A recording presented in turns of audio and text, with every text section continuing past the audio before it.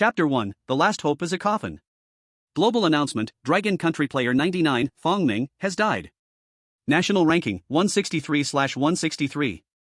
The cold voice echoed for the third time, reaching every corner of Blue Star. Despair, like poisonous mist, soaked through the entire country. At Dragon Country's highest command center. On the electronic screen, the flag representing Dragon Country had almost faded to gray. Hanging at the very bottom of the leaderboard. The atmosphere in the entire command center was so suffocating that it was hard to breathe. The elderly general, his hair graying, clenched his fists tightly, his eyes bloodshot, as if trying to see through the screen. Are we going to be the next country eliminated? What responded to him was the tsunami-like wailing and cursing from Dragon Country's official livestream. Is this broken game targeting Dragon Country? Why are they choosing only the weak, the old, the sick, and disabled? Damn it! Clearly, other countries are sabotaging us. This is a survival battle, can't blame them, can we? Damn, let's catch the upper floor's big colonialists. Report them. Ha, I won't argue with the dead. I'm moving my whole family to Kangaroo Country tomorrow. F***K. We're all going to die anyway, I'm taking some people down with me. The hopeless emotions had already started to give birth to madness. At that moment, the screens of all Dragon Country viewers, including the main screen of the command center, suddenly went black. What's going on? Did the signal cut off? Could it be, the last player is? The terrifying thought made everyone's heart sink to the bottom. Fortunately, a few seconds later, the screen lit up again. Dragon Country player 100, Ren Yi, live stream starts. Everyone froze, then immediately focused all their attention on this new live stream. In the picture, there was an endless blue ocean. The waves gently lapping against a thin wooden coffin, floating up and down in the water. Some viewers couldn't help but rub their eyes. It's still a coffin. The style was old, the edges of the wooden planks had already darkened from the seawater, and it looked like it could break apart with a single forceful bend. Inside the coffin, a young man in his 20s, with a handsome face, was peacefully lying. His face was pale, his eyes tightly closed. If it weren't for the slight rise and fall of his chest, he could almost be mistaken for a corpse waiting to be buried. In the command center, the old general, who had just rekindled a glimmer of hope, suddenly staggered, almost falling over.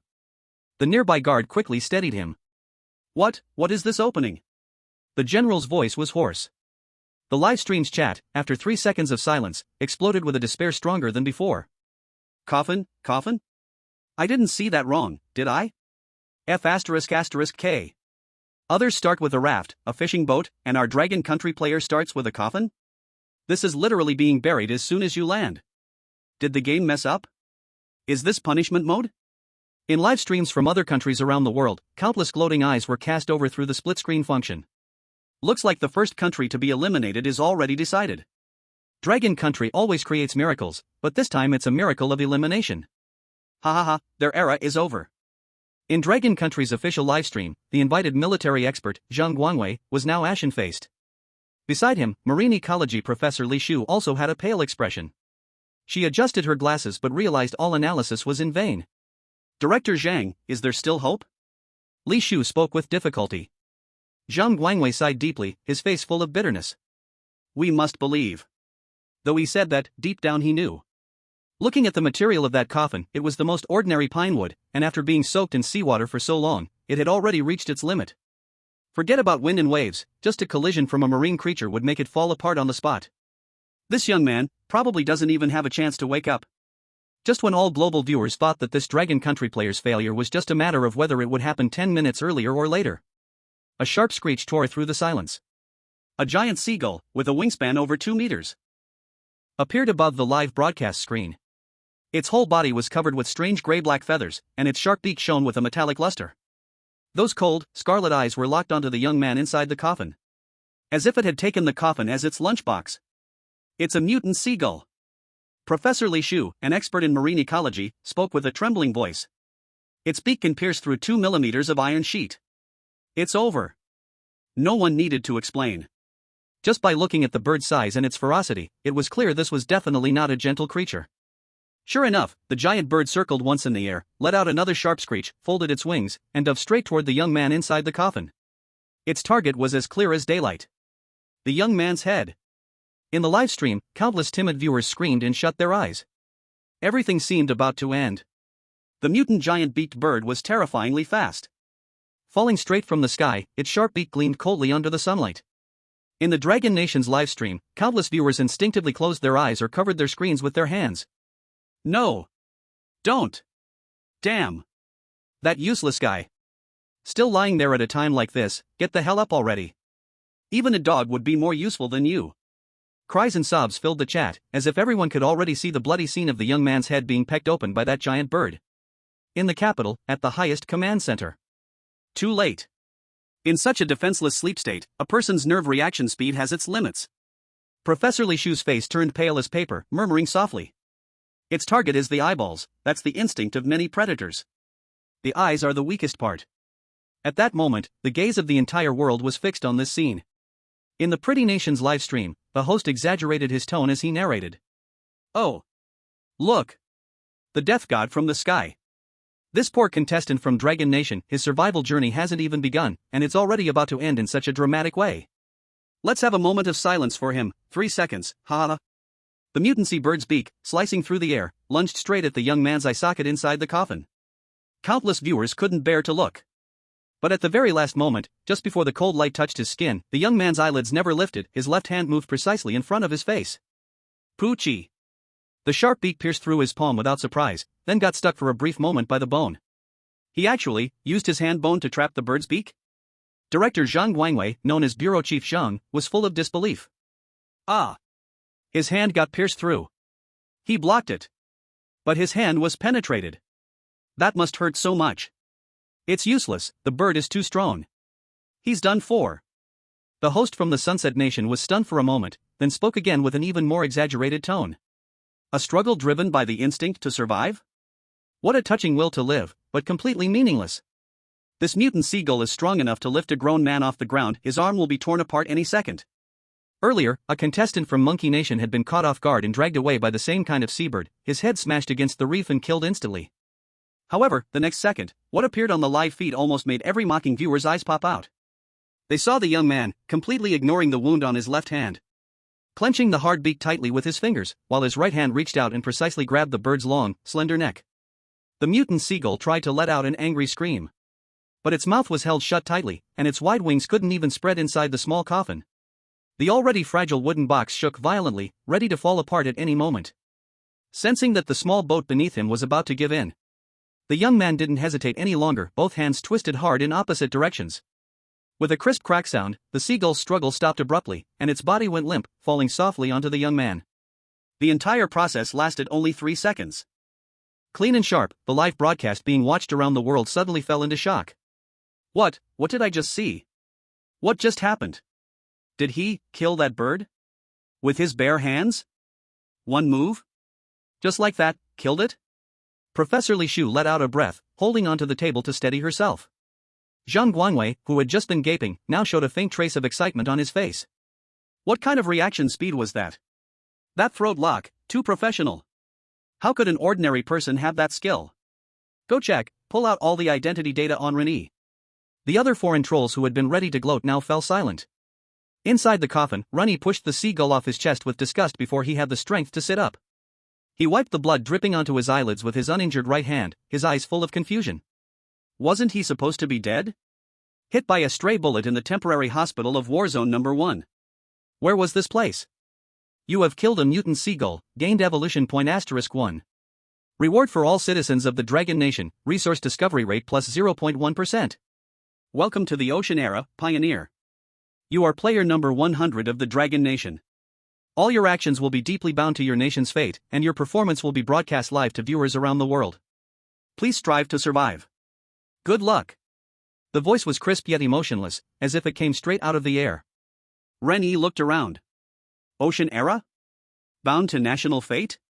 Global live broadcast? Dragon Nation? In his original world, the end-time wars had swept across the globe. All nations had already collapsed, civilization had fallen, and he had become numb enough to almost forget the weight of the word nation. And here, not only Order and the Dragon Nation still existed, but he had become the representative of its fate? Though this was no longer his old world, for the sake of the same name. Ren Yi thought for a moment, then showed a gentle smile toward the empty air. Let's first leave a good impression for the people of this world. Wow! So handsome. Shut up, fangirl upstairs. Is this the time to talk about looks? Why is he smiling? Has he gone stupid? That counterattack was pure luck. He's dead for sure in a while. Analysts at the command center were also worried. Why is he smiling? Could it be that his mind has been affected? But everyone's worry didn't last long, because the next scene stunned them all. Ren Yi twisted the mutant seagull's neck half a turn. With the sickening sound of tearing bone and tendon, a small flow of dark red blood spurted from the wound. He sniffed it first, then, under the gaze of billions around the world, lowered his mouth to it. What did I just see? He's drinking blood? Ugh, disgusting. He's lost his mind. I knew that counterattack was just luck. People from other countries watching the Dragon Nation's stream exploded in ridicule. Ha ha ha. This is the Dragon Nation's last hope? A lunatic. Oh my god. How savage can one be? Just as chaos filled the Dragon Nation's live room, completely different comments squeezed their way through. Shut up. You know nothing. Without fresh water, drinking blood is an emergency survival method. That's right, it's a life-saving method in the wild. You foreigners and bootlickers, get out of our Dragon Nation stream. Stop embarrassing yourselves here. In the command center, the old general's cloudy eyes suddenly burst with bright light. He slammed his fist on the table and shouted with full force, "Good. Savage? This is blood and courage." In the image, Ren Yi stopped after taking only a small amount of fresh arterial blood. He tore off a piece of his shirt and tightly wrapped the seagull's broken neck. If too much blood spilled, the heavy scent might attract predators from the sea. After doing all that, he suddenly remembered something. There had been a voice telling him he had gained an evolution point. System? Ren Yi called out in his mind, testing it. Buzz. A faint blue, semi-transparent light screen unfolded before his eyes. It showed only 3 words: decompose, evolve, storage. It's a sequence. He has awakened a sequence ability. Zhang Guangwei's face turned bright red with excitement. Quick, enlarge the screen, analyze what his ability is. The technician immediately began to operate, but soon reported helplessly. No, Director Zhang, we can't read the specific content above. The sequence is an evolutionary direction born after humanity entered the ocean era, to adapt to the environment. Each sequence represents a unique survival talent. There are many types of sequences. Based on the current intelligence gathered by various countries, the most useful sequences for survival in the ocean are Tide Listener and Sea Knight. Tide Listener can predict the weather and communicate simply with some marine creatures. Sea Knight can control water currents. But Comrade Ren Yi, this seems a little different. We've never seen such a sequence panel. Everyone's hearts tightened again. At this moment, Ren Yi naturally couldn't hear the discussions from the outside. Detected decomposable target, mutated seagull corpse. Decomposition can yield fresh meat chunks, complete feathers, hard bird beak, oil, broken bones. Confirm decomposition? Confirm. As soon as his voice fell, the seagull corpse next to him disappeared into thin air, surrounded by a soft blue light. Not even a drop of blood was left. Then the panel content changed. Decomposition successful. Gained, fresh meat chunks *8, 3 days, complete feathers *20, hard bird beak *1, oil *1, broken bones *5. Stored in warehouse. Ren Yi immediately directed his mind to the storage option. A storage interface, similar to a game inventory, unfolded, with the materials he just decomposed quietly lying inside. The meat chunks still had a fresh blood color, with a label, 3 days, probably referring to the shelf life. The feathers were neatly stacked, and the bird beak gleamed with a faint metallic shine. Finally, Ren Yi's gaze landed on the last option, evolution. Chapter 3, Our Peace Has Boundaries. Ren Yi's mind fell on the evolution option. The pale blue light screen instantly switched. Current vessel, dilapidated coffin, severely damaged. Level, LV.0. Durability, 3 out of 10. Structure, single wooden structure. Function, none. Evaluation, a barely floating wooden box. A slight wave can bring you a new roommate, the Bone Brother. Ren Yi. This system's evaluation is so vicious. But what caught his attention more was the content below the evaluation. Possible evolution direction, simple bonewood raft. Evolution requirements. 1. Wood, 0 out of 10. 2. Complete biological skeleton, 0/1. 3. Evolution points, 1/10. Wood, skeleton, evolution points. Ren Yi glanced at the evolution points, with a label, 1/10, meaning he needed 10 points, but he only had 1. A big gap. Looking around, besides the seagull he just killed and the host Bone Brother, there wasn't a single shadow. Where to find the remaining 9 evolution points? Ren Yi let out a small sigh. The road to evolution is a long one. But having a goal is better than having none. This is not the time to worry about the future. First, food. With a thought, he took out the fresh meat chunks still stained with blood, and a few sharp broken bones. This act of summoning items out of thin air sent the global live broadcast into a new round of frenzy. At the Dragon Kingdom's highest command center, Professor Li Shu's breathing became rapid. This is space ability. A portable storage space. Space sequence. During the time since the Ocean Era began, various countries had gathered a large amount of information on sequence abilities. There are sea knights who can control water currents. There are tide listeners who can predict storms, and deep-sea barbarians who can strengthen their bodies, among others. But in all the known sequences, there has never been an ability related to space. How valuable is material storage in survival games? This means that players can carry far more resources than their weight limit. Tools won't be lost, materials can be used at any time. Before the storm, Beautiful Country's #1 player, Jack Morrison, had to discard half of his food to keep the raft balanced. If he had a storage space. This is a strategic level bug. I hope this is the true hope of our Dragon Country. The bullet comments in Dragon Country's livestream exploded after a brief silence. Holy shit! Holy shit! Am I seeing things?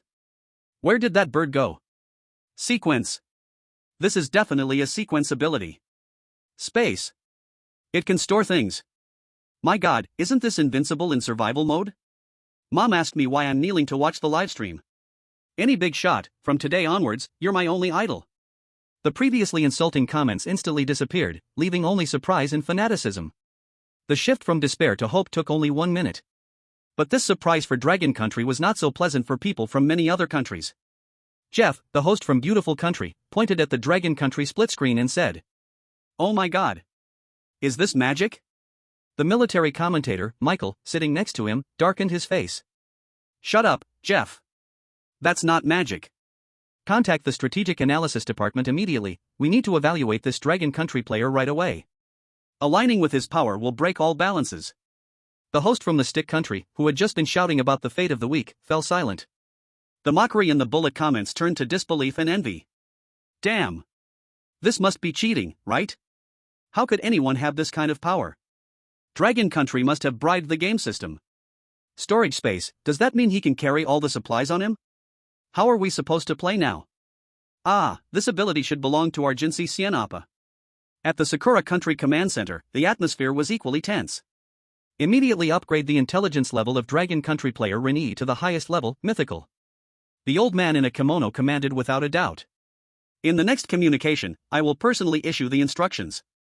Similar conversations were happening simultaneously in the highest command centers of countries around the world. Dragon Country's highest command center. Director Zhang.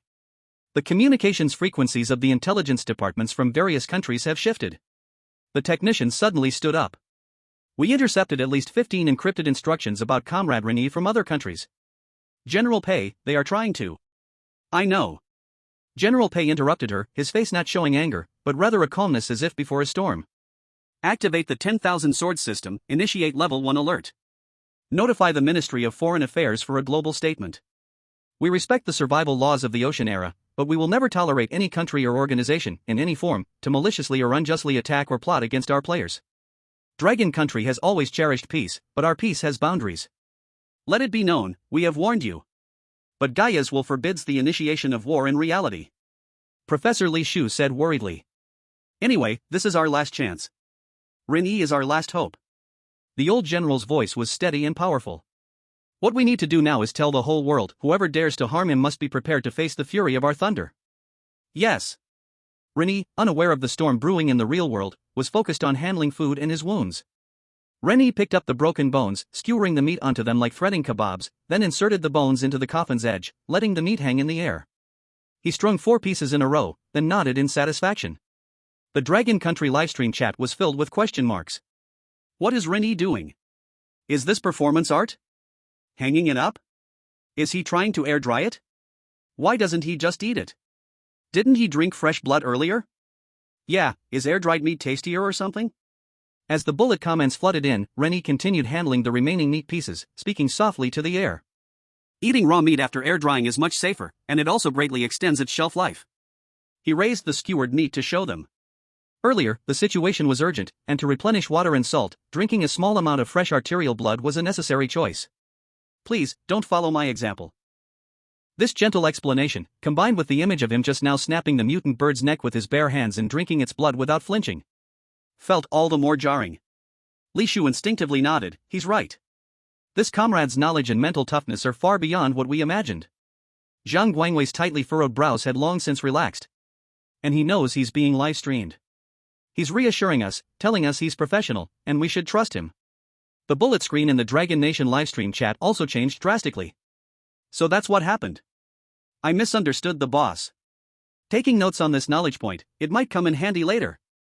Forget the rest. First, you have to be able to beat the mutated seagull. After finishing with the food, Ren Yi casually raised his injured left hand. The wound wasn't large, the bleeding had stopped, but it was deep, almost going through the palm. Damn. Why did I have to cross from one apocalypse to another? Moaning inwardly, Ren Yi didn't hesitate to rip off the dirty bottom hem of his white coat, folding it into several layers and placing it on his leg to absorb the blood. Then, he stuffed a long piece of cloth into his mouth and bit down on it. What's the boss doing again? Biting down on cloth, is he afraid he'll scream out? I have a bad feeling about this. Sure enough, the audience's premonition was confirmed in the next second. Ren Yi gripped the sharp bird beak, like holding a scalpel, and aimed it at the wound on his left palm. Chapter 4, You have fish, I have meat, come on, friend. No matter how sharp the bird's beak was, it was nothing compared to a scalpel. Ren Yi furrowed his brows tightly, veins popping at his temples. But without any hesitation, he sliced through the skin, forcefully making a cross-shaped incision on the wound that had once been a bloody hole. Blood dripped through his fingers, but he didn't stop the bleeding. Instead, he squeezed the wound, forcing any possible debris inside to come out. What the hell? What is he doing? Self-harm? Oh my god, just watching it hurts. This person must be crazy. It's over. I knew he wasn't mentally stable. Even General Pei, who had seen countless battlefields, stood up in shock, his eyes filled with astonishment. Shut up. You don't understand shit. He's cleaning the wound. Such a deep, narrow wound could easily grow tetanus bacteria. A regular infection could be fought off by the immune system for a few days, but tetanus might kill someone by tomorrow. Once explained, the whole livestream chat went silent for a moment. Then, more intense astonishment followed. So that's what he's doing. I'll never talk nonsense again. Sorry. Ren Yi, I'll believe anything you say from now on. Poop is edible anyway. The above person is not right. Ha ha. I was about to cry, but now I'm laughing. General Pei slowly sat back down, the light in his eyes brighter than ever before. You mean, there's no file on Ren Yi? The young analyst, wearing glasses, stood there sweating, giving a dry explanation. Yes, General Pei. There's nothing on Ren Yi, from his birth records to his school registration, or his immigration records. It's all blank. It's as if. He swallowed. It's as if he just appeared out of thin air. A living person, with no trace of existence? In this information age? Could he be a spy? Someone whispered. Impossible. Zhang Guangwei immediately retorted angrily. Which spy would fight for another country at such a time, and even actively reassure the public? I also don't think it's possible. Li Shu adjusted her glasses, speaking firmly. Everyone looked towards General Pei in the main seat, waiting for his decision. General Pei's weathered face showed no emotion, only waving his hand indifferently. Heroes don't ask where they come from. No matter where he came from, all that matters is that he's fighting for our Dragon Nation now. That's right. There's no point in worrying about his origins. Inform everyone. Immediately establish the highest level classified identity file for Comrade Ren Yi. From now on, he is a clean and innocent child of our Dragon Nation. On the vast sea. Ren Yi spat out the rag soaked with saliva and cold sweat, leaned against the coffin wall, and waited for the pain to fade.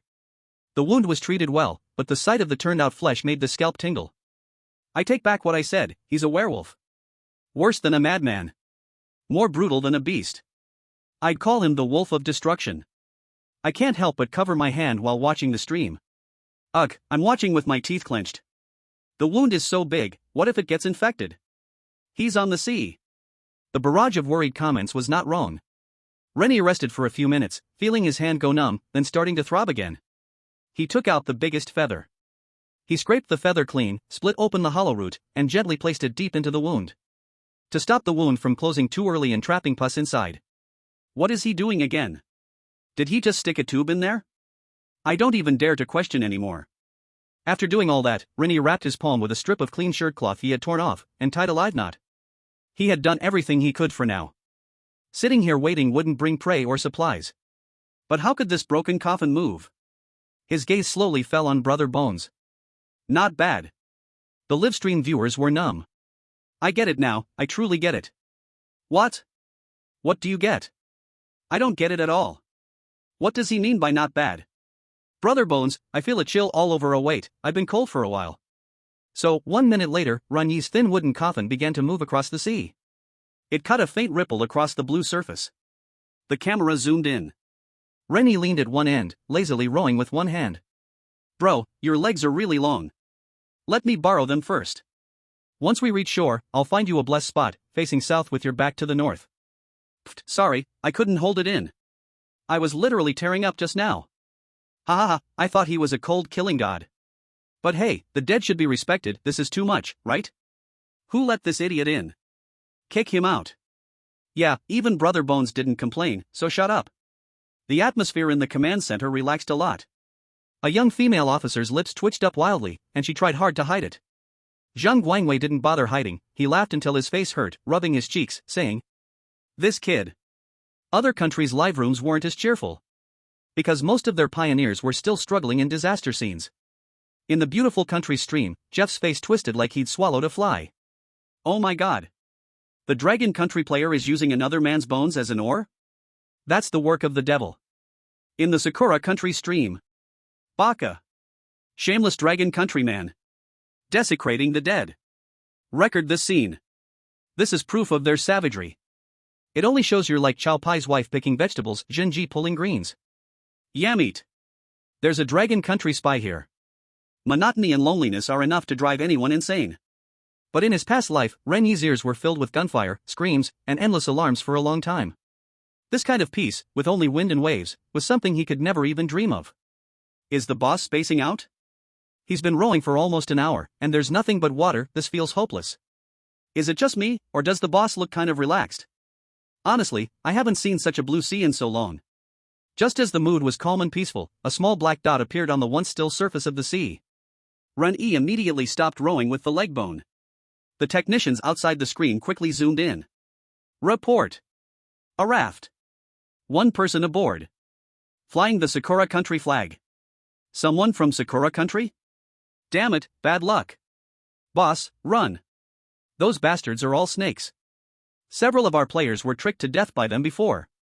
Under the ocean current, the two boats slowly drifted closer. The Sakura Country player on the other side was a thin man with a sallow face.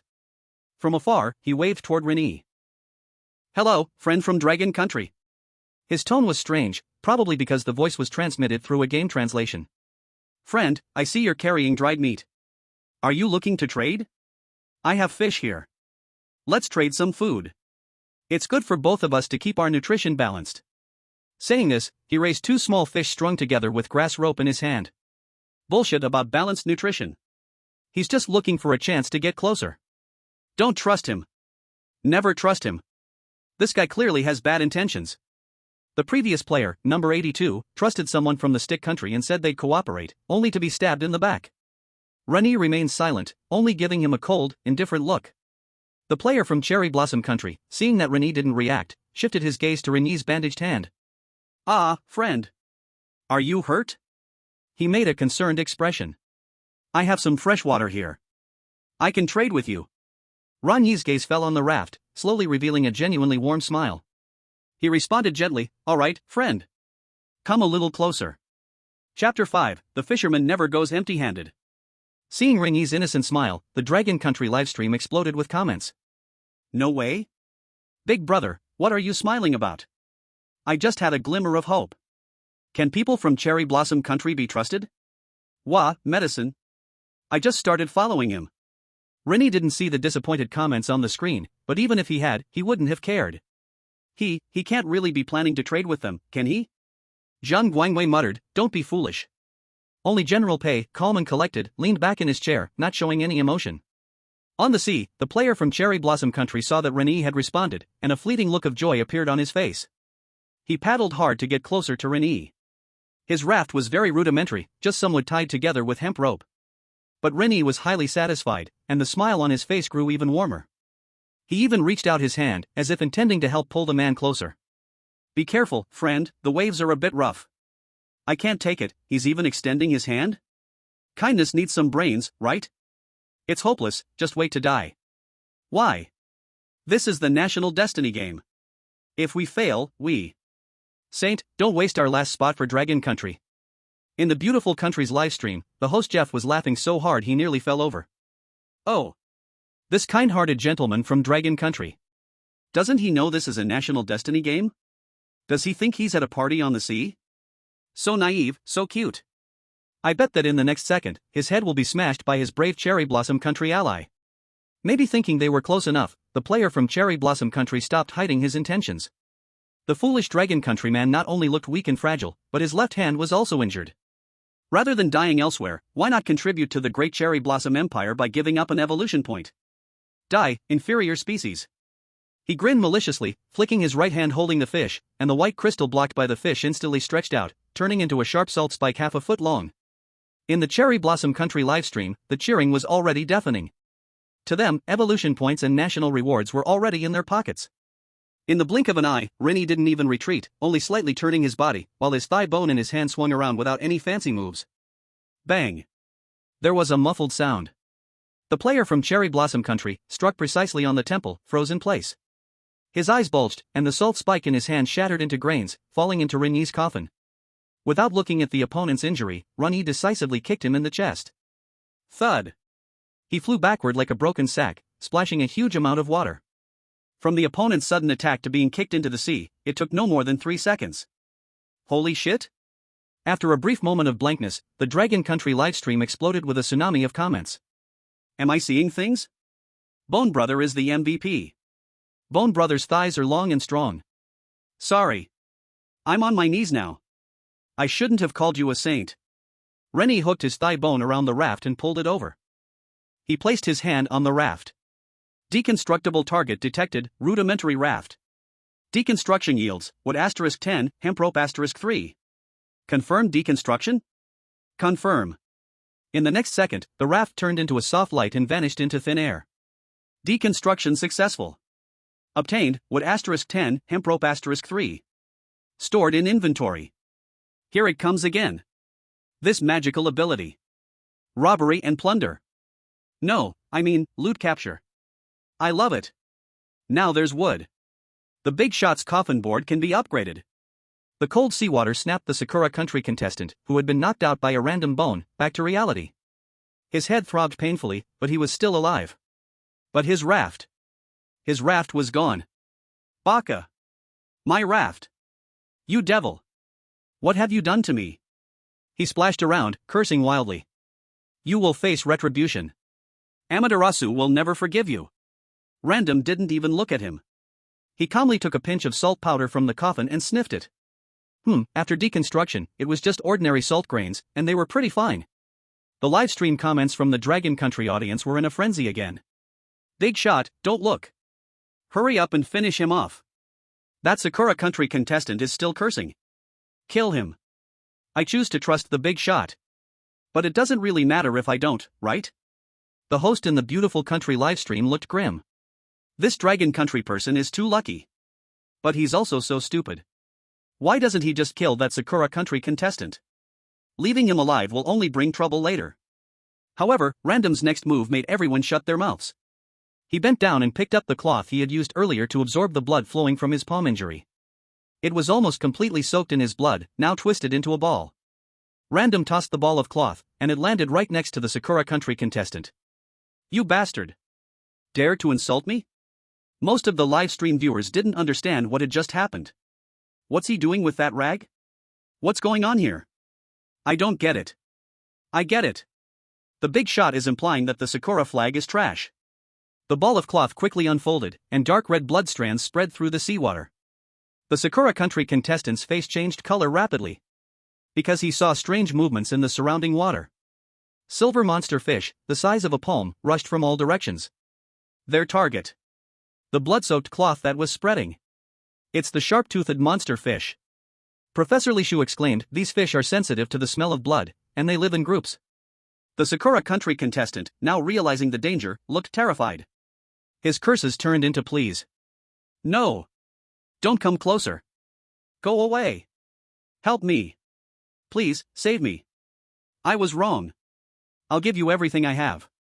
He desperately tried to swim away, but the sharp-toothed monster fish were far faster than he was. Ah! Hundreds, thousands of silver shadows swarmed and surrounded him completely. The seawater turned dark red in an instant, and hundreds of thousands of shadows darted and swirled in it. Like a high-speed blender at work. In just a dozen seconds, all that remained in the swirling red seawater was the churning crimson tide. Where is he? What the hell? He's gone? Not even a trace left? My God, these fish are terrifying. If you fall into the water, I think I might throw up. As the viewers were still processing the fear, Random's eyes began to shine brighter. Protein, fat, and most importantly, evolution points. The delivery was right at my door, and they even cleaned up the trash. He quickly stood up, nearly knocking the broken coffin over. Though he quickly regained his balance, the viewers in the live stream almost had heart attacks. Big brother, let me borrow one more bone, and when we get on shore, I'll burn paper for you. In the shocked gazes of the live stream audience, Random swiftly broke off a rib from his bone brother. And then pulled a piece of bloody seagull meat from the inventory to skewer it on the sharp end of the rib. Rib meat skewer? Is this some new form of performance art?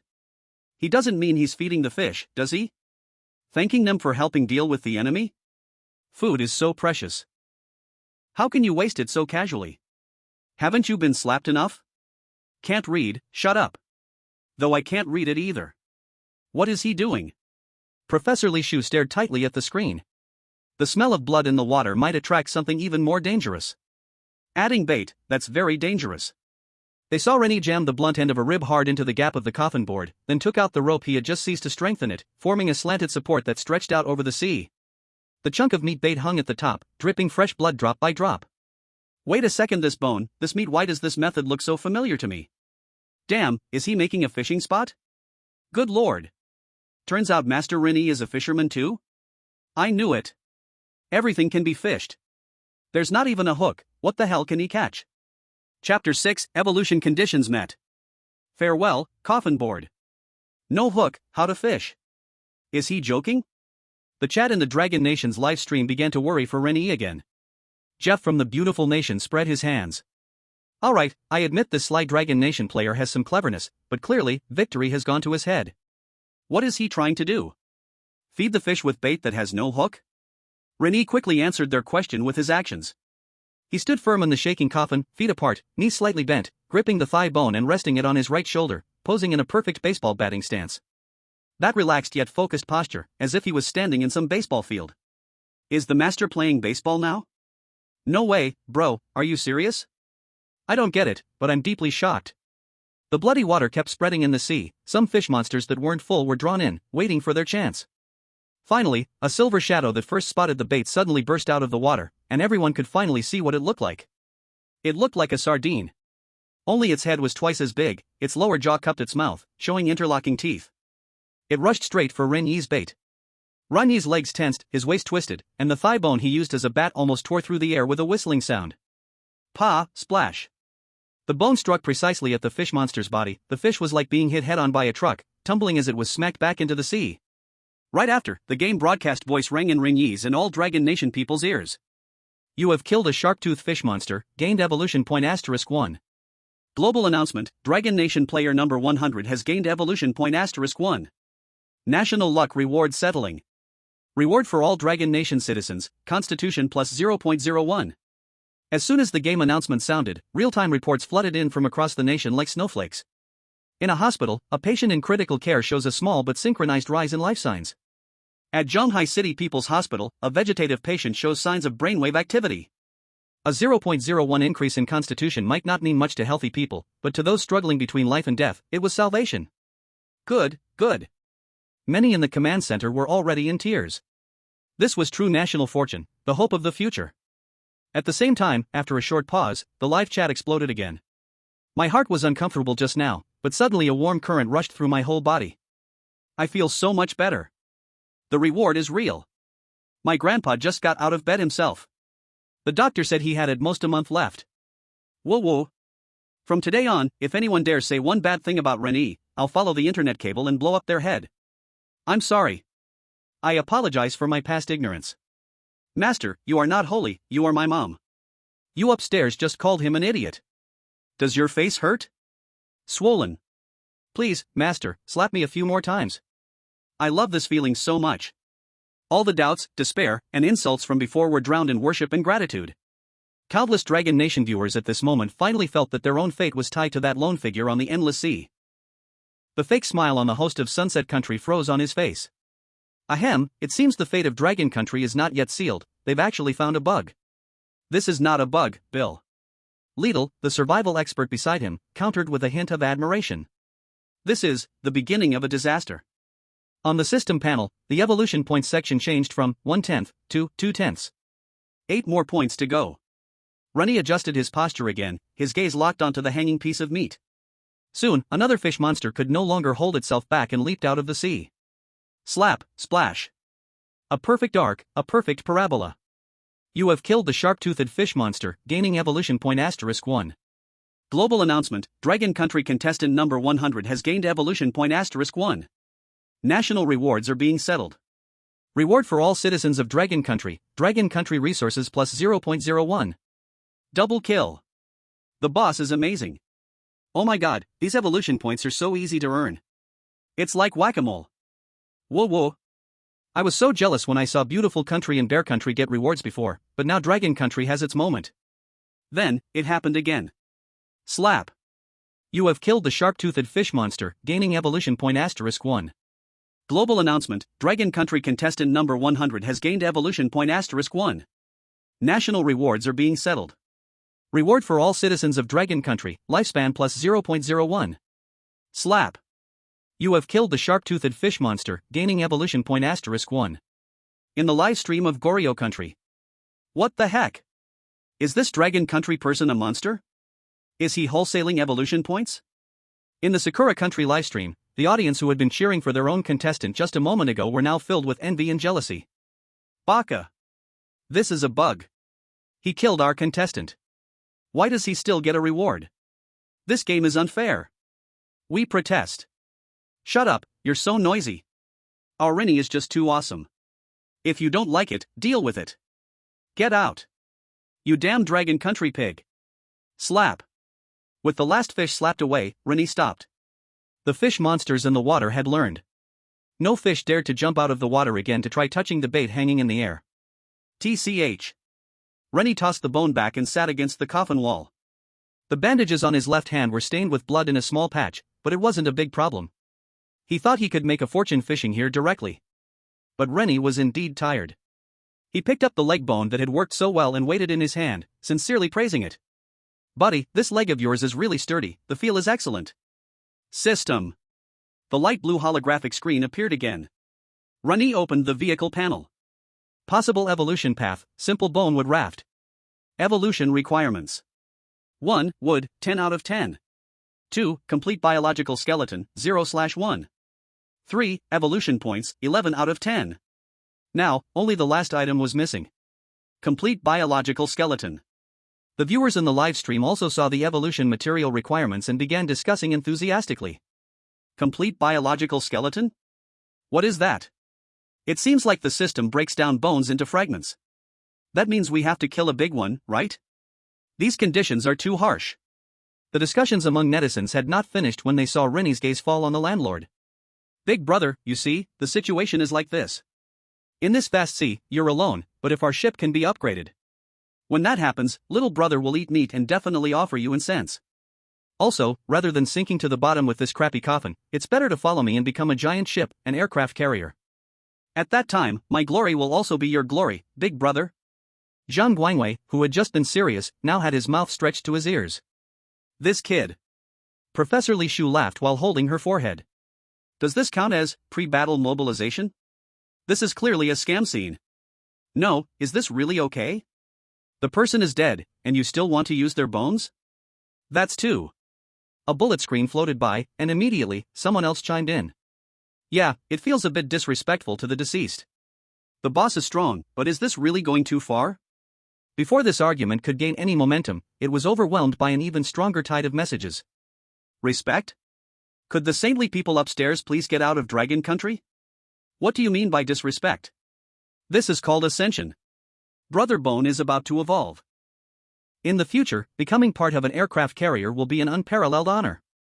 Even the usually serious General Pei couldn't help but slightly raise the corner of his mouth. He wasn't amused by any random actions, but rather felt pleased by the shift in the public's mindset in the livestream. On the screen, Ren Yi's hand was already pressed on Bone Brother's skull, directly connecting to the evolution panel. Evolution requirements met, would you like to begin evolution? Confirm evolution. Instantly, a faint blue light surrounded Bone Brother and the entire coffin like ripples in water.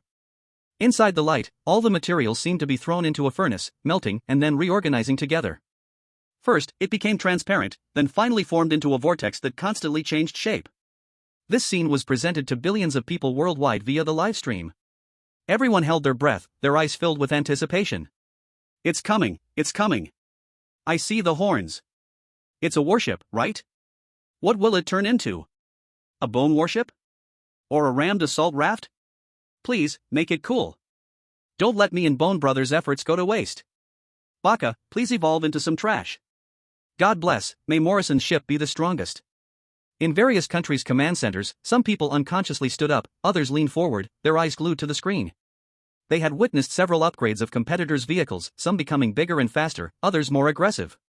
But Dragon Country's unique upgrade using biological bones, what kind of surprise, or shock, would it bring? The light lasted about 10 seconds before quickly retracting. The brand new vehicle revealed its true form.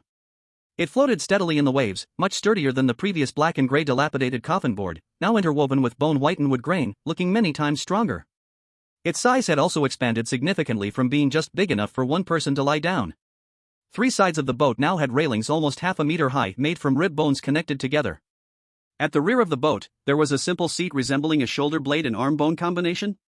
As a level 1 raft, it was flawless except for that perfect, coffin shape. After 10 seconds of holding their breath, the Dragon Country livestream was flooded with question marks. Did my internet freeze? Can someone slap me awake? So, it evolved from a single-person coffin to a double-person coffin? A coffin with railings and a seat? Is it to stop the boss from falling into the sea at night? Sorry, I really can't hold it in. But I really want to laugh. From now on, Boss Ren Yi in our Dragon Country will have a special nickname, Coffin Brother. Coffin Brother, is this okay? Agreed. Full votes passed. People from other countries also didn't hide their gloating after a brief shock. The host from Eagle Sauce Country, Jeff, laughed so hard he nearly fell off his chair. Oh. My God. What did I just see? From a box, it turned into an even bigger box. Do the people of Dragon Country have some special obsession with coffins? The live stream from Sakura Country. Dying of laughter, I thought something cool would evolve, but it's still a coffin. Is this the taste of Dragon Country? The live stream from the Stick Country. This must be the most ridiculous evolution ever. Laughter flooded in like a tide, but this time the Dragon Country live stream's bullet comments were surprisingly united. What's so funny? Don't you get it? Evolving a coffin to make a fortune? Didn't you learn that from your family? Exactly. Our Coffin Brother likes this design, what does it matter to you? Let's be honest, this new coffin. New ship, looks solid. Safety has greatly improved. Right. It's stable, how great. And you can lie down and sleep, can you do that?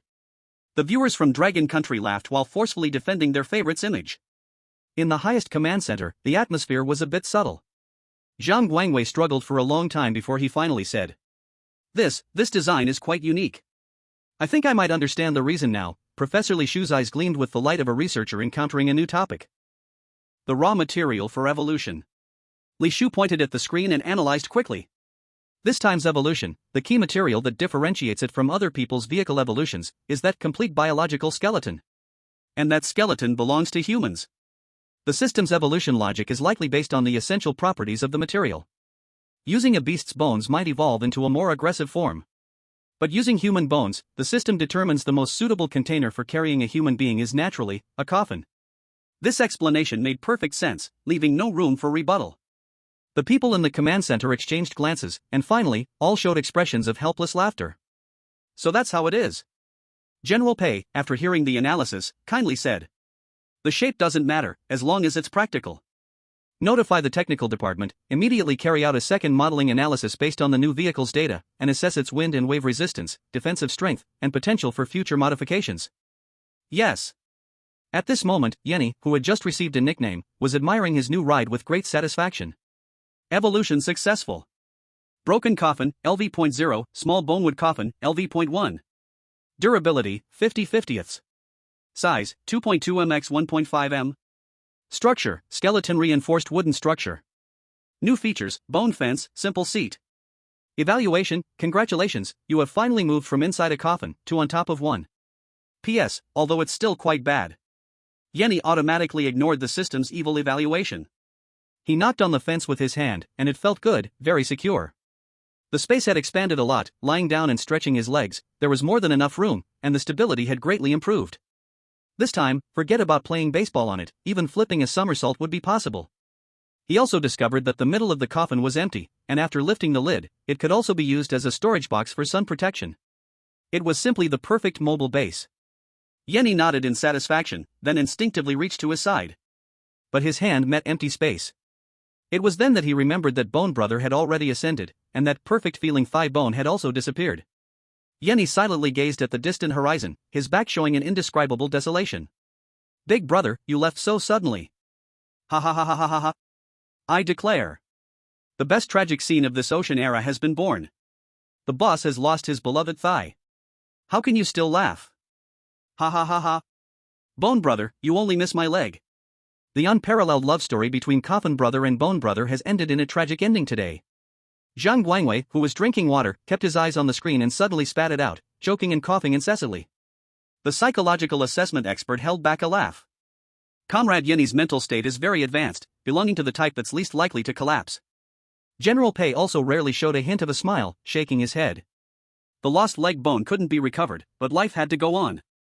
As Ren Yi turned, his attention was drawn to something hanging at the back of the boat.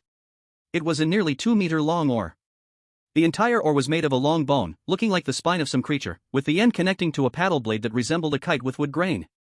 Ren Yi picked it up and weighed it in his hand. It wasn't light, but the center of gravity was well designed. Swinging it was effortless.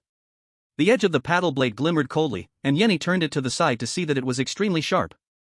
He extended the new oar into the sea and gently stroked it.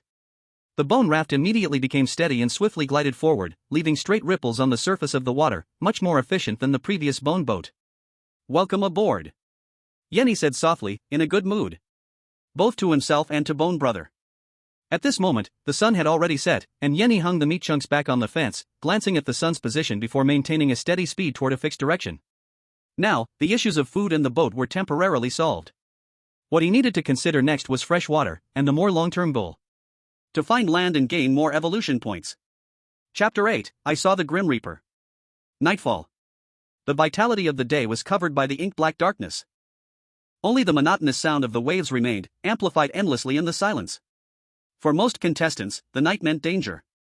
On the beautiful country's live broadcast screen, their ace player, Jack Morrison, was curled up on his sailboat. The sail had already been lowered, and he and his two teammates had tied their rafts together. They wrapped themselves in the sail, taking turns to keep watch. Ivan from the Bear Country was much more bold. He directly tied himself to the mast with a hemp rope and let the sea breeze blow over him. The live broadcasts from other countries were mostly filled with sobbing or praying. But the Dragon Country's live broadcast looked a bit unusual. On the small coffin raft, Ren Yi hummed a tune, leisurely organizing his supplies. He first put the dried jerky he had air-dried all afternoon into the coffin, then took out a handful of feathers. What is Coffin Brother doing? It's already dark, isn't he scared? The atmosphere over at Beautiful Country is so tense I can't even breathe, but here, it's like coming home from work. He's humming. I recognize it, it's Twinkle Twinkle Little Star. The boss's taste is so unique. In the command center, the psychological evaluation expert looked at Ren Yi's relaxed movements on the screen and analyzed. Comrade Ren Yi's inner order is very stable, he is enjoying this tranquility. Zhang Guangwei was stunned when he heard this. Enjoying? What's there to enjoy about this? For someone who has experienced extreme chaos and noise, this absolute silence is a luxury. General Pei, deep in thought, looked at Ren Yi on the screen. He was carefully tying the feathers one by one to the hemp rope, soon creating a large string of feathers. The viewers were puzzled again. Is he making decorations? Hanging them on the new coffin? I guess it's a duster. The boss must have a cleanliness obsession and wants to clean tomorrow. Humph, is that all your imagination can come up with? I think the boss is making ritual tools to communicate with the god of the sea. Upstairs, you've watched too many Western movies, huh? Ren Yi carefully hung the feather necklace on the railing, then spread the remaining feathers on the coffin lid. Zhang Guangwei, who knew about fighting but not survival in the wild, turned to ask Li Shu. Professor Li, what's going on here? Is it really just decoration? It actually looks pretty good. Water. Li Shu thought for a moment, a gleam of light flashing in her eyes. He's collecting fresh water. Fresh water? Zhang Guangwei was even more confused. How can he collect fresh water with feathers? It hasn't rained. Everyone in the meeting room turned their gaze toward Li Shu. It's dew. At night, the temperature on the sea drops, and the water vapor in the air condenses into dew on cold surfaces.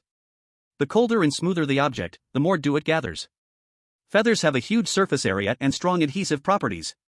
By spreading them on the ship, he's collecting the dew that condenses on the boat. She pointed at the feather strings tied to the railing on the screen. And these feathers hung up can also collect water vapor carried by the wind. By tomorrow morning, all he has to do is take them down and twist them. He will have clean fresh water. Holy crap! It can be done like this? Although he's amazing, he's still our fellow countryman. I really want to go and keep him company. If you go, you'll just slow him down. He might even think of you as backup food. You really know how to kill the mood. Now, they could only wait. Ren Yi sat back in his chair and tore off a small piece of jerky, chewing it slowly. The stars in the night sky were very bright, and a brilliant Milky Way stretched across the sky. In his past life, the sky was always covered by dust and smoke, and he hadn't seen a sky like this in many years. Ren Yi quietly gazed at it, humming that same little star song again. In the midst of this peaceful and almost surreal atmosphere, suddenly, a flickering orange-red light appeared on the distant sea level. Ren Yi's humming stopped abruptly. He got up, squinted his eyes, carefully staring at that light spot. It seemed like firelight. In the wild, having fire means cooked food, it means driving away beasts, and it means a stable source of fresh water. In the Dragon Kingdom's command center, everyone became tense at almost the same time. Straight ahead, estimated distance 8 to 10 kilometers, heat source signal detected. Confirmed source. On the screen, the originally random live broadcast picture split in half and quickly switched, finally freezing on a wooden raft larger than an ordinary coffin. It's Sakura Country contestant number 33, Klaus Schmidt. The intelligence analyst immediately reported the other party's identity. According to the data, he is a mechanical engineer. At this moment, Klaus's live stream room was filled with cries of despair. Oh my god. Is Klaus going to die? What is that monster? He lit the mast on fire. Is he trying to scare that thing away with fire? It's useless, the boat is going to burn up, he's about to fall into the water. Zhang Guangwei's brows furrowed tightly enough to crush a fly. This Sakura Country fellow has encountered a big guy, it looks like he won't survive. Fire. Professor Li Shu's focus was different. If Comrade Ren Yi can obtain fire, his survival ability will leap to a new level. Everyone's hearts raced. Fire, in this primitive ocean, its value is immeasurable. But to get fire, the risk is no less than sneaking into a dragon's lair to steal treasures. In the Dragon Kingdom livestream, viewers also noticed the firelight in the distance. What is that? Is someone setting off fireworks? No, it's on fire. Someone's boat is on fire. I see in the split screen it's a contestant from Sakura Country, he's being attacked by a monster. Oh my god, that monster is huge. Coffin guy, don't go over there. But there's fire. If we can get the fire, the big guy can have barbecue. You greedy girl, is eating more important than your life? The bullet screen was in an uproar, with some advocating for fortune over peril, while others recommended steady development. But Ren Yi clearly had his own judgment. Stay at a distance to observe, then assess the gains. He picked up the paddle and rowed towards the firelight. As he got closer to the skeletal wood coffin, Ren Yi could already see the burning wooden raft clearly, and the struggling figure in the firelight. He looked disheveled, the mast of the raft like a giant torch, illuminating the surrounding rolling waters. Meanwhile, the shadow beneath the water revealed part of its true form. It was a giant snake that was somewhat beyond Ren Yi's imagination. Its body covered in dense scales, every movement created shimmering spots of light in the water. The head did not surface, but just by judging the width of its body stirring underwater, it could be roughly estimated that it was definitely longer than 10 meters. At this moment it seemed to be intimidated by the flames, its underwater glowing green head appearing and disappearing. Swimming around the raft, constantly slapping the water's surface with its tail, trying to flip the raft over. Help! Is there anyone? Save me! The contestant on the raft was clearly nearing his limit, the burning mast couldn't hold out much longer, and the flames had spread to the raft. His raft was larger than his own, but it looked loosely structured. Once the fire continued to spread, he would soon fall into the water. The monster, Ren Yi secretly named it the glowing sea serpent. Based on observations, its main attack method was physical impact. The scales looked very tough, and ordinary attacks would probably be ineffective. Its weakness was it seemed to fear the flames on the raft, not sure if it feared fire or light. Klaus had already lost hope. As an engineer, he believed in science, believed in logic, believed in his own hands. But everything in front of him exceeded his understanding. That giant snake, which he thought only existed in legends, was coldly proclaiming his death. He lit the mast, and the flames did make the giant snake hesitate, but that only delayed his death. The wooden board beneath his feet was moaning. He knew he didn't have much time left. Lena. I'm sorry, brother can't save you anymore. At the moment when memories of dying intertwined with reality, he saw through the twisted firelight a ship cutting through the darkness on the sea. That shape. Klaus blinked hard, his smoke-stung eyes hurting. Was that a coffin? On top of the coffin stood a tall figure holding a bone staff with one hand. Oh God. Klaus muttered, lost in thought. Lena, am I seeing the Grim Reaper coming to take me away? Chapter 9. I just want to recruit a little brother. The Grim Reaper? Carefully approaching, trying to work quietly, without alarming the snake. Fortunately, the foreigner on the raft was yelling and shouting, drawing the giant snake's hatred tightly. So when he got a little closer, he heard something about the Grim Reaper. And he smiled. This foreigner must have lost his mind. If he was the Grim Reaper, his service performance would already be at the bottom. His gaze swept over the burning raft. A bit larger, the wood looked thicker, and most importantly, that burning mast. It didn't look like it was directly pieced together in the game. The base still had signs of reinforcement. The edge of the raft was also simply treated with a falcon structure. Without this reason, his raft would have fallen apart long ago under the giant snake's attacks. And looking at the man's waist, there seemed to be a tool bag? A person with practical skills, who knows how to reinforce the hull, and even has a tool bag. His value scale tilted rapidly in his mind. Assessment complete, worth investing in. He picked up the bone paddle again and slowly rowed towards the light of the fire. The audience in Dragon Country's live broadcast room went crazy. Wow. What is my coffin bro going to do? Don't. Big shot. That green serpent is over 10 meters long. We don't need that for food. Is he crazy? What's the difference between this and seeking death? You don't understand a thing. The big shot must have his own plans. Rationally, this is very dangerous, but emotionally. Mom, it's so thrilling. He is getting closer. What does he want to do? Zhang Guangwei suddenly stood up. The risk is too high. An analyst reported. According to our model calculations, his small bonewood coffin will not withstand 3 hits from that fluorescent sea snake. Professor Li Shu nervously watched the screen but calmly said. No, he is not a reckless person, he must have assessed the risks and benefits. Meanwhile, the command center of Han's Cat Country was in chaos. It's over, Klaus is finished. Are we losing our strongest competitor, just like that? Wait. What is that? A ship is coming. It's the Dragon Country contestant. Is he going to rescue Klaus? Oh God. Are the Dragon Country people that brave? The ambassador of Han's Cat Country had already contacted the Dragon Country Ministry of Foreign Affairs. We see your contestant is trying to rescue. If he can save Klaus, Han's Cat Country is willing to engage in the deepest cooperation with Dragon Country. General Pei's earphones carried the ministry's relay, and he replied solemnly. We respect Ren Yi's personal will and will not interfere. His gaze did not leave the screen for a moment. In the beautiful country's live broadcast room, host Jeff laughed exaggeratedly. Oh? Is this Dragon Country contestant planning to collect the body of that poor Han's Cat Country contestant? What a thoughtful service. On the live broadcast screen, Klaus was slumped on the scalding wooden planks, staring blankly at the approaching coffin and the blurry figure on top. His face showing a smile that was more painful than crying. The Grim Reaper. Why does it seem like an Asian person?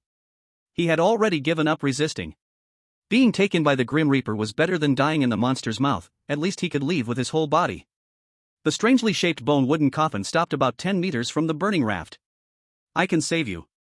Klaus's dazed pupils refocused, staring blankly at the Grim Reaper not far away. But there is a condition. After surviving, you must listen to me. Whatever I say, you do. However, flames, thick smoke, monsters, despair. These made Klaus's senses chaotic and dull. So much that he only heard one sentence. I can save you. Save me? Since Lena fell ill with deep-sea silence syndrome, this firm materialist had knelt in church for the first time to pray to God. He prayed every day, prayed every night. But God never responded. Until he was chosen into the ocean era, until he was forced to set the mast on fire in a last desperate struggle, he prayed one last time. Could it be? Is this God's response? In the flickering firelight, the other person's gentle smile looked especially eerie. More like a tempting devil trying to show off his mercy. But so what? For Lena, he must survive. If this is God's test, he would accept it. Even if it's a devil's contract, he is willing to offer his soul. But this scene in the eyes of the audience outside the screen was completely different. Klaus sat there in a daze, unable to move. The comments from Hans Cat Country were almost going crazy. Come on, respond to him, Klaus. Damn it. Oh my God, don't be foolish at such a time. I really want to jump into the screen to nod for him. Though that Dragon Country person may not be reliable, damn it, just agree first. The commanders of Hans Cat Country were anxious, wishing they could rush in to agree for Klaus. But Ren Yi was very patient. Most of his attention was focused on observing that snake.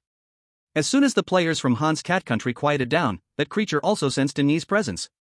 Its movements in the water slowed, the eerie green light points all turning toward Ren Yi, as if it was locking eyes with him through the firelight. And he realized that those light points were the compound eyes on the giant snake's head. At this moment, Klaus moved, kneeling on one knee on the wooden raft. I, Klaus Schmidt, accept the contract. Ren Yi. Dragon Country Live Room. What is this Hans Cat Country person doing? Is he swearing allegiance? Ha ha ha ha ha, I don't understand, what kind of medieval stage drama is this? It's over, really burned dumb, can this little brother still be kept? Ren Yi was a bit confused. Is this a unique sense of ritual for Europeans? But he didn't care about the form, all that mattered was agreeing. After all, verbal agreements held little weight in such places. Ren Yi was just establishing his potential dominance in the future team. Get up. At the moment the two boats crossed, and he lightly jumped onto Klaus's wooden raft. The already tottering wooden raft sank a little more with the weight of an adult man, looking even more dangerous. But Ren Yi discovered. After he also jumped onto this burning wooden raft, the unsettling gaze from under the water disappeared. Those eerie green light points sunk deeper into the sea, no longer peering. Whether out of fear of heat or light. This could only mean that its eyes were very fragile. Take it apart, hurry. And he pointed at the mast that had been devoured by fire for nearly 2/3, its tip glowing red, dropping sparks and ashes from time to time. No. Klaus finally regained his senses and instinctively refuted. I reinforced the mast with double mortise and tenon joints at the center of this wooden raft. Taking it down will make the raft fall apart faster. Big brother, if it falls apart slower, is it still not falling apart? And he looked at him wordlessly, and Klaus immediately shut his mouth. He read the unspoken words in Ren Yi's eyes. If you don't want to wait to die, just follow my orders. This is too crazy. Klaus complained while quickly pulling out a screwdriver to take apart the mast. In less than 2 minutes, the mast collapsed, splashing sparks everywhere. Alright, now we will all die faster. And he didn't care what he said, as long as he got the job done. In a moment, wait until that thing's head comes out. Arbitrarily lifting that mast, now reduced to just over 2 meters, he stuffed it into Klaus's hands. Use this to poke its eyes. Having said that, without waiting for another question, he jumped back onto his bone ship and swiftly paddled into the darkness, gliding away several meters. He left? Damn. He's burning the bridge after crossing it. No, he's dismantling the mast after boarding and just leaving? I knew it. This man is so wicked. I love him so much. Wait. Look in the water. Almost at the same time that Ren Yi and his boat left the light of the fire, a huge shadow in the sea began to stir, and eerie green light spots surfaced once more. And this time, they were not satisfied with just spying, they swiftly floated upward. It's chasing after us, someone exclaimed. Klaus also realized. With no fire to deter it, the monster became fearless. That man from the Dragon Kingdom was using himself as bait. Splash! The sea split open, and the head of that giant serpent rose high above the surface. At that moment, everyone watching the livestream felt a chill, especially the audience in Ren Yi's stream. Because they were staring directly at that snake. It wasn't a snake. It looked more like an enlarged and deformed catfish head, scales densely shining with oil. The shimmering light they had seen earlier was a slimy, flowing layer covering its scales. The flat, broad top of its head had no nose, no mouth, only dozens of pairs of bulging, eerie green compound eyes. They were arranged haphazardly, with no pupils in the middle. Only a chaotic, ghostly light. But at the focus, Ren Yi could clearly feel all its eyes locking tightly onto him. Chapter 10, The Dragon Kingdom's contestant is called Ren Yi? In the live stream, millions of bullet comments seem to be cut off from the power, becoming blank in an instant. I've lost my sanity. What the hell did I just see? Is this thing real? I'm going to vomit, those eyes, I have goosebumps all over. How can we fight this? Run. Run fast. Don't care about that Hans cat guy. We can't escape. The big guy has already locked onto him, turning your back is death. They seem to feel Ren Yi's fear through the screen, the icy, fishy smell penetrating their senses. Jeff from Beautiful Country could no longer laugh. And Michael instinctively clenched his fists. From Bear Country, Sunset Country, Hans Cat Country, and Gallant Rooster Country. Almost all countries' schadenfreude had vanished, leaving only a sense of smallness and helplessness. In such an environment and facing an unknown beast, a defenseless human, no matter how proud of their strength among peers, seemed so laughable. Today it devoured contestants from the Dragon Kingdom and Hans Cat Country, tomorrow it might be the contestants from their own country. The feeling of when the rabbit dies, the fox mourns secretly spread. Mr. Liddell, do you think the Dragon Kingdom contestant still has a chance to survive? Host Bill asked seriously. Liddell remained silent for a while before answering in a complex tone. I don't know. I only know that, regardless of the outcome, he has earned my respect. Only the live stream from Stick Country was still inappropriately jumping with excitement. Ah! He's about to get eaten. What a delight. Let this Dragon Kingdom person be even more arrogant. This is the end for him. Swallow him whole. But soon, they were drowned out by angry comments from other countries. Shut up. You guys have no empathy. This is a common disaster for humanity. At the eye of the storm, Ren Yi felt his heart pounding madly in his chest, blood flow accelerating, and his limbs tingling. This was a fear stemming from biological instinct. But within the extreme fear, a long-lost feeling of excitement surged from deep within his spine. This was a response from adrenaline surging. The brain became calm, and time seemed to slow down. Each time he had rushed to rescue in the hail of bullets in his past life, it was this kind of feeling. He calmly watched as the monster lunged. The deformed head parting the sea. Many people instinctively closed their eyes. And just as the strange snake was about to crash, he suddenly swiped to the side. The Coffin boat skillfully maneuvered, its reinforced side facing the impact. Bang! The Coffin boat moved out a meter, the hull shaking violently, and he used the oar to brace against the railing to avoid being thrown into the sea. Warning! Vehicle durability -10. On the system panel, durability dropped from 50-50 to 40-50 in an instant. 10 o'clock. So, the oars could handle it too. What is he doing? A young analyst was puzzled. Testing. Zhang Guangwei slowly sat back down, his eyes in shock. He is testing the monster's attack strength with his own boat. At the command center of Hans Cat Country, people looked at each other in disbelief. The ambassador who had just been preparing for deep cooperation with Dragon Country now felt his throat dry. Is this saving people, or seeking death? The fluorescent sea snake seemed to not expect this little thing to be so tough. It paused, the faint light flickered in the dozen pairs of compound eyes. Then, an even more unimaginable scene occurred. The middle of its chaotic compound eye split open without warning, revealing a vertical, jagged mouth full of sharp teeth. That was its mouth. I was wrong, now I really want to puke. Ugh, sorry, I need to hit the restroom first. The strange snake opened its vertical mouth and dived down again, and he made another unbelievable move. He did not dodge away, but instead, with all his strength, he swiped the oar, controlling the whole boat to charge towards Klaus's direction. As the small boat sped forward, he also stepped on the narrow gunwale and leaped from the back of the boat to the front. Just as the strange snake was about to swallow him from behind, he swiftly thrust the oar into the monster's mouth, using the boat's momentum and his own leap to propel himself upward. Clang! The bone oar locked tightly against the edge of the monster's mouth with a heavy sound of metal clashing. The strange snake's forward momentum, combined with its massive body tilting due to inertia, along with the direction he was dragging it. The strange snake, unable to control its mouth, became an unwitting battering ram, crashing towards the distant fire. Only then did billions of viewers around the world finally understand his intention. My God! He is not running away, he is delivering a package. Packing up the monster for doorstep delivery? Is this something a human can think of? My Coffin brother. He is a god. In the Sunset Country live broadcast room, Lidl's eyes lit up, and he stood up excitedly. He was an outdoor survival expert, indifferent to the twists and turns of politicians, respecting only expertise and strength. Calm mind, unimaginable execution power. He will be the survival master. If I were in the game, I would definitely choose to ally with this Dragon Country player. His name is Ren Yi, right? The audience from Dragon Country filled the comments with laughter at Lidl's exotic pronunciation of Chinese. Yes, yes, yes.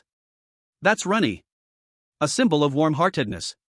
The people above, stop laughing, you all learned to steal the answers.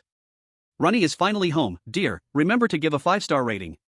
Meanwhile, Klaus was watching everything in disbelief amidst the flames. Crazy.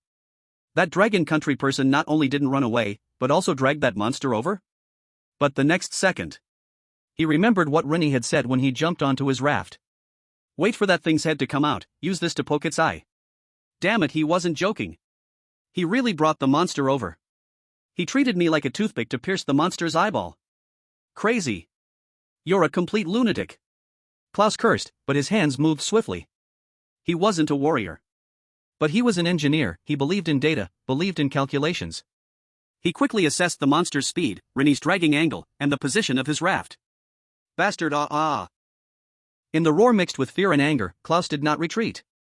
Instead, he used all his strength to treat the red-hot wreckage of the mast in his hand as an unthrowable spear and charged fiercely towards the giant head rushing towards him. PCH, PCH. The burning wooden stake made contact with the monster's slippery eyeball, producing a series of cringe-inducing sounds. The red-hot stake traced a path of death across the monster's left skull. 7 or 8 ghostly green compound eyes burst, turning into scorched wounds. Hiss. The monster let out a sharp hiss. It violently shook its head back, the immense force made the bone paddle stuck in its mouth groan under pressure. Ren Yi decisively let go, and his whole body fell into the icy sea. Splash. The huge body of the snake, along with Ren Yi's coffin boat, crashed solidly into Klaus's wooden raft. Chapter 11 Klaus, the Devil. Ren Yi paddled desperately as soon as he fell into the water. In the chaos, he still remembered to grab a piece of floating wood to hold onto. He wiped his face and quickly found his small boat. Fortunately, although the bow was severely damaged, and the railing was all fractured, drooping like a chewed fishbone, it was still floating. Warning! Vehicle has received severe impact, durability -25. The durability on the panel had dropped to 1550. Ren Yi swam back to his small boat, pushed himself up, and the action was a bit clumsy. Loss. He looked around, besides broken wooden boards, there was also the monster snake still writhing in the distance, and not a single hair of that Han's Cat Kingdom contestant and his toolkit could be seen. Damn. Ren Yi visibly sagged. The boat's durability had dropped by more than half, and the spine of Bone Brother was lost, yet the toolman could not be saved. He definitely had fire-starting tools on him, and now it was all in vain. If only he had let him throw the toolkit over first before acting. Ren Yi quickly replayed the situation in his mind and concluded. He was still too kind. Whoa, the big shot must be feeling guilty for the death of that Han's Cat Kingdom contestant. He really. I'm crying, he was struggling so much himself but still went to save others. This is the spirit of our Dragon Kingdom people. Benevolence. In the command center, Zhang Guangwei also sighed. What a pity, what a great opportunity. Professor Li Shu shook her head, no, there is still a chance. On the screen, Ren Yi targeted the smoking wood on the surface of the sea. Klaus's mast had broken into several sections in the recent crash, and the largest piece still stubbornly shone with an orange-red light, particularly eye-catching on the dark sea surface. That was Ren Yi's only loot for the night. A consolation prize. Ren Yi sighed again, unwrapped his left hand's bandage to reapply it, then deftly grabbed a piece of floating wood and rowed towards that faint glow. This area was filled with the wreckage of Klaus's raft. As Ren Yi passed a larger wooden board, he touched it casually. Detected a decomposable target, waterlogged wood. Decomposing will yield, wood *2, damaged hemp rope *1. Do you confirm decomposition? Confirm. The wooden board turned into dots of blue light and disappeared under his hands. Ren Yi paused in his paddling motion. He decided not to rush for fire materials anymore, and instead began to wander in this area of wreckage, constantly feeling around on every piece of wood that floated by. Decomposition successful. Gained, wood *2. Decomposition successful. Gained, wood *1. Decomposition successful. Gained, damaged hemp rope *1. The audience was in shock. Wait, big guy, what are you doing? Cleaning up? The fire is about to go out. Go get the fire materials, hey. Is your OCD acting up? Do you see trash and want to clean it? You don't understand, this is called tidying up. Our Coffin brother is so thrifty. Just as Ren Yi was focused on picking up trash, a faint cry seemed to drift over with the sea breeze. Help! The slight voice mixed in with the sea wind. When he focused again, the only sound left in the sea breeze was the crashing waves. Illusion? He frowned, just about to continue picking up trash, when the cry for help rang out again, this time clearer. "I'm here." It was that Hans cat fellow. He was stunned for a moment. Then his brows visibly relaxed. Not dead. Looks like his investment wasn't in vain. He immediately turned the boat around, rowing hard toward the direction of the voice, the dying embers of his fire cruelly cast aside. He heard the cry for help. I knew it. My bro in the coffin wouldn't just sit back and watch. Wow, so touching. He even gave up the fire to save someone, this kindness. Why do I feel like the big guy's expression looks a bit like finding money? Of course, it's joy from saving a life. In the command center, old General Pei watched Ren Yi row with great effort, his eyes full of appreciation. Notify the foreign ministry to prepare details for deep cooperation with the Hans Cat Nation. Yes. No matter what Ren Yi's motives were. This kindness must be acknowledged by the Hans Cat Nation. Though at this moment, the thoughts of the person involved had nothing to do with kindness. The swaying coffin boat soon found Klaus among a pile of broken rafts. Klaus was holding onto a relatively intact piece of wood, covered in soot, looking like a refugee after being doused with water. He spotted Ren Yi, and his gray eyes gleamed with a hint of light. Catch! Ren Yi brought the boat closer, and Klaus grabbed his hand without hesitation, trying to climb aboard. However, he overestimated his own strength, and Ren Yi underestimated his weight. So heavy. Ren Yi muttered as he finally used all his strength to drag him little by little up. Klaus collapsed onto the coffin lid, the small boat, which already had its durability reduced to 15, swayed with him, and the feeling of exhaustion from surviving left him speechless, just gasping for air. Ren Yi's gaze immediately fell on Klaus's lifeline board. Detected dissolvable target, reinforced wood material. Dissolution can yield, wood *3, iron nails *2. Confirm dissolution? Confirm. Swish. Klaus, still recovering from shock, watched as the piece of wood that had just supported his life and hope ingloriously turned into faint blue light and vanished under Ren Yi's hand. The atmosphere seemed to freeze for a moment. Klaus stiffly looked up, incredulous, staring at him. A miracle? Or magic? This man was surely not a messenger sent by God but a devil wearing human skin, right? Ren Yi immediately caught the expression in Klaus's eyes, and his heart was pounding. Am I being too eager, too cold-blooded? The person just arrived, and I turned around and destroyed their boat. Is this behavior indeed a bit inhumane? The people from the Dragon Nation outside are watching. Will they think I'm a heartless, backstabbing guy? Only to see a hint of apology suddenly surface on Ren Yi's originally calm face. Are you okay? He asked with great concern. Are you hurt anywhere? Klaus, friend, please don't, this feels fake. Tactical retreat. I can't understand this operation, but I'm deeply shocked. A second ago, oh, he's so kind. The next second, ha ha ha ha ha ha. Goddamn kindness. A kind assassin, a benevolent traitor. My kind brother is not sly, he is truly dark-hearted. I'm dying of laughter, just look at that Hans cat fellow's expression, he must be questioning his life. Klaus, shouldn't I have just died in the sea? Old General Pei, who had just appeared pleased, couldn't help but laugh aloud. Zhang Guangwei squeezed out a line after a long pause. This kid really is considerate. Professor Li Shu held her forehead, both amused and in disbelief. Now she somewhat understood why Ren Yi could live so well in such an environment. This state of mind. Indeed far ahead. Chapter 12. Just want you to fix a boat. Do you mean you can repair wooden items? Randomly fiddling with the small magnesium rod he had scavenged from Klaus's bag, he confirmed with him. Klaus had already recovered from the shock, observing the so-called boat with his professional lens. Yes, level 0, blacksmith, can understand and repair basic wooden structures, as long as there is enough wood. This boat. He stroked the coffin lid beneath him and knocked on the tilted railing. These are bones? Human bones? That's right. Randomly unceremoniously stuffed the magnesium rod into his pocket. He discovered that only decomposed items could be stored in the system warehouse. Its raw materials come from my former teammate. Klaus's gray eyes widened, instinctively shifting his butt back. Former teammate? Randomly nodded seriously. A very reliable partner, tough but not talkative, and he even saved my life from a player from a cherry blossom country. Klaus couldn't tell whether this person was joking or casually telling a ghost story. But this person could absolutely do such a thing. You decomposed him. He wanted to say decomposed. No choice, it was for survival. Randomly's expression became more nostalgic, his tone bleak. And it was also his last wish. He said, rather than sinking to the cold seabed, it would be better to merge into a small boat and become an aircraft carrier, to conquer the ocean with me. Randomly's description instantly formed a crime movie in Klaus's mind. The serial killers in movies often have charming appearances, elegant speech, and shiny professions. They would turn the victim's bones into artworks, turn the skin into lampshades or canvases. As the current teammate, randomly wouldn't skin him to make a sale, then continue to reinforce this coffin with his own bones, right? Klaus felt a chill down his spine, fearing that any unnecessary move would be interpreted by the other party as a last wish. The Dragon Country livestream was already laughing so hard they couldn't breathe. Aha, look at his pale face. He believed it. He really believed it. Klaus, please let me die quickly. I feel like Klaus is already thinking about which part of him is suitable to make a paddle.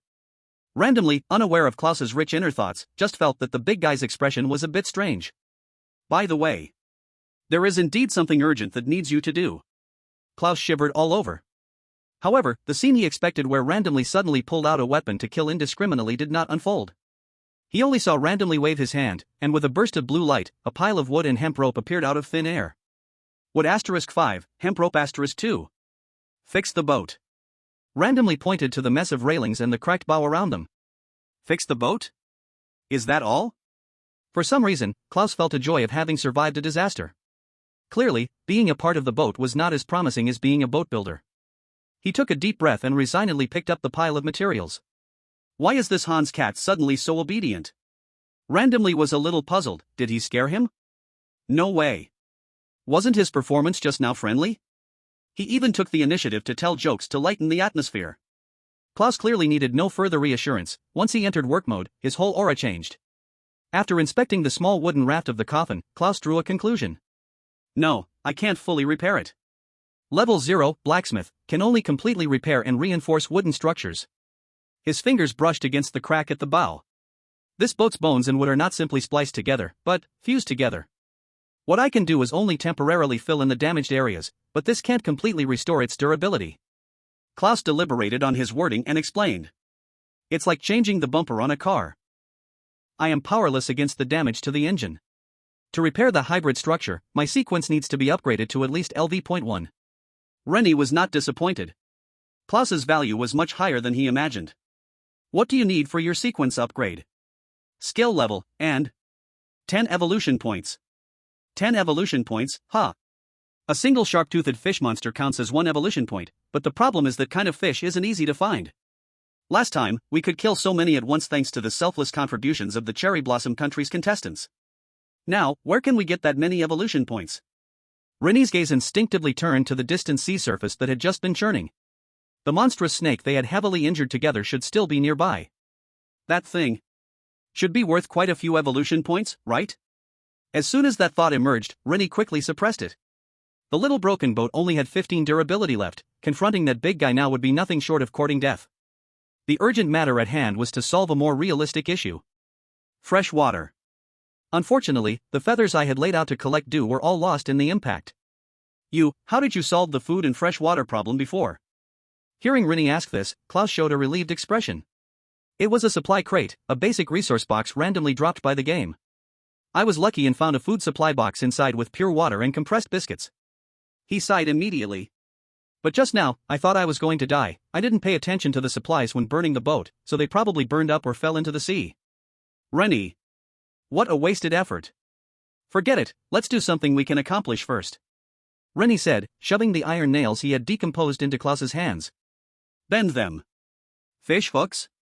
Klaus immediately understood what Ren Yi wanted to do, frowning, but these are too rusty. It will affect the final product's quality. He complained, pulling out a small hammer from the toolbox. He had an almost obsessive pride in his profession. Even if using scrap, he had to create the most standardized products. Ren Yi had more important things to do. He took out dry wood, grease, and cloth from the storage. With a sharp beak, he skillfully scraped out wood fluff, piling it into a tuft at the crack of the wood, then mixing it with the greased cloth scraps. After getting ready, he pressed one end of the magnesium rod against the wood fluff and used the tip of the beak to scrape hard with his other hand. Sizzle. With a blinding white light, sparks precisely landed in the wood fluff. Faint blue smoke began to rise. Then, a cluster of orange-yellow flames leaped out. Ren Yi immediately placed the prepared dry wood on top and carefully shielded it from the wind with his body until the flame stabilized. The warm fire drove away the surrounding darkness and coldness. Chapter 13, Night Fishing Truly Catches Everything. The atmosphere in the Dragon Country live streaming room relaxed. Fire. It's fire. It's the fire of civilization. Whoa whoa whoa, the big shot can finally stop gnawing on raw jerky. Amazing. This is what a real man does. Even though he used a magnesium rod, rounding it up is just making fire by rubbing wood. Upstairs, how do you round it up like that? Zhang Guangwei also breathed a sigh of relief, his face showing a sincere smile. With fire, the chance of survival has greatly increased. Professor Li Shu nodded. Fire represents humanity's beginning to use tools to transform the environment, it is the cornerstone of civilization.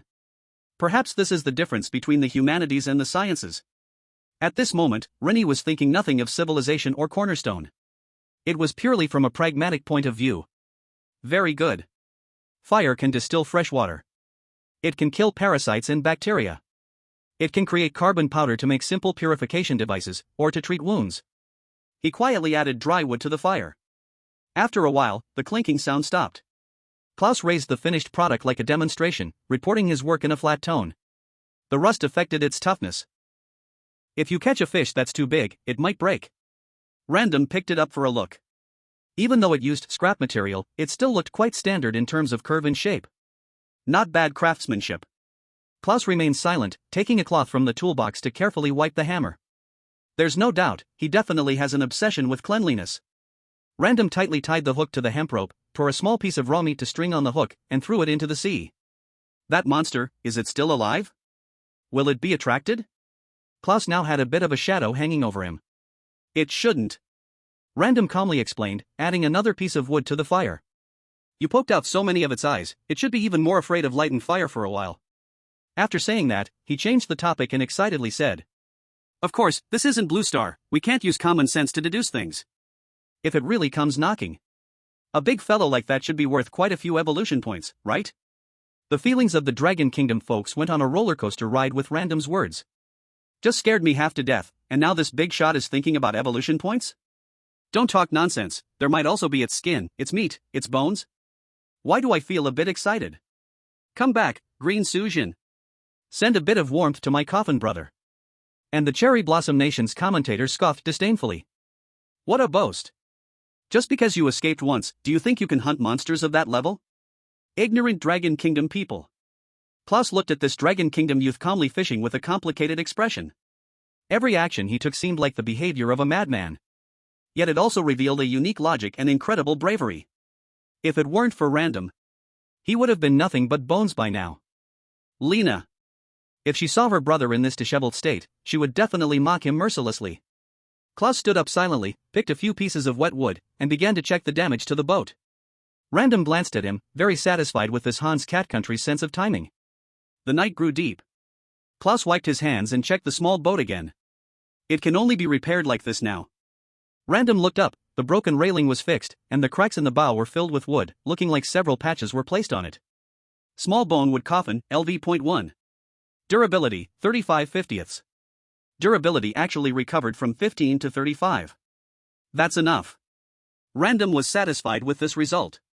Klaus moved the wooden board carrying the firewood to the center of the coffin, silently tied another hook to a rope, and threw it into the sea. The two each had a fishing line, one calm and the other weary. This scene, why do I taste a hint of tranquility in the passage of time? In the pitch darkness, sitting on a coffin fishing, it is quite tranquil. Isn't this just me fishing with my friend in the middle of the night? Klaus, I was terrified at the time, but I didn't dare to say it. Soon, Random's hemp rope suddenly sank. After a few tugs, he felt the fish's struggles weaken and quickly started to reel in the rope. A flat, nearly 1 meter long strange fish was dragged out of the water, its body like a silver whip, slapping against the coffin lid. Besides the extra circle of sharp teeth in its mouth, its dorsal fin resembled a hedgehog, but its shape. Wow! Isn't this just a ribbonfish? Goodness, this ribbonfish has become a spirit, it looks fierce. Big shot, quickly, serve it. Steamed or braised? Why does this fish look a bit familiar? Random mumbled, picking up the wooden board that was temporarily used as a paddle and slapping it on the fish's head. Smack! The world went quiet. You have killed a mutated ribbonfish, gained evolution point *1. Global announcement, Dragon Kingdom contestant number 100 gained evolution point *1. National luck reward being calculated. Reward for all citizens of the Dragon Kingdom, agility plus 0.01. Random grabbed the fish's tail, opened the small door on the coffin lid, and threw the fish inside. Why not directly decompose it? Klaus knew Random could decompose and store it directly, and couldn't help but ask. Wasteful, the utilization rate is too low. Random replied as a matter of course. Fish bones can make soup, fish skin can be turned into fish glue, and fish oil can be extracted. This is called making the most of resources. Just as he was about to rebait the hook, he heard Klaus let out a short, startled cry. Klaus's hemp rope was taut and vibrating oddly. He held onto it tightly, afraid to pull hard and break it. Caught a big one? He casually dropped the fishing hook and grabbed a wooden plank, staring intently at the water's surface. No, something's wrong. It's gnawing on my line. As soon as he finished speaking, Klaus's rope suddenly slackened, but it wasn't that the hook had come loose. Instead, something was quickly climbing up the rope. The two men could see the object in the firelight. A blob of semi-transparent jelly-like substance was firmly adhered to the hemp rope, wriggling rapidly upwards. The creature was about 1 meter long, resembling a flattened water bag, with thin legs like an arthropod on either side that seemed pointless compared to its bloated body. The top of it was a circular mouth covered in dense, sharp teeth, gnawing at the rope. In the blink of an eye, Klaus's rope had been nearly eaten away. Let go. He pulled Klaus's arm towards himself. But the creature seemed to sense their intention and suddenly bounced, attempting to leap at Klaus's face. What the hell is this thing? Klaus, dodge. Mom, I never want to eat jelly again. Thunk. He swung the wooden plank, but instead of the expected image of it being knocked off or shattered, nothing happened. The blob twisted in the air, sticking to the wooden plank like an unshakable toffee, tiny legs flailing uselessly in the air, its mouth opening and closing trying to crawl up onto his arm. Chapter 14, No More Days of Drinking Dew. Fire. Klaus, ignoring the heat, lunged to the fire and grabbed a glowing red stick. After failing to shake off the jelly with his plank, he tried to use his weight and the board to press the jelly down onto the coffin. Burn it, I can't hold it down. This thing was both sticky and slippery, like a lump of slime, oozing out from the gaps in the plank. Klaus hesitated for not a second and stabbed it hard in its semi-transparent head. Splat. Like a water balloon warmed by a hot iron, a wisp of white smoke rose as the semi-transparent creature convulsed violently and shrank rapidly, bursting into a puddle of sticky, bubbling liquid, its legs falling all over. You have killed a mutated sea cucumber, gained 1 evolution point. Global announcement, player 100 from Dragon Country has gained 1 evolution point. National fortune reward is being calculated. Reward for all citizens of Dragon Country, mental strength plus 0.01. Global announcement, player 33 from Hans Cat Country has gained 1 evolution point. National fortune reward is being calculated. Reward for all citizens of Hans Cat Country, mental strength plus 0.01. Another point. My Coffin buddy's KPI is full tonight. Is it over? It looked scary, but turned out to be so weak. EW, though we won, that goo looks so disgusting. Is Klaus about to puke? Ha ha ha ha. He crouched down and poked at the puddle, then sniffed it, wrinkling his brow. It seems like we can't eat it. Klaus instinctively took a step back. Fortunately, he did not have to taste the slime with the new boss after all. The previous tension and despair in the Hans Cat Country live streaming room vanished entirely. Oh god, we got a mental strength reward. This Dragon Kingdom person is a trustworthy man. I take back all my bad comments about him, he is a true warrior. But in the Sakura Country and Stick Country's live streaming rooms, there was a flood of sour ridicule. In such an important game, still thinking about food? Yuck. That's disgusting. These comments were quickly drowned out by the arriving audience from Hans Cat Country. Shut up. Do you know what survival means? Mr. Ren Yi is being practical. Better than some idiot trying to ambush and ending up as fish food, right? If it weren't for Mr. Ren Yi, Klaus would already be dead. He is a friend of our Hans Cat Nation. On the ship, Ren Yi, unaware, had gained a group of international fans. Can't eat it, and can't waste it. Under Klaus's terrified gaze, Ren Yi reached out as if to touch that puddle of slime. Klaus almost lost his composure. Don't touch. Detected decomposable target, mutated barrel sea cucumber remains. Decomposition yields, viscous bodily fluid *3, shattered limbs *10, high density biological filter membrane *1. Confirm decomposition? Confirm. In the next second, that puddle of slimy liquid that made Klaus's scalp tingle and all the shattered legs instantly turned into specks of blue light and disappeared completely. This time, Klaus was no longer shocked, instead, he breathed a sigh of relief. The devil solved the problem of cleaning the disgusting slime in a devilish way, a true blessing for someone with his obsessive cleanliness. My Coffin brother focuses on being frugal, oh no, it's environmental protection. Klaus, thank goodness, I don't have to clean the boat anymore. This skillful action makes it hard not to suspect that the boss used to work as a cleaner. Upstairs, he is a doctor. Do you understand the value of sterile operation? Of course, Ren Yi had no idea that his profession had been changed several times. He looked at the high-density biological filter membrane with bright eyes and quickly took it out from storage. This thing was palm-sized, like a thick layer of translucent pigskin, completely filled with a dense honeycomb structure. What was this thing useful for? Ren Yi returned to the system panel's homepage and found that the original interface only had decompose, evolve, and storage. Under evolve, in addition to vehicle, a new sub-option appeared. Module. Clicking in, a new panel unfolded before his eyes. To be unlocked, biological purification device, LV.0. Unlock requirements. 1. High-density biological filter membrane, 1/1. 2. Viscous bodily fluid, 3/3. 3. Evolution points, 3/2. Function, convert seawater into drinkable fresh water through symbiotic filter membrane structure. Do you wish to consume materials to unlock this module? Fresh water. He didn't hesitate to choose yes. Module unlocked successfully. Biological purification device has been automatically installed to the vehicle.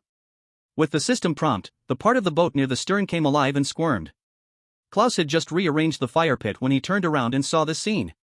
One of the coffin boards slowly bulged, growing something resembling a sea anemone, completely translucent, and besides the constantly squirming petals, it looked like a shallow ocean bowl. He couldn't help but move to the other side, trying to stay away from that strange thing. This man's boat was as strange as he was. Ren Yi reached out a finger and poked at it. It was bouncy and a bit warm. The module section had updated. Biological purification device, LV.0. Function, convert seawater into drinkable fresh water through symbiotic filter membrane structure. Current daily output, 0.6 liters. Evaluation, say goodbye to drinking dew from now on. P.S. A friendly reminder, don't think about using it for washing. 0.6 liters daily. Though it wasn't much, it was a lifeline ensuring he and Klaus could survive. Ren Yi found the sea anemone very pleasing to the eye. But Klaus, even while trying to control his expression, still visibly looked disgusted. What is that? Water purifier. Water purifier? Klaus imagined a water purifier as pipes, containers, and filter elements, not. He fell silent. In the Dragon Kingdom's live streaming room. 0.6 liters daily. That's enough to stay alive. I'm dying of laughter. Look at Klaus's expression. Is he about to break? Not to mention, this design is too unique. It looks like it's going to open its eyes and look at me any second now. The evaluation made me laugh, and the friendly reminder about not washing. 0.6 liters, thinking about taking a bath is a luxury. Zhang Guangwei also looked at the transparent, tumor-like water purifier in disgust. Li Shu, however, was excited, her eyes sparkling. If I'm not mistaken, that should be a mutation of the barrel sea cucumber. Barrel sea cucumber? Zhang Guangwei was taken aback. A common marine invertebrate that is a filter feeder, its filtering system is extremely efficient and can even filter bacteria and microplastics. The command center erupted with a low murmur of astonishment. On the small boat. It's just that the efficiency is a bit low. Ren Yi retracted his finger, explaining gently. But there will always be opportunities to upgrade in the future. Klaus felt that if they upgraded again, this boat might sprout legs and a brain of its own. Ren Yi counted the supplies in the warehouse. Fresh seagull meat *6, 2 days, hard bird beak *1, broken bones *5, damaged hemp rope *1, hemp rope *1, torn cloth *2, wood *3, broken limbs *10, evolution points *1. The current problem is that there are only 3 units of wood left. A lot was consumed for repairing the boat and making fires, and this little bit isn't even enough to upgrade the vehicle. Let alone fix the boat again. In this vast ocean, wood is rarer than gold. It seems that before landing or meeting the next Good Samaritan, they can't waste fires anymore. He got up and opened the hatch, dragging out the fish. Just in time to solve the food problem before the fire goes out. Chapter 15, Klaus, my sister says my cooking is the best in the world. Can you cook? Ren Yi dragged the mutated fish to the fire pit. Klaus showed a rare sense of pride. Of course. Lena always says my cooking is the best in the world. Lena? Ren Yi raised an eyebrow. Yes, Klaus replied softly, my sister. She used to be very picky, but she never left my meals. Wait, why do I have a bad feeling? Hans Cat Kingdom's recipes, Upstairs, are you talking about potatoes with sausages, sausages with potatoes, sausages with mashed potatoes? And sauerkraut. Don't forget the sauerkraut. Ren Yi, oblivious, nodded. Then I will leave it to you. Klaus took the fish very seriously, first meticulously cutting it into neat pieces, then skewering it with a sharpened stick. Too bad there are no sour pickles, he murmured while skewering the fish. If only there were sour pickles and potatoes, it would be perfect. Ren Yi paused for a moment. Sour pickles? And breadcrumbs, Klaus continued to add, paired with sour cream or mustard. Sour cream? Mustard? We are at sea, Ren Yi couldn't help but remind him. I know. Klaus suddenly stopped, furrowing his brow in thought. No salt, no pepper, and no lemon juice. How do we eliminate the fishy taste? Ren Yi was silent for 2 seconds. Just roast it directly. Klaus sighed, placing the fish skewer over the fire. What a pity. Ah ha ha ha, I'm dying laughing. Klaus, a life without sour pickles is incomplete. I told you, cooking for the Hans Cat Kingdom involves those few things. Ren Yi, I'm starting to worry. Ren Yi watched with growing concern, feeling that something was off. This person's method of handling fish was very meticulous. It's just that scrupulous attitude and the way he viewed the fish was like looking at industrial parts waiting to be processed. Is this cooking? What dishes do you usually make at home? Beef stew with potatoes, sausages with potatoes, sauerkraut with pork knuckle, cod. Klaus answered while turning the fish skewer. Lena's favorite is mashed potatoes with lots of onions and sour pickles. Ren Yi nodded, he understood. This wasn't a cooking problem for Klaus, it was a recipe problem. Do you eat steamed fish? Steamed? Klaus frowned, isn't the fishy taste quite strong? You can use scallions and ginger to eliminate the fishy taste. Klaus shook his head, I only know to use lemon. After thinking for a moment, he added, and sour pickles. Ren Yi. The Dragon Kingdom's livestream was already in stitches. The expressions are priceless.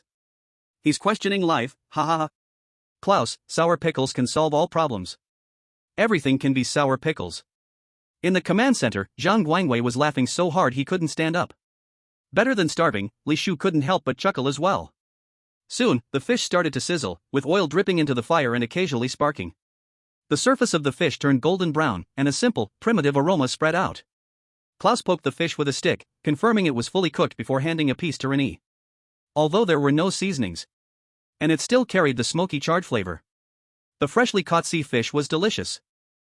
The unique tenderness of sea fish melted in the mouth, a delicious treat for Ren Yi, who had been chewing on raw meat strips all day. Klaus eagerly devoured the fish. He hadn't eaten a proper hot meal for days, too many compressed biscuits made his mouth feel like it was chewing wood. Coffin guy finally gets something warm to eat? It's simple, but it looks really tasty. Klaus is eating it with delight, it seems that when hungry, anything tastes good. Upstairs, this is Newton ribbon fish, an ingredient that Blue Star has never seen. The two quickly finished off most of the fish, leaving only the bones and skin, which Ren Yi stuffed into the coffin. Ren Yi clapped his hands and took out 4 pieces of seagull meat from the warehouse to hang on the railing to dry. Then he picked up a fish hook, hung a small piece of fresh meat on it, and tossed it into the sea. Still fishing? Klaus wiped his mouth, feeling a bit surprised. Fresh meat works well for catching mutant fish. Ren Yi explained, my warehouse can't preserve things, the seagull meat can only last 2 days. Aren't you tired? Klaus asked with a complicated expression. Since meeting this person, they had been busy, saving lives, fishing, without a moment to rest. I'm fine, I'm used to it. Suddenly I feel a little sorry for the big shot. What has he been through? Doctors sometimes work back to back, maybe this intensity is normal for them? Let's take turns resting, you sleep first. Seeing Ren Yi begin to seriously fish, Klaus quietly turned away, feeling the warmth of the fire. Wake me up in a bit. The night grew deeper, Ren Yi held the rope, but his thoughts drifted away. He had just exhaled lightly when the rope suddenly grew heavy. It was hooked. Ren Yi quickly pulled on the rope, but strangely, this time it felt heavier than before, yet there was not much struggling power. He stood up, stepped on the railing, and pulled the rope back in, finally dragging the thing out of the water. A big crab. Ha ha ha ha ha, this cracked me up. All this fuss for just that? Big shot, I've lost it. Ren Yi expressionlessly killed the crab and tossed it into the coffin. You have killed a common crab. It seemed that not all creatures brought evolution points, only those mutated monsters did. The audience was not disappointed at all, instead, they laughed out loud. Crab, where did I go wrong? So tragic, not even giving out an evolution point. Common creatures have no status anymore. Ren Yi rebaited the hook and tossed it into the sea, and just when his eyelids were growing heavy, there was movement again. This time the feeling was light, but it didn't feel like it had come loose. A message in a bottle. Ren Yi stared at the glass bottle caught by the cork, falling into silence. What the hell? This can be fished up? Ha ha ha ha ha, I can't take it anymore. The big shot's expression is priceless. The fisherman never comes up empty-handed. He picked it up and shook it. There seemed to be something inside the bottle. But the fire had almost gone out, leaving only a few glowing coals. In the pitch darkness, nothing could be clearly seen. Forget it. Ren Yi casually stuffed the message bottle into the coffin, planning to study it tomorrow. He also retrieved the fish hook. Huh? Why isn't the big shot fishing anymore? Probably thinks his luck is used up for today. Come on, this is the daily life of a fisherman. Do you think they catch fish every day? Ren Yi changed to a more comfortable position and closed his eyes. After just a few deep breaths, his breathing became long and steady. Chapter 16: The Treasure Map and the Message Bottle. When Klaus woke up, the sky was just beginning to lighten. Long periods of mental tension and fatigue made him fall into a deep sleep as soon as he lay down, especially with the gentle rocking of the waves. So when he opened his eyes, he felt a bit dazed for a moment. Not far away, Ren Yi was sitting on that crude chair, arms crossed, breathing steadily with his eyes closed, seemingly still resting. Klaus carefully moved his body, trying not to disturb Ren Yi. However, as soon as he got up, Ren Yi opened his eyes. Without the slightest hint of sleepiness, he looked at Klaus calmly, causing Klaus's greeting to get stuck in his throat. I bet Coffin guy wasn't really asleep at all. He must be on guard. Add 1, our hospital director was called up at midnight for surgery, his eyes brighter than anyone else's. Whoa, can't we even get a good night's sleep? Rubbing his stiff neck a bit, he walked 2 steps to the freshwater purification device that had grown overnight. Klaus curiously followed behind to take a look. Sure enough, in the middle of that strange creature resembling a sea anemone, there was quite a bit of clear liquid accumulated. It was too dark to see clearly yesterday. It had looked like a tumor, indescribably disgusting. Now, bathed in the morning light, it turned out to be smooth and translucent, with an intricate structure. Although it was still gently wriggling, it didn't feel slimy and wasn't as hard to accept. He stared at it thoughtfully for a moment. Under Klaus's surprised gaze, he took out the message bottle he had fished out last night from the coffin.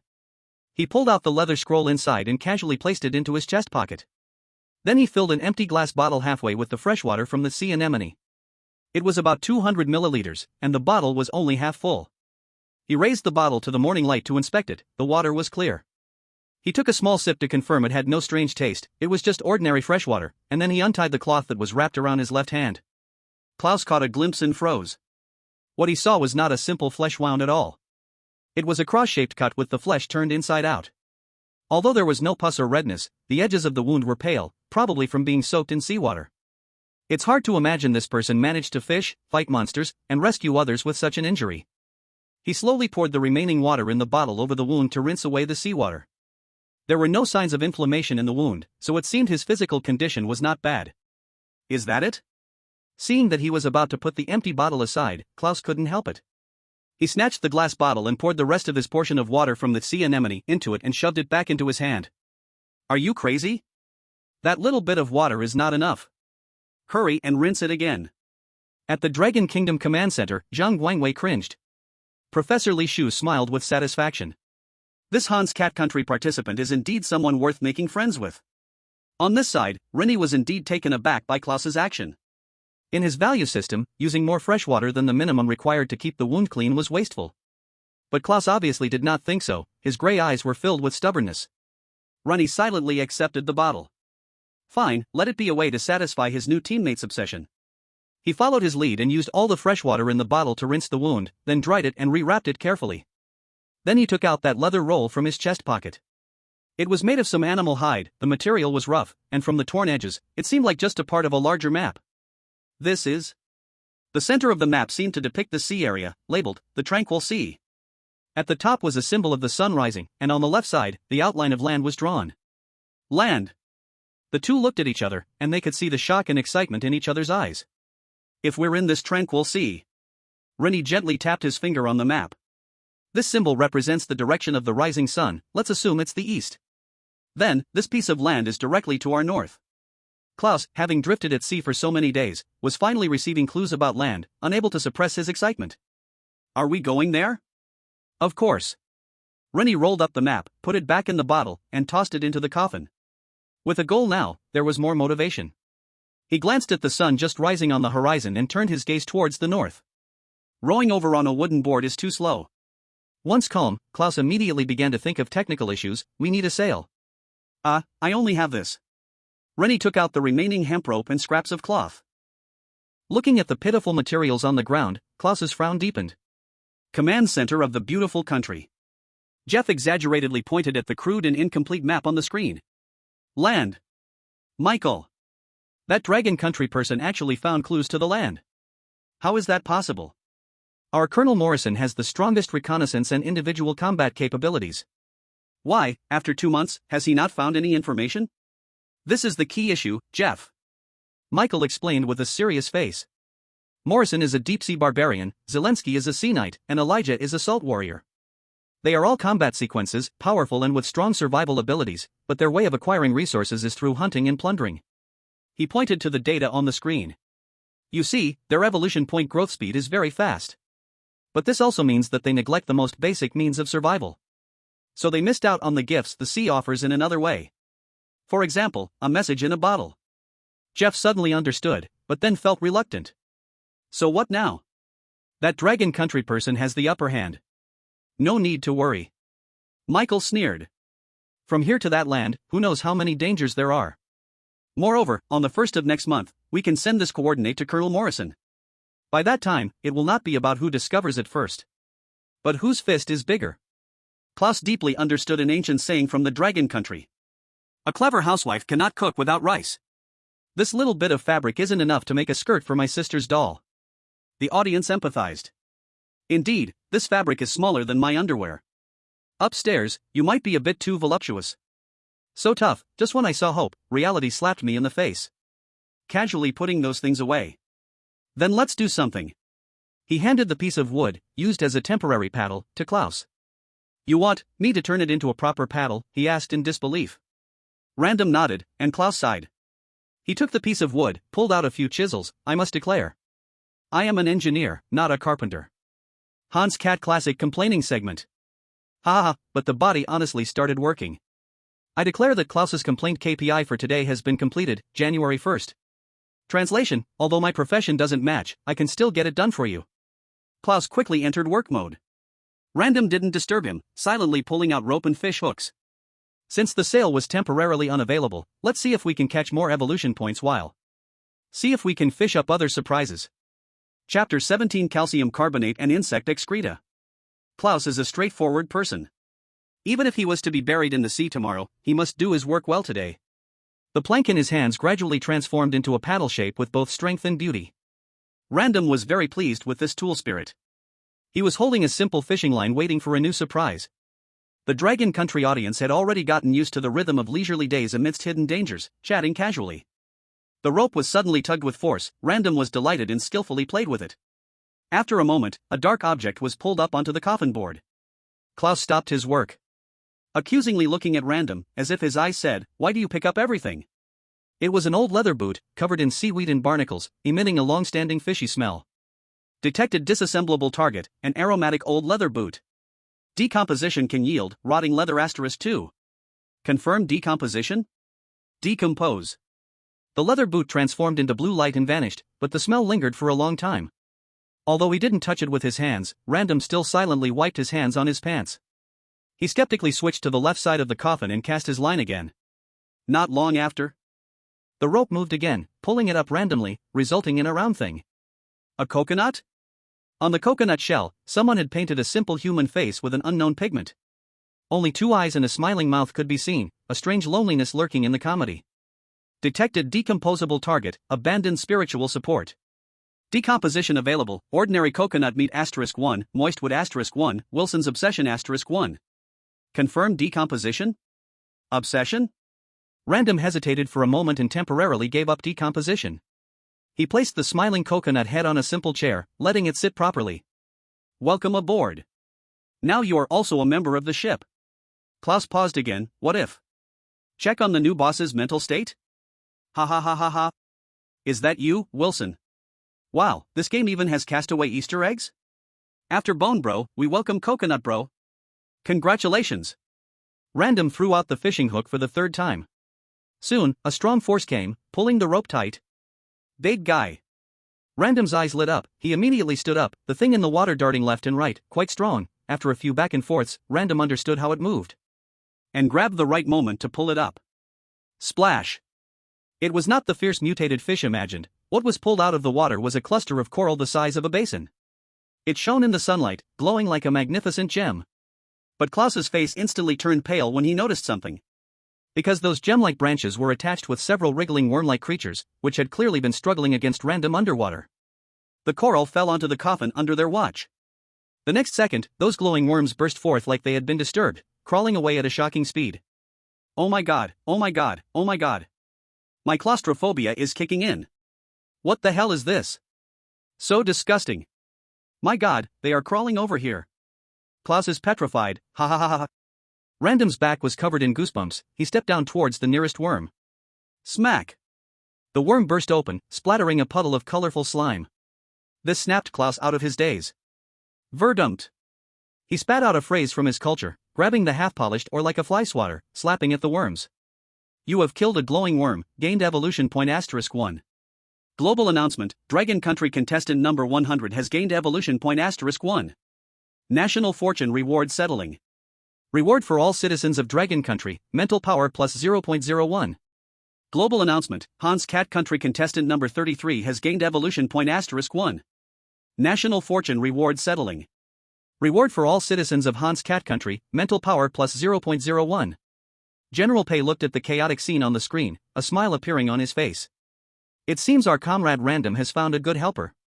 The command center of Hans Cat Country was in celebration. Great! He made the right choice teaming up with the righteous partner from Dragon Country.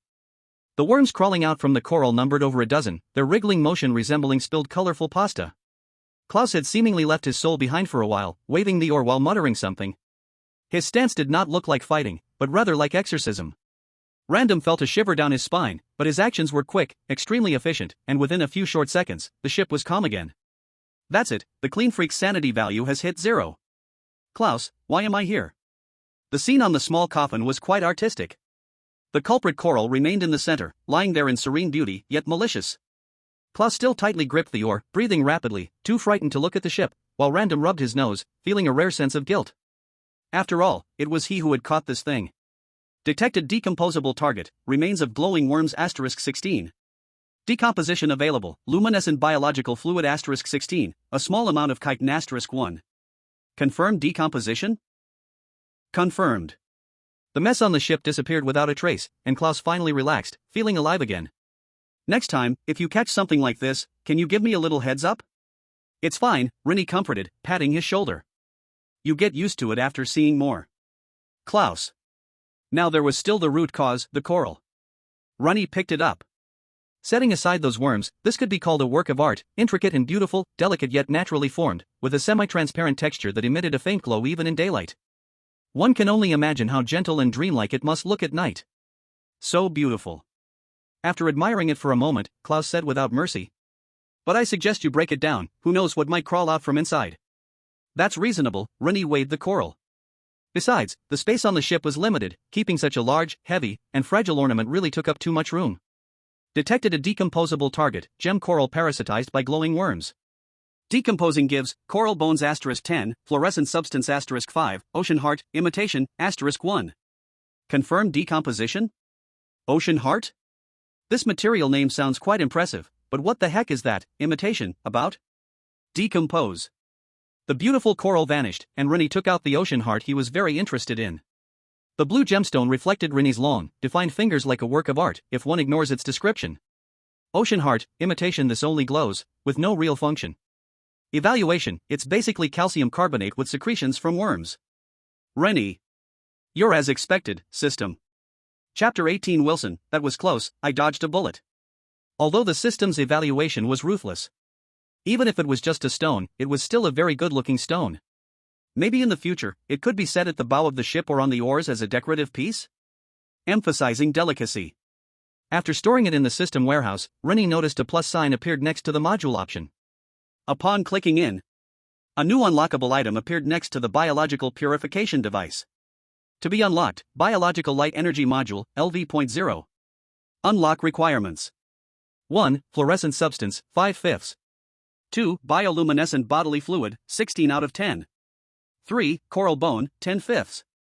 4. Evolution points, 2/2. Function, a biological light source constructed from symbiotic luminescent colonies in coral bone structures, capable of continuously dispelling darkness. Ren Yi's eyes lit up. A biological light source? A stable and non-consuming light source means no more need to start fires for illumination, saving wood. Most importantly, if there is enough light. Monsters like the strange snake from last night, which feared light, might abandon their attacks altogether. Nothing could be more useful. Ren Yi counted his evolution points. From the 16 worms, he had stepped on 9, and Klaus had killed 7. Now there were 11 evolution points. Unlock. Module unlocked successfully. Biological light energy module has been automatically installed on the vessel. Klaus was already mentally prepared for the ship coming alive and growing organs, calmly watching the wriggling place. The movement this time was larger than that of the purification device. One could see several coral bones rising at the left side of the bow, in opposition to the purifier, intertwining and extending, building a hollow spherical frame the size of a basketball. This process exuded a strange vitality, as if the ship was awakening and transforming. Next, the center of the sphere slowly lit up. It was a soft and hazy glow, but its brightness was painfully weak. It barely illuminated a radius of half a meter, successfully casting a weak green light over Ren Yi's face and Klaus's knees. Like the ghost fire floating in a graveyard. Klaus. Ren Yi. The barrage fell silent for 2 seconds before erupting into thunderous teasing. Ha ha ha. I thought it was a biological spotlight, but it's just a bedside atmosphere lamp. I can't stop laughing. This light couldn't even scare away a rat, right? Don't awkwardly diss it. This is called atmosphere. Sitting next to this little lamp while fishing in the evening is so romantic. What I caught seems like a ghost fire. Is it a banshee?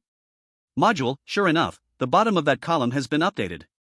Bioluminescent Energy Module, LV.0. Function, provides weak, continuous lighting through symbiotic bioluminescent bacteria. Current lighting range, radius 0.5 meters. Evaluation, a very unique biological night light that prevents you from stepping on your teammate's face when getting up at midnight. P.S. Some phototropic creatures might really like your new lamp, good luck. Arbitrary couldn't help but smile at how the system was so funny. He turned his head and found Klaus with a face of "I knew it would be like this," which made him instantly unhappy. One must look at the bright side. At least we won't need to make a fire for night activities anymore. Klaus thought for a moment and agreed that it was indeed much more convenient, nodding seriously to acknowledge the value of the bedside lamp. You are right. Klaus, you've changed. No way, after staying with the devil for so long, everything looks appealing. It's really funny that these two are so serious about discussing night lights. Although the outcome was a bit beyond expectation, it was still progress, and Arbitrary quickly flipped the page. How's the paddle coming along? Klaus proudly held up the smoothly designed wooden paddle. It's sufficient to use.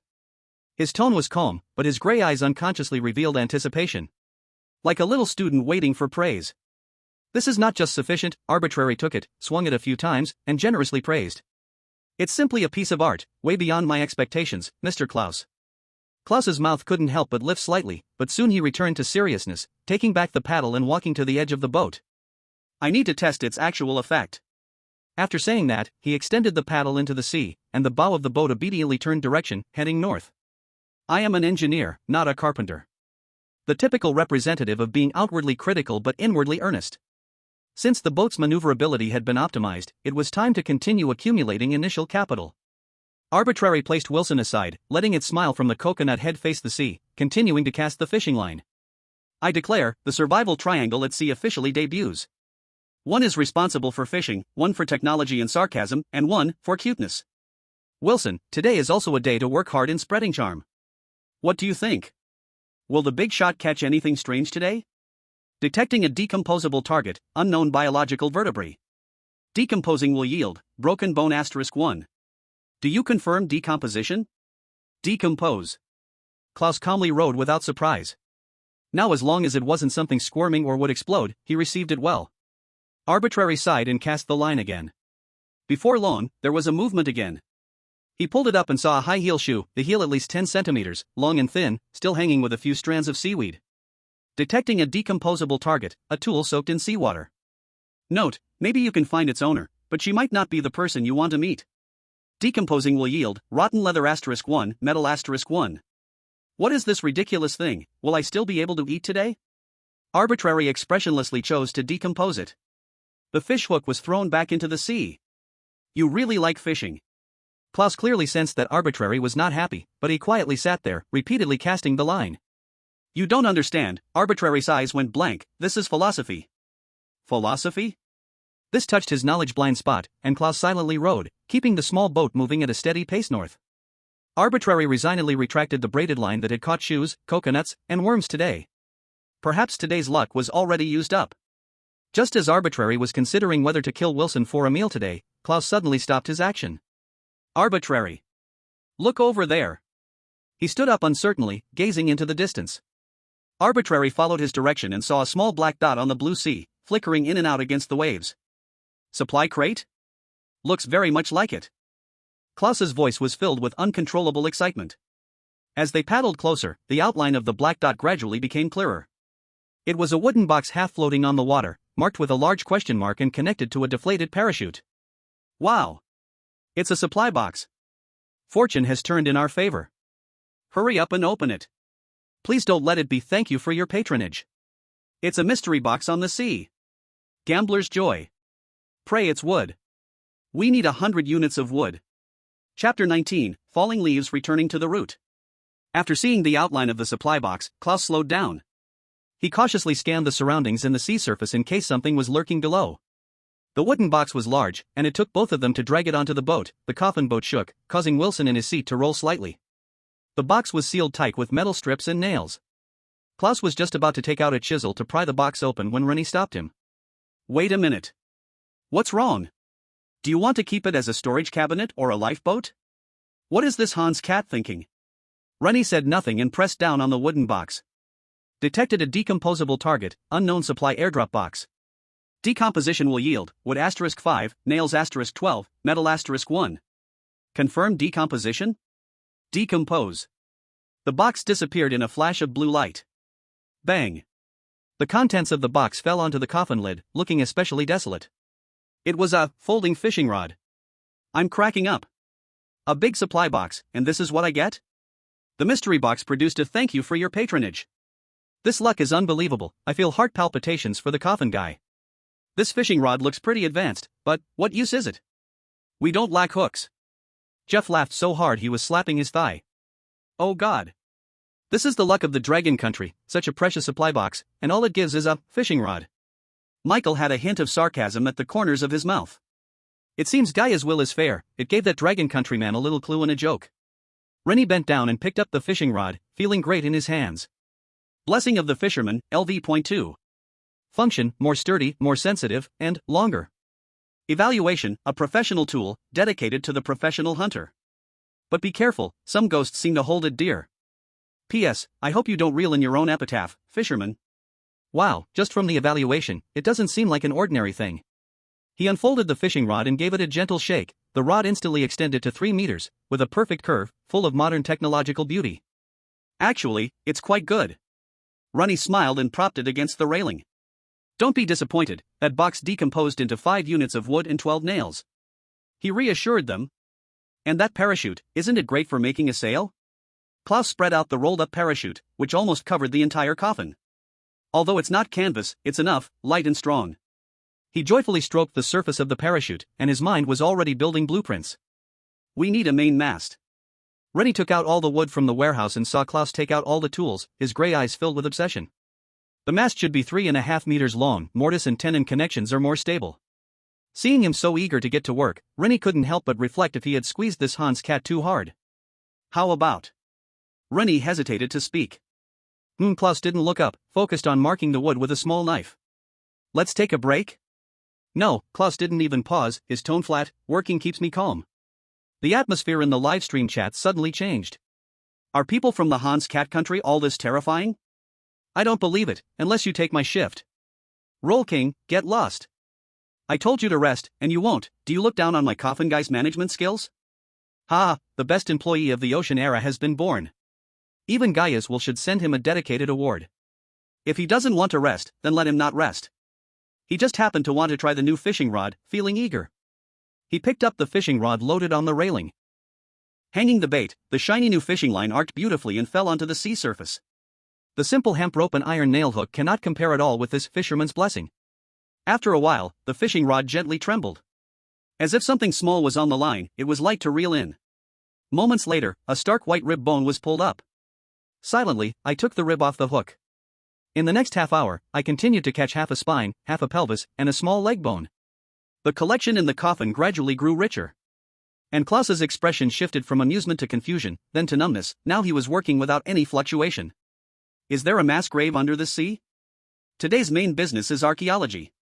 Just when I began to question my identity, the fishing rod suddenly plunged down violently, almost rocking the small boat. Here comes something serious.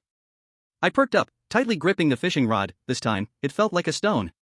Not swimming, but very heavy. Klaus saw me standing up, nervously staring at the sea. Is it a monster?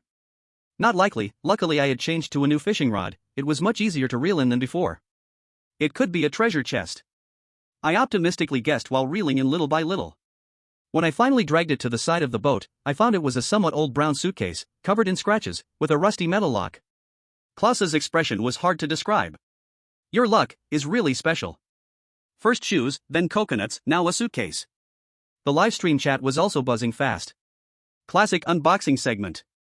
As a seasoned outdoor enthusiast, I can responsibly tell everyone, finding an unclaimed suitcase in the wild. Either it's cash or it's people.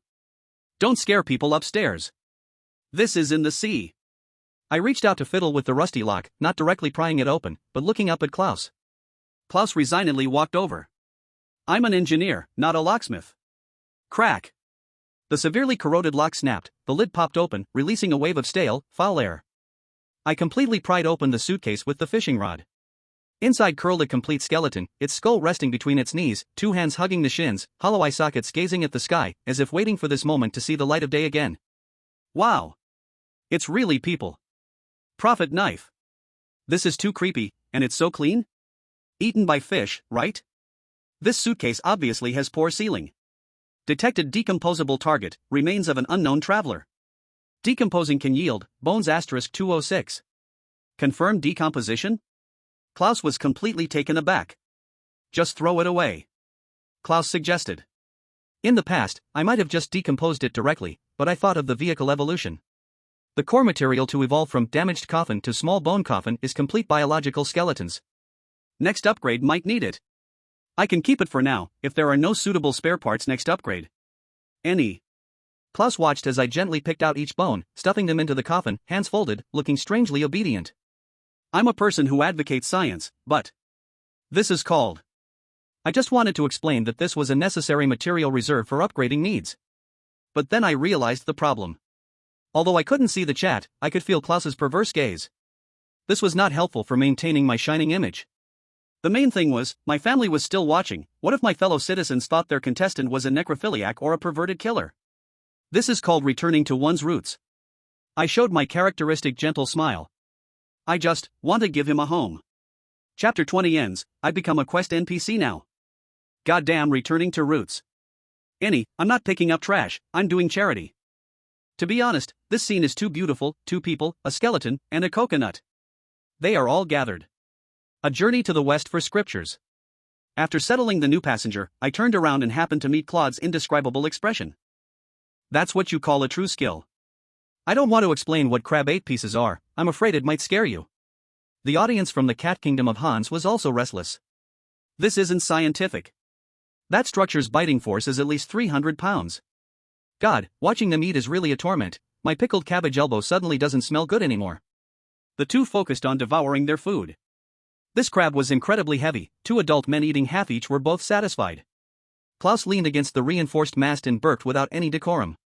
This is the best meal I've had since entering the game. There will be better meals in the future. Ren Yi gathered the broken shells together and decomposed them into the warehouse. Broken crab shell *2. This can be ground into powder for emergency calcium supplement, used on wounds to fight bacteria, stop bleeding, and promote healing. In the future, it can also be made into toothpaste when conditions allow. He didn't decompose the complete back shell. Are you going to keep it as a souvenir? Klaus curiously asked as he watched Ren Yi take the basin-sized crab shell to wash it in the sea. No. After washing the crab shell, Ren Yi placed it over the extinguished fire pit. This will be a soup pot. I'll make fish soup once I catch some fish. Wait, if it's burned directly, the material will become brittle and carbonized. Klaus instinctively rebutted. It was roasted for so long and it was fine, let's use it first and see if it leaks. Ren Yi casually dismissed Klaus's concern. Thanks to Brother Crab for contributing to our sailing cause. Wow. Is there really such a way to play? This pot looks so fresh. Using waste to make something useful, this is really showing Coffin Brother how to play. cooking the neighbor with the remains of the victim. After filling up, people's energy also returned to its peak. This was the perfect time for labor. Even with simple tools and materials, just a few wooden planks, Klaus still demonstrated what professionalism looks like. He used a chisel to create mortises at the front of the coffin, tightly hammering the mainmast base in, then nailing it down. It looks solid. This size of boat is barely enough. Klaus shook the mast, frowning in dissatisfaction. But it lacks lateral support. If it encounters winds above level 6, it could collapse or break. Isn't this called the Sea of Tranquility? Ren Yi was focused on mentally communicating with Wilson. Klaus ignored him, diligently fixing the red and white parachute fabric to the mast. About half an hour later. Okay. Let's raise the sail and give it a try. Klaus stepped back a few paces, eagerly watching his masterpiece. Ren Yi was also very excited, tugging on the rope, acting as the sail to pull it hard. Whoosh! The red and white fabric swelled in the gentle breeze, making a fluttering sound. The coffin, which had been drifting slowly with the waves, suddenly jolted, and both men felt a push from behind as the bow cut through the sea waves. Speed was picking up. But, this scene. Klaus and Ren Yi silently stared at the white question mark that occupied their entire field of vision. That was the original design on the parachute. This design is just too artistic. Ha ha ha ha. Wandering with a question mark. This is called, because we don't know where to go, so we put a question mark? Is this a task NPC? Chapter 21, Setting Sail? Now the whole world knows we're lost. Ren Yi didn't care about the aesthetics, as long as it worked, it was fine. Besides, this design actually seemed quite unique to him. He opened the vehicle's panel to take a look. Vehicle, small bonewood coffin, LV.1. Status, setting sail. Speed increase, 200%. New attachment, confusing soft sail. Evaluation, pirates would hesitate to rob a ship with this sail, as it looks not only poor but also a bit abnormal. How do you control the direction of this sail? Ren Yi asked. There's a rudder next to the seat, just tie the rope to it and you're good. Klaus pointed behind him. Then turn that handle. Ren Yi tried twisting it, the sail tilted to the right, and sure enough, the bow turned sharply to the left. My God! Ren Yi exclaimed. With a brother like you, your sister must be really proud, right? This sudden burst of praise made Klaus's hair stand on end. Even the sea breeze felt colder than these words. After a few hours together, Klaus felt that he had roughly figured out the temperament of this contestant from the Dragon Kingdom. If he treats you with cold eyes, it means you are just a passerby, irrelevant to him. But if he suddenly becomes warm and polite, even trying to chat about daily life, then it's over, you are the prey. You better stop talking like that. Klaus rubbed the goosebumps on his arms and grumbled unhappily, it's creepy. How could it be? Such simple materials can be made into such a nice sail, the craftsmanship is incredible. What he said was indeed reasonable. Klaus kept putting on a tough face, but still proudly lifted his chin. It's just for survival, it's nothing worth mentioning. Ren Yi also felt that he had figured out the temperament of this Hans cat. He is caring, proud. Easy to understand, easy to use. The viewers in the live stream had long been laughing like crazy. Ren Yi, just need to take little action. I think you are a bit abnormal, but I find it quite useful. Klaus, I'm going to throw up, stop the compliments. I see Klaus is destined to be sold off while counting the money. Oh no, I mean counting the bones. The gentle sea breeze filled the sail, and the coffin that originally needed human power to row now sailed through the waves by itself as long as the helm was controlled well. How about this speed? Klaus couldn't help but want to show off again, but he didn't hear a response. Turning around, he saw Ren Yi hanging half of the last piece of fresh seagull meat on the blessing of the fisherman. Still fishing? His gray eyes nearly popped out. Are you a machine? Didn't we just finish that crab? To him, after completing a huge task and having a big meal, it was the perfect time to enjoy the afternoon sun and talk about future plans. Yet this person hadn't even warmed his seat and was already starting work again? You don't understand. Ren Yi adjusted the drag knob of the fishing reel. Now that the boat has speed, it is just right for trolling. Trolling? Pretend we are a fleeing live fish, Ren Yi waved his hand. The fishing hook with the bait dropped into the splash at the boat's tail. Usually, we can catch some big ones. Most importantly, we haven't sorted out dinner yet, and I'm not at ease. Klaus ultimately closed his mouth. This person was even more diligent than the strictest foreman from their Hans Cat Country. Ren Yi, as long as we can move, we need to produce. This reason is perfect, dinner indeed isn't settled, people are iron and rice is steel. Who plays trolling on a coffin? That scene is too beautiful, I dare not look. I want to try too. As the coffin boat moved forward, the fishing line was taut, and the deep blue sea was cut by a thin crack from the fishing line. Time passed 1 second at a time. ZZZ. Ronnie, originally still having a staring contest with Wilson, instantly focused his gaze. The fishing reel was releasing line. The fishing rod in his hand was nearly stretched into a semicircle, the tip of the rod touching the water's surface. Big one. Ronnie reacted quickly, standing up to grab the fishing rod, but the big one in the water not only didn't get dragged away, but instead yanked the coffin to a halt. Klaus was constantly correcting the course and almost got knocked into the sea. What the hell? The boat is tipping over. Hold steady. Ronnie gritted his teeth, bracing himself against the most secure seat on the boat, veins bulging on his forehead. Was this thing trying to escape, or was it trying to wrestle with the boat? To the left. Klaus, chaotically moving the helm with his feet and hands, shouted, "God, how big is this? This commotion. It must be a giant. The boat just jerked, that thing must weigh at least 100 pounds, right? That's conservative, with my experience, it must be at least 300 pounds. Trolling is easy to hook earth, but it's also likely to catch big goods, exciting." The force from the fishing rod was heavy and violent, jerking left and right, each tail whip could make their small boat shake with fear. Fortunately, Blessing of the Fisherman was indeed a sturdy level 2 from the game, ridiculously solid. Under this force of tugging, it had bent to the extreme, yet still showed no signs of breaking. "Give me, up." Randomly wedging the end of the fishing rod into the middle of the seat, taking advantage of the moment when that thing's force paused, I used all my strength and body weight to suddenly raise the rod and reel in. With this motion, the sea surface not far away instantly burst open. A gray long shadow wildly thrashing in the air. That was a strange fish, almost 2 meters long, with a streamlined, elongated body, its fine scales gleaming with a metallic shine. Its huge jaw resembling a cold, shining iron claw, and sharp, long spikes growing from its head. "Is that a swordfish?" Klaus exclaimed. "No, a swordfish isn't this small." The fish splashed back into the water, diving down again in a frenzy. "Maybe it's a mutated pike or something." Random was using all his strength, quickly shaking the reel. "It doesn't matter what kind of fish it is, it's our dinner now." Dinner seemed to be angered by the earlier splash, no longer trying to swim deeper but instead turning and charging toward the boat. Its dorsal fin sliced through the surface, swiftly drawing a white line. "It's going to crash into the boat." Klaus's face turned pale, grabbing the sharp wooden stick he had just half-sharpened. Their boat only had a durability of 35 points, if it really crashed, it wouldn't break apart completely, but a hole through it was a certainty. Random calmly quickly reeled in as Dinner approached, keeping the fishing line tight. And just as it was about 5 meters from the boat, he suddenly yanked the fishing rod sideways, forcibly altering its trajectory, skimming past the boat and splashing water all over Klaus's face. Random stumbled, nearly falling onto the coffin board. "Damn it, it's turning around." That gray shadow traced a U-shape on the water's surface, seemingly planning to leap out and skewer Random like a sugar-coated hawthorn. As he saw the spikes above Dinner's head breach the surface, Random opened the cabin door and grabbed the leg bone of their new member. "Buddy, lend me a fire." The strange fish had already leaped out of the water, astonishingly high. Random clenched his back teeth, swung his arm wide, and hammered down on the area behind its gill cover with the borrowed leg bone filled with the anger of the unlucky guy in the box.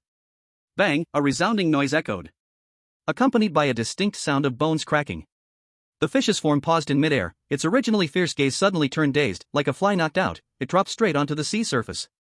Splash! Random gasped for breath, his heart pounding wildly. That one strike had numbed his hands, and the leg bone he borrowed now had a crack. "With this hit, I ask you how many years of skill?" "Skeleton bro, although I'm not a human, you truly are a dog." Even through the screen, I feel my head buzzing. Is it only me feeling sorry for that skeleton? Leg turned into a bat. Upstairs, he also participated in the kill. This is called an assist. Chapter 22, Black-Hearted System. That gray long shadow was still floating on the sea surface. Though its belly had turned white, the occasional flicking of its tail indicated it was still fresh. Random plopped down onto the coffin board, his lungs burning, his fingertips trembling uncontrollably. Who? He dropped the bat he had used, adjusting his breath as he picked up the fishing rod stuck in the seat to reel in. Don't just stand there, the fish was only stunned. If it woke up soon, things would get troublesome. Come help. Klaus suddenly snapped back to attention, looking at the exhausted Random, coming over with the sharp wooden stick. The big fellow had already been dragged to the side of the boat. Only up close did they realize it was much more ferocious than when seen from afar. Its scales were the size of coins, its dorsal fin like a reverse steel saw, the spikes on its head nearly a meter long, spiraled. If it weren't attached to the fish, Klaus could have mistaken it for a sharpened steel bar. At this moment, its head had sunken in, but its gills were still stubbornly opening and closing. Klaus assessed for a moment and lifted the sharpened stick, stabbing it hard into its eye and twisting it around. The fishtail stiffened, weakly slapping the water's surface, and then fell silent. Kill LV.2 mutant armored swordfish gained evolution points *5. You have gained evolution points, 3. Klaus heard the game notification in his ear. 3 points? So many? He instinctively turned to look at Ren Yi. Ren Yi had also received a notification, but his read. Kill LV.2 mutant armored swordfish gained evolution points *5. You have gained evolution points, 2. The audience with a god's perspective erupted. What the hell? What's happening? Stealing kills? This system judgment is interesting, the last hit gets the big points? Klaus really made this road narrow. He worked hard to take the fish's health down, but in the end, Hans' cat gobbled up the experience? If it were me, I'd be losing my mind. Look at Klaus's expression, it doesn't seem happy at all, he looks scared. Klaus was indeed very flustered. He knew very well that if it wasn't for Ren Yi, he wouldn't have even seen the shadow of this fish, and he was more certain that if it wasn't for Ren Yi's hit, they would have probably become fish food. In the end, he put in hardly any effort, yet got the bulk of the points? This distribution method felt like a joke. In some extreme teams, this could very well become a reason for a purge. I mean. Klaus awkwardly gestured, the game judgment. How many points in total? Ren Yi sat there without moving. 10, 11 points. Oh, that's not bad. Ren Yi's expression and tone were just like usual, without any anger or sarcasm. It seems that in the future, the job of last hitting can be more given to you, the efficiency of upgrading the sequence can be a bit higher. You aren't angry? Klaus was stunned. Ren Yi looked at him strangely, angry about what? There are only 5 points in total, who gets it doesn't matter. Does that mean if I got it, I wouldn't help you find evolution points to upgrade the sequence? Klaus wanted to refute that loot distribution and upgrading the ship were two different things. But seeing Ren Yi's indifferent expression, he felt that arguing this was superfluous. An inexplicable emotion surged in his chest. Ren Yi's openness about profit sharing made him feel this teammate was worth trusting more than any promise. My Coffin brother's mindset has opened up. Ren Yi, just a few points of evolution points, what's the big deal for my little brother? This wave of winning hearts, I give full marks. Klaus's loyalty has probably maxed out. Hans Cat Nation's audience expresses gratitude. In the future, we are firm allies. Don't get emotional. Ren Yi pushed himself up against the railing. Getting it on board is the real challenge. This fish is about 2 meters long even without its spine, getting it onto the boat is a significant challenge. The two of them lifted the tail and pulled the head. 1, 2, 3. The coffin suddenly tilted to the right, the waterline instantly going over the boat's edge. Stop, stop, stop. Klaus's face changed dramatically, and the two quickly let go. And the fish slid back into the sea. Too heavy, if we can't get it on board, the boat is going to capsize. In the live broadcast room, some spectators who love to stir the pot began to comment. Just this? It takes 2 people to lift? I can do it with 1 hand. Upstairs is amazing, may I ask if you have ever fought 20 Tibetan bears alone? Don't shout, you can't even beat your own cat. That's a 2-meter-long fish, do you think it's a plastic model? Okay, do you mind if I add some highlights? If they didn't get it on board, it might attract deadlier predators. And then don't even mention dinner, whether the boat could be saved would be a problem. No choice. Ren Yi looked regretfully at the large chunk of meat, placing his hand on the fish's corpse. They could only dispose of it on the spot and pack it up to take away. Detection of decomposable target, LV.2 mutant armored pike, completeness 98%. Decomposition may obtain. Fresh pike meat 2 pound pack *40, days 3, mutant armored pike long jaw *1, armored scales *50, complete fish bone *1, fish oil *5, mutant swim bladder *1. Confirmed decomposition? Decompose. As the blue light faded, the sea surface became empty, and Ren Yi stared at the translucent panel with raised eyebrows. Fresh pike meat 2 pound pack *40. This is too black. Randomly complained. How can this fish weigh at least 300 pounds, yet after the system flays it, it's only left with 80 pounds? Although it's called armored pike. It can't be that the scales, bones, and internal organs take up 200 pounds, right? The middleman doesn't make a profit this way, saying it's flayed would be an understatement, it's more like it had a limb amputated. Forget it. Random's gaze shifted down to other spoils. The warehouse doesn't have preservation functions, no matter how much meat there is, it will spoil if not eaten within 3 days. With a thought, a 1-meter-long spiral spike appeared in his hand, and Klaus, who was trying to get rid of the fishy smell on the boat, jumped back in shock when he turned around. Is this the weapon from that strange fish's head? It didn't seem so exaggerated when seen in the water, but in Random's hand, it looked like a short spear made of steel. Random tried to thrust it forward a couple of times. The feel of it was solid enough to instill great confidence. Mutated Armored Pike Long Jaw.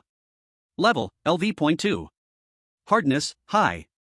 Evaluation, a masterpiece of nature, born to pierce prey. P.S. It is not recommended to use it for dental care, unless you want to give yourself a brain freeze. Good stuff. Klaus took it and tapped it with a hammer, making a metallic sound. If it had a non-slip handle, it could be used as a melee weapon, definitely better than bones. Random nodded and pulled out a pile of scales that clanged down onto the coffin board. Armored fish scales. Evaluation, although it couldn't withstand your club, that doesn't mean it's not hard enough. P.S. I won't object if you want to make a bikini out of it. Hardness is similar to low-carbon steel, but has better toughness. Klaus picked up a scale and bent it. If strung together to make two bracers or a shield. Are you going to star in a blockbuster? Marvel Man? Random couldn't help but crack a cold joke. This is defense. Defense. Klaus corrected. You're thinking too small. Random pointed at the coffin board. How about embedding it into the boat? Chapter 23 New Module, Biological Buffer Layer. Embedding it into the boat? Armored ship. Klaus's eyes instantly lit up. Genius. He immediately took several scales and started gesturing at the bow of the ship, muttering to himself about the force points. But soon, that excitement fizzled out. Too few. He dejectedly returned to his seat and threw the scales back onto the pile. These scales won't be enough to cover the front of the ship. If they were applied sparse, they would not only fail to provide protection but would also increase the weight of the hull. Most importantly, it would look ugly. Then let's keep them for now. Random stored the scales back in the warehouse. We'll talk about hunting a few more later. He spoke lightly, as if the mutated fish that could flip the small boat was just a cabbage picked off the ground. Is there anything else? Klaus rubbed his hands, looking at Random with eager anticipation, like a child waiting to unwrap a gift. Random suddenly smiled, waved his hand. A blob of white, soft tissue plopped down onto the deck. This thing was more than half a meter long, looking like a long, deflated balloon, with blood vessels and unknown sinews on it. Klaus's face, filled with expectation, instantly twisted into a frown as he sprang back. Mutated fish swim bladder. Evaluation, an extremely excellent buoyancy bag with astonishing toughness. Of course, if you insist on putting it in a pot, it might also be a unique flavor. Swim bladder? Klaus tried to push it away with the short spear.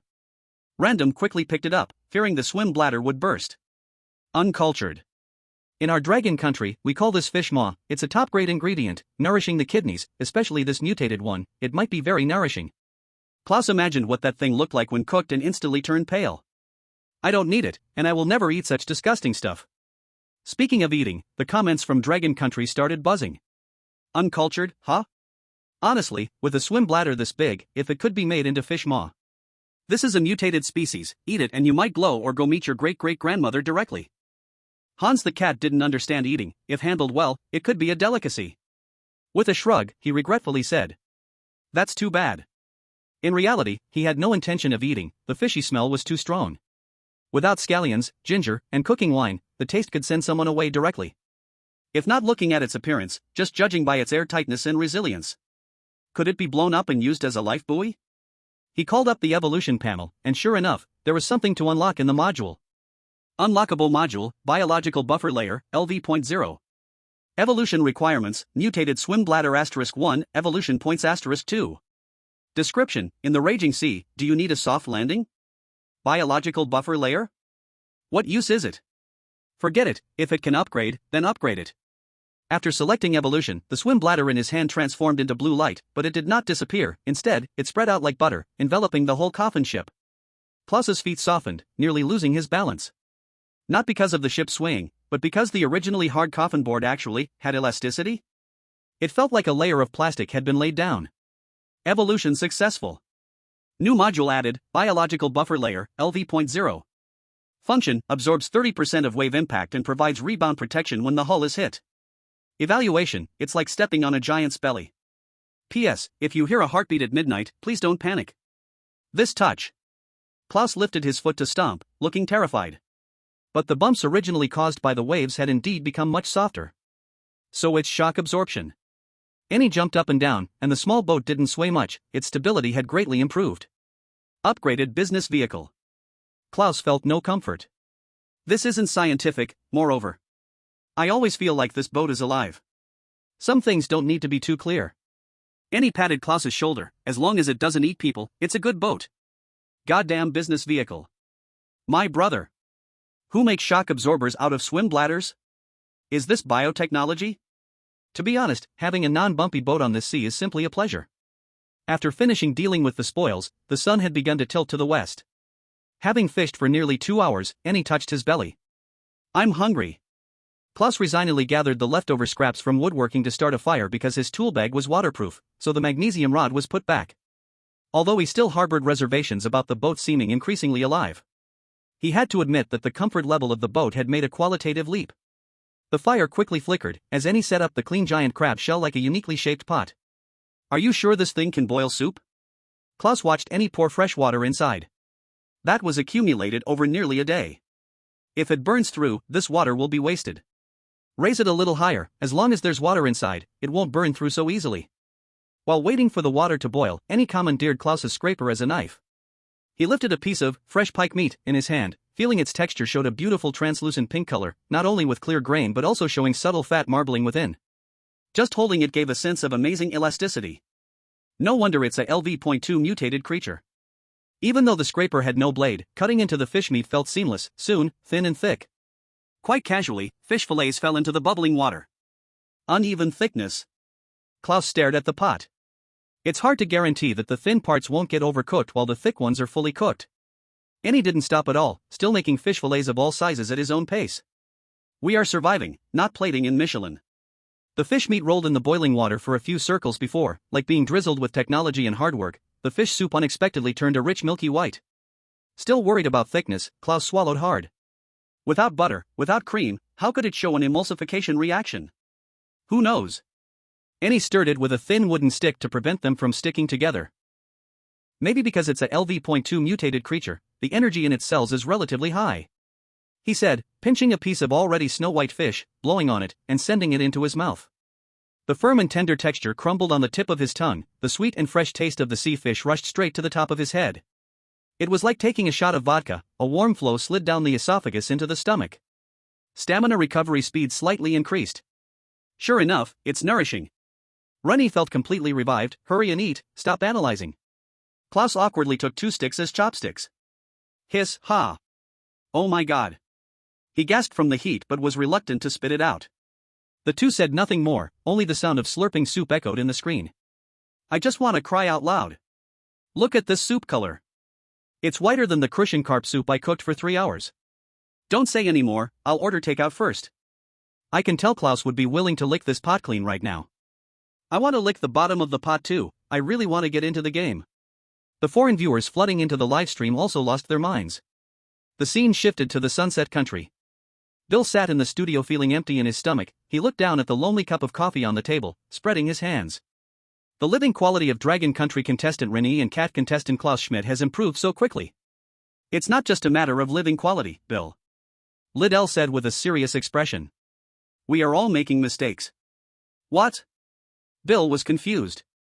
We are measuring this marathon with the mindset of a sprint. Liddell pulled up a statistical chart showing the survival rates and sequence distribution of contestants from various countries. It showed that most of the eliminated contestants were non-combat sequences like craftsman, botanist, and pharmacist. It's normal for contestants who lack combat power in the early stage to be eliminated. Bill shrugged, unconcerned. Bill, the game is cruel, Liddell said solemnly.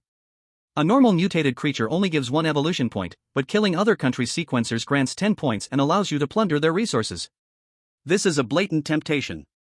In the early stages, everyone is weak. Killing a retaliating monster is far less easier than stabbing to death a weak contestant who was lying on a raft, vomiting. This is the current situation. Liddell pointed at the scene of beautiful country. Morrison, the former colonel, and his teammate Zarin from Air Mau country stood beside the corpse of another country's contestant, cleaning their daggers. They were indeed kings in the early stage, but as time goes on, vehicles need maintenance, houses need expansion, and stable food and medical sources are required. I suggest, Liddell said to the camera earnestly, contact our people, and if they encounter these weak contestants, as long as there is no direct threat, try to provide shelter. Chapter 24, The Gourd Babies Save Grandpa. With the sea breeze blowing, the little boat painted with question marks slowly moved forward. Klaus squatted at the stern, willingly cleaning the pot. If this isn't cleaned properly, tomorrow it will stink like a dead mouse from a week ago. He lifted the pot and inspected it from every angle, satisfied only after confirming there were no dead spots. Just as he turned around to ask Ren Yi where to put the pot, he saw Ren Yi running back to the side of the boat with a fishing rod. "Boss, even the donkey from the production team has to rest after grinding for a while, right? I saw your hands shaking after you caught that iron fish just now." Ren Yi adjusted his sitting posture, threading a small piece of fish meat onto the hook.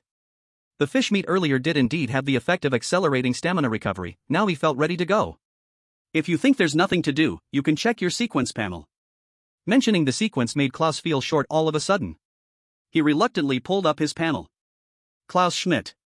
Sequence, Forgemaster, LV.0. Evolution points, 11 out of 10. Current proficiency, 85 out of 100. Initial toolkit. The evolution points are enough. Klaus scratched his messy flaxen hair, disappointed, and said, "But I'm still 15 points short on proficiency. I haven't stopped since I entered the game. Repairing ships, making masts, fixing coffins, making masts again, and even roasting fish. Oh, maybe that doesn't count. You evolved the ship so easily, your sequence must have upgraded a long time ago, right?" Ren Yi's hand, holding the fishing rod, paused slightly. He has a thumping sequence. From start to finish, his panel only has these few function modules: decompose, evolve, storage. Others evolve as humans, he evolves as a ship. From the looks of it, as long as there are materials, theoretically, this coffin could evolve infinitely? I guess so. While he was struggling with the proficiency of his sequence, Ren Yi was already making practical efforts for the next evolution. In comparison, he feels really unprofessional. Klaus took a deep breath, picked up the spike on the head of the mutated pike.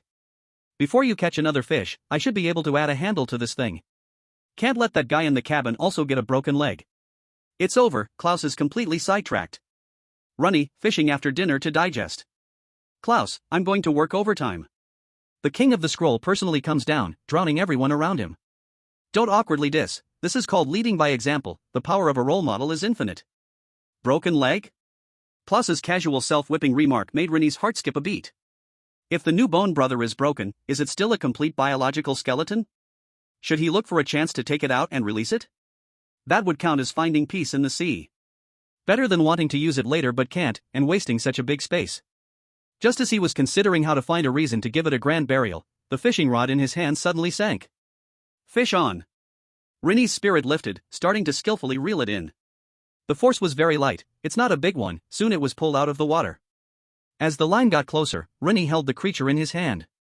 A small sea turtle, not bigger than a palm, helplessly flapping its 4 legs, its green shell shining like jade under the sunset. Little birthday star of the ocean. Evaluation, it might be older than your ship, let it go, maybe the sea god will give you some face. P.S. Not delicious. Give me face? Ren Yi raised an eyebrow, gently took off the hook and put it back into the sea. The little sea turtle spun a few times in place, then dove into the sea and disappeared. Klaus hesitated to speak. Such a small one, it's just good deeds. Ren Yi rebaited and cast the rod again. In less than 2 minutes, the fishing rod wiggled again. Following the same trajectory, another turtle was on the boat. This one was a bit bigger, about the size of a soup bowl. Lost sea turtle boy. Evaluation, he might be the brother of the one just now. P.S. Still not delicious. Ren Yi silently unhooked the fish again, not so gently tossing it back into the water. Even Klaus looked at Ren Yi oddly. This sea area. The salinity of this sea area might be a problem, otherwise, there's no way to explain why Ren Yi's fishing rod had motion again in less than 2 minutes. Crack, crack. Reeling it in was still very smooth, a round lid the size of a basin landed on the coffin board, 4 thick legs flapped in the air. Rebellious sea turtle youth. Evaluation, he might be here to find his 2 younger brothers. P.S. Old and tough again. Help me. This time, the turtle flapping was too vigorous, forcing Ren Yi to struggle a bit. Klaus fell silent for 2 seconds, put down the file in his hand, and walked over with a ghostly expression. Together, they worked to release this approximately 50-pound creature from the hook. I don't understand. Are we encountering a turtle migration? Klaus's brows were tightly furrowed. Maybe it's like the gourd baby saving grandpa. Ren Yi made up a reference Klaus couldn't understand and casually pushed the rebellious youth back into the sea. Send one, get one. What? A mysterious Eastern tactic, hitting the small to get the big. Ren Yi calmly continued to bait the hook. Still fishing? Once is not enough, twice is just right, he cast the rod, there definitely won't be one after this. But the fact proved, don't try to turn the tide when the wind blows against you. Random and Klaus successively sent away the grumpy sea turtle mother, weathered sea turtle father, and kind sea turtle grandmother. Did we really disturb a sea turtle nest? Strict investigation. Strict investigation to see if Random is a reincarnation of a sea king. I'm dying of laughter. Is the whole family so neat? Is the big boss here to check the sea turtle household registration? Next, is it time for Grandpa? The afterglow of the sunset also faded, and the sea surface quickly darkened. Half an hour passed. Random remained motionless in the rod-holding position, as if the scene of the gourd kid rescuing Grandpa was an illusion. Klaus blew off the wood shavings. The long jaw of the mutated needlefish was cleverly embedded into the polished wooden handle. It seems the sea turtle Grandpa won't be coming. Klaus urged with a hint of glee. Pack it up, come try the new weapon. One last cast. Random was still a bit unconvinced. You said the same 10 minutes ago. Random sighed. Maybe Klaus was right, that family of sea turtles just passed by. He moved his stiff wrist to prepare to reel in the line. But the fishing line that should have smoothly retracted suddenly became taut and straight. Is it snagged? Random loosened the line, and after it relaxed, he pulled up again with force. Creak. Not moving at all. Snagged? Klaus swallowed. The depth here is at least over 2,000 meters, how can it be snagged? Their boat was still slowly drifting north. Logically, if something immovable was snagged below, the fishing line should gradually tilt with the movement of the boat, but now, that thing below was moving at exactly the same speed as them. The atmosphere suddenly became strange. Otherwise, let's cut the line. But before Klaus finished speaking, the taut fishing line suddenly loosened, drooping down weakly. Chapter 25, Plucked Bald, Big Profit. Looks like something is coming up. Random said softly. The seawater beneath them was slowly being lifted by some huge creature, with no waves or bumps. A massive shadow far larger than the small boat was rising from the sea. It was almost like an island. My God, Klaus stared at the ever-expanding land and almost stopped breathing. A hill-like head rose, and water flowed down from the folds of its skin. Its top, full of years of scars, even had a few small corals growing on it. Such a terrifying size was enough to instill fear, but when it turned its head to reveal two tiny black eyes. The small eyes drooped with eyelids, staring at them half asleep, instantly sweeping away the sense of oppression. Wow! The sea turtle Grandpa really came. This size? Don't joke, look at those eyes, so silly and cute. Generally speaking, sea turtles are gentle by nature. Looking at its expression, it was clearly a bit wise. The giant turtle did not make further moves, just opened its mouth. It had no sharp teeth, a deep rumble resonated from its smooth cavity. Klaus raised the short spear in his hand. Don't attack it. Random tentatively reached out to remove the hook, and the giant turtle cooperated. The fish meat on the hook disappeared without a trace. It ate the bait? Klaus widened his eyes. So it came up now to get us to give it more? Let's try to find out. Random took out a piece of fresh needlefish meat and accurately tossed it into the giant turtle's mouth. Gulp! Without even chewing, it tilted its neck and swallowed directly, letting out a satisfied low rumble like a horn. Then opened its mouth again. Is it treating us like a buffet?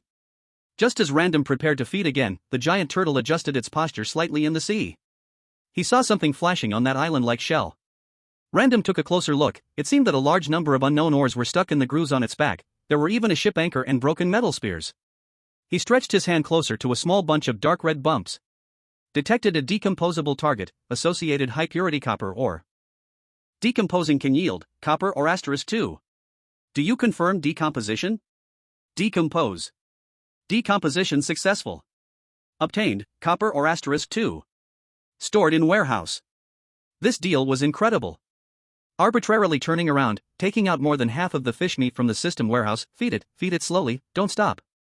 Then, nimbly climbing over the railing, attempting to jump onto the giant turtle's back. Boss! Klaus shouted in panic while feeding, that's not the deck, come back. Detecting decomposable target, abandoned ship anchor. Decomposition can yield iron block *5. Do you confirm decomposition? Decompose. Decomposition successful. Obtained, iron block *5. Klaus, don't you want to save your sister? And E continuously replied.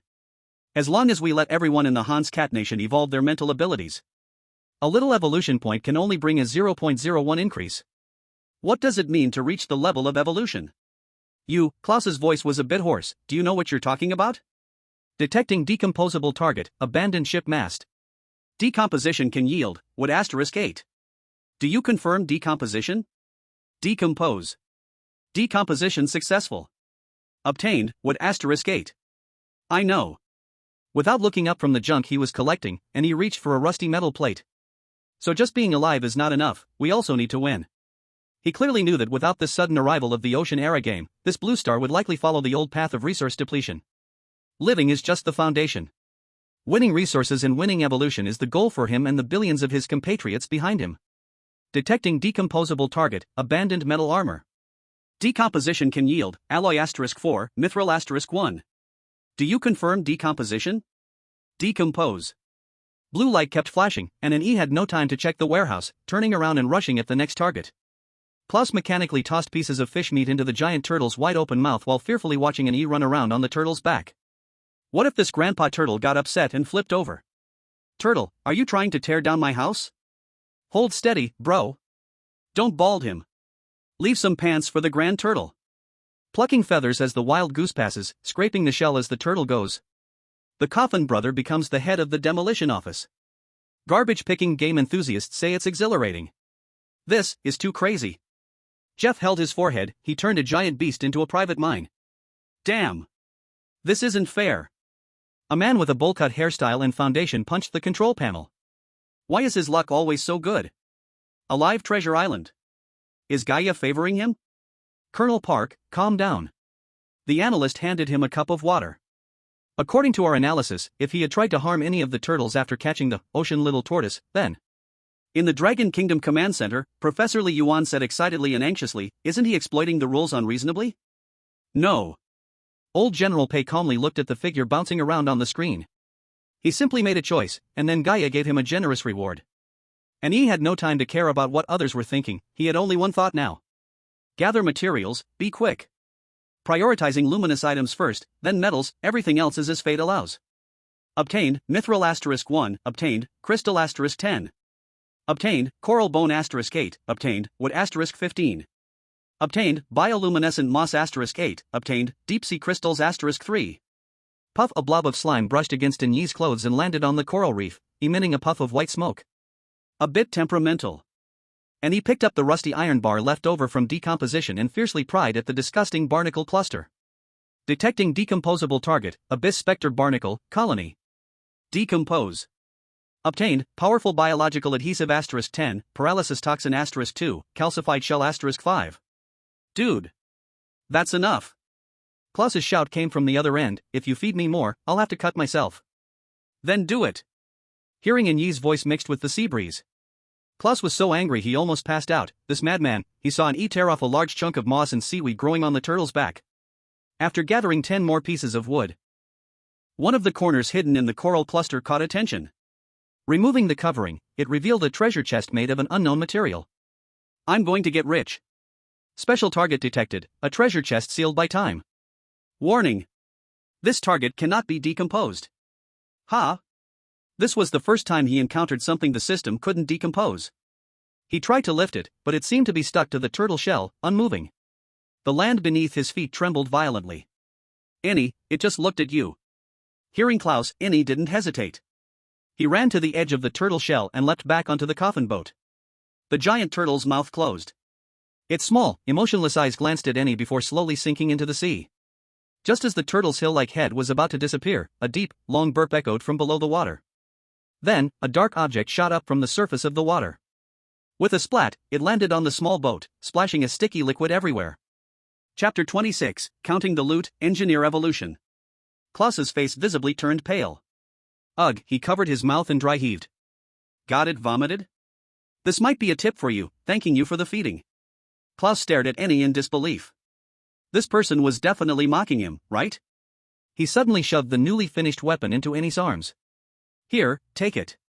I need to go clean my pants. Without another word, he quickly ran to the back of the boat. Annie felt the weight in his hands. The spear, now a meter long, had been fitted with a polished wooden handle, allowing for a two-handed grip. It was now a proper spear. Thanks, he said loudly, not sure if Klaus was in the mood to hear it. He placed the spear on a seat and crouched down, eyeing the tip. Upon closer inspection, it seemed like there was a faint glow leaking from the sticky substance. Damn, I can smell it through the screen. It threw up all the fish soup it just ate. Look, isn't there light coming from that gooey stuff? No way, could it be the legendary Dragon Ball? You're mixing up stories. Annie picked up a broken bone and began scraping the goo away. Underneath was a waxy yellow crystal, about the size of a stone. The glow was coming from the translucent crystal inside. Turtle yellow. Evaluation: the old phlegm inside a giant beast's stomach that has witnessed the breakdown and reformation of countless foods over millennia. P.S. Do not lick. Who would lick that thing? Annie silently moved the stone further away. Now, whenever he found these strange, mysteriously useful materials, he immediately checked his evolution panel. As expected, a new unlockable module appeared on the list. Unlockable module, Rumination Digestion Module, LV.0. Evolution requirements: Turtle Yellow *1, Evolution Points *5. 1. Turtle Yellow, 1/1. 2. Enzyme containing digestive liquid, 0/3. 3. Evolution points, 11/5. Description: a moving trash can that burps, do you want it? Enzyme containing digestive liquid? Annie's gaze shifted to the sticky liquid on the ground. Detected decomposable target, giant turtle's rumination digestive liquid. Decomposition will yield, enzyme containing digestive liquid *3, undigested fish meat residue *1. Confirmed decompose? Decompose. This time, the materials were sufficient. Annie opened his evolution panel again. Unlockable module, Rumination Digestion Module, LV.0. Evolution requirements met, proceed with evolution? Evolution. Under the glow of blue light, the plank next to the anemone-like purifier wriggled. A short block rose from it, with a trumpet-like opening at the top. Evolution successful. New module added, Rumination Digestion Module, LV.0. Function: can decompose organic matter into biological energy to strengthen other modules. Current conversion efficiency, 20%. Evaluation: stop complaining about trash having nowhere to go. P.S. Do not feed live creatures, it has poor digestion. Klaus came back and saw the strange object that had appeared on the deck. But he had already gotten used to it, and curiously asked, "What did you do to our ship this time?" Annie tossed the undigested fish meat residue he had just decomposed into it. Trash can. Burp. The square trash can wriggled gently, letting out a loud, satisfied burp. Biological purification device efficiency increased by 20%, duration 2 hours. The anemone-like water purifier notably glowed with a layer of blue light, its wriggling speed quickening a bit. Energy conversion and efficiency boost? Klaus's eyes brightened instantly, his disgust disappearing in an instant.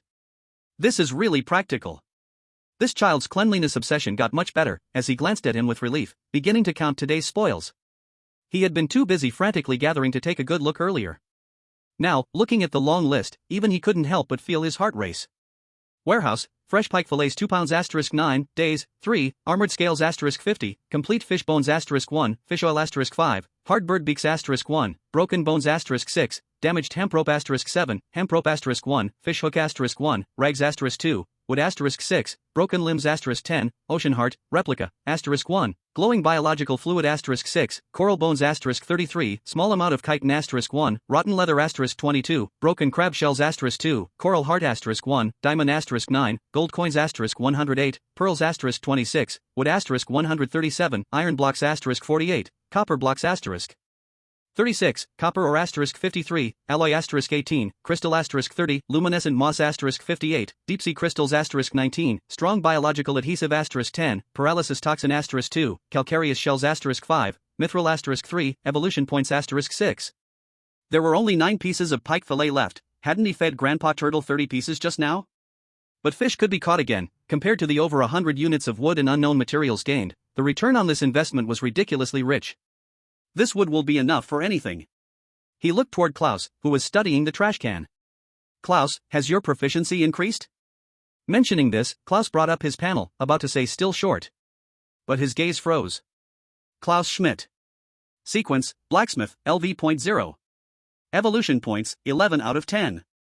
Current proficiency, 100 out of 100. Initial toolkit. I can level up. After saying this, Klaus chose to upgrade without hesitation. Sequence: Blacksmith, LV.1. Evolution points, 1/100. Current proficiency, 0/1000. New abilities: Bone Processing, Basic Mixed Forging. Beginner Toolkit. He felt a cool sensation flow through his limbs, eventually reaching the top of his head, making his senses much sharper. In his mind, like data being transmitted, countless pieces of knowledge about bone shaping and material joining appeared, clear as if inherent. Now looking at this ship again, what floated in his mind were plans for material optimization for each part. What a pity! Klaus's excitement quickly faded into regret. LV.1 can only combine wood and bone materials, no way to handle metal. And the next upgrade requires 100 evolution points. When will I ever get that? Arbitrary was next to the trash can, dealing with the warehouse garbage. He tossed the broken limbs one by one into it, watching the duration of the biological purification module's efficiency increase continuously. Hearing Klaus's complaint, he opened his own panel. The next level for small bone wood coffin, LV.1, was still gray. But now he had a clearer understanding. I guess my ship will need about this much for the next evolution as well. Klaus's irritability instantly disappeared. Yeah, he wasn't the only one troubled, all players faced the same daunting goal. I discovered that Arbitrary seems to never complain. It's not that he doesn't complain, he directly treats problems as goals. Perspective, brothers.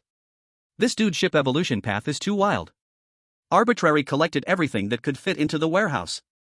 Just 100 points. Klaus shrugged. Maybe you're right. Having a teammate like Arbitrary, who was particularly dull emotionally, was pretty good, at least when feeling down, they wouldn't both be sighing together. Rather than complain, let's get down to business. He patted the coffin's lid with excitement that couldn't be suppressed. I remember you have level 2 pike fish bones in your warehouse. Saying this, his gaze drifted toward the cabin. And, our passenger, you should have no use for it now, right? Chapter 27, The Beautiful Nation is Falling, Find Me Another Blacksmith. Following Arbitrary and Klaus's comments felt like a floodgate had opened. Good guy, I still remember when I first met Ren Yi, Klaus wouldn't even touch a bone, thinking it was unlucky. Like attracts like. Klaus, I made the path wider. The once rigorous engineer is offline, now the new Nyo Hulu Klaus is online. Is this the legendary phenomenon of human-to-human infection? Engineers don't care about the source of materials, the boss certainly has no objections. Ren Yi dragged the whole traveler out. Dude, whether you lie on the ship or blend into it, you're still lying. It feels more involved and is safer. The hollow eye sockets of the skull faced the sky, its mouth slightly open, as if silently accusing. But to Ren Yi, it clearly seemed to approve. He said he is very willing. Klaus finally understood what his former teammate was all about. Divine logic. Being in the ship is no different from being in the ship's body. Top-notch understanding, this wave is a physical level of manship unity. But Brother Bone number 2, although I'm not human, you are truly a dog. Now 4 people can form a horse team. What else do we need? Ren Yi, now wealthy and bold, simply brought out everything that could serve as raw materials. Wood, coral, fish bones, calcified shells, and powerful biological adhesives. These things made the little ship sink. Enough, way more than enough. Klaus's eyes lit up at the sight of that 2-meter-long mutated fishbone. Now the ship looked like a crime scene that hadn't had time to dispose of the goods. Klaus stood amidst the messy materials and opened the panel. On the panel of Craftsman LV.1, the ship's body was transformed into a 3-dimensional model made of countless lines, similar to the CAD drawings they used before, but now it was holographic. There were several green parts on the ship's body model, which meant they could be optimized. Do you need my help? Ren Yi asked. No, I don't need it. Klaus had 3 parts confusion and 7 parts excitement on his face, just watching is enough. As he spoke, he raised his hand towards the void. There was no scene of labor, just like in a holographic projection game. Once Klaus confirmed the fusion plan, various materials seemed to be drawn by some unknown force, orderly arranging themselves in midair. Wow, is this the ability of the craftsman sequences? But, it looks really cursed, those bones are flying by themselves. Is this magic? This is unscientific. Upstairs, this is a national fortune game, talking science here means you lose.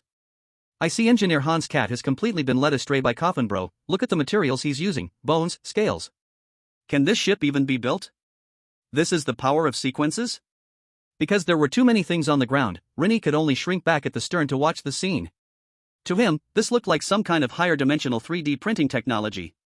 Klaus just needed to construct the blueprint in his mind, consume some kind of energy, and then he could use the rules to shape it. That fishbone merged into the bottom of the ship, the original wooden bottom was forcibly expanded, and the square coffin ship's bow began to shape itself into the form of a fish head, creating a streamlined sharp angle. The various parts of the traveler perfectly integrated into the wooden planks. A visible light green ripple spread out from Klaus, who seemed to be drained of energy, collapsing onto the deck. It's done. The once stingy coffin ship vanished. Now beneath their feet was a ship about 4 meters long and 2 meters wide. Tactical coffin? Ren Yi commented honestly. The overall outline still looked like a coffin, but the bow had turned into a sharp ram, and the sides resembled a monster's chest cavity forming hollow armor. The once bone-like railing had now become twisted coral, like wearing a crown of thorns. Most absurdly, the main body of the coffin was completely embedded in the back area of the deck, looking like a sunken resting area. Sitting inside felt extremely peaceful. The hermit crab is moving house, the clam can't hold on anymore. Good guy, is this an upgrade from economy class to a luxury hearse? As this ship sets sail, even the pirates must shout senior. With a casual look at the panel, the small boat's attributes have refreshed completely. Medium bonewood coffin. Level, LV.1++. Durability, 150/150. Size, 4.8 mx 2.2 m. Modules, strange mast, biological purification device, LV.0, biological solar module, LV.0, biological cushion layer, LV.0, rumination digestion module, LV.0. Evaluation, this ship is just short of having the words "I am the villain" etched on its forehead, even pirate ships will stare for 3 seconds upon seeing it. P.S. That coffin is still here? It seems you really have a sentimental attachment. Audiences from other countries were almost overflowing with jealousy. For example, in the command center of the beautiful country.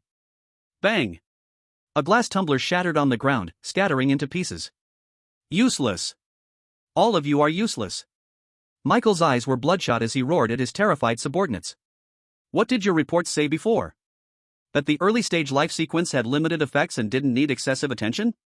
Just a LV.1 Forge Master can modify the ship like this, you call that limited effect? He swept all the documents off the table to the floor. Mr. Michael. Anna, a young analyst and the daughter of a certain congressman, boldly met Michael's gaze and countered. Our analysis is correct, the effects of a LV.0 Forge Master are indeed very limited. It's Klaus from Cat Country who, as a top mechanical engineer, has skills far beyond ordinary people.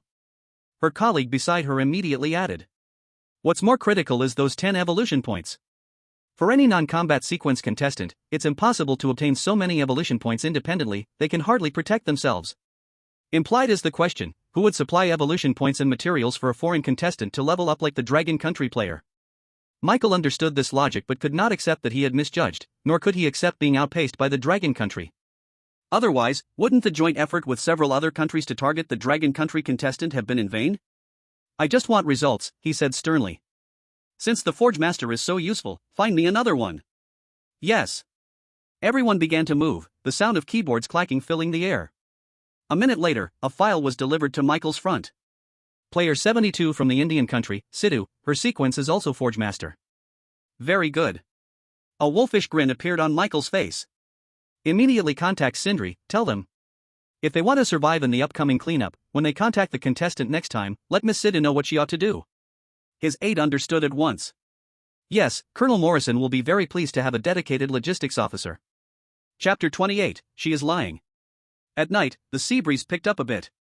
But the modified ship was really impressive, especially the semi-submerged resting area, which was practically the golden location on the ship. Klaus, having exhausted his energy, was now peacefully sleeping inside. Along with the green little night light. If this were on land, you definitely would have been given a couple of candles. Arbitrarily holding the fisherman's blessing at the ship's stern, he muttered to himself. If one didn't know any better, they'd think I was keeping vigil for him. There were quite a few night owls in the livestream room. This scene is so ghostly, I don't even dare to breathe out loud. I don't understand, but is this some kind of mysterious resurrection ritual? This decor, it immediately turns into a chaos grave at night. Can that green light change color? It's quite unsettling to look at.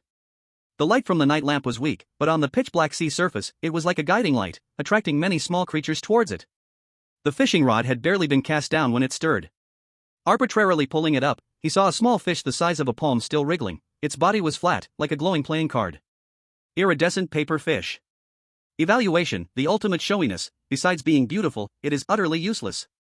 P.S. Not poisonous, but also has no meat. He casually disassembled it. Gained, glowing biological fluid *1. Better than nothing, arbitrarily reattached bait to the fishing hook.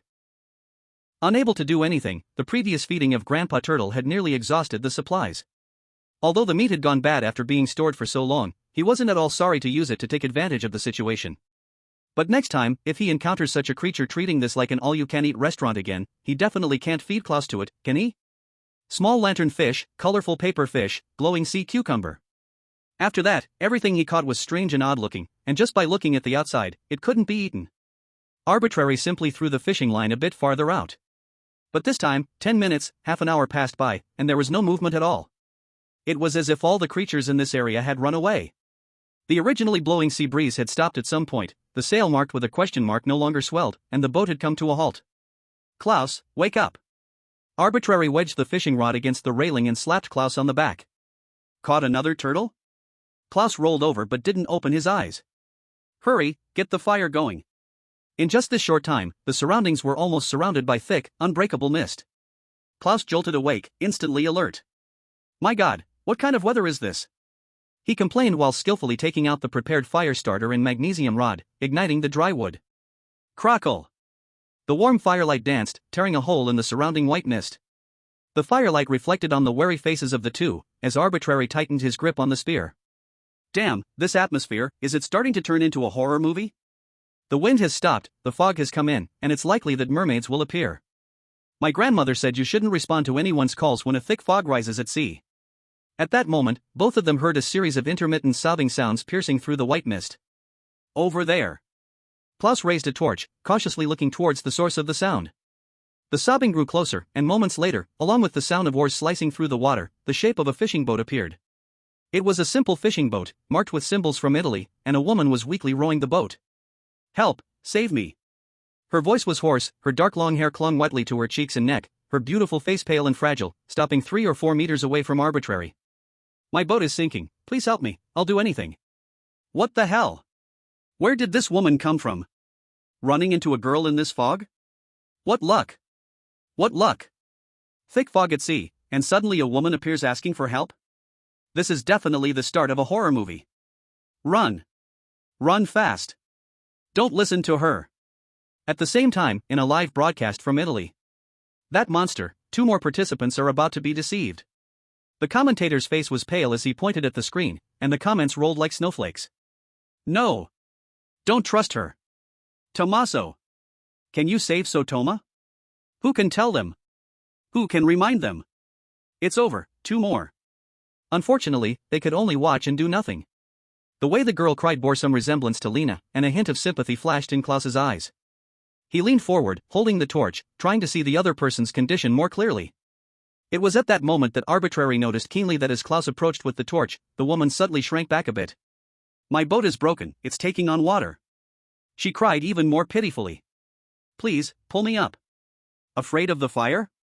Arbitrary had a realization and raised an assuring smile. Then come over here. The woman raised her tear-streaked face in surprise, gratefully saying, Thank you. But my leg is injured, can you please come and help me? Of course. Arbitrary nodded, turned around, and reached out his hand to Klaus, who was still hesitating. Klaus thought Arbitrary would go over personally to help, and instinctively handed over the torch while reminding. Be careful. But the moment Arbitrary took the torch, he suddenly turned hostile, throwing the torch at the woman with precision. Sizzle. Ah. With the sound of grease igniting, a piercing scream tore through the night sky. The woman's body seemed to have something combustible on the surface, and in an instant, flames soared into the air. Her once charming face began to crack, revealing sharp teeth that twisted to her ears, and the fire illuminated her upright lower body. A thick tail covered in rough, gray-green scales. She abandoned the small boat and dove into the water. Oh God! Klaus was startled into a cold sweat and hurriedly lit another torch, fearing that the creature would leap out of the water. Seeming to sense that these two prey were troublesome, she changed her approach. In the mist, the intermittent sound of sobbing echoed. This time from all directions, the woman's cries, pleas, cheerful laughter, and ethereal singing. Countless voices mingled together, gradually piercing the eardrum, stabbing into the brain. Chaotic images flashed through his mind. Children wailing while clutching corpses, dismembered limbs of comrades, desperate cries for help, those were memories from a past life that repeatedly sliced through his nerves. He felt as if his head would burst, it's fake. Distracted, he looked to the side, but Klaus had already dropped the torch, his eyes vacant, his expression shifting between anger and happiness. Shut up. I want her to shut up. He murmured, his steps seemingly uncontrollably moving towards the boat's edge. Lena, it's not deep-sea silence syndrome, you're awake. Jump down, just jump down, and it will be quiet. Klaus. He called out, but the other was deaf to him, 1 foot already crossed over the railing. And beneath him in the water, a shadow silently surfaced, seemingly waiting for its prey to throw itself into the trap. Without time to think, he lunged forward. He didn't pull Klaus back, but with all his strength, he thrust a spear made from mutated pike spikes into the shadow in the water. Thud. That was the muffled sound of piercing flesh. In the next second, all the confusing sounds vanished, and a painful scream tore through the eardrum once more. Ah! This scream made his temples throb painfully. But fortunately, Klaus was also awakened, his vacant gaze returning to clarity, confusion and fear written all over his face. Just now. He tightened his grip on the weapon, staring at the splashing water not far away, replying to him. Just now, you did well as bait. Chapter 29 Gentle Murder. That fear of almost being controlled and diving into the sea made his hands and feet cold. Klaus's heart raced in his throat, just about to complain to him. After all, no one wants to hear praise like, you did well as bait. You. But the words hadn't escaped his throat before they got stuck. Ren Yi leaned against the mast, his face as pale as paper, his injured hand trembling slightly, yet he was still on high alert, watching the movement on the sea. Clearly, the recent mental attack impacted him far more seriously than it appeared. That bit of resentment was quickly replaced by guilt, and Klaus pulled out a burning wooden plank from the fire. Did that monster die? It should not be dead, but it must have been pierced. Ren Yi felt like his voice was coming from the back of his head, and it took a while for the ringing in his ears to disappear. I coated the spear with the paralysis toxin from ghost-faced barnacles. If it can parasitize a 1,000-year-old turtle, it should have some effect, right? After all, even the system highly praised it. Paralysis toxin. Rating, can be considered for disobedient patients, the only side effect is that they might sleep until the next life. After a while, the calm sea surface bubbled up a few more bubbles. A dark, wooden-like body floated up, motionless. Ren Yi didn't rashly approach, picking up, fisherman's blessing, to cast the hook, snagging the monster's rough skin.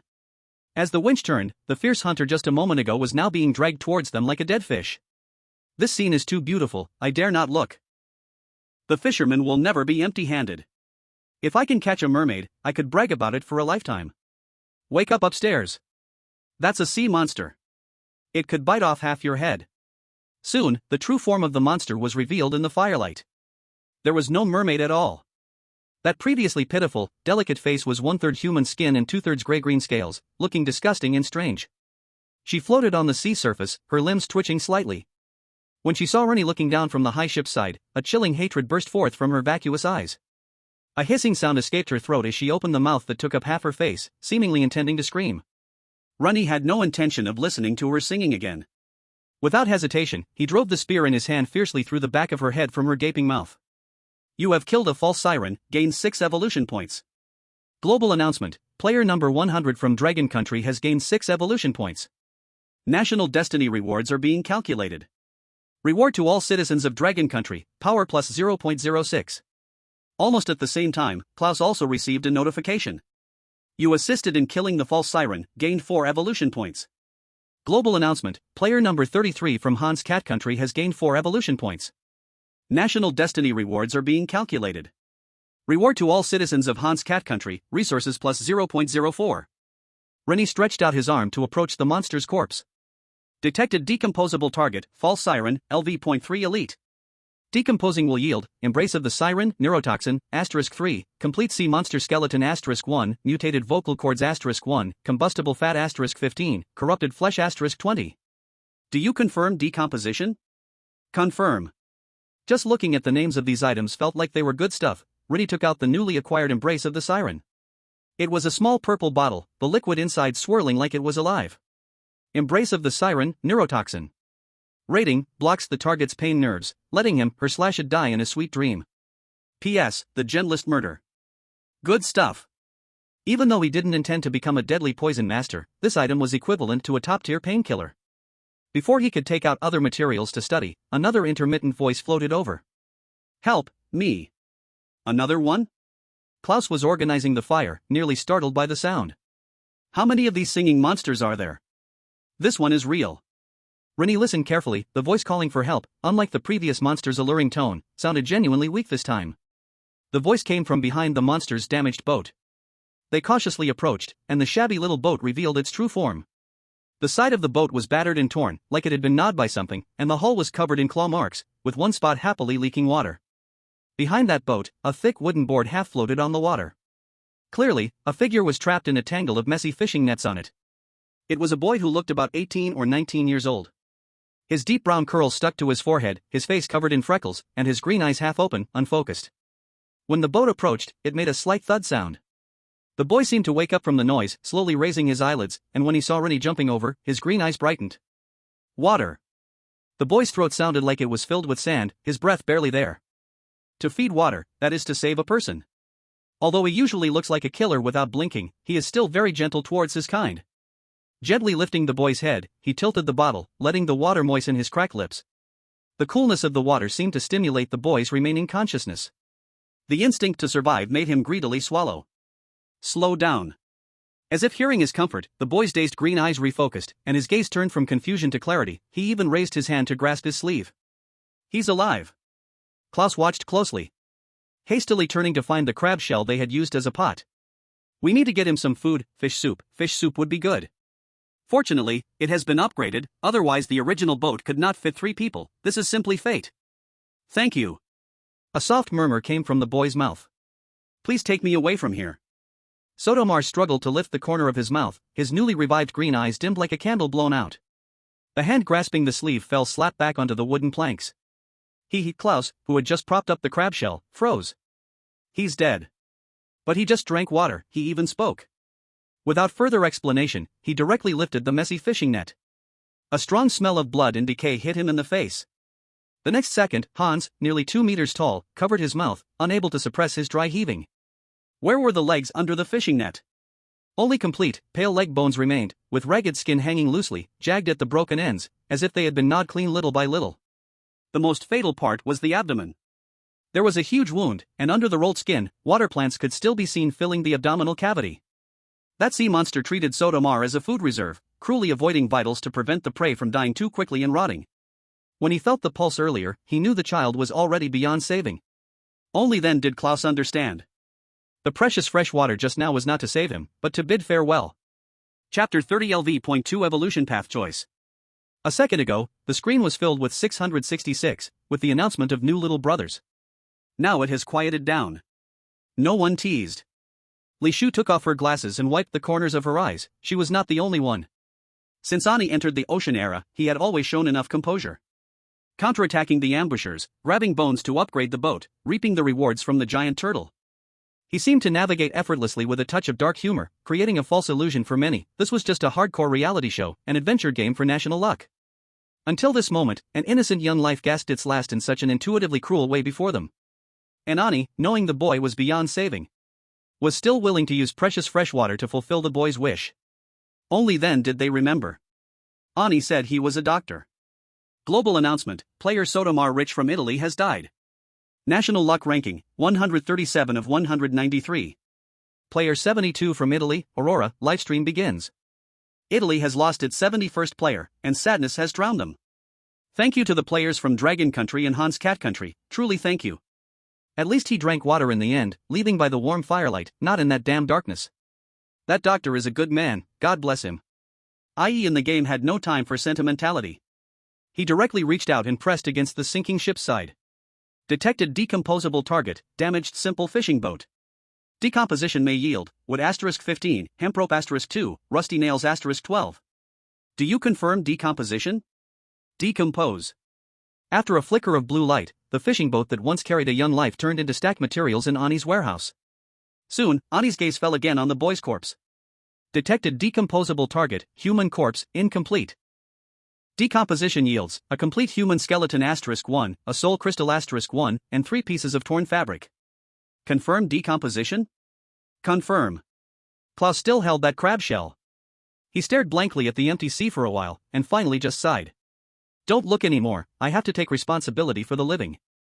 Annie climbed back onto the ship, grabbing the ship's side. Besides, that kid asked to be taken away. Turning him into spare materials to be part of the ship does count as taking him away.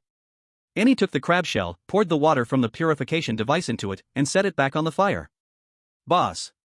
Klaus also sat by the fire, the flames illuminating his sharply defined face. What if one day I end up like that? Don't set up flags like that, brother. Why say such depressing things at a time like this? Oh no, is this the legendary moment for final words on the battlefield? Don't worry.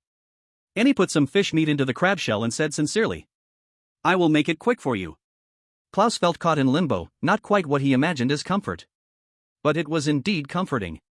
And Annie had started to excitedly plan. Your skeleton is bigger than the previous bones, the quality should be good. When the time comes, I'll secure you to the bottom of the ship, carving engineer Klaus Schmidt of Hans Cat Country on it, as a tombstone. Klaus. If these words had come from someone else's mouth, Klaus would think it was either joking or a threat. But paired with Annie's gentle expression, it somehow felt sincere.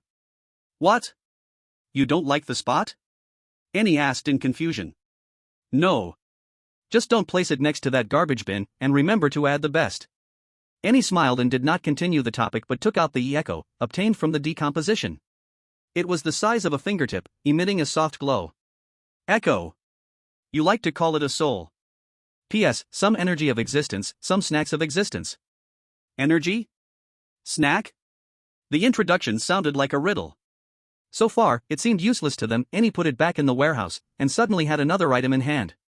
Transformed vocal cords. In stark contrast to that monster's terrifying appearance, it was exquisite, light, and covered in strange patterns. This thing looks expensive. Klaus commented. Usually, the expensive ones are useful. Annie said, opening the evolution panel. New module unlocked, biological mimicry module, LV.0. Evolution requirements. 1. Transformed vocal cords X1, January 1st. 2. Evolution points X3, 12 thirds. Evaluation, congratulations, you have acquired a speaker that learns to mimic sounds. P.S. Don't tell it your bank card password. Learn to mimic? If it could make a sound like that monster with mental attack, that would be perfect. Annie chose evolution without hesitation. The coral railing at the bow of the ship began to squirm, finally entangling into a statue of a woman's side profile with blurred features above the ram. Klaus turned to look, instinctively taking a step back, horrified, he blurted out. Verdammt. The next second, the statue's mouth opened slightly, and it emitted a sound over 10 times louder. Verdammt. This shout echoed across the vast sea, sending a shock through Annie and Klaus's heads. Klaus. Annie. In Hans Cat Country, the atmosphere became very awkward. Ahem. The commander cleared his throat. The mimicry function can create chaos and psychological pressure on the battlefield. It holds great tactical value. A group of experts and officials exchanged glances, all nodding in agreement. Klaus finally forced out a sentence, can we turn it off? This is too embarrassing. Annie clicked on the new module to take a look at the introduction, only to find the vehicle page had actually updated with new evolution hints. Not a single evolution route, but 2 completely different branches. Detected that vehicle pre-evolution conditions have been updated, biological module 5, opening LV.2 evolution path selection. Klaus, come look at this. Annie shared the interface with Klaus. This sight nearly made him pop his eyes out. On the right was a heavy and solid. A yacht covered in spikes. Evolution Direction 1, Bone-Armored Boat. Traits, armor increases by 200%, ramming structure strengthened, load capacity increased by 200%. Evolution requirements. 1. Complete shell of LV.2 or above, 0/1. 2. Iron blocks, 48/30. 3. Wood, 130/50. 4. Diamond, 9/5. 5. Evolution points, 9 out of 100. Evaluation, as long as it is hard enough, no one cares if you are ugly or not. This one. Klaus almost instantly got excited, pointing at the icon on the right. Its structure is simply perfect. Then he looked to the left. The icon was a shadow of a ship wrapped in phantom green mist. Evolution Direction 2, Ghost Bone Boat. Traits, devours flesh and blood to repair hull damage, speed increases by 20%, speed increases by 50% in fog or at night. Evolution requirements. 1. Complete biological skeleton of LV.2 or above, 1/1. 2. Wood, 130/30. 3. Deep sea crystals, 19 out of 10. 4. Mithril, March 1st. 5. Evolution points, 9 out of 100. Evaluation, don't want anyone to know you're in a coffin? Just run fast enough. Chapter 31, Human Heads? Klaus breathed quickly, staring at the beast-like thing. Boss. 200% load means we can carry more supplies, and we can add cannons. In his eyes, the vicious circle of bone spikes was filled with industrial brutal beauty. With this, competitors from other countries are like floating wood to us. He had already begun to fantasize about smashing around on the small tank. To be honest, Ren Yi was also tempted. Who doesn't love a heavy tank? But he was more concerned about the trait of devouring flesh and blood to repair the hull. In the monster-filled sea, what is most abundant is flesh and blood, which means the maintenance cost of the ship is almost zero. Moreover, his warehouse can store decomposed resources. As long as it doesn't get one shot, he can heal the ship while fighting. Endurance will be fully charged. Meanwhile, in the Dragon Kingdom's Strategic Command Center, various experts gathered around the long table, the atmosphere lively like the last 5 minutes before the stock market closes. To the right, it must be to the right. A major general's face was flushed with excitement. Look at this evolution direction, it's clearly aiming for a fortress on the sea. In the face of absolute power, all fancy stuff is nonsense. Old Zhang, naval battles are not bumper cars. The naval commander quickly retorted, mobility is equally important. And please everyone pay attention to this trait. Professor Li Shu pointed at the line of devouring flesh and blood to repair the hull. Although the bone-armored boat is powerful, wood, iron blocks, special adhesives, every repair requires a lot of resources. Once resources run out, the ship becomes disposable. But flesh and blood are different. This time everyone fell silent. From the perspective of endurance, the strategic value of self-repair is indeed very high. And another thing. The young intelligence analyst weakly raised his hand. That 50% acceleration is also very important. If we can't fight, we can run. Ahem. General Pei interrupted everyone's discussion. Everything analyzed has its merits, but you are overlooking a key issue. He pointed at the last line. 5 evolution points, 9 out of 100. No matter if we make tanks or supercars, our contestants now only have $9 in their pockets. It looks exciting. Ren Yi picked up a piece of fish and stuffed it into his mouth. Is that excitement? That is a sense of security. Klaus waved his wooden stick in excitement. With this, even if that giant sea snake comes, it will lose a few teeth. Wake up. Ren Yi doused cold water on him expressionlessly. Look at the materials list. Complete shell of LV.2 or above. Take a look at that LV.2 pike. Where do we get a 2-meter long mutated turtle or crab shell? Besides, they might not even break through its defenses. And look at the iron blocks. If we make it, a few collisions wouldn't be reparable. In the absence of ore sources, the armored boat is practically a gold-consuming beast. But, Klaus pointed at mithril and deep-sea crystals. We don't even know the sources of these two materials. Ren Yi was indifferent. Anyway, the subsequent repairs to the ship can use flesh and blood. Now that he had just enough materials, if used, then so be it. At this moment, Ren Yi was completely in a mindset of selling the cubs and not feeling distressed for the fields.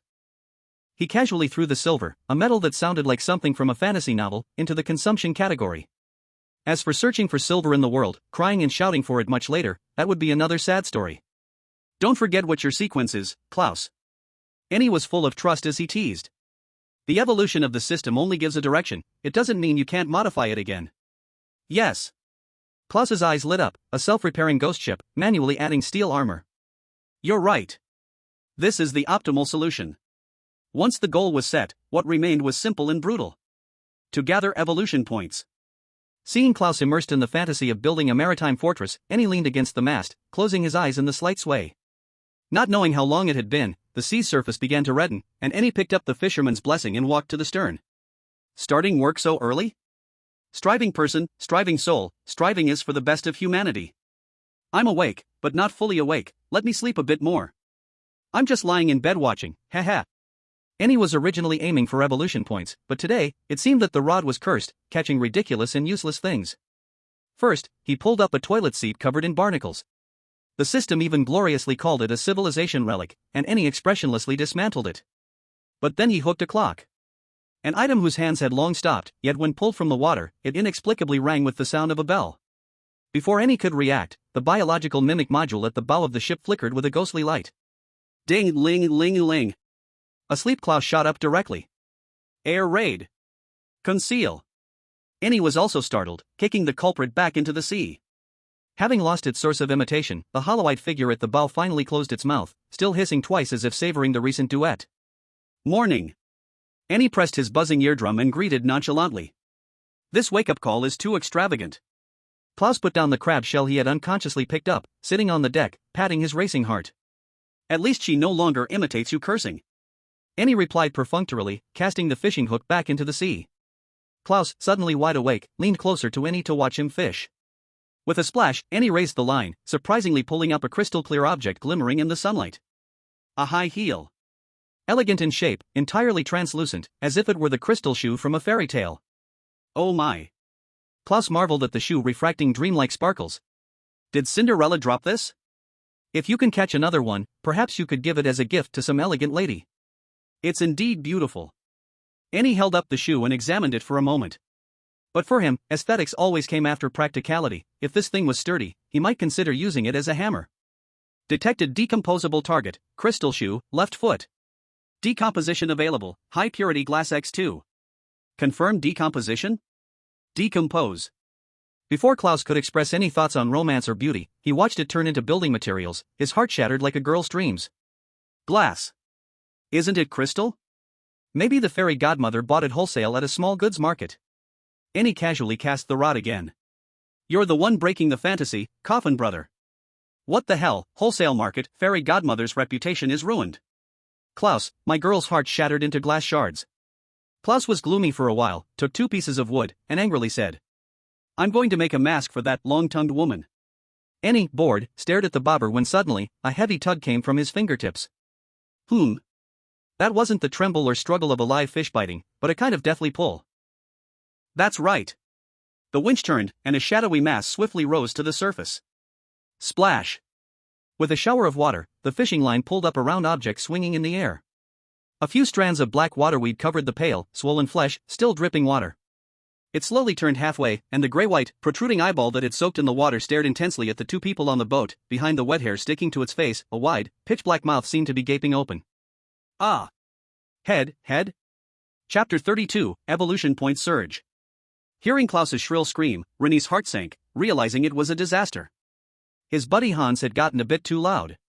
Sure enough, before Klaus's scream even faded, the hollow mouth of the biological mimetic module at the bow of the boat opened wide. Ah! Had. The tenfold amplified scream instantly swept across the sea. As the sound waves hit, that human head's pale surface began to tremble violently like a wrinkled bedsheet blown by the wind. The dripping black hair was blown away by the sound wave, revealing not a pale human face but a layer of soft, translucent membrane that was vibrating wildly. The eyeballs that seemed to be staring fixedly at them now comically crossed as if they were squinting. Without a moment's hesitation, Ren Yi thrust a spear through the human head. Puff! A light sound was made. Like stepping on a milk carton, that mass of black hair fell down softly. What had seemed like hair was actually many long, thin tentacles. As for the pale human face, it was merely a pattern grown on top, crumpling into a ball of waste paper as the umbrella-like cap was pierced. You have killed a mutated mimetic jellyfish, LV.1, gaining evolution points X2. Decompose. The disgusting human head jellyfish vanished. Decomposition successful. Gained, paralytic toxin X1, translucent biological membrane X2, fluorescent gland X1. Stored in the warehouse. So pathetic. 2 evolution points. Ren Yi was highly dissatisfied. At this rate, we still need to catch over 40 of these things. Actually, coming slowly is fine too. The still frightened Klaus attempted to reassure. Safety first, after all, Rome wasn't built in a day.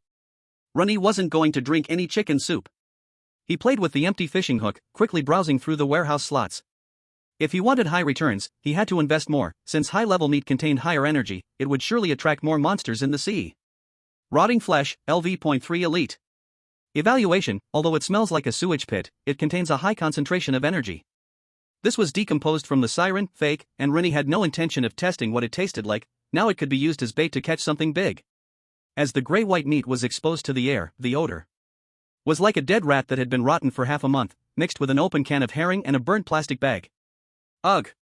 Even though Klaus was prepared and covered his nose, he couldn't help but bend over and retch. Boss, are you trying to poison me or poison the fish? This is high-end stuff, just hold your breath. Ren Yi also held his breath, quickly hooking the meat onto the fishing hook and tossing it far out. Splash! After a moment of calm, the sea started to tremble as if electrified. From fisherman's blessing, there wasn't a pull but an increasingly heavy tug. The fishing rod bent into a perfect crescent. This sensation isn't right. It didn't feel like catching a fish, it felt like snagging a fighting mad dog. Give me a hand. Klaus, ignoring his disgust, grabbed a paddle and rushed over. The 2 of them held the fishing rod together and pulled upwards. This force is bigger than that pike. With a splash, that shadow burst through the surface. And it wasn't the giant creature they imagined but a string of grapes. They hadn't even seen the full view of the monsters before 2 of them fell off onto the deck. Bang! That thing looked like a giant hand, without scales, its surface resembling swollen skin. I saw several of these creatures standing up with fingers, quickly crawling on the deck, a mouth splitting open in the middle of their palm. What the hell? What kind of thing is this? Is this a fish? Isn't this the specimen I saw in formalin? Did the hand grow a mouth or did the mouth grow a hand? Ugh, it feels like the instant noodles I just ate are about to come back up. Don't just stand there. With a forceful swing, I threw down the remaining monsters that were still tearing each other apart, stabbing one that was about to crawl up my foot. Black blood burst forth. You have killed the corpse hand fish, LV.1, gained evolution points x2. Evolution points delivered to my door. This thing looked disgusting, but it was fragile and there were so many of them. Klaus couldn't care less about the smelly rotten flesh on the deck, because those strange fish didn't smell any better. Die. Stay away from me. He swung the paddle, smashing the squirming hands into mush, feeling more disgusted than ever. You have killed the corpse hand fish, LV.1, gained evolution points x2. Is that just 2 points? The thrill of cutting down made Klaus instantly forget the disgust. The allure of the LV.3 elite's flesh was beyond imagination, and soon a dense scratching sound echoed around the edges of the boat, like countless nails scraping a chalkboard. To the left.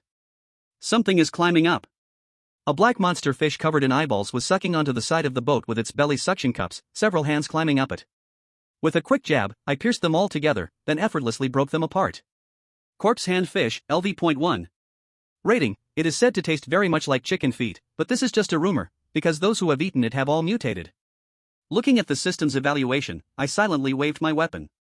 Don't let the blood splatter, you'll mutate. What? Klaus had just smashed a fish, but froze at the words, looking down at the black liquid on his pants leg, feeling his skin starting to itch. Mutate? Into what? I don't know, the system didn't say, I answered nonchalantly. Now Klaus felt his scalp starting to itch, his calves tingling. Boss, am I about to grow 3 legs? My short spear was quick and accurate, taking down a little friend in one move. You have killed the corpse hand fish, LV.1, gained evolution points x2. Klaus. Is this supposed to be comforting? Disgust mixed with fear, he could only swing the paddle in anger against the monsters.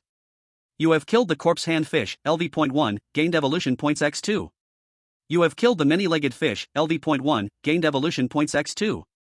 Evolution points kept coming in the beginning, both the barrage and the 2 people were quite excited. But as monsters continuously crawled up, everyone quickly stopped laughing. Creak, creak. The boat was clearly taking on water, letting out a groan under the strain. The boat can't hold on. Klaus noticed the problem, they're too heavy. I glanced at the system storage evolution points times 53. Harvest was plentiful. I no longer wanted to fight, I threw that piece of rotten flesh into the sea. The effect was immediate. The monsters climbing onto the boat quickly turned direction, rushing towards the place where the rotten flesh had fallen. The pressure on the little boat dropped sharply, and Klaus hurriedly rowed the boat a little further away. How did it go? How many points did you get?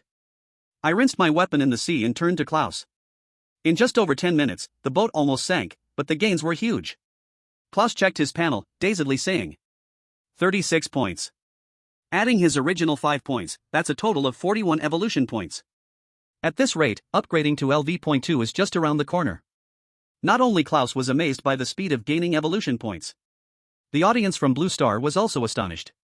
In just a few minutes, the dense announcements nearly flooded the system, even causing delays in some regions. Maybe feeling that this was annoying, a new announcement appeared before everyone's eyes. Announcement: to optimize the gaming experience, from now on, the acquisition of evolution points and national rewards will no longer broadcast in real time. The global ranking list will be updated daily at midnight, please pay attention. Chapter 33. Seeking fortune in danger. Haha, the officials patched it up. Any boss is amazing. Laughing to death, guy as will, I can't take it anymore. Why is this allowed to be broadcasted when it was spammed based on skills? Bad review. We love to hear this. But just as the 2 on the sea rowed their boat less than 10 meters away, Annie noticed that the place where he had thrown down the corrupt flesh was now a school of fish that had been fighting for life and death, beginning to flee in all directions. Why are they running? Klaus looked over in confusion. Soon they found out, a huge shadow floated near the ocean surface, devouring the fish and debris that did not escape in its path. Looking at the area of that shadow, it was larger than this small boat. Splash. A gigantic triangular dorsal fin broke through the ocean surface, followed by a head. 2 heads. Accompanied by a strong smell of rot, 2 hideous shark heads erupted from the water. It was a monster over 5 meters long. The smaller head on the left was relatively intact, but its pitch-black eyes were lifeless, and its skin was grayish-white.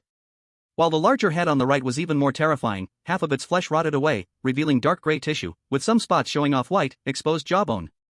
Two heads grew on one body. Shark, zombie shark. And it's a double-headed one. This damn thing. Engineer Hans felt his teeth chattering. This shark was not only exceptionally rude in appearance, but very unhygienic as well. Annie's reaction was completely different. He leisurely observed the shark's two heads and then commented. The right head has severe gum disease, its bite force should not be great. Don't be nervous, Annie comforted him. Look, it's not coming toward us. At this moment, the double-headed shark was focused on enjoying the buffet that Annie had attracted. The rotting right head was gulping down voraciously, while the intact left head was vigilantly scanning the surroundings, not even glancing at their small boat. It seemed that compared to fresh flesh, rotten meat was far more appealing to it. Let's hurry and leave. Klaus suggested. This creature was clearly not something they could provoke right now. You say? Annie whispered, somewhat excitedly. How many evolution points do you think it's worth? Klaus was almost going crazy.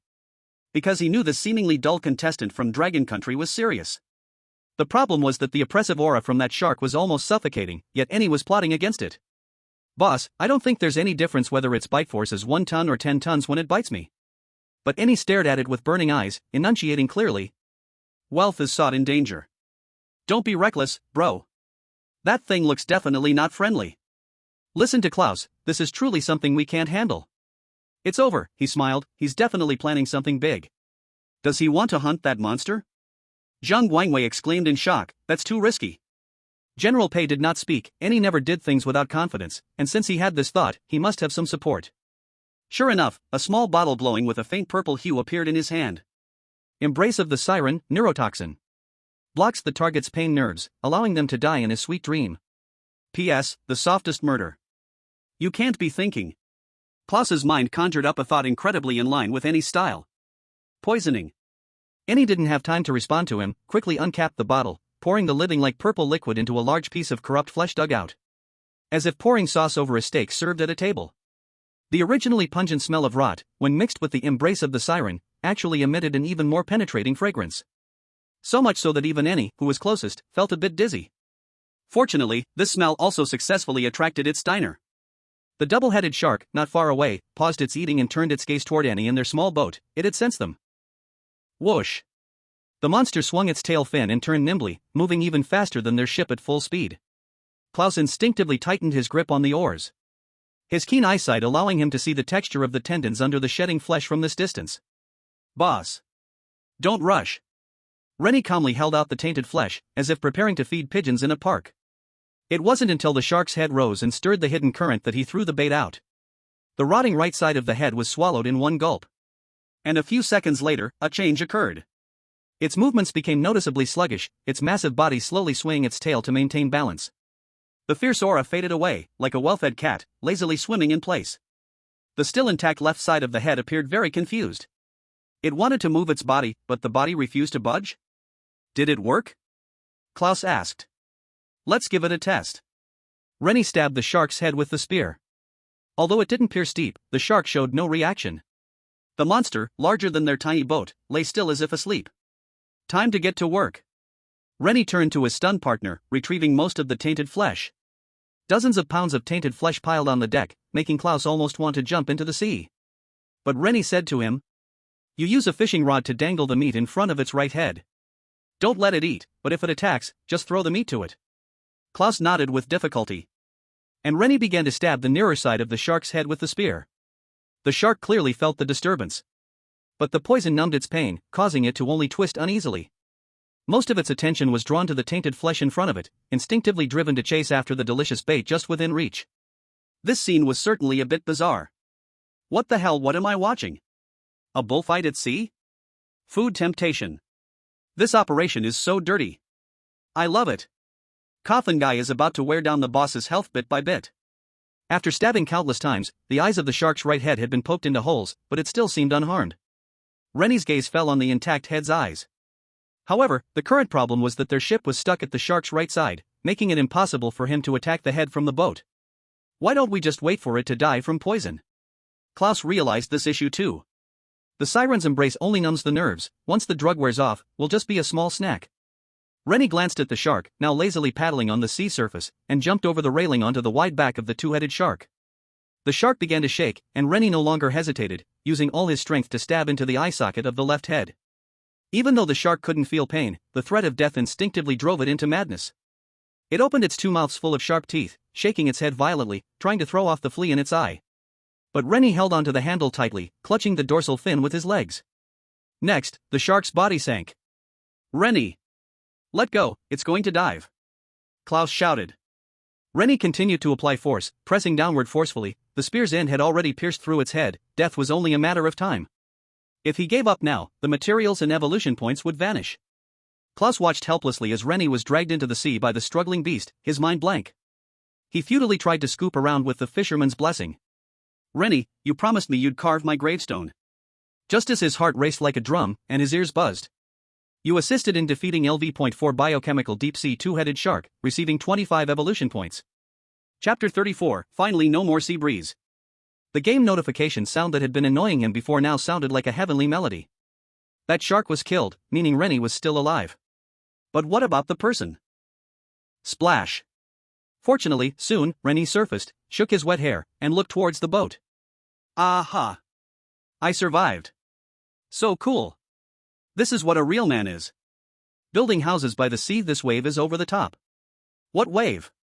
"This is called having great skill and boldness." The audiences from Cat Kingdom and Dragon Kingdom erupted in cheers and whistles. Ren Yi's swimming speed was very slow. He had evidently just expended a lot of energy. Klaus, who had reacted quickly, hurried the boat closer. "Boss." Ren Yi grabbed his hand and climbed onto the boat. Seawater was still dripping down Ren Yi's handsome face. He was completely soaked and shivering uncontrollably, but his spirit was exceedingly high. "Klaus, guess how many evolution points that shark gave me?"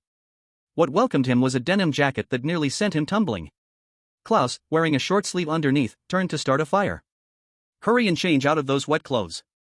Even if 1,000,000 people died, they would only be able to spend it slowly down there." His heart felt like it was going to leap out of his throat up here, yet Ren Yi only cared about a few pitiful evolution points when he came up. Ren Yi sneezed, shivering as he took off his shirt and put on the jacket. 55 points. He sniffed. That shark didn't drag him too far before its brain was smashed, and Ren Yi immediately decomposed its body and swam up leisurely. Gaining evolution points had a more direct effect on the attributes of participants from the entire nation. "I now have a total of 108 evolution points. Pretty good, quite a lot." Klaus replied casually without turning his head, sparks flying everywhere. Ren Yi realized belatedly that this guy seemed to be sulking. What to do? Back in his days with Patience, no one ever sulked at him, not even when he pinned their tongues with needles to their collars. But Klaus seemed to like having a sense of ceremony. Maybe he would like surprises? Ren Yi silently opened the evolution panel. Evolution Direction 2, Phantom Bone Boat. Trait, devours flesh and blood to repair hull damage, speed increased by 20%, speed increases by 50% when sailing in fog or at night. Evolution Requirements. 1. LV.2 and above complete biological skeleton, 2/1, options available, complete siren skeleton, complete deep-sea two-headed shark skeleton. 2. Wood, 130/30. 3. Deep-sea crystal, 19/10. 4. Mithril, March 1st. 5. Evolution points, 108/100. Evaluation, don't want people to know you're in a coffin? Just run fast enough. The evolution requirements were not only satisfied but also came with an extra option. One was the LV.3 Elite Siren Skeleton, and the other was the LV.4 Zombie two-headed shark skeleton he had just decomposed. Ren Yi pondered for a moment. Though the latter had a higher level, the Siren was still an elite. Also, considering the evolution direction, half-human half-fish clearly fit the characteristics better than the clumsy two-headed shark. He glanced at Klaus, who had his back to him and was sulking while starting the fire. Silently, Ren Yi chose the complete Siren Skeleton as the main material on the evolution panel. "Do you confirm evolution?" "Confirm." Klaus was sulking over a piece of wet wood that would not catch fire when a sudden strong vibration came from beneath his feet. Accompanied by a ghostly blue light, the interior of the ship emitted sounds of growth and stretching, crack crack. At the same time, white bones and wood cling to the existing structure like living creatures, rapidly reshaping the ship's form. "Boss?" Klaus was so shocked that he stood up immediately. Turning around, he saw Ren Yi, wearing the denim jacket open in the middle of the boat, an almost transparent shadow flying up from Ren Yi. The shadow clearly outlined the siren's shape, but without the terrifying scales and flesh, only the skeletal form remained, appearing elegant and slender. It circled around the still morphing ship, as if examining its future body, eventually letting out a faint sigh, opening its arms to merge into it. After the light dissipated, the originally cheap tactical coffin was gone. What floated on the sea was a ship emanating an ominous aura. Elegant and mysterious. Artwork. The boat's length extended to over 10 meters, its width also surpassing 4 meters, overall streamlined in a spindle shape. With the bow bearing a lifelike siren bust that served both as a figurehead and a ram. The original resting area transformed into a semi-submerged captain's cabin, complete with a door and circular windows. Evolution successful. Medium bone wood coffin, LV.1, ghost bone boat, LV.2. Durability, 500 of 500. Size, 13.6 mx 4.2 m. Traits, flesh-eating repair, ghost navigation. Modules, Eerie mast, biological purification device, LV.0, biological solar module, LV.0, biological buffer layer, LV.0, ruminating digestion module, LV.0, biological mimicry module, LV.0. Evaluation, an elegant death artwork that silently approaches you, then tells you your delivery has arrived. P.S. Congratulations, your coffin now has windows and doors. Klaus slowly caressed the smooth new railing, his eyes filled with shock and obsession that nearly overflowed. This perfect creation, blending engineering and biology, was impossible for him to resist. Every line revealing a natural harmony, not to mention its shallow draft, clearly extremely light, with astonishing speed. This surprise was simply too great. Surprised? Ren Yi tilted his head, still angry? Klaus's shocked feelings were suddenly stirred into a frenzy. Did you evolve the boat so suddenly because you thought I was angry? This lacked any sense of ceremony. Klaus wanted to hold a straight face, but his lips' corners were harder to suppress than an AK. Forget it, why argue with a teammate just back from the gates of hell? As long as he's back, that's enough. Let's go inside and take a look. Seeing Klaus silent, Ren Yi took the lead and pushed open the captain's cabin door. Descending 2 steps, the interior space was not large, but enough for 2 or 3 people to move about, with a private bathroom. On both sides were fixed benches, spacious enough to serve as beds, and the circular windows offered a nice view, with a storage cabinet in the corner. Ren Yi casually placed Wilson on the storage cabinet as the first decoration of their new home. Finally, no more blowing in the sea breeze every day. Klaus sat on the left bench, sighing contentedly. Only now did this boat finally escape the category of coffin, the only drawback. The two unconsciously looked up at the spliced mast towards the front of the deck. In the light of the elegant overall image, that red and white sail made from parachute fabric looked comically out of place. Like a circus prop. Ren Yi's sharp remark came. Ah ha ha ha ha, a top sports car with a tractor steering wheel. This sail. I suggest keeping it, it's very confusing. Don't say, it adds a bit of humor, making it a bit less scary. Chapter 35, Energy Module Evolution. A calm night. For someone who has lived days under the sun and wind, a calm night was the best gift. The ghost bone boat's captain's cabin shut out the damp chill, the slight rocking felt like a cradle.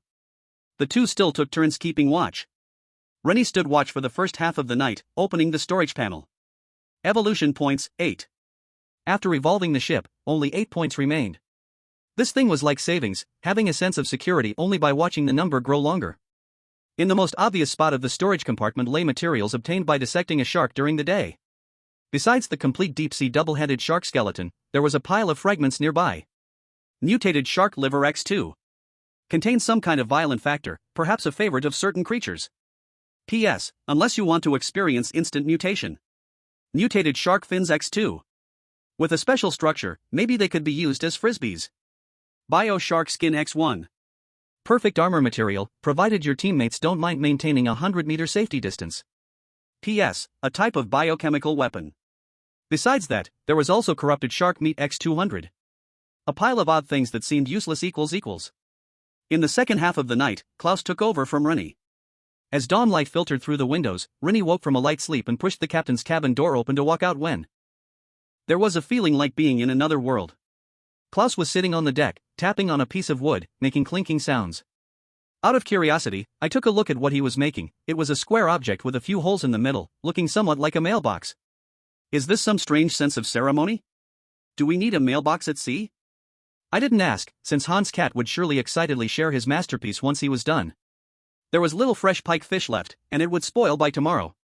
I couldn't just bite into that pile of rotten shark meat. I picked up the fisherman's blessing, thought for a moment, then attached the rotten shark meat as bait and cast my rod. Fortunately, this ordinary level 4 creature was not as horrifying as the elite flesh from yesterday and didn't immediately attract the biochemical army. All done. Klaus's excited voice rang out, and I turned to see him putting that square thing onto the siren's head. It was a carefully crafted helmet, with 2 slits for the eyes. Although the size was perfect, the originally elegant and mysterious statue instantly looked ridiculous, like a stupid thief about to rob a bank. I pondered over my words. Did you give her a head cover? Ha ha ha. What is this? Elegant. It's so elegant. What a design genius. Now it has become an abstract art piece. My expression, Subway, old man, mobile phone.jpg. This looks more intimidating now. Klaus examined his masterpiece, nodding in satisfaction. Really? I wanted to laugh, but couldn't quite manage. Why do I feel like she might want to call the police? Klaus looked at me with a "you are still too young" gaze. Boss, you don't understand, the figurehead of the ship is too beautiful. As he spoke, he patted the square box, making a bang-bang sound. This helps intimidate enemies, making them think we are madmen, not soft persimmons. I took a closer look at the siren sporting the wooden box on her head. I thought the enemies would not be intimidated, instead, they would think we were fools and easier to bully. But Klaus's next words interrupted my thoughts. Boss. My skill level increased by 10 points. Klaus Schmidt. Sequence, Blacksmith, LV.1. Evolution points, 66/100. Current skill level, 10/1000. Basic tool kit. Abilities, wood processing, bone processing, basic mixed forging. Making a useless head cover can still increase skill level? I thought this could only be explained as long as it was a modification to the ship, even if just a decoration, it seemed to be considered valid creative labor. This discovery excited Klaus. It seemed as long as we kept adding bricks to the ship, leveling up would be just around the corner. I think, we might need a table and a shelf? Klaus pulled out all his tools. Maybe you also need a fishing chair? It's up to you. As long as he didn't tear down the ship, I took out 20 units of wood for Klaus. Helping Klaus upgrade to level 2 was indeed crucial. The clinking sounds of hammering echoed on the deck again, making the monotonous sounds of the waves less boring. I sat back on the right side of the ship, continuing my fishing work. Soon something was hooked. I lifted my rod, and a green creature was dragged out of the ocean without resistance. At first glance, it looked like a moldy watermelon, covered with spikes, and when I pulled it up, it made a glug-glug snoring sound. The smell was better than rotten meat, and it seemed edible. Detected disassemblable target, sleepy sea urchin. Disassembly yields, hard spikes *30, fresh sea urchin roe *2. Confirmed disassembly? Disassemble. Fresh sea urchin? Lucky day, breakfast is secured. I divided the sea urchin roe into 2 portions and placed them into the wooden plate Klaus had previously crafted. It melted in the mouth, with a creamy texture and a bit of graininess. The taste is great. Klaus ate slowly, as if savoring some rare delicacy. Unlike Ren Yi, feeling a bit fishy, he quickly finished his share and hung the fishhook with decayed shark meat, throwing it into the sea. Not knowing how long had passed, the fishing rod suddenly sank. The fishing line pulled tight, slowly moving as the boat advanced, but showing no signs of struggle. Ren Yi reeled it in, pulling it out of the water. For a moment, both of them were stunned, staring at a giant electric wire ball over a meter in diameter. It was covered in seaweed and shells. What is this? Klaus frowned and carefully kicked it with his toe. Zing! A small spark of electricity jumped where the toe touched. Klaus quickly pulled his foot back. It can discharge. Ren Yi poked the electric wire with a dry stick. The wires wriggled slightly, coiling tighter together, while blue arcs of electricity lit up on the surface of the entire ball. If we could untangle it, it would be great to hang it under the boat as an electric net. Klaus's eyelids twitched. Boss, this is a living thing, there's no switch. Indeed. Ren Yi said regretfully. For life forms without self-awareness, they could be directly decomposed. With the command, the still crackling electric wires disappeared without a trace. Decomposition successful. Gained, biological electric gland *2, high conductivity nerve bundle *20. Ren Yi took out the biological electric gland. Evaluation, feels tingly. Should I try it? Ren Yi squeezed the twitching gland. It felt like electricity-infused soft candy, indeed tingly. Can this thing be eaten? He looked at the internal flickering arcs of electricity. Maybe not. He opened the module panel. Biological Light Energy Module LV.0, upgrade conditions lit up. Chapter 36, Friend, Overacting. Biological Light Energy Module, LV.0, LV.1. Requirements. 1. Biological Electric Gland, 2 halves. 2. High Conductivity Nerve Bundle, 20/20ths. 4. Evolution points, 8/5. Confirm evolution. With the thought, the biological electric gland and high conductivity nerve bundle in his hand transformed into blue light. They seemed to come alive, moving along the ship's texture. Zing zing. The translucent nerve bundle spread from the railing like climbing vines, growing like blood vessels towards the ball of ghostly green light made of coral bone at the bow of the ship. This was a fusion on a biological level, a growing circuit. The most noticeable change was in the cluster of coral at the bow. No longer gray and rough, it became crystal clear as Ren Yi controlled the light to shine. It was no longer a faint green glow, but a blue-white light rippling like waves. The nerve bundles spreading on the railings also faintly glowed. If it were at night, they would probably see the entire ghost ship light up. If the previous ship was a skeleton, now it had nerves. So beautiful. It reminds me of a deep-sea creature. Klaus gently touched the glowing veins on the railing. Ren Yi was more concerned about the actual parameters and opened the panel. Biological Light Energy Module, LV.1. Function, provides adjustable continuous lighting with a range radius of 5 meters. New function, Strong Light Pulse. Strong Light Pulse instantly releases high-intensity light energy, temporarily blinding targets within a radius of 10 meters. Cooldown time, 1 hour. Evaluation, Portable Flashbang. PS, now, you can blindingly dazzle your teammates. Blind? This function is very practical and might turn the tide in a critical moment. Ren Yi had no intention of trying it. Because if he calculated the time, the day for all countries to contact the contestants should not be far away. Having one more trump card is useful for tricking others. Damn son. My skin is about to crack. Jin Shou irritably grabbed his tangled hair, blown by the fishy and humid sea breeze. In this damn place, there wasn't even a facial mask. He felt fine lines at the corners of his eyes. He was an idol relying on his looks. But complaints aside, he was actually living quite well. As a contestant awakened in the G-Tide listener sequence, he could communicate simply with ocean creatures below his level. Food? He can make ordinary little fish jump up by themselves. Danger? The eyes in the sea will warn him in advance. With this ability, he commanded the fish to ambush several unlucky souls. Not only seizing a lot of supplies but also successfully acquiring many evolution points to level up to LV.1. He could already foresee. When he wins this damned game at sea and returns to Blue Star, the kind of heroic treatment he would receive like a roaring tsunami. At that time, those top movie resources wouldn't be up for him to choose? And those female idols who usually ignored him would also line up to curry favor with him. Ah, she. Thinking about the beautiful future, Jin Shou sighed happily. Humming the theme song of the TV series he starred in, his eyes scanning the surface of the sea. At that moment, the fish under his boat conveyed a vague message. There's a boat. Jin Shou sat up with a start, shielding his eyes with his hand and squinting into the distance. Indeed, there was a black spot approaching. It was a uniquely designed but quite elegant boat, the hull flowing and impossible to discern the material, the bow. The statue at the bow had a funny, square head. But one could still see that the craftsmanship was exquisite. Jin Shou's breathing quickened. That boat was 10,000 times better than the fishing boat he had snatched from Dong Pingxi. At least it had an enclosed cabin. As the distance closed in, he could also see that there were 2 people on the boat.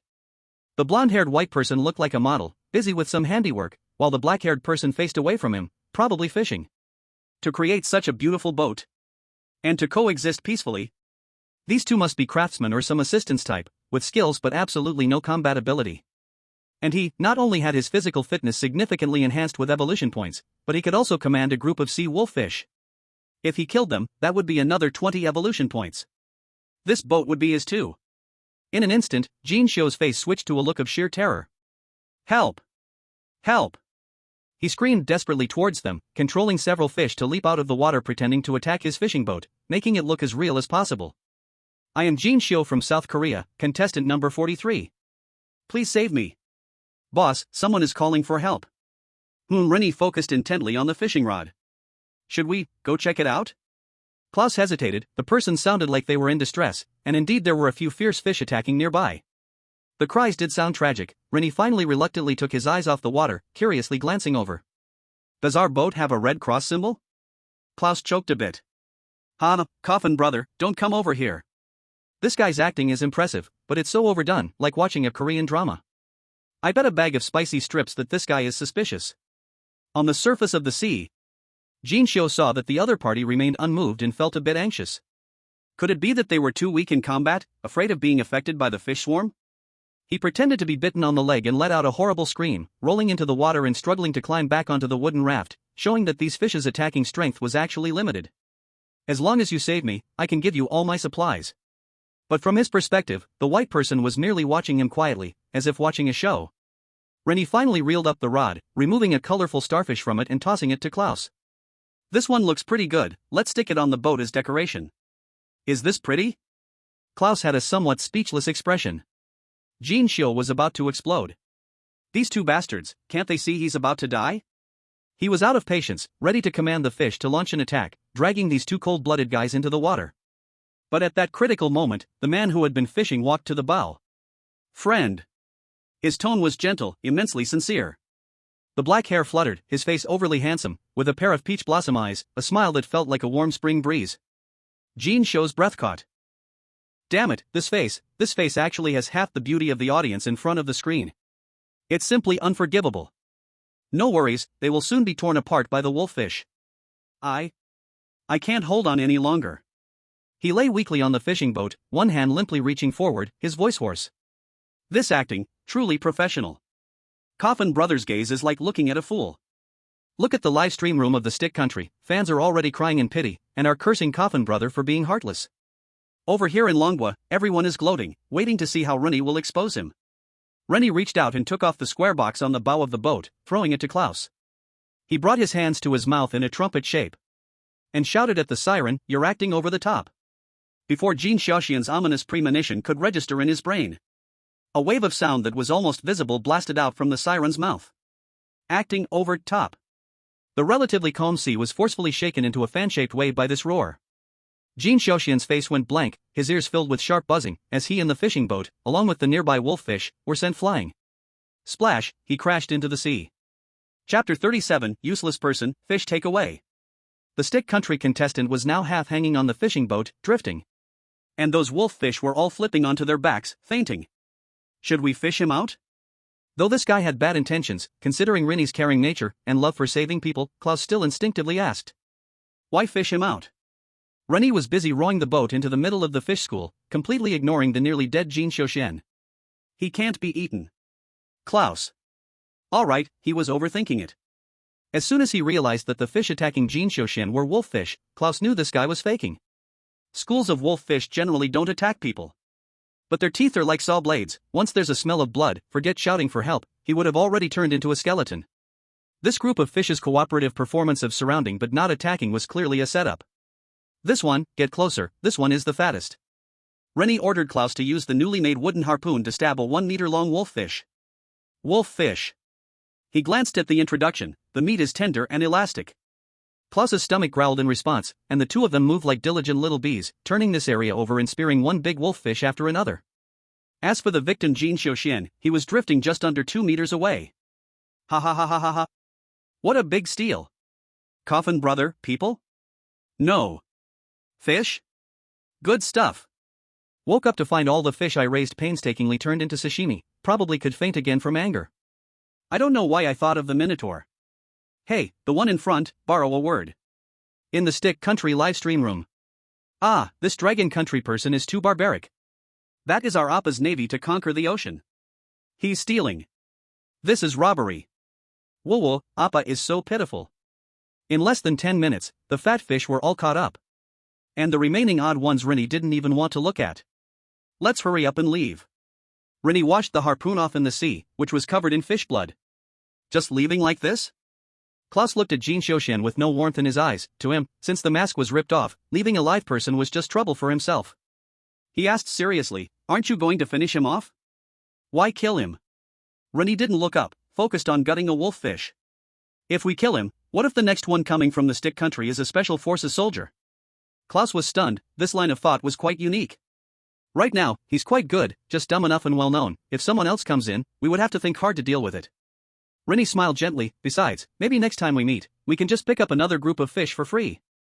Wow. I understand now. Is this the way of thinking of a top hunter? Not very harmful, but extremely insulting. Indeed, if the next Korean player comes with brains, we would have to reassess the threat. It's better to keep this obvious flaw. The audience from the Korean team who had been shouting for revenge fell silent collectively. Instead of anger, a sense of shame surged first. They think your big brother is too foolish, poses no threat, and is even seen as a tool for further milking. On the sea, that eerie and elegant ghost ship raised sails resembling a clown's costume from a circus. Like an arrow that has lost its string, it sailed away on the sea breeze. Bang! A processed wolfish fish was thrown into a wooden basin, and randomly, another one was grabbed impatiently to scale. The spoils on the deck piled up like a small mountain, the smell of fish filling the air. This is way too much. Ren Yi was too lazy to deal with it, let the system do the skinning, anyway, they couldn't eat so much. So, under Klaus's unsurprised gaze, the remaining dozen or so wolfish fish vanished into thin air, leaving only the 3 processed fish in the basin. Decomposition successful. Gained, fresh wolfish fish meat asterisk 120, days 3, fish bones asterisk 16, fish oil asterisk 32. Stored in warehouse. Food reserves were once again plentiful, a strong sense of security flooded in. Klaus set up a simple grill, and once the fire was lit, a rich aroma quickly overpowered the fishy smell. Grease dripped onto the charcoal, making an enticing sizzle sound. The two of them enjoyed a skewer of grilled golden fish meat. The meat of wolfish fish had no tiny bones, was tender and firm, and most importantly, it was rich in oil, with a slightly crispy skin and tender inside, carrying a bit of salty sea flavor. Ren Yi ate satisfied. But Klaus furrowed his brow as he ate. What's wrong? Ren Yi asked ambiguously, is it not to your liking? It's very delicious. Klaus said with a nostalgic face, but if it could be paired with butter and lemon juice. He sighed, even a bit of salt would be great. Salt? Ren Yi recalled the unknown Cherry Blossom Country player encountered on the first day in the game. I met someone who could condense salt spikes. After he died, the salt spikes turned into a pile of salt grains. Klaus's expression became enlightened. That's the Salt Warrior series. Salt Warrior? Yes, their ability is to condense various forms of salt crystals from the sea. Ren Yi suddenly felt that the fish in his hands was not that fragrant anymore. If he had known he could produce such valuable strategic resources, he wouldn't have rushed to kick him into the water to feed the fish. At least let him make a few more salt spikes before that. I read the expression of Coffin, bro, regret, extreme regret. Lost an excellent seasoning master. My lords, hurry up and find if there are any more salt warriors. Up ahead, Sato from Cherry Blossom Country number 37 seems to still be a salt warrior. How about we make salt ourselves? Klaus cautiously suggested, seeing his look of regret. There is so much salt in the sea, boiling a few more times should be able to purify it somewhat. Forget it, too troublesome. Ren Yi shook his head. If it were just for making salt, the efficiency would be too low and would waste wood. Moreover, coarse salt has too many impurities, the taste is not good, eating too much is unhealthy. Salt is indeed a problem. If there isn't enough salt, it could lead to fatigue and dizziness. They are doing physical labor every day, relying solely on the salt contained in food is definitely not enough. It seems. Every sequence here should have its unique value. Ren Yi threw the clean fish bones into the rumination digestion module. Next time we encounter a salt warrior, let's treat him a bit better. Invite him aboard for a chat. Klaus could only silently nod. Understanding. It means if they don't obey, they'd put a knife to his throat and politely ask him to produce enough salt for them. After lunch, Klaus returned to woodworking. Ren Yi picked up the fisherman's blessing, again to go fishing. There was no choice. On the sea, besides fishing and listening to Klaus hammer wood, they really couldn't find a third entertainment activity. This time, there was one more goal, to gather teammates of different sequences. Chapter 38, Qualified Potential Allies. The small boat glided on the surface of the sea. Captain, I think this boat should have a name. Klaus fiddled with a stool leg while chatting casually. Isn't there one? The ghostly bone boat. No, I mean a name we come up with ourselves. He looked around and pointed to the siren statue, like Vengeful Goddess or Eye of the Abyss, something that sounds more imposing. After thinking seriously for a moment, how about Coffin Rise to Wealth? Coffin Bro's taste is as stable as ever. Coffin Rise to Wealth? That sounds lucky. I vote for it. The big guy is really thinking about rising in rank and wealth. Before Klaus could complain about the name, Annie suddenly stood up and looked into the distance. What's wrong? In the distance, splashes of water were visible, a huge dark shadow emerged, churning the sea. Even from quite a distance, the size of that thing was astonishing, its giant pincers like heavy hammers lifting towering waves. This time, without Annie saying anything, Klaus also saw clearly and couldn't help but gasp. That was an unimaginably gigantic crab. Its rock-like gray-brown shell was covered in spikes and rugged surfaces, looking almost the size of the giant turtle they encountered last time, like a small reef island. What was most shocking was that on its back, there seemed to be a figure fighting. Should we go over there? Let's see what's going on. Annie thought that a monster of this caliber, with no obvious weaknesses, was not something they should provoke easily, but if that person could fight the crab to a standstill, there might be a profit to be made. The ghost ship quietly halted at a safe distance ready to flee at any moment. The battle on the giant crab's back was extremely intense, the person moving swiftly while the crab frantically waved its giant pincers, but couldn't hit the figure on its back. It's Ivan. Klaus recognized him. The 11th player from the Bear Country, with the sequence of Deep-Sea Barbarian, a tough lone wolf. Klaus had entered the ocean era just a few days earlier than Annie. Before, when watching the live broadcast on Blue Star, he had learned about all the famous players. As soon as he finished speaking, the situation over there changed dramatically. The crab seemed to realize this wasn't working. It leaped out of the sea, violently shaking its back, trying to throw off the flea on its back. And it did succeed. While dodging the giant pincers, Ivan also had to watch out for the openings on the crab shell that sporadically shot out jets of water. Unexpectedly, he was flung away. Under the gazes of Annie and Klaus, he landed perfectly beside their boat. What the hell? Annie blurted out his first curse since entering the game. The splashing seawater drenched both of them. And the culprit, thrown so far away, surprisingly didn't lose consciousness, but immediately resurfaced and energetically leaned against the gunwale. He shook off his wet brown hair, revealing a chiseled, fierce face. Get lost. He paused for a moment when he saw Annie and Klaus. Then frowned, impatiently warning. This isn't a place for you rookies to watch the fun. Klaus wanted to say they weren't here for fun. But Annie noticed a light red patch rapidly spreading in the water where Ivan was. This amount of blood definitely indicated an arterial injury. Even if that crab didn't continue the attack in a few minutes, this man would be dead regardless. Annie scanned Ivan. This player was powerful, and when he saw them, his first reaction wasn't to lure the danger away or ask for help, but to warn them to leave. Such a person had absolute pride in boundaries. He was a qualified potential ally. Pull him up. Klaus immediately reached out, and with Annie's help, they pulled this almost 200-pound strong man onto the deck. Ivan's left leg indeed had a hole in it. It must have been injured by the water arrow on the crab's back, now gushing blood like a faucet that has been turned on. Damn it! It's a ruptured artery. Even without being a doctor, Klaus understood what this injury meant. Without any hesitation, he glanced at the wound, grabbed Ivan's right hand, and forcefully shoved two of his fingers deep into the bleeding wound. Hold it down. In the dazed look of Klaus and Ivan, he quickly ran to the side of the boat. His movements were so quick and natural that Ivan didn't even have time to feel the pain in his leg, only sensing a bit of coolness. What the heck is going on here? This operation is so hardcore. Ivan, who am I? Where am I? Why are my fingers in my leg? Coffin brother, don't ask, just know it's professional. The bear country is probably stunned. Hold tight. He took off the seal of the bioluminescent energy module, a wooden lampshade made by Klaus. If you don't want to bleed to death, then push deeper yourself. Ivan instinctively applied force, immediately gasping in pain, but the bleeding point was indeed blocked. At this moment, the giant crab was already moving with its 8 legs through the seawater towards them. Boss! Don't panic, close your eyes. As the giant crab stirred up waves, casting a huge shadow over the small boat in an instant. Bright pulse. The coral nerve bundle at the bow suddenly emitted a blinding white light, expanding violently like a sun centered on the small boat. Screech. The giant crab's excellent 360-degree vision was instantly attacked by blinding light, temporarily plunging it into blindness and confusion, its huge pincers wildly smashing in front of it without aim. Klaus reacted quickly, immediately adjusting the sail. The small boat swiftly escaped the danger zone with the momentum from the waves raised by the giant crab. What are you doing? Ivan still had his fingers stuck in the wound, seeing Ren Yi squatting next to him with a fishing rod, warily asked. Ren Yi ignored him, observing the wound, then took 2 pieces of twine and tightly wrapped it around Ivan's wound. There's no anesthetic, so bear with it. Saying that, Ren Yi gritted his teeth and took a piece of fishing line, threaded it through the fishhook. Holy crap! Using a fishhook to stitch it? Just looking at it makes my leg hurt already. This is comparable to scraping bones to cure poison. Ivan, I just wanted to board a ship, I didn't want to experience the top 10 tortures of the Qing dynasty.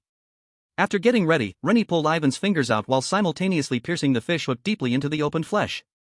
Ivan let out a muffled grunt, muscles tensed, veins on his neck bulging, but he didn't move at all. Klaus, watching from the side, gritted his teeth. He took the paddle and ran to the rear of the boat to spy on the direction of the crab, watching to see if it was chasing them. How did you provoke that big guy? Ivan's muscles were tensed so tightly that stitching them was a bit difficult, so he tried to divert his attention by talking. Mentioning this, Ivan's face darkened. What a piece of bad luck. I discovered a sunken ship at the bottom of the sea, wanted to dive down and salvage something, but didn't expect it to be the crab's den. Taking advantage of his distraction, Ren Yi accelerated his movements. The fishing line continued to weave through the flesh, tying knots, cutting, and finally using a cloth strip to make a suitable pressure bandage for the wound. Press down on the wound, don't apply too much force. After giving his instructions, he loosened the twine, blood slightly seeping through the cloth strip, but there was no sign of a large flow. For now, it was okay. Thanks, Ivan had narrowly escaped, beads of sweat dotting his forehead. You're welcome. Ren Yi wiped the blood from his hands, revealing a gentle smile. I'm a doctor, saving lives and healing the injured is my duty. Klaus brought half a bottle of fresh water to him. Ivan didn't hesitate, raised his head and drank it all in one go, then proactively said, my ship is nearby, take me there, and I'll share the supplies on board with you. Chapter 39 Grand Opening. Okay. Ren Yi nodded simply. Ren Yi's method was rough. The effect is undeniable. The two of them lifted Ivan and propped him against the door of the captain's room, raising his legs. My ship is in the northeast, about 5 or 6 miles away. He pointed in a direction, but his tone carried a sense of command, clearly used to giving orders. Klaus felt a bit displeased with this guy's bossy attitude. But seeing Ren Yi's calm and silent expression, he quietly adjusted the direction of the boat. Your ship. Ivan glanced at this strangely shaped yet sleek boat, from the square-headed statue to the smooth railing, every detail revealed the extraordinary. Are you the artisan type of lifestyle sequence? Yeah, Ren Yi nodded, smiling openly. I'm a doctor, and he's a foundry worker, we don't have much fighting power. Klaus shot Ren Yi a look of disbelief, turning away and gazing at the sky with a weary face. Parts of sirens and deep-sea two-headed sharks had to crawl out of the warehouse to give you a thumbs up. Ivan's expression seemed to say, are you implying something? Coffin guy, I can't even squish a chicken, smile.jpg. Two-headed shark, thank you so much. Bat player and Sakura player. Person has gone dumb, do not disturb. Ivan was momentarily stunned by this forthright declaration of weakness. Recalling the blinding light that scared off at least a level 5 strange beast, and the scene of blocking blood holes without flinching. He couldn't help but touch his still painfully throbbing thigh. Alright, change the subject. This sail, it's quite special. A gift from a friend, Klaus replied expressionlessly, expressing our doubts about this game. Ivan. This conversation was impossible to continue. In this strange atmosphere, they soon spotted another floating ship. Ivan's ship was a bit shorter than the ghostly bone boat, about 10 meters long, but it looked wider and more rugged. The main body was still wooden, but it was haphazardly nailed together with various things. Some parts were hardwood, other areas held rusty iron plates, and on both sides were tied crooked, enormous fish bones, seemingly for the prow and railing. The style was wild, very much in line with Ivan, like a makeshift sea monster. Even the current ruined state mirrored this. Like it had been deeply scored by some sharp weapon, with torn iron plates, broken gunnels and masts, obviously the masterpiece of that crab just now. Ivan looked at his beloved with heartache, struggling to stand up. Don't move, Ren Yi stopped him. Thank you. Listening to medical advice, Ivan gave up on standing and instead pointed at the boxes piled in the boat. Take whatever you want, also, I have a request. He showed a bit of shyness, if you can help me fix my guardian no, I can share a weapon I found from the sunken ship. Afraid the two might not be interested, he added quickly. It's a metal weapon, not wood or bone. Klaus indeed had no problem repairing this boat, he could also gain quite a bit of skill, and a metal weapon sounded very appealing. But Ren Yi didn't agree immediately because he was interested in more than just that little resource. Your injury is serious, Ivan. He said with concern. Although it's temporarily stopped bleeding, it's best if you don't move for the next couple of days, and you shouldn't engage in vigorous activity for a week, much less go into the water. That meant no fresh water or food sources, and being helpless in case of danger. Repairing the ship will also take time. As if not noticing Ivan's worries, Ren Yi continued to speak slowly. Here, we're still a long way from the land we discovered, if you... Wait. Ivan caught a certain word, what did you say? Land? His hawk-like eyes fixed on Ren Yi, filled with strong suspicion and undeniable desire. The age of ocean had arrived for over 2 months, yet no one had received specific clues about the location of land. For any modern person, stepping on solid ground was an immense temptation. Yes, it's just to the north. We are getting ready to go and take a look. North? Ivan was thinking to himself. Without resources and information, a normal person would choose to sail south or east, where the warmer currents offered more chances of survival. If the land is to the north, then everything makes sense. For Ren Yi, this news couldn't be hidden for long. Rather than hiding it, it was better to bring it out now as an important bargaining chip to build trust. Having survived the ruthless sea to this point, Ivan was no fool. His judgment of people and his combat instincts were equally sharp. The reason he had always worked alone was not that he didn't need teammates, but in this game, temporary teammates who would hold him back or have different thoughts were far deadlier than clever enemies. In the current situation, he had no choice. The ship was severely damaged, and the people would lose almost all combat abilities in the upcoming week, let alone reaching land, even getting food was a problem. One of these two had a calm mind and medical skills. The other could repair ships. Most importantly, on Blue Star, the relationship between the Dragon Country and the Bear Country. The ally relationship at the national level would directly affect the trust foundation among the contestants. Thinking of this, Ivan's fierce expression relaxed. I want to cooperate with you, at least until we reach land. During this time, all the supplies on my ship are at your disposal. Ren Yi was waiting for these words, smiling and extending his right hand. Ren Yi from the Dragon Country, this is Klaus from Han's Cat Country. Pleasure to cooperate. Ivan was silent for a moment before shaking hands.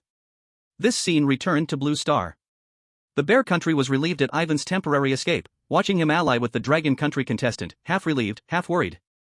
General, Ivan's personality is a bit straightforward, I worry they might conflict. Sitting in the main seat, Maxie confidently waved his hand. This contestant from the Dragon Country is smart enough and strong enough, just wait, Ivan will behave. In the Dragon Country Command Center, Zhang Guangwei nodded repeatedly. This is already a very complimentary team prototype. General Pei ordered. Immediately contact the Bear Country, and include Han's Cat to establish a three-party intelligence sharing. The three people at sea had started to take stock of supplies.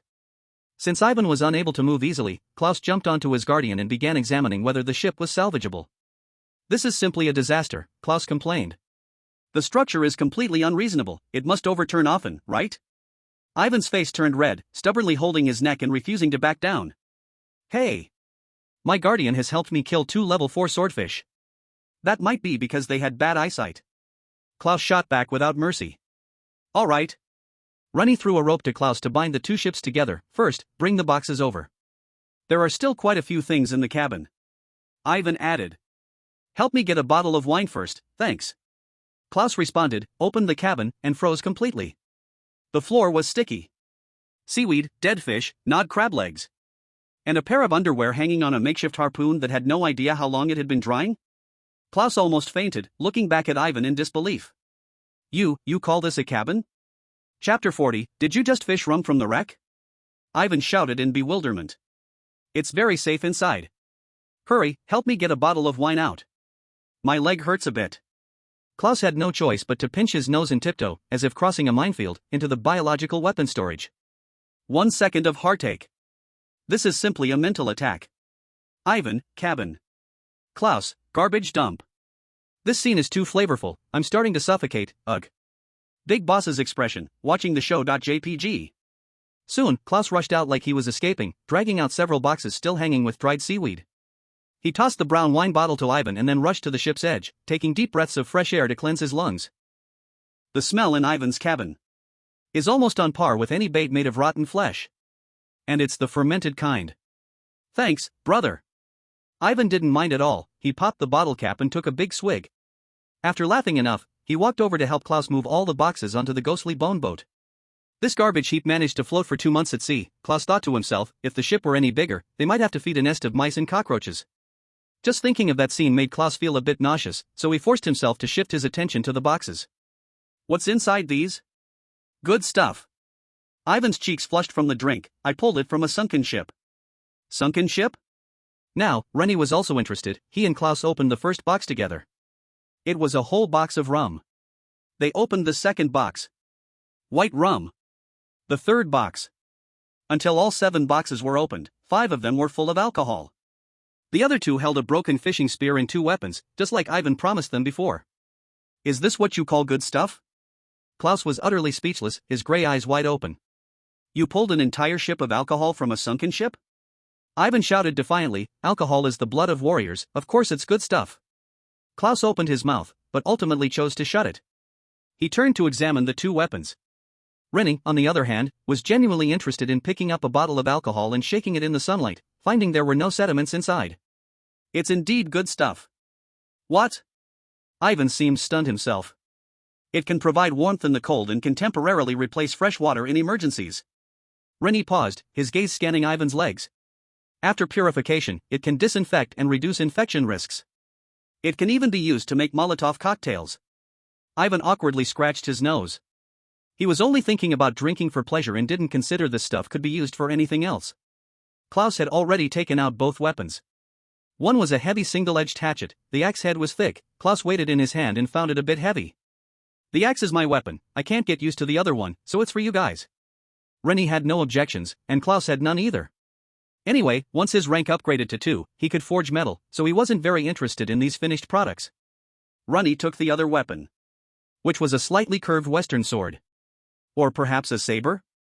About a meter long, the blade was thin but gleaming, looking very sharp, with a hilt that seemed to be made of brass, like a bird spreading its wings.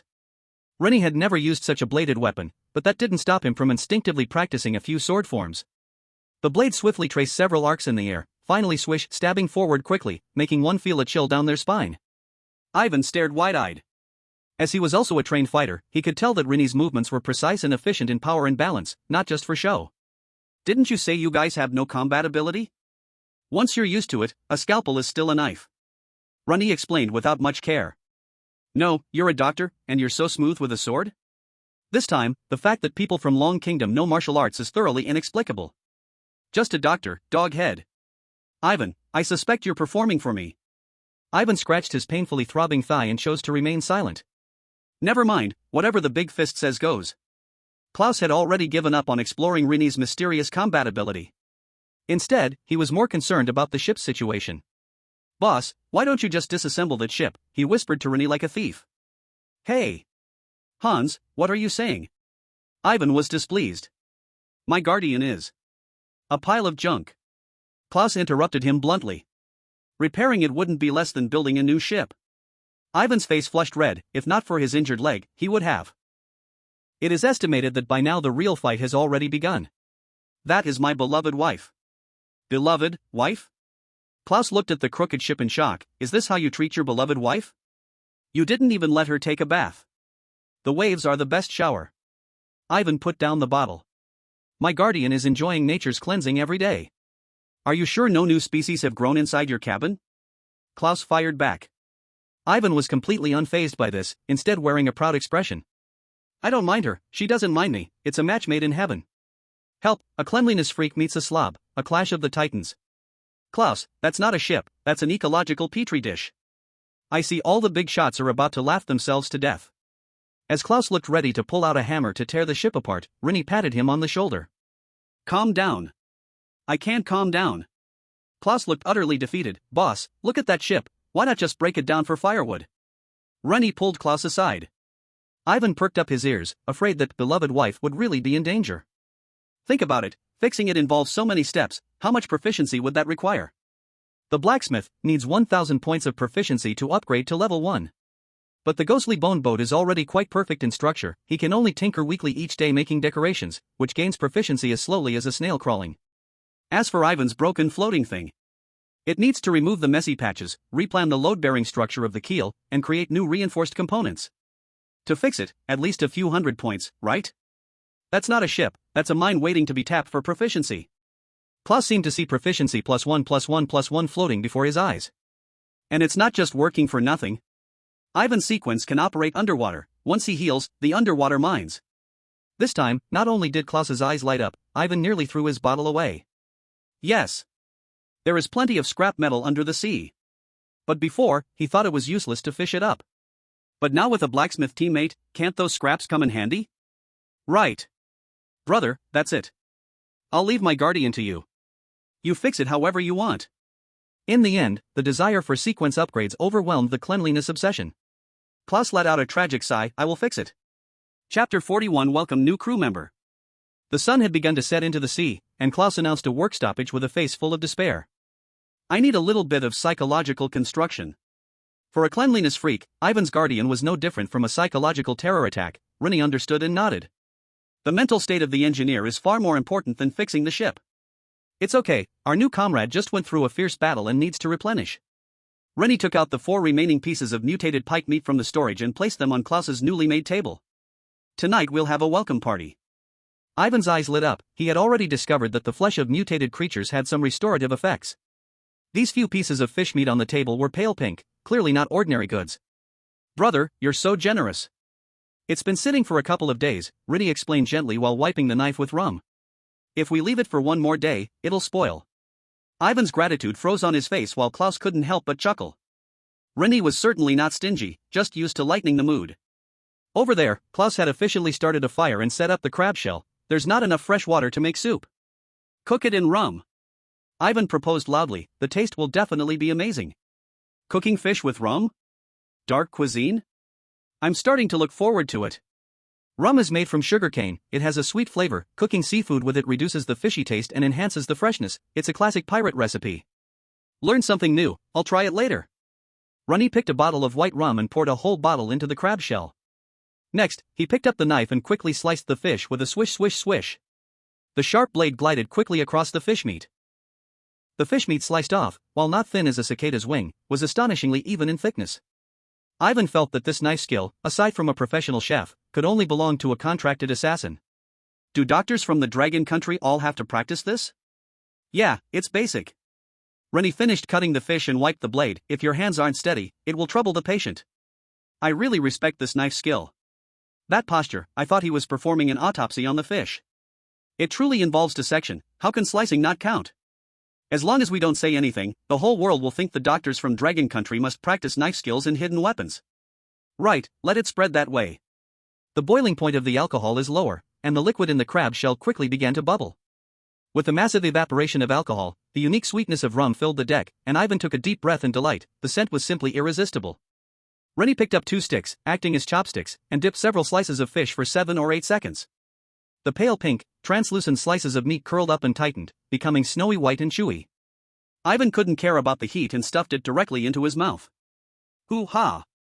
The alcohol perfectly carried away the fishy smell, leaving only the vibrant, delicious taste of the mutated creature's flesh and a faint sweetness. The pain from the wounds seemed to lessen a bit, and his body, having lost too much blood and grown cold, regained some warmth. Yura! This is so delicious. What I ate before was practically animal feed. Klaus had been conservative about this unfamiliar recipe of fish cooked in rum, but seeing Ivan enjoy it so much made his stomach start to rumble. He also picked up a slice of fish, and the moment it entered his mouth, his serious expression turned into one of delight. How does it taste? Ren Yi asked with a smile, casually tossing the sliced fish into the pot. Not bad. He stubbornly evaluated as his hands did not slow down at all, mainly because the ingredients are excellent. The audience began to explode with their reactions to the delicacy at their tongue tips. Wow, how come it's always a poison fest? It's starting. Already researching recipes. Damn, the noodles I boiled, forget it, I'll go add an egg. After a few rounds of fish meat entering their bellies, the remaining strangeness and caution fully melted into the warmth and satisfaction. Ivan was sweating profusely, a hint of bliss on his face. He let out a satisfied burp and gazed at the moon rising above. This is the most civilized meal I've had since entering this stupid game. Eating raw meat, drinking foul water, sleeping with one eye open was the norm. Most days were a struggle for survival. Being able to sit on a stable boat like this, with a fire, hot soup, and no fear of capsizing, while having someone to chat with. It felt as luxurious as a dream. Ren Yi was scooping soup into a wooden bowl. There will be plenty of opportunities like this in the future. As long as we live long enough. He handed the bowl to Ivan, motioning for him to drink some, with a reassuring certainty in his eyes. Let me officially welcome you aboard the rising Coffin to wealth. Pook cough cough cough. Cough cough. Klaus, who was leisurely sipping the soup, choked and turned bright red, covering his chest as he coughed. Ivan didn't understand why Klaus reacted so strongly and didn't catch what Ren Yi said, blinking in confusion. His Chinese level was limited to hello, thank you, and goodbye. Completely unable to grasp this pun. Rising Coffin, wealth. Ren Yi repeated extremely naturally the name of the ship. This time, Ivan got it, revealing a subway elder expression looking at his phone. This ship is so beautiful and elegant, why would it have such a name?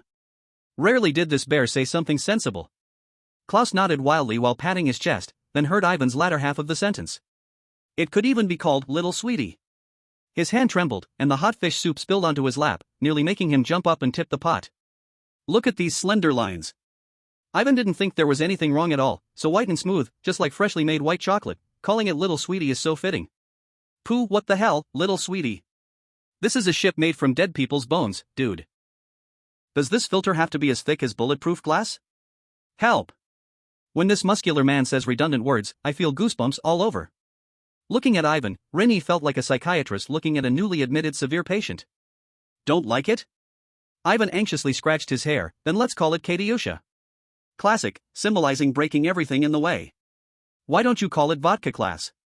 Klaus interrupted him, unable to hold back. That's also good. Ivan's eyes lit up. Ren Yi just smiled. As long as the ship is still there, it will keep upgrading and developing. Isn't that lucky? The logic closed the loop. But it still felt odd somehow. Klaus couldn't quite put his finger on it. He felt he really had no aesthetic sense, but one meant wealth with rising coffins while the other was a sweet name, Katyusha. Klaus thought these two guys were terrible at naming. Alright, let's talk about this later. Tonight, you guard the second half of the night, and I will guard the first half. Ren Yi said to Klaus, Ivan is injured, so he can rest. Ivan felt a bit embarrassed. Actually, I can still. I won't save someone who looks for death a second time. Ren Yi shot him a cold glance. Ivan immediately lay down flat. Go lie down in the house. Brother, help me out. Ivan reached out to Klaus. As night deepened, Ren Yi heard Klaus's low voice from inside. Hey! Don't put your feet on the locker. Don't be so picky, brother. Quick, pull it back, or I will disassemble your beloved wife tomorrow. Ren Yi raised the corner of his mouth and picked up the fisherman's blessing. The space on the ship was still not enough, needing to evolve further. The captain decided to work overtime tonight. Chapter 42, I'm going to collect rent. The next day, Ren Yi woke up to a noise like demolition. He opened the door to the crime scene. Klaus stood on the guardian, holding a claw hammer, and Ren Yi understood that look. Decisive and ruthless. Be gentle. Be gentle. Ivan cried out in pain, with his injured leg on a stool, sitting on the deck. Klaus said nothing, forcefully prying open a wood plank covered in mushrooms. And tossed it into the sea like trash. The level of decay is over 50%, he coldly pronounced death. And this piece of iron skin, rusted like this, and the edges are so sharp. Do you plan to bleed yourself? That's battle damage. Ivan argued back, and I've polished that. Polished with your face? Klaus retorted sharply. Klaus's long-buried obsession and sharp tongue erupted all at once, making the ship look like a demolition site for a building code violation. In just 2 hours. The ship that once seemed like a patchwork monster was left with nothing but bare wooden frames. Rusty iron sheets, crash-proof tires, and seaweed-covered anchors sank into the sea. Ren Yi leaned against the railing, listening to their banter for a while, then turned to fish on the other side. Past experiences told him that normal fish could be caught with normal bait, while corrupted flesh bait of elite quality could attract many evolution points or bigger fish. And something like corrupted shark meat, which had mutation properties, often brought surprises. As for what surprises? Well, that depended on luck. The water wasn't too deep in this spot, the sea surface was deep blue, and Ren Yi cast the hook baited with corrupted shark meat into the water. A few minutes later, the fishing rod twitched. A bag covered in water plants was pulled out of the water. A lady's handbag that had been soaked to the point of losing its brand looked somewhat familiar. Curious, Ren Yi poked it, and a layer of plastic film peeled away. Detected decomposable item, exquisite handbag. Decomposing yields, corrupted synthetic leather X2, rusty metal buckle X1. Evaluation, the end of fashion is a return to simplicity, while the starting point of certain goods is garbage. Decompose. After a flash of light, a dark, murky mass thudded to the ground. A wig? Ren Yi picked up the wig, made of synthetic fibers. It looked unnatural at first glance. But it was a very standard middle-parting doll head. Klaus and Ivan stopped their argument and curiously looked over. Random glanced around and found Wilson supervising beside Ivan, so he walked over and put the wig on its head. It was perfectly sized, neither too large nor too small. The originally amusing coconut head, contrasted with the black short hair, gave off an indescribable eerie feeling from its hollow eyes and crooked mouth. Perfect. Klaus almost hit his foot with the hammer. Boss, are you serious? Ivan was laughing hard, holding onto his good leg. Ha! Just like my ex-girlfriend. Wilson, I think I can still save it. Dora, reputation tarnished. Dying of laughter, from today on, Wilson is the coolest kid of the entire ocean era. Feeling for Klaus for just a second. Random threw the bait again. This time, after a while, there was still no movement. He patiently waited. As he spaced out, a huge force came from underwater, almost wrenching the fishing rod away, and Random stood up quickly. This force was no joke. Random gripped Fisher's blessing tightly, the fishing rod bent into an exaggerated arc. Boss? Ivan also stopped his wailing and leaned forward. Random felt that what he had hooked was probably not a fish. He slowly loosened some fishing line, letting the thing underwater pull the boat along. After a stalemate of more than 10 minutes, the force seemed to weaken a bit. Random quickly started reeling in the line furiously. Below the water's surface, a huge black shadow was being rapidly dragged up to the sea surface. Splash! The thing broke through the water, reflecting dazzling light under the sun. A treasure chest? A giant wooden treasure chest, 2 meters wide, set with metal edges, its surface covered in barnacles and seaweed. It seemed that colorful crystal stones were embedded on the lid, sparkling in the sunlight. Treasure! Ivan's eyes widened, excitedly wanting to stand up, but ended up pulling his wound, gritting his teeth in pain. But Random always felt something was off. Just as he was about to take a closer look, that giant treasure chest suddenly extended 8 thick legs, with a pair of pincers also reaching out from the bottom of the chest, clack opening and closing in the air. This was actually a giant hermit crab using the treasure chest as its shell. This. Ivan was even more excited, a treasure chest with long legs? Klaus instinctively took a half step back. Boss. This crab species seems a bit out of our league. This giant hermit crab, just its pincers that were half a person's height could crush a small child with one claw. A walking treasure. Take it down. Ivan struggled to reach for his axe but pulled his wand again, left only with helpless rage. The hermit crab was evidently displeased with the two-legged creature that had hooked it. With a snap, it crushed a piece of floating wood that Klaus had used to repair the boat. Random had no intention of confronting it head-on. The system's disassembly ability couldn't work on a living being. But the villa on the back of the hermit crab shouldn't belong to its body, right? It seemed worth a try. Ivan, don't move, Klaus, hold the fishing rod. Boss? I'm going to collect some rent. He took out a few pieces of rotten shark meat and threw them a few meters away from the side of the boat. The ghost bone boat shook violently from the waves created by the charging hermit crab. Just as it leaned down to chase the bait, the giant treasure chest shell was completely exposed in front of Random. Random stretched out his arm. Detected disassemblable target, magnificent treasure chest being parasitized. Acquired, gold asterisk 357, gems asterisk 12, crown asterisk 1, incomplete star map asterisk 1, copper block asterisk 5, gold asterisk 8, mithril asterisk 2. Dismantle? Dismantle. In Ivan and Klaus's eyes, the mansion on the back of the hermit crab vanished into thin air. The sea breeze blew by. The hermit crab's spiraled rear end was exposed to the air, bare and showcasing an eerie flesh-pink color. The scene became incredibly awkward. The hermit crab's 8 legs dug aimlessly at the ground, as if searching for its home of many decades.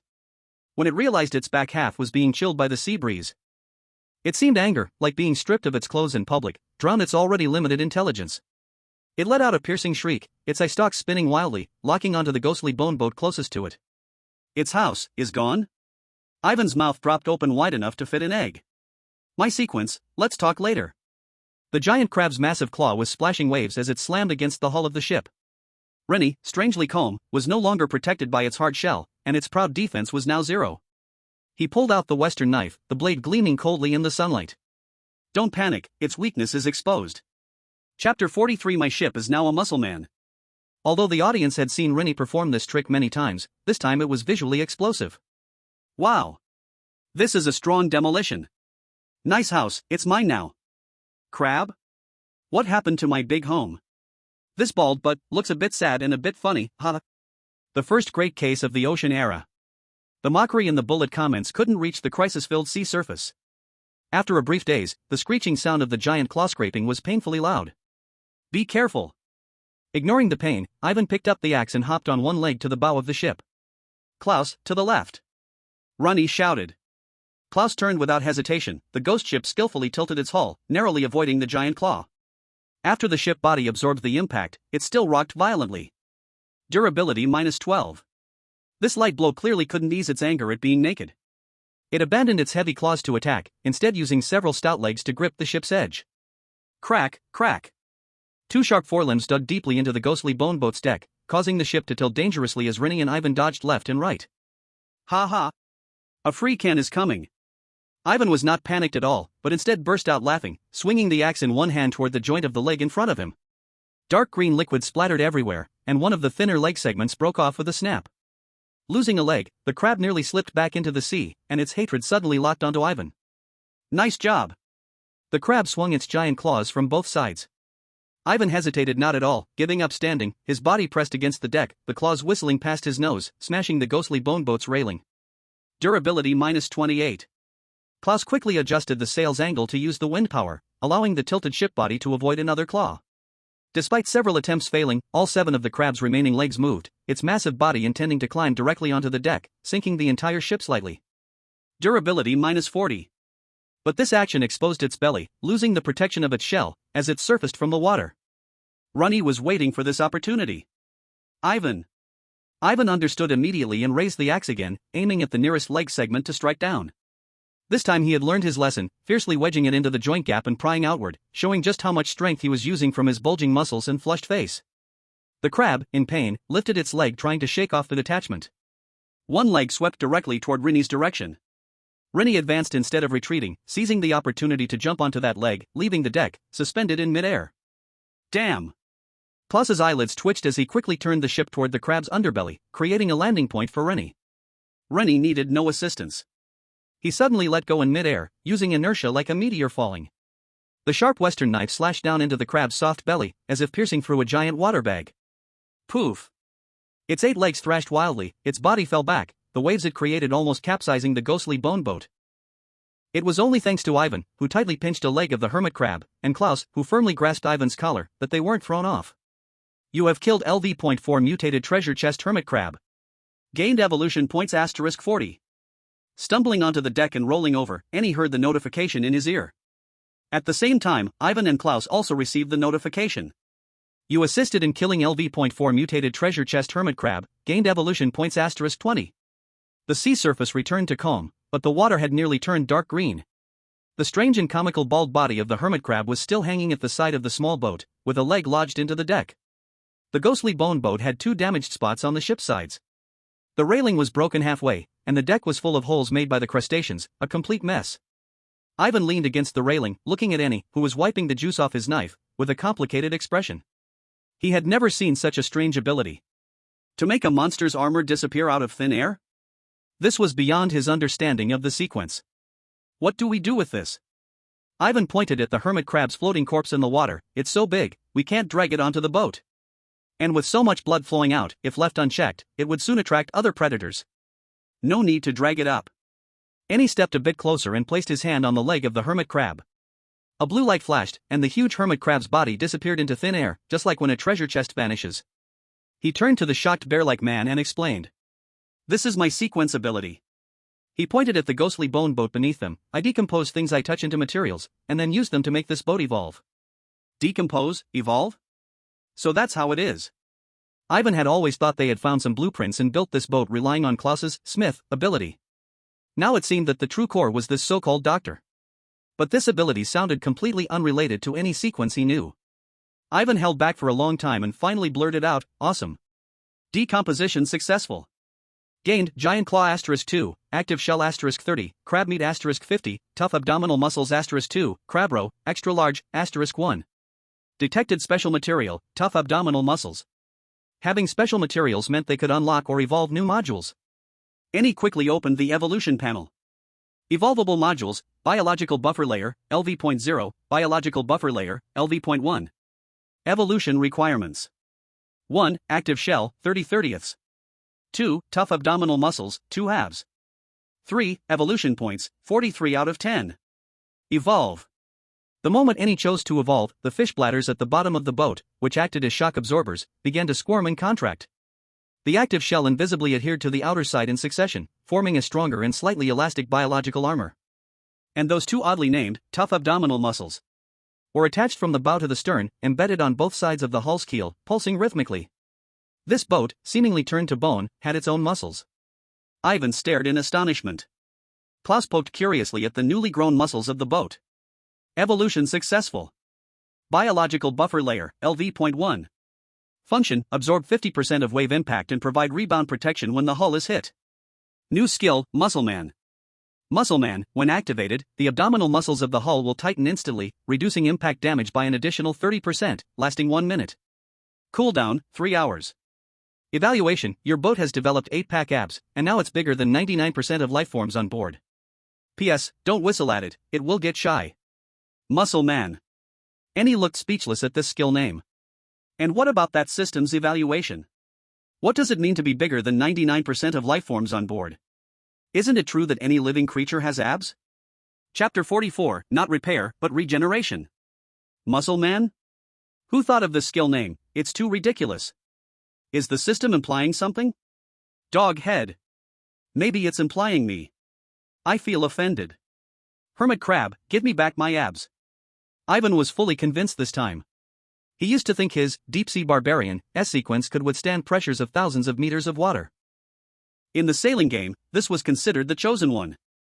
But compared to any of Ren Yi's absurd abilities, it's simply too rough and simple. One thing is certain.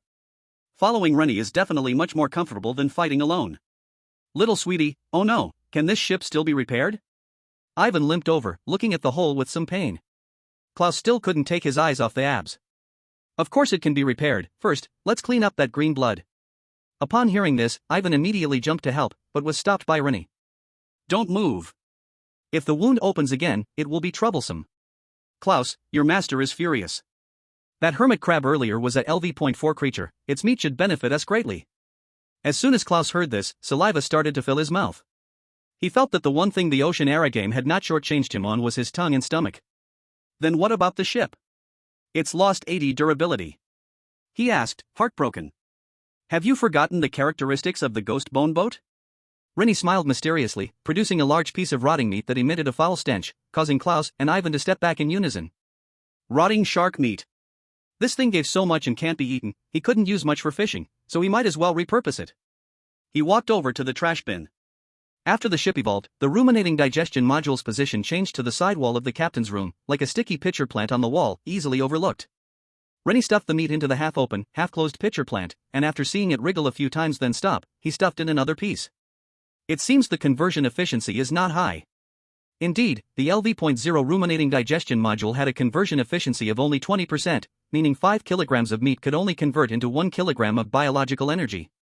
And the ghost bone boat's meat consumption repair feature operated by consuming biological energy. It felt like raising a child. When the 10th piece of rotting shark meat was stuffed in, the ship finally had some reaction. Look over there. The first to notice was Klaus, pointing at the deck pierced by the hermit crab. Around the small hole, countless white spider silk strands began to grow, rapidly intertwining and spreading, pulling together what looked like bone or wood fragments, finally smoothing them out. This process was quick and silent, filled with a shocking vitality. It is growing back by itself. Just like the process of human wound healing, but sped up 100 times, 1,000 times. Not just the deck, the broken railing where the hermit crab had struck, the cracked bones reconnected, and the missing parts were filled with white spider silk, ultimately becoming smooth with no signs of repair. This is not repair. Ren Yi murmured, this is regeneration. Wow. This ship is alive? This repair process resembles human bone healing, connecting with fibrous tissue, then calcifying. Veterinarians can also jump in, the regeneration of animal limbs is similar. So the conclusion is, this ship is a living being? After feeding it another 5 or 6 pieces of rotting shark meat, the entire ship's damage returned to normal. Ren Yi opened the system panel to take a look. Ghost bone boat, LV.2. Durability, 500/500. His gaze swept across again, landing back on the peculiar comment for biological buffer layer. P.S. Don't whistle at it, it will get shy. Get shy? A strange thought popped into Ren Yi's mind. So, Ren Yi whistled a clear note towards the ship. The ship had no reaction, and the imagined scene of the ship glowing pink did not appear. Ren Yi found it a bit boring. It seemed even the system could have unreliable evaluations at times. Just as he was about to turn, he heard Klaus exclaim from the bow. Boss! Look at that! Ren Yi looked in the direction he pointed, and saw the sound module at the bow. The statue that Klaus had worn a helmet on had changed its pose. 2 bony hands covered its face. With a comical square head, the scene became quite surreal. Puff, ha ha ha ha ha. So, the shy one is actually the siren statue? This ship is a bit innocent. The system is not lying to me. If it says it will be shy, it will definitely be shy. How about we put Wilson's door ahead on the Miss Siren? Ivan rubbed his eyes. Hey, it can still move? It can still talk, you will know later. His curiosity satisfied, Arbitrary no longer teased the poor ghost ship. He took out the spoils one by one and placed them on the deck. Ivan's gaze instantly stuck to the pair of giant pincers that were half his height. Good stuff. If this thing is installed on the ship, won't it just crash into everything? If you like it, I'll give it to you. Arbitrary didn't want to install this thing on his ship at all, it didn't match his taste. Klaus was starting a fire. Hearing this, his eyes rolled. If the boss agrees, I can help you install it on your beloved wife. Upon hearing this, Ivan's eyes lit up. He showed Arbitrary a simple, honest smile. Boss? This natural call of boss was heartfelt and utterly sincere. In Blue Star, Max, adorned with medals, nodded in satisfaction and smiled at his advisor beside him. See, I told you this kid knows how to read the room. Arbitrary was very satisfied with Klaus's cleverness and Ivan's awareness. He picked up a round disc that couldn't be identified from a pile of gems. Broken star disc, 1/4. Description: the core part of some precise instrument, engraved with intricate star tracks and unknown runes, unfortunately damaged. Evaluation: congratulations, you have obtained a plate that can be used to prop up table legs. Its only advantage is that it's fairly round. It was the size of a dinner plate, its surface covered in rust, not sure if it could still be used when put together. Arbitrary rubbed the groove on it and returned it to the warehouse, then looked at the crown. Cursed crown. Description: once belonged to a ruler of a sunken kingdom. It was once endowed with powerful blessings, now it carries a vicious curse. Blessing: the wearer gains royal majesty, with a certain chance to instill fear in creatures below their level. Curse: they will see you as their new ruler and come to pay their respects. Evaluation: want to wear the royal robe? First, ask if the old fellows agree. Chapter 45, like a seafood platter. Attracting the undead? Not useful for now. But arbitrary was not picky, everything had its value, it just depended on when and where it was used. In the future, when materials were urgently needed, it might serve as a signal transmitter to summon people. The remaining gold coins and gems, holding them in hand, couldn't be broken down. It seemed they were judged to be some material or special currency. Splash. He dumped the heavy crown along with the gold coins and gems into the captain's storage box, hoping to give the ship a bit more flavor, bandit vibe. Unfortunately, the thin layer of gold at the bottom of the box looked quite shabby. It seemed the coffin-raising treasure ship was still far from truly becoming rich. Boss. The fire is ready. Klaus's shout came from the deck. Arbitrary clapped his hands, dusting off the non-existent dirt, and took out the freshly cooked crab meat and crab roe. The crab roe was larger than a basin, orange-yellow and shiny, the crab meat was crystal clear. Such good stuff should be grilled directly with vodka. Ivan swallowed hard. Klaus, who was doing the final cleaning step with a crab shell pot, immediately shot back a disdainful glance. Rude, it should be whipped into a creamy soup. You Hans cats just like to turn good things into mush. Omega. You hairy bears. Seeing the two about to escalate from food into a national dispute, Arbitrary silently dragged the crab shell to the fire pit. He put the crab roe in whole and chopped the crab meat into it. Stop arguing. He stirred it with a wooden stick. This way, we'll have both grilled and boiled. Klaus. Ivan. Welcome to watch the culinary voyage. I am the host, Ren Yi. This crab yellow. Oh my god, my mouth is watering. Hungry, food, food. This family status. It's obvious. Wah wah wah, is there a need for a cook? No salary needed, just food will do. Let me do it. I am a Michelin chef. You can't, let me do it. I'm proficient in 8 major cuisines. Although there is no crisis like in the ocean era, the command centers of various countries on Blue Star are also at a boiling point. Dragon Country, the screen in the center shows 3 people surrounding a crab shell, devouring it happily. The atmosphere is completely at odds with the solemnity inside the center. Report: the known sequence intelligence from Bear Country has been compared with our intelligence. General Pei nodded slightly. What about the beautiful country? Very quiet. They should be waiting for the 1st of next month. The chief of staff immediately replied. Jack Morrison, along with Zelensky and Elijah, have all reached level 2. Morrison might soon reach level 3. Don't worry about it. Prepare all communication materials for any competitors and sequence information for Ren Yi. Yes. Also, General Pei kindly looked at Ren Yi, who was stuffing crab yellow into his mouth. Ignore all other countries that seek refuge or assistance. You mean? The game is fair. What he wants, he will go get himself. We just need to do our part and provide support. The chief of staff stood at attention. Understood. Meanwhile, in the beautiful country. Fuck. How could they form an alliance so quickly? Those stupid bears, don't they know how cunning the Dragon Country people are? Annie adjusted her glasses. Ivan is just a simple-minded brute, he only cares about interests. As long as we can offer a bigger chip. What can we offer? Michael interrupted her irritably. That dragon guy can conjure a ship out of thin air. A ship body modifier. Annie murmured. This was their exclusive intelligence from the beautiful country. Only this legendary sequence can explain everything he has done. The 3 of them were completely unaware of the turbulent winds on Blue Star. They were very satisfied after their crab meal. You have consumed the flesh and blood of a LV.4 mutated creature, slightly increasing your stamina recovery speed. Ivan felt a warm current lingering in his injured leg, and it didn't hurt much when he moved it. Klaus opened the panel and took a look. Klaus Schmidt. Sequence, Smith, LV.1. Evolution points, 86/100. Current proficiency, 250/1000. Abilities, wood processing, bone processing, basic mixed forging. The evolution points were almost enough to meet the evolution requirements, but the proficiency was still far from adequate. After a few days of making furniture and dismantling Ivan's ship in the morning, he had only reached 250 points of proficiency. At this speed, setting aside how to obtain evolution points, the issue of raw materials alone would be difficult. Thinking of this, Klaus's gratitude towards Ren Yi deepened. What's wrong? Ren Yi noticed the melancholy on his face. It's too hard to improve proficiency. Klaus didn't like to express gratitude verbally. He would repay it with actions. The proficiency gained from pure wood processing has decreased.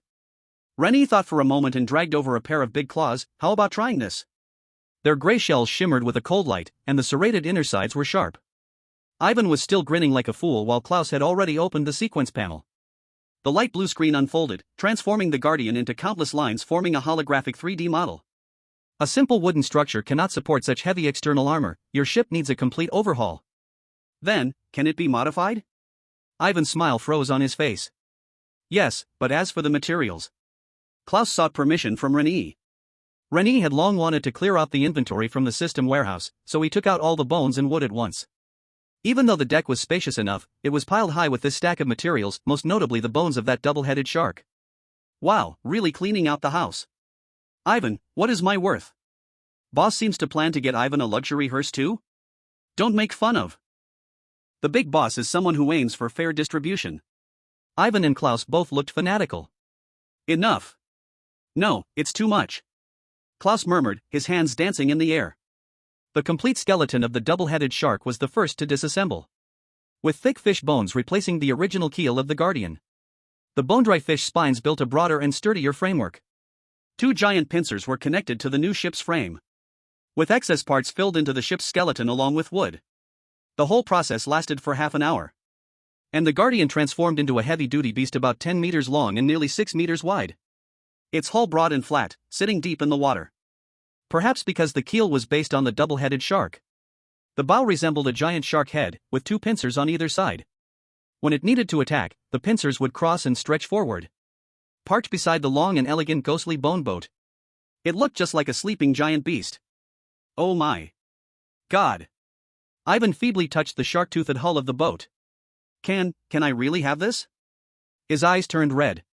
Recalling the loneliness of drifting alone in the sea, facing unknown monsters in fear and despair. It looks like a seafood platter. Ronnie smiled carelessly. Chapter 46, Who is this divine being? The emotions Ivan had just brewed evaporated along with the seafood platter. But looking at the elegant ghostly bone boat beside him, it seemed a bit like a scrap piece put together. A seafood platter is just a seafood platter. At least it's an impressively bold platter. From a leaky old boat to a now armored, fierce heavy-duty ship. The joy of such a transformation made his nose tingle. Thanks, brother. Oh. Ivan opened his arms and lunged at Klaus like a hunting bear. Exclamation point. Klaus was shocked, reflexively darting behind Ren Yi, looking wary. I don't hug men. Ivan missed his target and awkwardly withdrew his hands, murmuring in discontent. Are all you Hans cat people this cold? This is a fiery friendship between warriors. Soon, his attention returned to his own ship. Grasping the railing and lovingly touching the shark head. Seriously. He sincerely exclaimed, you artisans are truly miraculous. Every sequence has its value. Ren Yi replied casually. Ivan patted his chest. Of course, once I heal, I can fish up any treasures. Leveling up to 3 will let me dive 3,000 meters deep. There's a lot of good stuff there. 3,000 meters. That nearly reaches the bottom of most shallow sea areas. Ren Yi became interested. How many evolution points are needed for level 3? 1,000. Ivan counted on his fingers, then pouted. Damn, I'm still short 727 points. Ren Yi's ship was only at level 2 as well. It would also need 1,000 evolution points to evolve. Keeping this whole family alive was indeed a heavy burden. Either hunt higher-level monsters or improve hunting efficiency. For example, using a heavy metal fishing spear or ship-mounted weapons. Klaus, how many points do you need to level up to 2? Let me check. Current proficiency, 850/1000.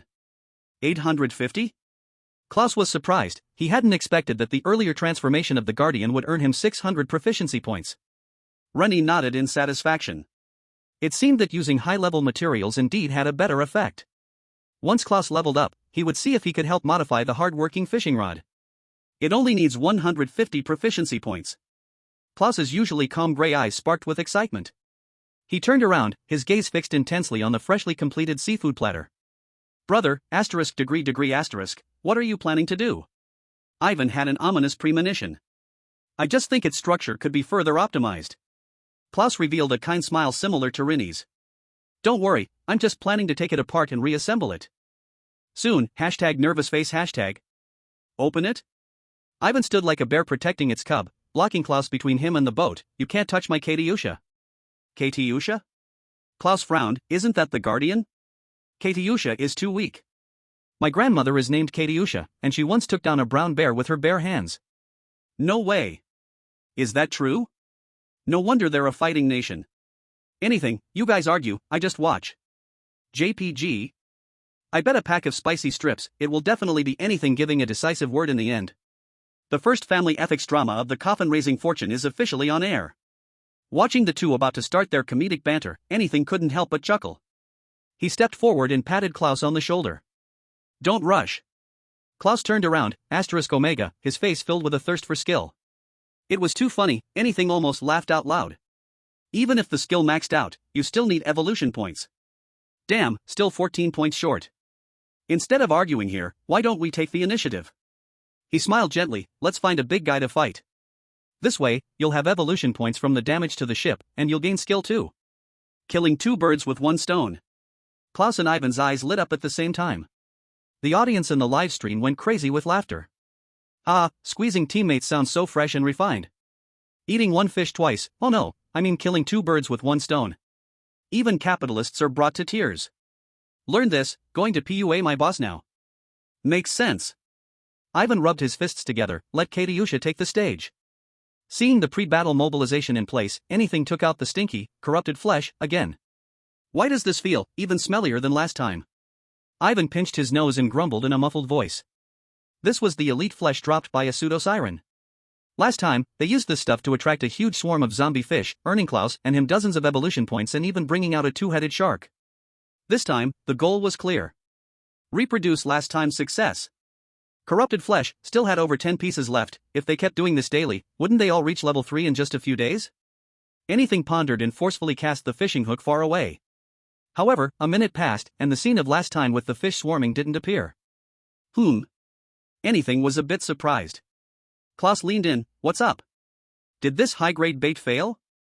Ivan, gripping his hand axe in a ready position, seemed a bit unnecessary at that moment. Wait a bit longer. Anything was patient, shaking the fishing rod to let the rotten flesh below release a stronger smell. Could it be that the fish in this sea area didn't like stinky meat? Just as anything considered whether to switch the corrupted flesh to fresh crab meat, a sudden force came. Creak. Fisherman's blessing bent into a half circle, making a creaking sound. The force was scarier than any mutated fish they had encountered before, and the rod's tough body shook violently in his hand. Ivan and Klaus hurried over to help. The three of them combined their strength to wrestle with the thing underwater, but even as the fishing line reached its limit, they couldn't wait for it to tire. What on earth is down there? A whale? Ivan's face turned red, teeth gritted as he grumbled. Pull it up and see. Anything squeezed out a word. The giant creature below engaged them in a tug of war, dragging the ghostly bone boat along with Katyusha. Just as anything thought they were about to succeed, there was a snap sound. The three of them fell backwards simultaneously, tumbling into a heap. Anything fell at the bottom, but he couldn't care about the pain, raising his hand in confusion. Fisherman's blessing was left with only half. And not far away, waves surged quickly, and a huge shadow peeked down at them before disappearing back into the deep sea. Klaus struggled to find his voice again. Did it just take a special look at us? No one answered him. He turned to see Ivan patting his chest in fear, while anything stared blankly at the half of the fishing rod in his hand. Rod broke? Where's my big rod? Just a handle left? What kind of monster is that? One move and the divine artifact was gone?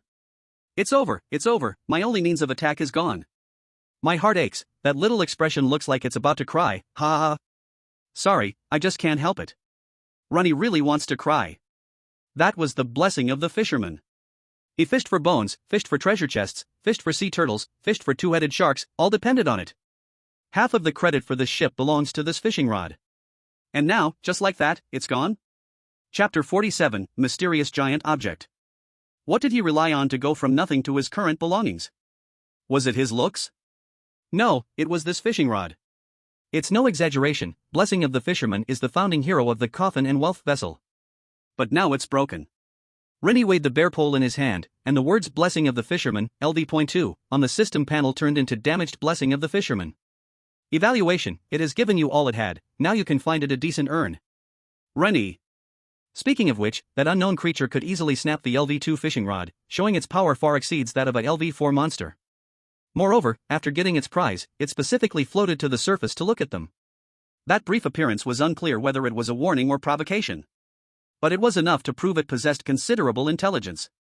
It seems that using the strategy of fishing with putrid flesh in this area has become too risky to be manageable. It's better to be cautious until he has the strength to compete. Ren Yi was pondering serious matters, but to Klaus and Ivan, the silent figure holding the broken fishing rod. The boss is sad. Well, since Ren Yi was known to only fish except for eating and sleeping since they met. Perhaps fishing was as vital to him as breathing. But now, his only hobby is gone.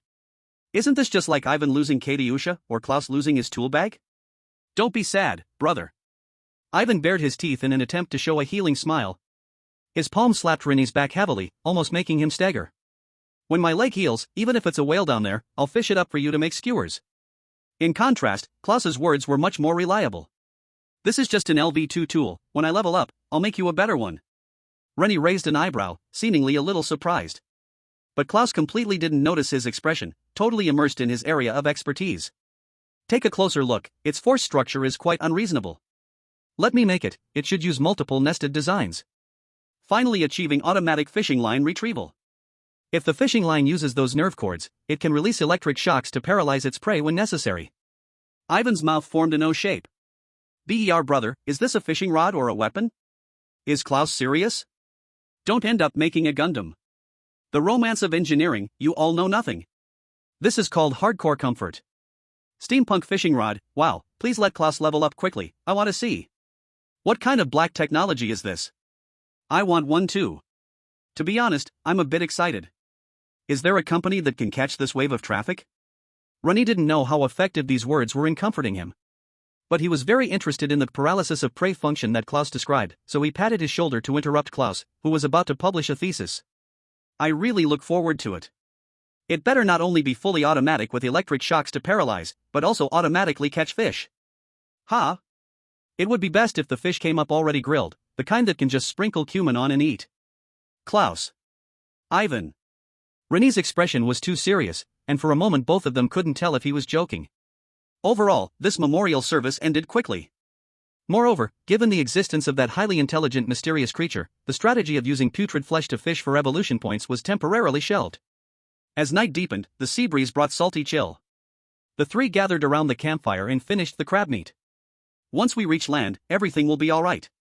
Ivan gulped down a large mouthful of rum, trying to liven the mood. After the meal, Ivan and Klaus entered the captain's cabin one after another to rest. Ivan's thunderous snoring quickly penetrated the cabin door, adding an unusual life to the sea surface. In the latter half of the night, it was Ren Yi's turn to keep watch.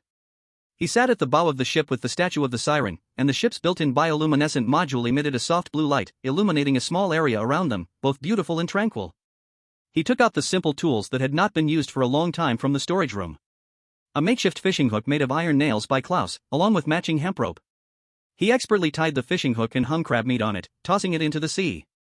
Exchanging iron nails and hemp rope for the fisherman's blessing felt like switching from a supercar to a shared bike, something just felt off. Ren Yi sighed. Once having seen the vast ocean, it makes the struggles of life feel immense. He wrapped the hemp rope around the railing and secured it to his wrist, gazing out at the boundless sea. Everything was silent, with only the sounds of Ivan snoring and the waves crashing against the hull creating a rhythm. Just as Ren Yi was almost lulled to sleep, he suddenly sensed something was wrong. The waves seemed to have become calmer. A thick feeling surged towards him from all directions. This was a sixth sense in the face of impending danger. Ren Yi sat up straight without a sound, his hand subtly resting on the handle of his knife. Splash! A soft sound of water came from the left side of the boat, as if something had peeked out of the water and then shrank back. Ren Yi slowly stood up and stepped back. Splash! This time, the sound appeared at the right rear. It seemed to be moving around the boat. While Ren Yi sensed the movement, he quietly stepped back towards the captain's cabin. And the probing presence lingered around for a long time, sometimes on the left, sometimes on the right, always keeping a not too far and not too close distance. Ren Yi's back was already against the cabin door. But now, the feeling of being watched seemed to have vanished into thin air, as if it had only been his illusion, and the sound of water was merely a passing fish. He quietly waited for about 10 more minutes. Just when he thought the crisis was over, a strange sensation emerged from beneath his feet. To be precise, a slight vibration was coming from below the ship. The seawater beneath was being pushed aside in an unnatural manner. Was something planning to attack from below? Klaus, Ivan, wake up. Ren Yi couldn't care about anything else and quickly opened the door. At the same time, he rapidly activated his skill. Muscle-bound man, after activation, the muscular layer of the ship's hull will instantly tighten, reducing impact damage by an additional 30% for 1 minute. The bioluminescent buffer layer surrounding the ship suddenly contracted, its originally elastic texture becoming as hard as rock. Bang! The entire ship seemed to be slapped hard by a giant hand from below. The over 13-meter-long ship jumped more than half a meter upwards before crashing back into the sea.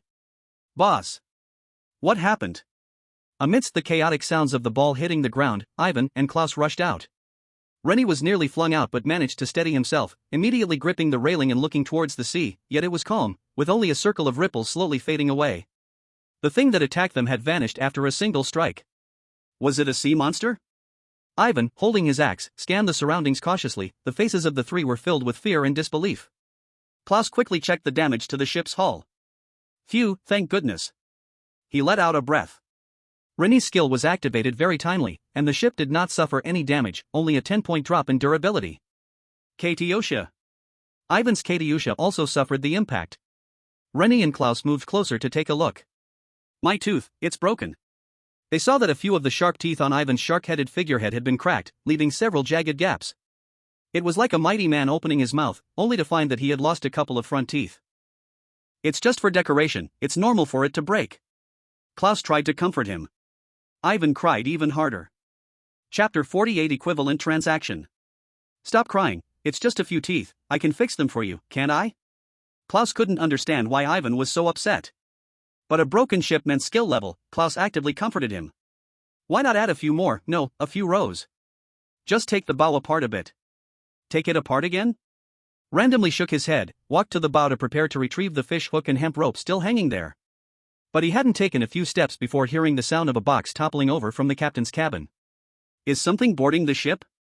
The faces of the three changed at the same time. Randomly quickly grasped the hilt of his knife and rushed over, with Ivan and Klaus nervously blocking the doorway. However, the scene in the captain's cabin was completely different from what they imagined. There were no monsters, just a storage box turned upside down on the floor, pearls and gold coins rolling around on the floor. Coconut-headed Wilson lay lonely among the pile of gold coins, with Dora's wig missing from his head. Were they robbed? Glancing around, even the crown was still there, only the wig was missing. But there was an extra stick. Randomly pulled it out from under the bed and saw that it was the half of the fisherman's blessing that had gone missing after the glorious sacrifice in the afternoon. This is. Ivan also stared blankly, asking in surprise, how did it get in? Putting aside how this mysterious guy got in. The most confusing thing was its behavior. Underscore? It returned the fishing rod and took a wig? Klaus was puzzled. So, the story went like this. A mysterious ocean creature with terrifying power capable of easily killing them, and with intelligence. After peeping at them for most of the night, ambushed their ship, even breaking the Katyusha's front teeth, just to sneak into the captain's cabin and trade a half-fishing rod for a wig? Ivan scratched his head, underscore? Could it be expressing that it means no harm? So what's going on here? So, that mysterious creature fancied Dora's wig? Oh my god, a cross-dressing lover. Is this an equivalent exchange? Fishing rod for wig? But the value isn't equal at all. Is there a possibility that it thought that the wig was the most precious thing on the ship? Randomly couldn't understand either. I believe, he said seriously, this could be a warning. A warning? The two were puzzled. It wants to tell us. Random's expression grew even more serious. It can not only break our fishing rods but also take away our most precious things without us realizing. He added solemnly, like Wilson's hair. Klaus. Ivan. Ha, how can the boss say such nonsense so seriously? Wilson, the pain of being bald. This midnight raid eventually wrapped up in a humorous and absurd way. The three of them set the storage box upright, picking up the gold coins one by one. Ivan, with dark circles under his eyes, insisted on fixing Katyusha's teeth, and Klaus couldn't turn him down, so he had to work overnight. No matter what the others' intentions were. Staying in this sea area clearly wasn't a wise move. Randomly walked to the bow, prepared to retrieve the hemp rope fishhook that had been fishing for half the night, and then immediately set sail north. But when he grasped the hemp rope tangled around the railing, the sensation made him pause. It was heavy. He tried pulling it, and a heavy resistance came from below the water, as if he had hooked something. No way, he had sat there fishing for half the night without any movement, and now there was something? Randomly pulled the hemp rope inch by inch with doubt. A sticky black ball floated to the surface. Its surface covered with seaweed and some gelatinous substance, mixed with the remains of fish that got stuck and died, emitting an indescribable smell. You, Captain, what kind of horrible thing did you catch? Klaus, several meters away, covered his nose and stepped back in shock. Annie randomly poked the knife tip, and it was very resilient. Detected decomposable target, tangled deep-sea biological fiber cluster. Decomposition yields, strong and tough biological fibers *30, strong biological adhesive *5? Do you confirm decomposition? Decompose. Annie said without hesitation. The disgusting thing in front of him instantly turned into specks of light and vanished, leaving only a few drops of slime falling on the deck, which Klaus immediately washed away with seawater. Decomposition successful. Strong and tough biological fiber, an extremely resilient biological material, can be used to make ropes, fishing nets, or as reinforcement in composite materials. Evaluation: sun-dried seaweed that can be used as steel wire rope. P.S. It will never be broken free when used for binding. Red heart. Who would want to use such a thing to bind? Wait, who wants to bind?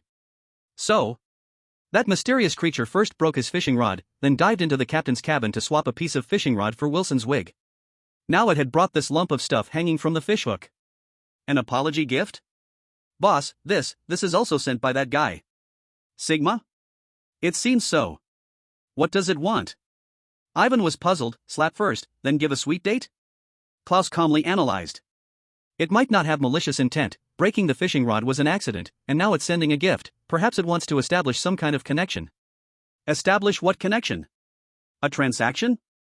Annie thought for a moment, his mind becoming agile. Since the other party followed some kind of exchange rule, could they also continue trading? There were still 18 pieces left in the warehouse. He took out a piece of corrupted flesh and hung it on the fishhook, putting it back into the sea. Not long after sinking below the water surface, the hemp rope was gently tugged. So fast? Annie pulled up the hemp rope under Ivan and Klaus's eager gaze. Klaus had already covered his nose in advance, ready for another batch of biological weapons to be pulled up. But this time's gift was no longer a bizarre object, but a luxurious, glittering bathtub? That's right. It was made of pure gold, its edges delicately carved with exquisite waves and fishtail patterns, its corners shaped like fishtails, radiating a glow of wealth. Wow! A pure gold bathtub. So extravagant? Is this a betrothal gift? No, what does sending a bathtub mean? Hinting that the contestant should not bathe? Don't go ahead. There's a scene. Ha ha ha. Klaus's eyes, laughing to death. The desire in Klaus's eyes was almost overflowing. Not because of the gold, but because. A bathtub. Drifting at sea for almost half a month, if there was anything this clean freak engineer dreamed of most luxuriously, it would definitely be a bath in fresh water. Annie walked around the bathtub, reached out, and knocked it, making a dull, solid sound. Solid. Detected decomposable target, magnificent golden bathtub. Decomposition yields, gold *100, gemstones *20. Do you confirm decomposition? Evaluation, perhaps you can use it to pickle vegetables. P.S., provided you have that much salt. Annie's gaze moved away from the hurtful evaluation, landing on Klaus's face filled with smiley face I want it. He cleared his throat. Klaus instantly came back to his senses, but his gaze still involuntarily glanced at the bathtub. Klaus. Smiley face M? Do you think? Annie asked seriously, do we have enough fresh water now for you to soak in it? Chapter 49, Blood Prophet. The ship's biological purification device could only produce 0.6 liters of fresh water each day. Let alone soaking, washing his face was already a luxury. This was on the premise that Ivan drank only alcohol daily and didn't drink water. With this bathtub for a bath, it would take till the monkey's year and the horse's month? Rationality ultimately won over cleanliness. Klaus struggled to look away. No. So, Annie's palm pressed against the bathtub's icy edge. Other than taking up space, what else is it useful for? Decompose, bye-bye. No. Klaus let out a short, mournful cry. The luxurious golden bathtub turned into specks of light and vanished in the reluctant gazes of Ivan and Klaus. Boss Ivan swallowed hard. That is, pure gold. Who doesn't like gold? Ren looked happily at the 100 units of gold and 20 gems in the warehouse. When we no longer lack water, let's build a bigger and more luxurious one. Klaus seemed to still be immersed in the sadness of the duck flying away, shoulders drooping as he continued to fit Katyusha with teeth. Ha ha ha, the big guy is too silly. Klaus, my heart is shattered like a bathtub. Don't ask, asking is useless. Breaking it down into materials is useful. But this time, it could be said that they had made a judgment about the mysterious neighbor of this sea area. It likes decayed flesh and is very polite. If something is broken, it knows how to compensate, and it even accepts barter. This business can be done. The frustration of the broken fishing rod faded away. A neighbor who could trade, was powerful, and reasonable was too rare. They could say this was a case of not fighting and getting to know each other. Omega. Ren again took out a piece of decayed flesh and hung it on the hook but did not throw it in immediately. Boss, what else do you want to exchange? Ivan asked curiously. I want to exchange for. Ren pondered for a moment but said to the sea. A creature that can purify water. Something that will clean for you. Is the big guy making a wish to the sea? No, what the hell does cleaning mean? Are they asking fish to clean? This image is too beautiful for me to imagine, a group of fish with cloths cleaning the deck. The girl from the rice snail? It should be the girl from the sea snail. Actually, what Ren meant by purifying and cleaning was eating impurities and then excreting clean water. For marine life, isn't this just cleaning? He didn't know if that mysterious existence could understand him, but that didn't stop him from giving it a try. He threw the hook, which had the flesh on it, into the sea and waited quietly. Time slowly passed, this time the reaction was much slower. After waiting for more than 10 minutes, the rope in Ren's hand was gently tugged. Ren's spirit lifted, and he excitedly pulled back the rope. Klaus, who was repairing the ship, couldn't help but peek over, clearly filled with longing for the purifying water item. What surfaced made Klaus's expression change from anticipation to horror. A worm? The thing was over a meter long, entirely a fleshy pink, with a round mouth that opened and closed repeatedly. It moved in the water, sometimes wriggling, sometimes folding, its shape difficult to describe. In short, it somewhat challenged Ren and Klaus's aesthetic bottom line. Holy crap, is this a sea cucumber? Such a big sea cucumber, for all. This should be called a dragon cucumber. Why do I feel a little slimy? Am I the one who's weird? Is the big guy going to use the water purifying thing to filter with it? Ivan, bold and curious, poked it. The thing twisted, and a burst of water sprayed from the mouth at the front, splattering Ivan's face. Pew pew, salty. Ivan wiped his face and said. Klaus, pale-faced, moved a bit further away from Ivan. The system panel popped up at the right time. Detected a decomposable target, mutated giant sea cucumber, rare. Decomposition will yield, bioactive filter membrane *1, high elasticity intestinal tissue *8. Confirmed decomposition? Decompose. The pink giant worm instantly turned into light points. Active filter membrane, a rare biological material with an impressive molecular sieve function that can efficiently filter impurities in salt. Evaluation, a miraculous filter core of nature. P.S. Its previous owner used it to filter, forget it, you wouldn't want to know. That mysterious creature could indeed understand his words. He immediately opened the evolution panel. Biological Purification Device, LV.0, Biological Purification Device, LV.1. Function, convert seawater into drinkable freshwater through a symbiotic filter membrane structure. Current daily output, 0.6 liters. Evolution requirements. 1. Active filter membrane, 1/1. 2. Evolution points, 33 out of 10. Evolve. Evolution successful. Biological Purification Device, LV.1. Function, convert seawater into drinkable freshwater through a symbiotic filter membrane structure. Current daily output, 5 liters. Evaluation, congratulations, you can finally pretend you're living in a civilized society. P.S. Don't sing too loudly. As the evolution occurred, the originally bowl-shaped sea anemone shrank back. And half-transparent tentacles slowly grew out from the outer wall of the captain's room. They twisted together, finally forming a semi-transparent small wine barrel hanging on the wall. Through the container, one could see the honeycomb-like veins inside, gently pulsing with each breath. A small section of coral bone protruded from the bottom of the barrel, serving as a switch. 5 liters. Klaus suddenly turned around, how much? B. 5 liters, every day. Klaus excitedly spun around twice in place, then rushed to the barrel and touched the coral bone switch. A stream of clear water immediately surged out. It tasted the same as before, just like ordinary bottled water. But when his gaze fell on the spot where the golden bathtub had disappeared, joy was immediately mixed with heartache. The bathtub. Ha ha ha ha ha. Ivan and the comments laughed loudly together. A leap from 0.6 to 5 liters was a huge achievement. Plus, with the enhanced efficiency of the ruminating digestion module, they could achieve freshwater freedom starting today. This harvest far exceeded expectations. Watching the two still excited, the random didn't intend to continue trading with this mysterious neighbor. Boss, are we going again? Seeing the random pull out a piece of meat, Ivan's eyes lit up. Not trading anymore. 0.0 inch. Why did they suddenly stop? The random didn't explain, just took out several pieces of crab meat from the system warehouse and threw them into the sea. This is a gift. But Ivan and Klaus clearly didn't understand. To them, these were valuable baits for trading resources. Why give them away for free? Boss, this is too wasteful, right? Ivan said, a bit pained. This is not waste, our neighbor deserves this bit of kindness. He said softly. Now they still didn't know what this mysterious creature was thinking. If they traded too much, it might be satisfied and stop trading. Or worse, it might think these greedy humans were bad news. Squeezing the other's value dry all at once was a foolish act. Giving appropriately to maintain a good relationship could yield more rewards. Chapter 50, Universal Salvation. Outside, the audience from different countries reacted differently. Fuck. What is he doing? He's feeding the monster. Has he gone crazy? Such a good opportunity, he should keep trading.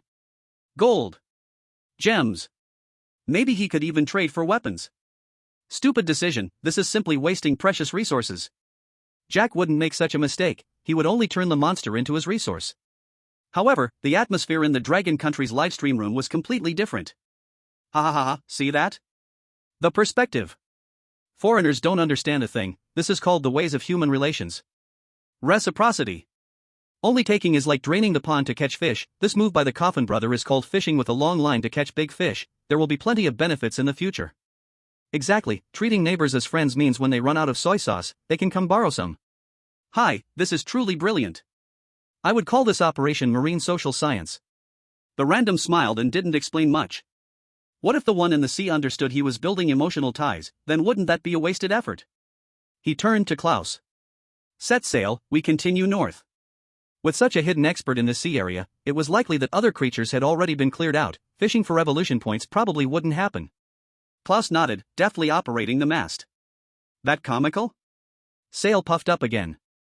The two ships prepared to leave the sea area that had brought them both surprise and joy. However, things were more troublesome than they thought. For the next 2 days, although the weather was calm, the random sat by the edge of the boat without fail every day, using ordinary crab meat as bait, repeatedly casting the fishing line. But every time he reeled it in, there was only a lonely fish hook, swaying helplessly in the air. Forget about big fish, even those useless creepy things were nowhere to be seen. Boss, this sea is as clean as Klaus's clean deck equals. Ivan leaned on the ship's railing, boringly yawning. With fresh water plentiful, Klaus had to scrub the deck 3 times a day, and he paused for a moment, glaring at Ivan. Any hook can be pulled back. They had run out so far, they couldn't possibly keep spinning around in this landlord's house, could they? He had a guess in his heart. It might have been following us the whole time? Ivan immediately perked up, it's following us? Why? Could it want to trade with us again? Klaus speculated. We'll know if we try. Annie randomly hung a piece of corrupted flesh on the hook and tossed it into the sea. It hadn't even been half a minute when he felt a tug on the rope in his hand. It seemed that the fellow was already impatient. Ivan's face was full of excitement. Last time it was a golden bathtub, this time, could it be a bed? Phi, greater than over equal to omega less than over equal to asterisk, I hope it's one with springs. Though Klaus didn't speak, it was clear he also looked forward to the gift from their mysterious neighbor. But this time, the gift was not decomposable materials or gold and jewels, but a small bone. It was probably only as long as a forearm, about 2 fingers thick, its surface smooth as if polished countless times, giving it a jade-like texture. It was slightly curved, with a natural arc, other than that. Nothing special. This is quite flexible, not like an ordinary bone, Klaus said after examining it. Is this it? What about the big stuff? Did they run out of goods? Maybe they lost on the last golden bathtub and are trying to make up for it this time. This bone does look unusual, smooth and shiny. Is it possible this is a handpiece from a big shot in the sea? Tired of playing with it and gave it to you guys. Annie didn't think the other party would intentionally exchange useless items with him. A thought crossed his mind. Detected special item, S-bone. Not decomposable. Evaluation, its former owner was probably the Tang Sang of the sea. P.S. Please do not lick. Tang Sang?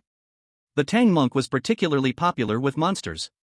The system rated this bone as the Tang Sang of the sea, which meant it was a top-grade bait for catching monsters?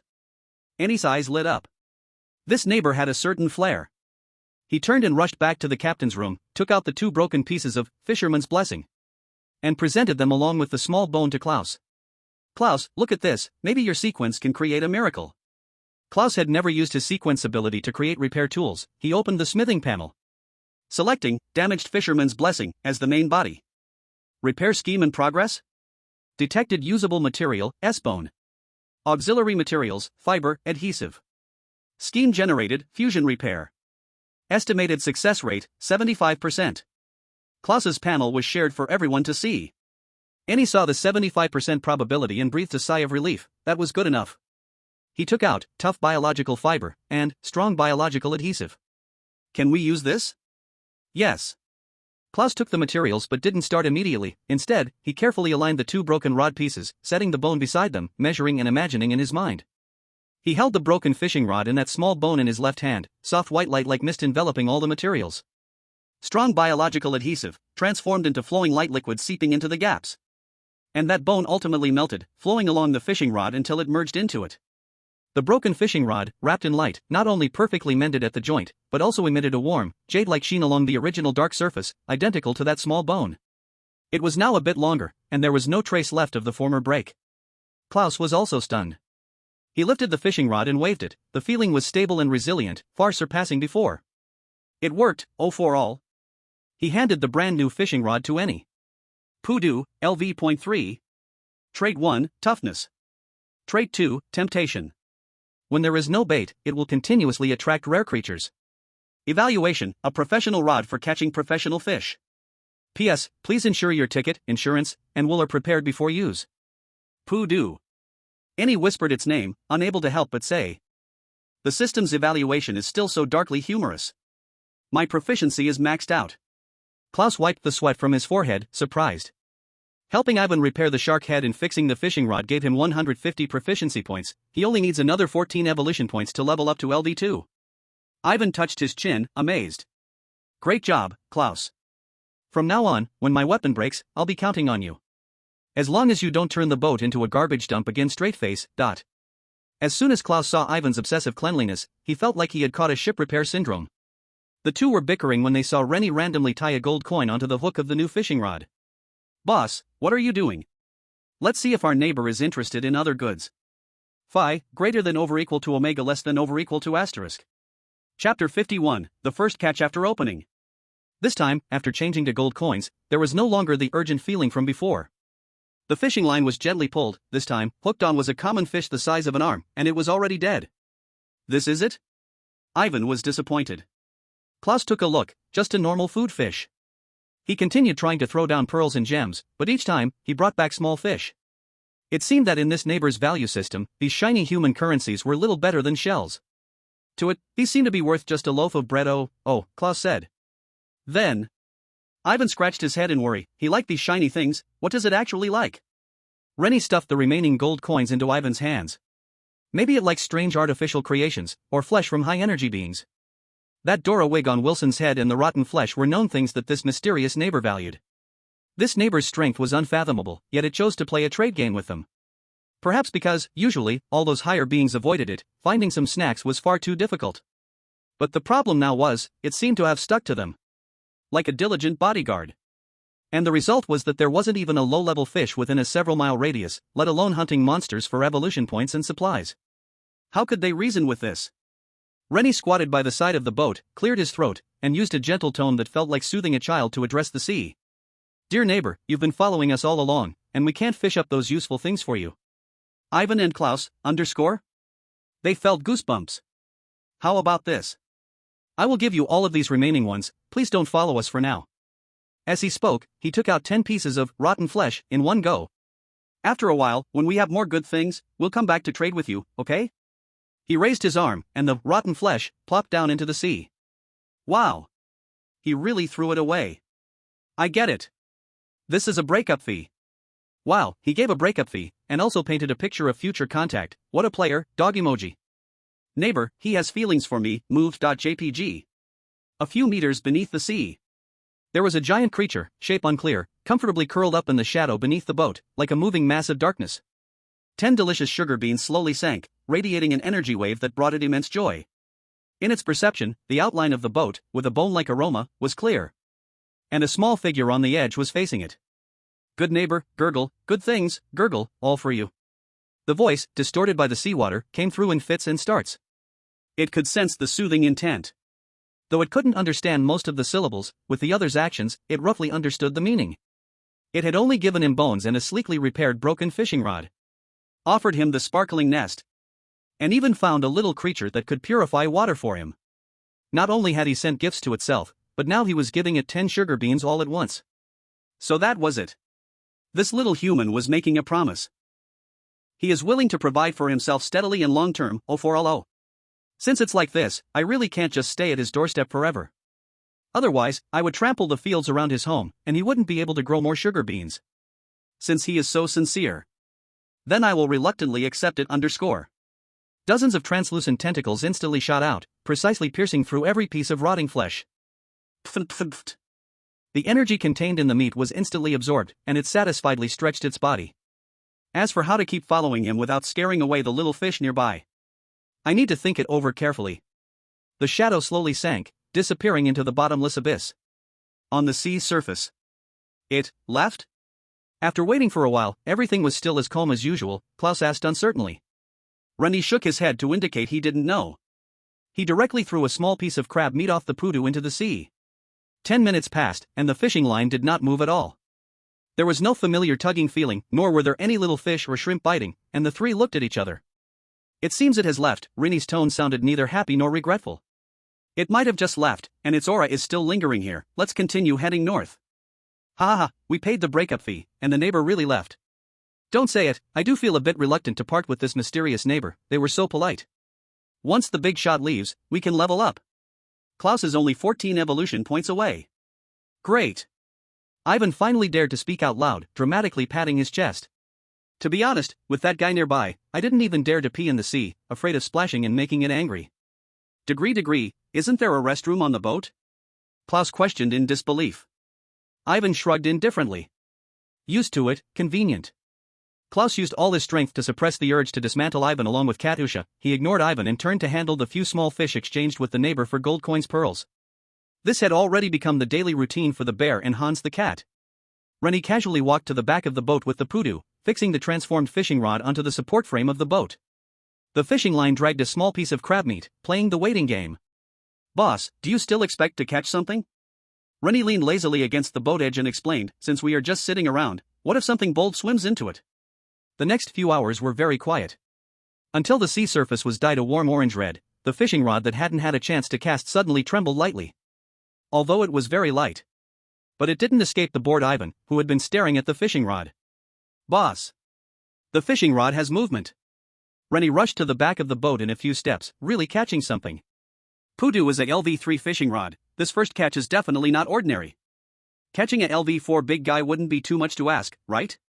Klaus, Ivan, get ready to help. Ren Yi called out while slightly squatting, preparing for a prolonged battle. Ivan and Klaus also nervously stood by, ready to lend a hand at any moment. The fishing rod suddenly shook violently, Ren Yi's waist and abdomen tensed as he lifted the fishing rod back. He was ready to feel the thrill of the fishing line tightening. However, the rod suddenly became light, and underwater there was no resistance, causing him to stumble back several steps and sit down on the ground. A dark, gooey thing suddenly shot out along with the fishing line. Splash! Klaus, who was about to help Ren Yi, didn't even see what it was. He just felt a cold, slippery, elastic fabric tightly stuck to his face, smelling of the sea. He wanted to scream, but his mouth and nose were covered, so he could only jump up as if electrocuted. His hands wildly tugging, trying to pull the mask off. But that thing was so slippery he couldn't hold on at all, and instead, it stuck even tighter. Chapter 52 Mascot. An octopus? They finally saw the creature clinging to Klaus's face. It was an octopus the size of half a head, whose arms were diligently using their suckers to seal Klaus's entire face tightly. Questions filled his mind like a swarm. Shouldn't he be catching predatory fish that speedily chase bait? How could a tiny little octopus, which should be crawling on the seafloor, catch up to the speed of the ghostly bone boat and get hooked on his line? And such a small one at that? Hurry and get it off me. I'm about to suffocate. Klaus was nearly going crazy. The lack of oxygen made his vision go dark. Alright, he couldn't see anything anyway, and after unsuccessful attempts to peel off the mask from his face, he was flailing helplessly. I'll help you chop it off. As a teammate, Ivan certainly couldn't just watch. He picked up a hand axe bigger than Klaus's head and waved it at him. But Klaus kept moving, making it impossible for him to find a good angle to strike. Can you please stay still? Ivan, are you a devil? One swing of the axe, and the octopus is fine, but Klaus is gone. Ivan, as long as the person is solved, the problem doesn't exist. Ren Yi quickly stopped him. Don't act impulsively, it'll be hard to fix if you hit his head. But he's about to suffocate. Ivan scratched his head and withdrew the axe. Stop dragging it out, you might hurt his skin. Ren Yi patted Klaus, signaling him to let go. Let me do it. Klaus grabbed Ren Yi's arm like a drowning man clutching a lifeline, finally stopping his futile struggles. Come on, hurry up. I need to breathe again. Don't move. Ren Yi raised the knife, aiming for the octopus's head, while his other hand prepared to steady it to avoid missing. However, just as his hand touched the octopus. Special creature? Indestructible. Evaluation, its IQ might exceed that of a certain unnamed gentleman on the ship. P.S. Maybe two. Ren Yi's actions froze. A special creature whose name couldn't be identified? An IQ greater than that of someone on the ship. Ren Yi couldn't help but glance at Ivan beside him, eagerly brandishing the axe. Klaus felt Ren Yi's movement halt. Boss. Do something. That little thing seemed to sense his gaze, its soft body wriggling slightly, its black, bean-like eyes locking onto Ren Yi's. Under the gaze of Ivan and Ren Yi, it smoothly retracted all its tentacles one by one. Poo poo poo poo. After a series of popping sounds like pulling out corks, the octopus skillfully crawled from Ren Yi's finger to his open palm. As the bindings on his face disappeared, Klaus took a deep breath. Ha! Ha! He was still on the verge of suffocation. Ivan saw his foolish appearance and was about to tease him when he saw Klaus, wide-eyed and terrified, rushing toward the freshwater purification device. He dove under the barrel to flip the switch. Splash, splash. Precious freshwater spilled over him, and Klaus scrubbed his face vigorously, as if wanting to rub his skin off. Ren Yi cradled the little guy that had nearly suffocated Klaus in his hands.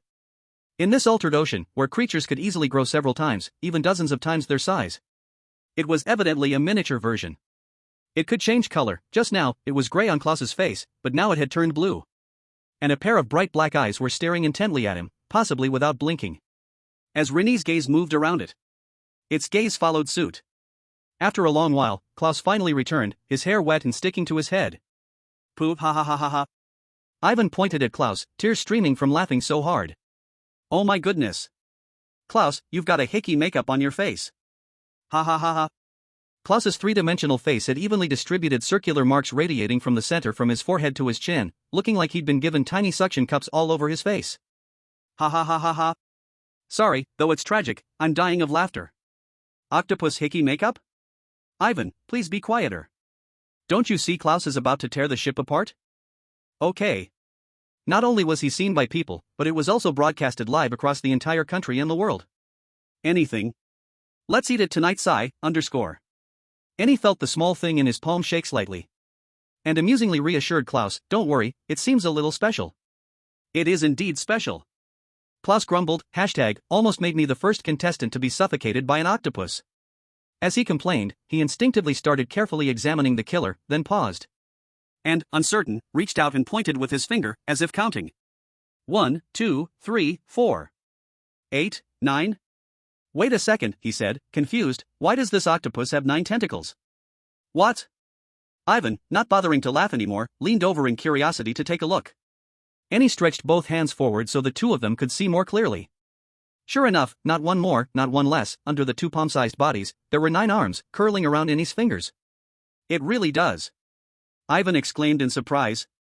A relative of the 9-tailed fox, a 9-tentacle octopus? Klaus, you unlucky guy, kissed by a rare species.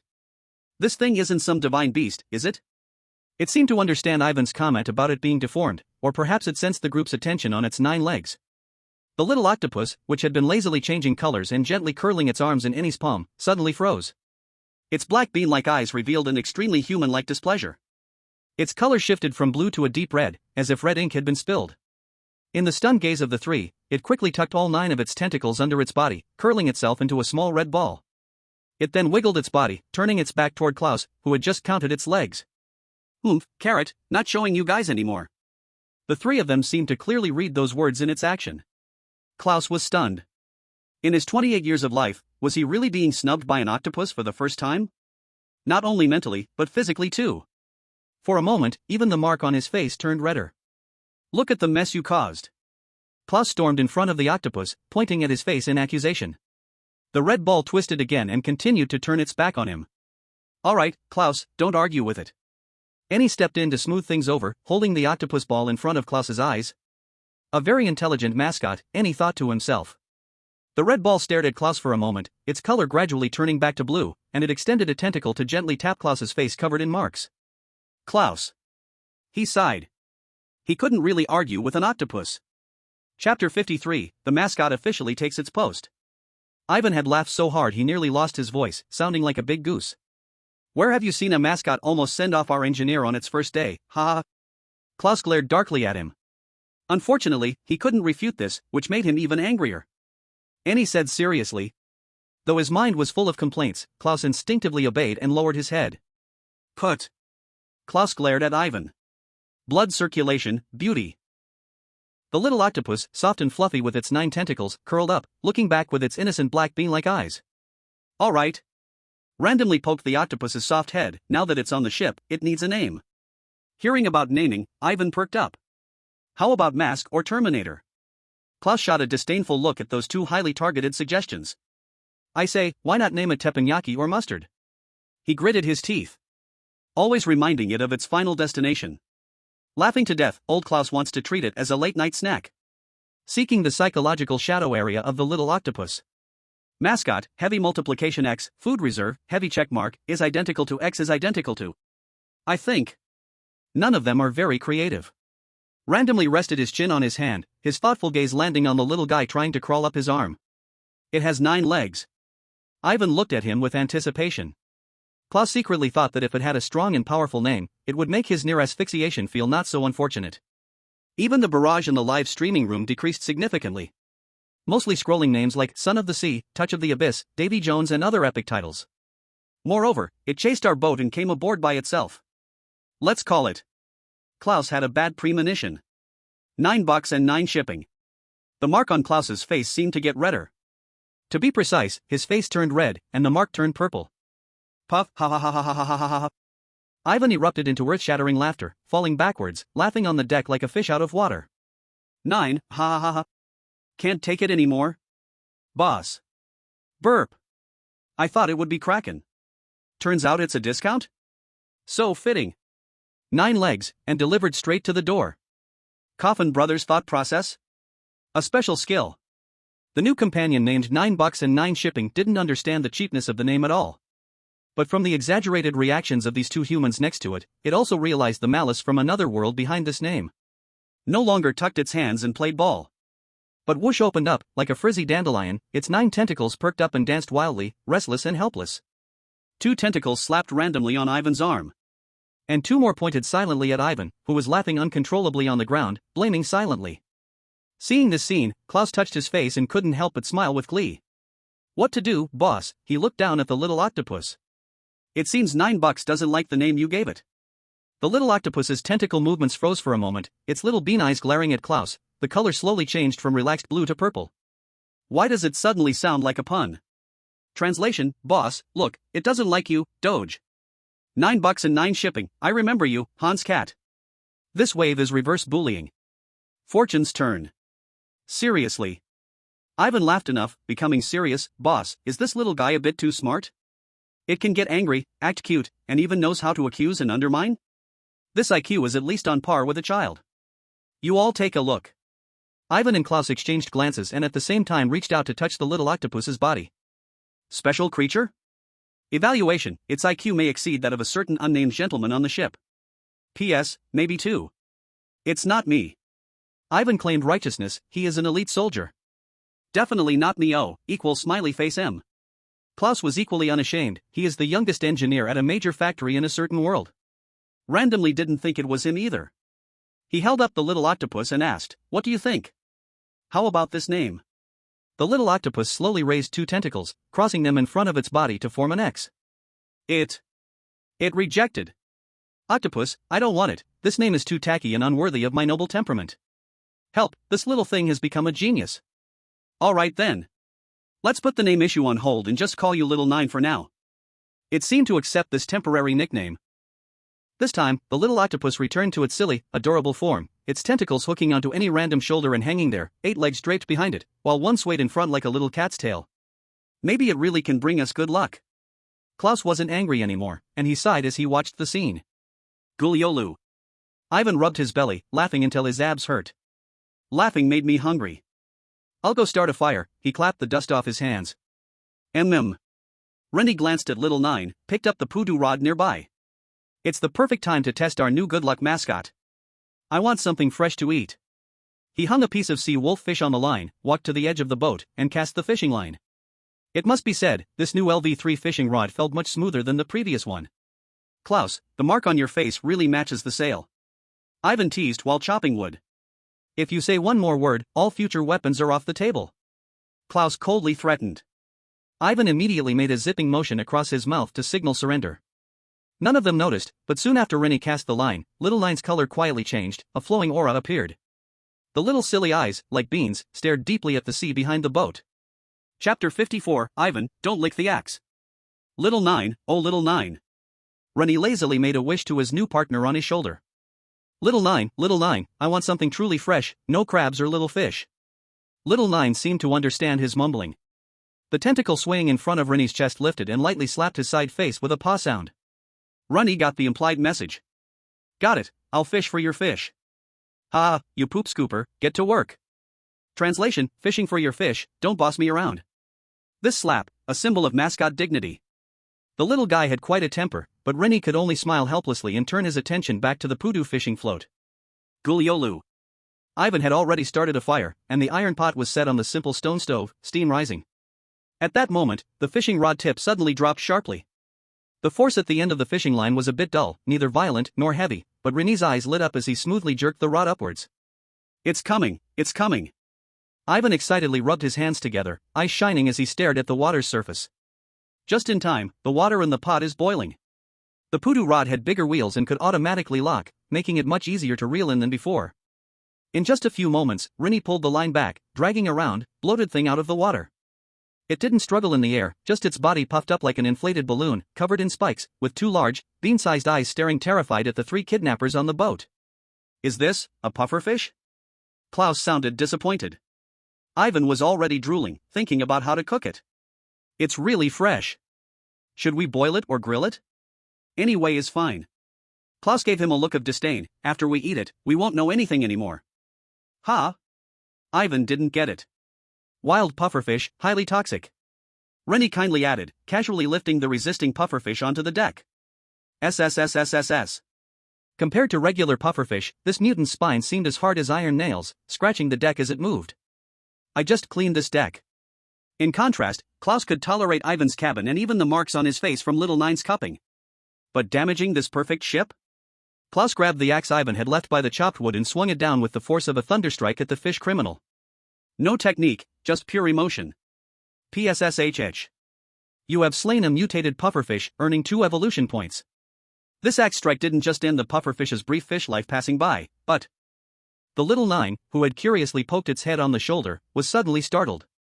With a whoosh, it turned white, and its 9 claws fiercely wrapped around its support. Annie's neck. Oh, greater than over equal to less than over equal to, oh. Annie only felt a huge pressure on his carotid artery, and his vision went black. Little Nine, calm down. Using his incredible willpower, he accurately found Little Nine's round head and gently patted it with a soothing force. It won't hurt you, don't be afraid. Maybe his voice had an effect, as the 9 tentacles, still in fear, slowly loosened one by one. Cough, cough, cough. A shallow mark from the tight grip was left on Annie's neck. Ha ha ha ha ha. Ivan saw that Annie was fine and laughed out loud.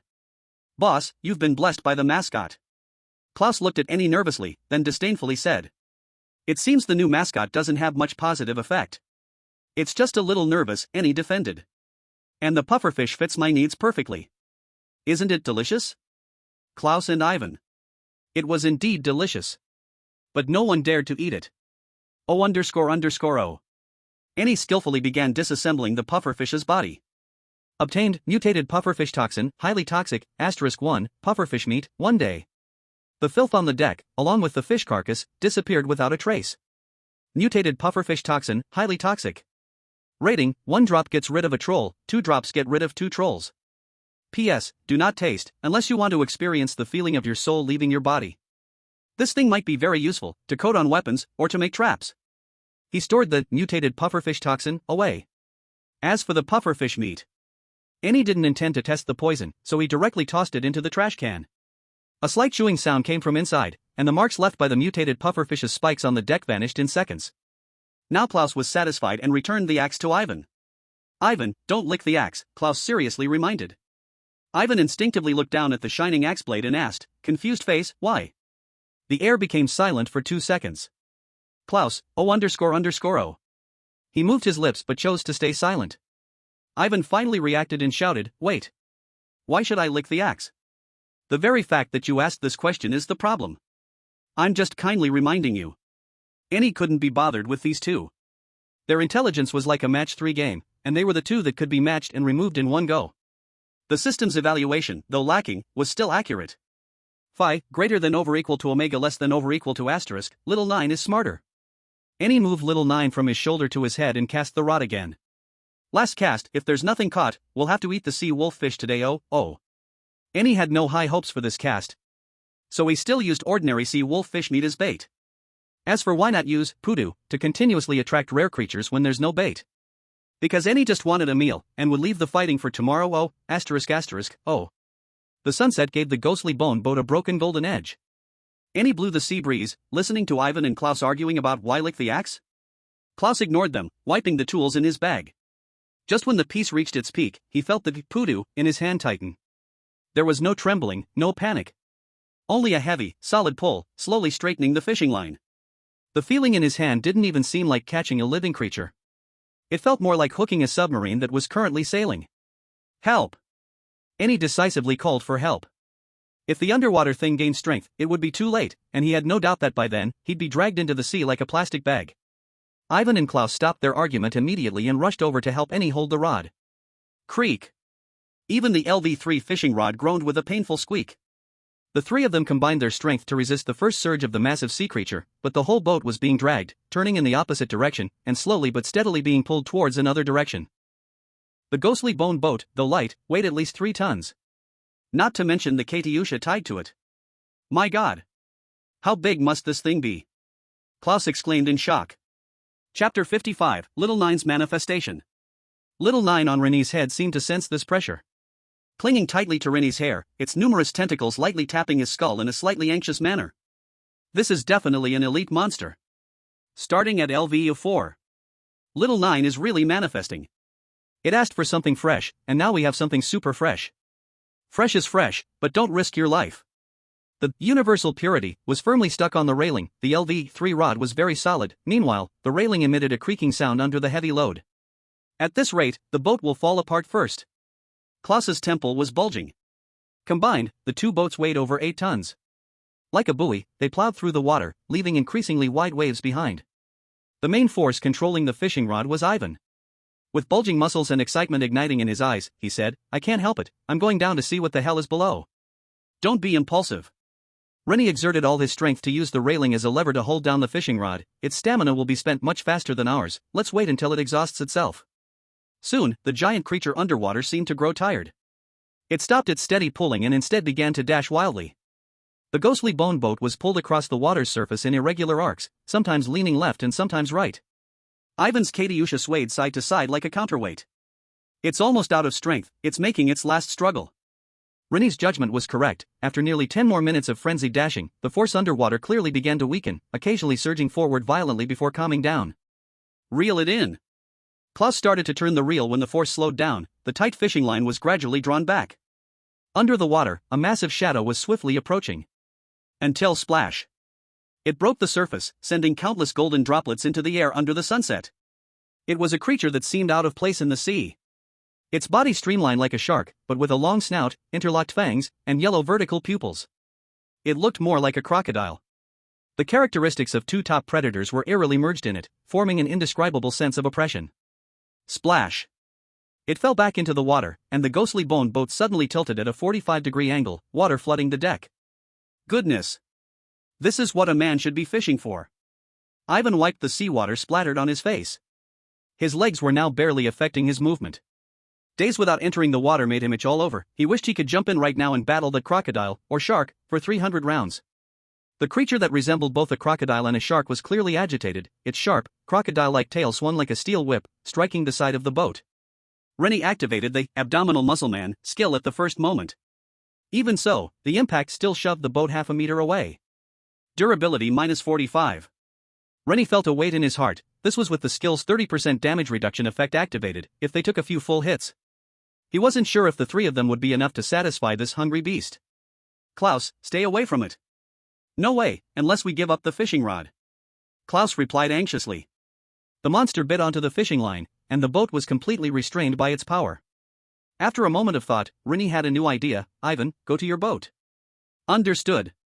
Ivan quickly untied the sailor's knot, jumped onto his boat, and turned the bow trying to approach the crocodile shark's side.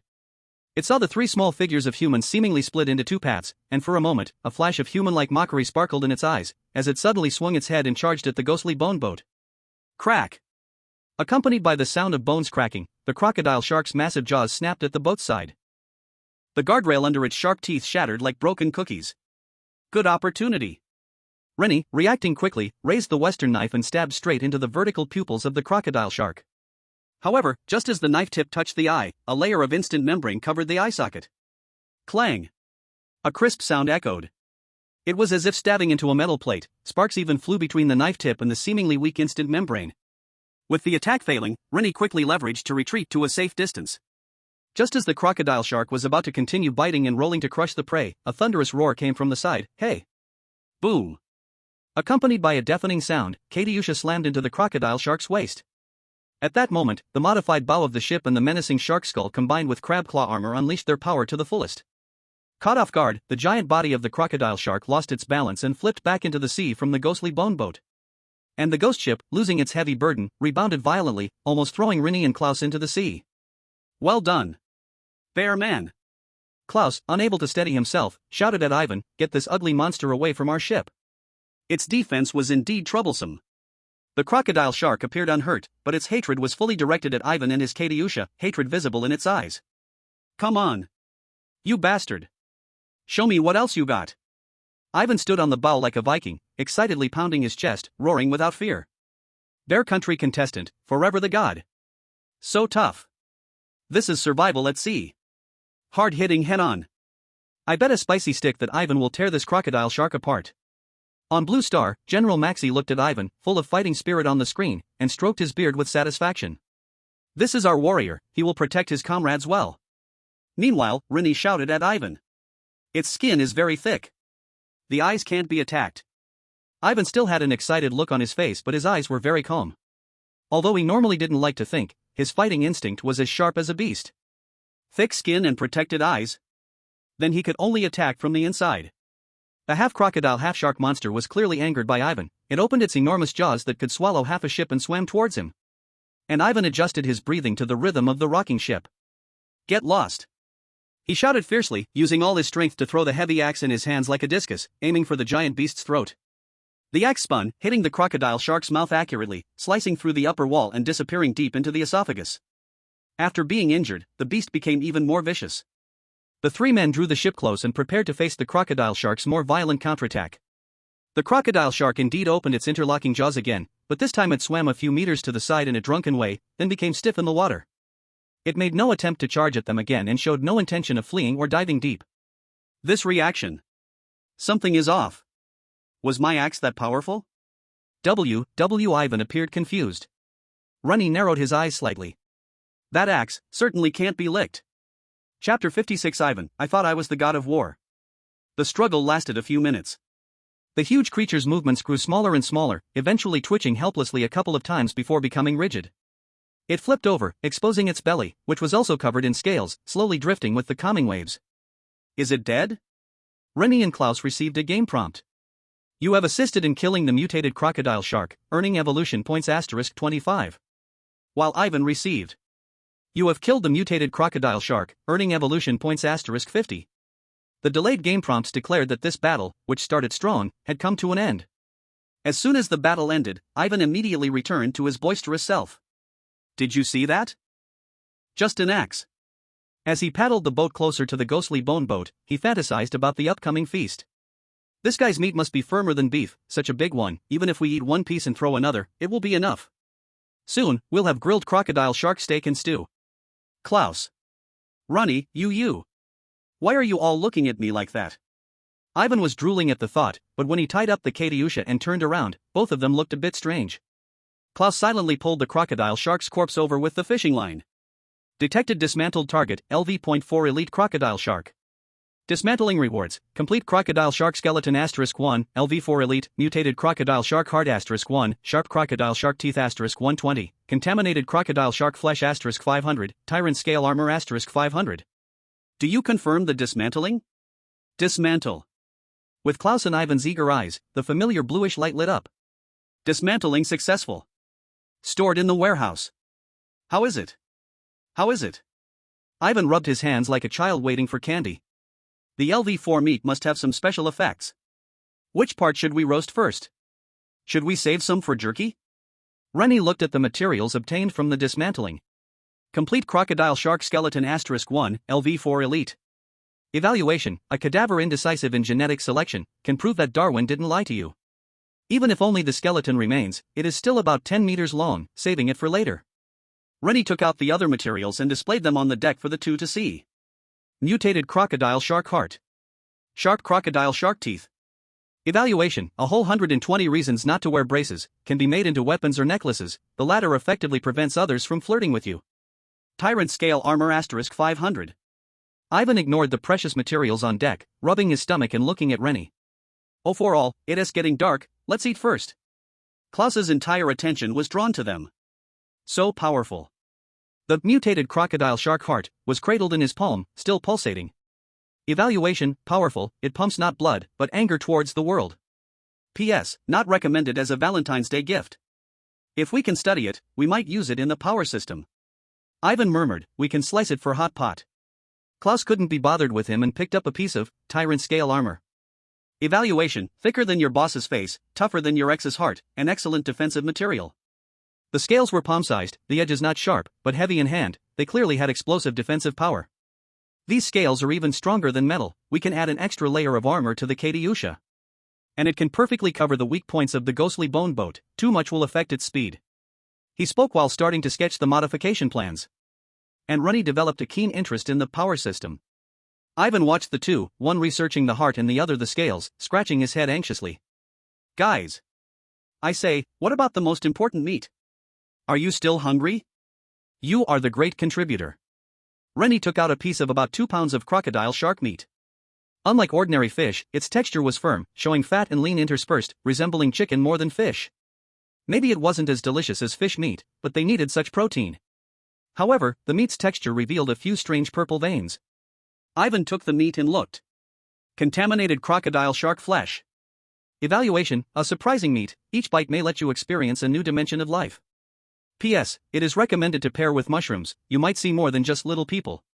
What does contaminated mean? Ivan's smile froze on his face. Ren Yi pulled the piece of meat a bit further away. It means, if you finish it, you might just end up having tea with God. Ha ha ha, Coffin Brothers' explanation is always so simple and easy to understand. This contamination must be related to the pufferfish we just encountered. Is pufferfish poison that deadly? Upstairs. This is a mutation, it cannot be inferred by common sense. Ivan's expression changed from confusion to sudden realization. So, my axe actually poisoned it? Pain. It hurts too much. So he didn't actually defeat the elite monster with strength, but won by poisoning it? The case is solved. Crocodile shark, I licked the axe for you, it's highly toxic. Ivan, I thought I was a war god, but turns out I'm a poisoning killer? Today's MVP, pufferfish, greater than over equal to for all less than over equal to. So much elite meat. Ivan felt his heart bleed. Is it all wasted like this? It's not entirely wasted. He patted Ivan's broad shoulder, happily summarizing.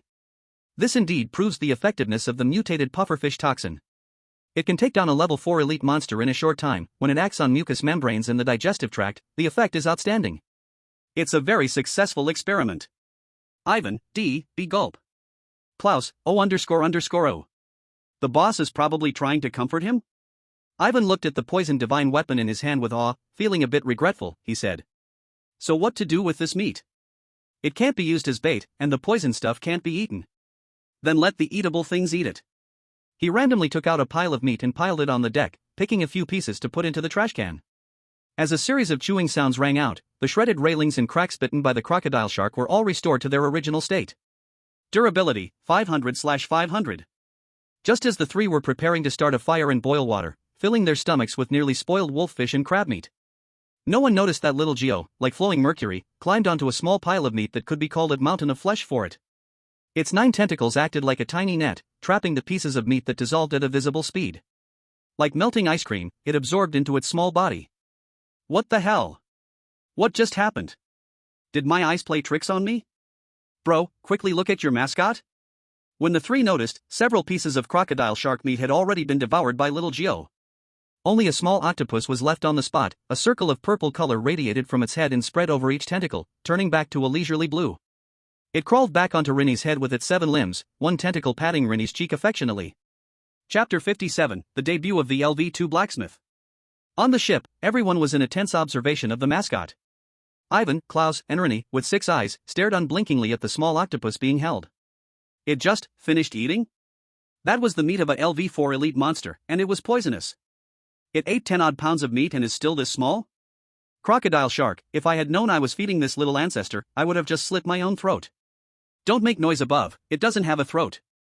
It seems fine? Ivan wanted to poke it, but was afraid that it would suddenly burst and splash him with poison. Klaus's gaze moved between the octopus and Rennie several times. In comparison, he was more worried about this unknown creature that didn't fear the poison that killed the level 4 elite monster and what harm it could pose to Rennie. Yet Rennie believed that worries for solvable problems were unnecessary. Worrying for unsolvable problems was useless. So he remained calm and reached out to touch little Joe's bouncy head. There is plenty, you can eat as much as you want. Ivan's face immediately filled with envy and jealousy. So good, can eat even with poison. No, bro, what are you envious of, _winky face? Envious of little Joe's iron stomach, haha. This small commotion ended with the mascot unharmed. The three of them shared the remaining crab meat and wolffish stew. Boss, I'll keep watch during the first half of the night. Ivan's injuries had healed, and he took the night watch willingly. I'll take the second half of the night. Klaus followed up, his eyes filled with excitement. He had just leveled up to LV-2, his abilities had new changes, and he wanted to explore more. Rennie nodded, taking out the iron, copper, alloys, and crystals from the warehouse and piling them in a corner. As night deepened, Klaus finished his shift with the yawning Ivan. Tonight's weather was pleasant. In the night sky of the ocean era, there was no moon. Above, the stars were dazzling, but the star chart and the blue planet were completely different. It was impossible to tell the direction using the Big Dipper. However, the ghostly bone ship was bright. The corals and nerve bundles all over the ship's body emitted a soft blue-white glow, illuminating the entire ship and the surrounding sea for several meters, making everything look crystal clear. The light attracted countless small fish that flocked to it. They swam slowly around the ship in groups, like a flowing river of stars. From a distance, the ship really did look like a mysterious creature breathing in the dark. Klaus sat cross-legged next to the pile of materials. Klaus Schmidt. Sequence, Forger, LV-2. Evolution points, 13/1000. Current proficiency, 50 out of 1000. Basic toolkit. Abilities, basic material processing, metalworking, mixed forging. After reaching LV.2, he could not only process wood and bone more precisely but also unlock the ability to shape metal. He picked up a piece of copper. A strange sensation allowed him to see the internal structure of the metal. So that's how it works. Klaus muttered to himself, trying to use his mind to peel off a small bit of copper shavings from the copper block and fuse it into a tiny copper bead. Is this Magneto? Manual Magneto, and he's an engineer. If this ability levels up, could he make a Gundam with his bare hands? He picked up a piece of iron. But this time, he felt significant resistance. Naturally, the structure of iron was stronger than copper, so the difficulty of processing it was much higher. Klaus opened the structure skill. A simple framework popped up on the system panel, asking him to select a blueprint. Where could he find a blueprint? Pass. He looked at modification. His gaze swept across the entire ship. Ivan's rhythmic snoring came from the captain's cabin, sounding like a bear in deep sleep. Klaus's eyes shifted, his gaze falling on the heavy axe in the corner. Klaus tiptoed over, careful not to disturb the two people and an octopus in the captain's cabin. He laid the axe flat on the deck and opened the modification panel. Please select modification subject, heavy battle axe. Please select modification material. He first chose iron block. Warning, adding iron block will decrease its structural strength and toughness. Klaus was a bit surprised, it seemed Ivan's weapon was not an ordinary item. He cancelled the selection and glanced at other materials. Crystal?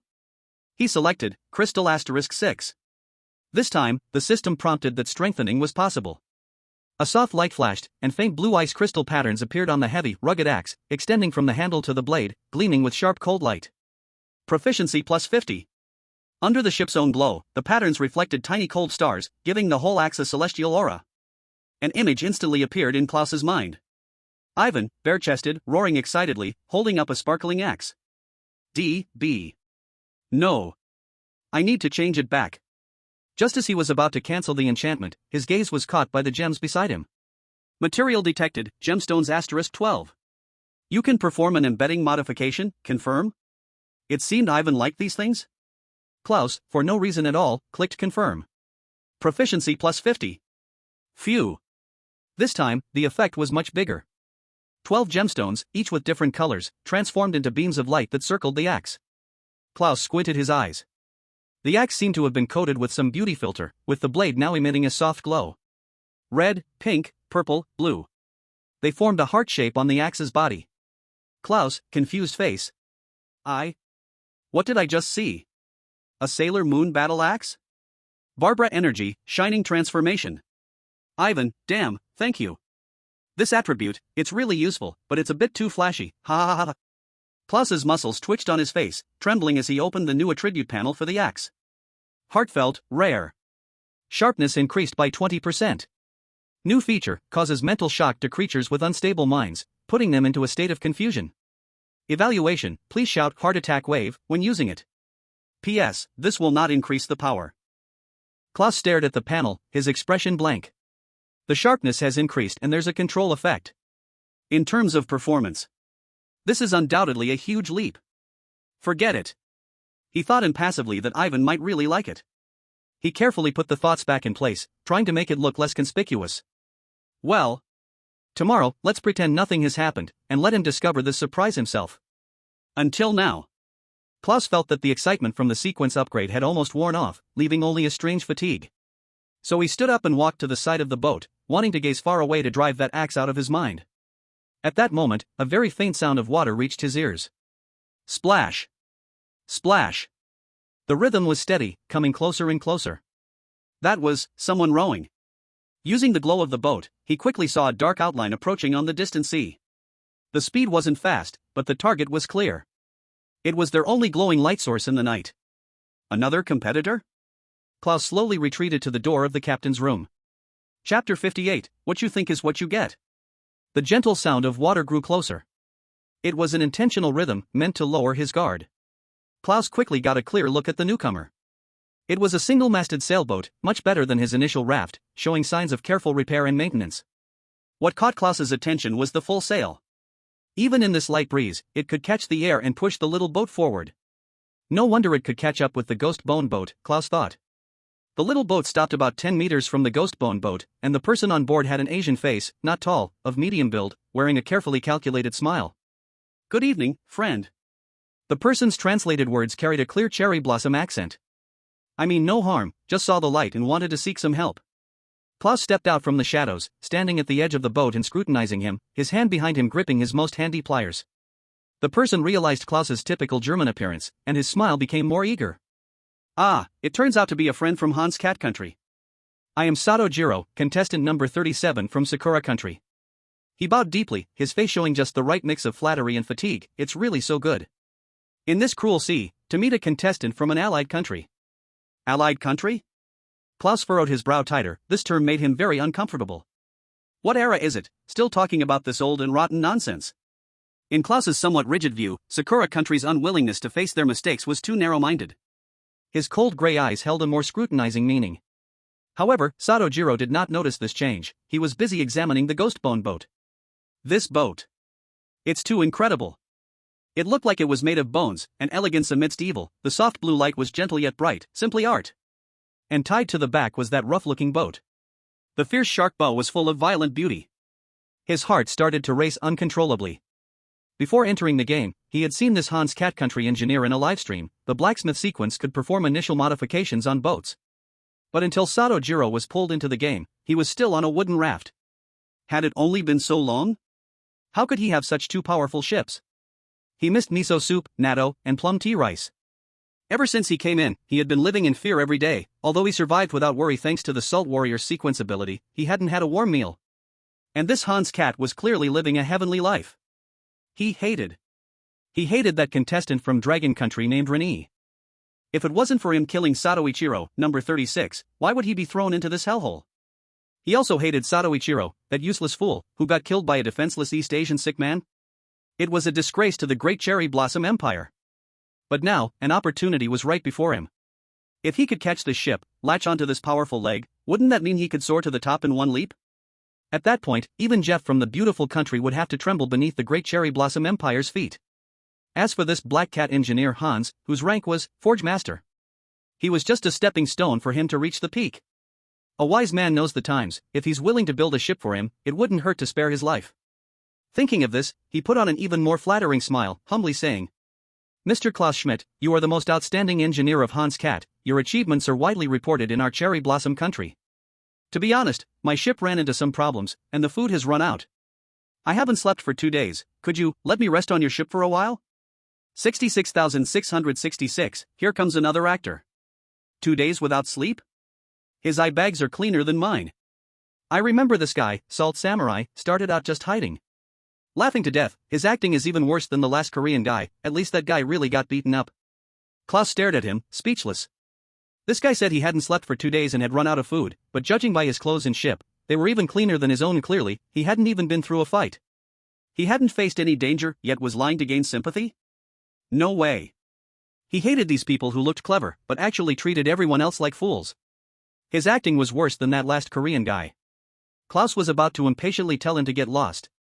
But Satojiro, seeing that he wasn't speaking, thought he was hesitating, and quickly continued. "Mr. Schmidt, I won't just take food and drink for free.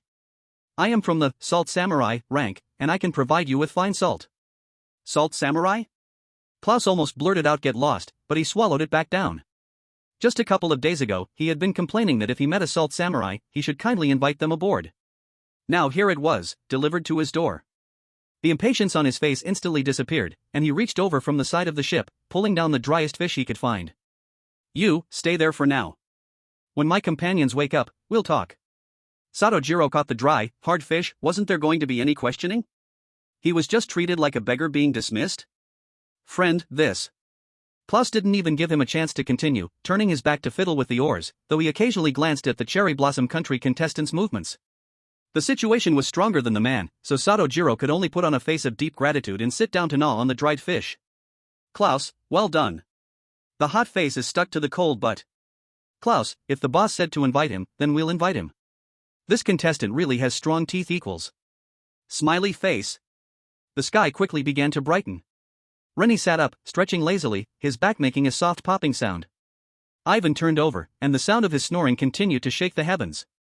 The little nine, who had been perched on Wilson's bald head all night, sensed Ren Yi's movements and slowly slid down like a puddle of blue jelly. It climbed up Ren Yi's pant leg and reached his chest, making itself comfortable as a pendant. Ever since it almost choked Ren Yi to death last time, the shoulder had become its absolutely forbidden place. Epsilon 3. Ren Yi walked out of the captain's cabin with little nine. He habitually scanned the area to make sure nothing seemed off. He saw Klaus leaning on the side of the ship, occasionally glancing at the sea. Ren Yi followed his gaze and saw a single-masted boat in the distance. It seemed that there had been guests last night. He retracted his gaze and was about to ask about the situation, when a strange gleam caught his eye. Confused face? Right where Ivan's axe had been placed, there now lay a very lovable weapon? Any blink, an illusion? He raised his hand to rub his eyes, then looked again. The bling-bling hearts still sparkled provocatively. In the dim light, the sparkling axe and gemstones refracted a rainbow glow, as if declaring their uniqueness to the world. Any once plain expression cracked for the first time. It was known, an axe would not grow a heart by itself, so the truth must be. Klaus seemed to have eyes on the back of his head. And at the moment Annie looked towards him, he quickly walked over, his gaze shifting as he said. Cough. Boss, that person is a contestant from Cherry Blossom Country. He pointed to the small boat, briefly repeating Jiro Sato's words from last night. That's right, he said he is the Salt Warrior. Perfect. Annie temporarily threw the bling-bling aside and put on a friendly smile, walking towards the ship's railing. Chapter 59, Give Grandpa a Job. The moment Annie appeared, Jiro Sato recognized him.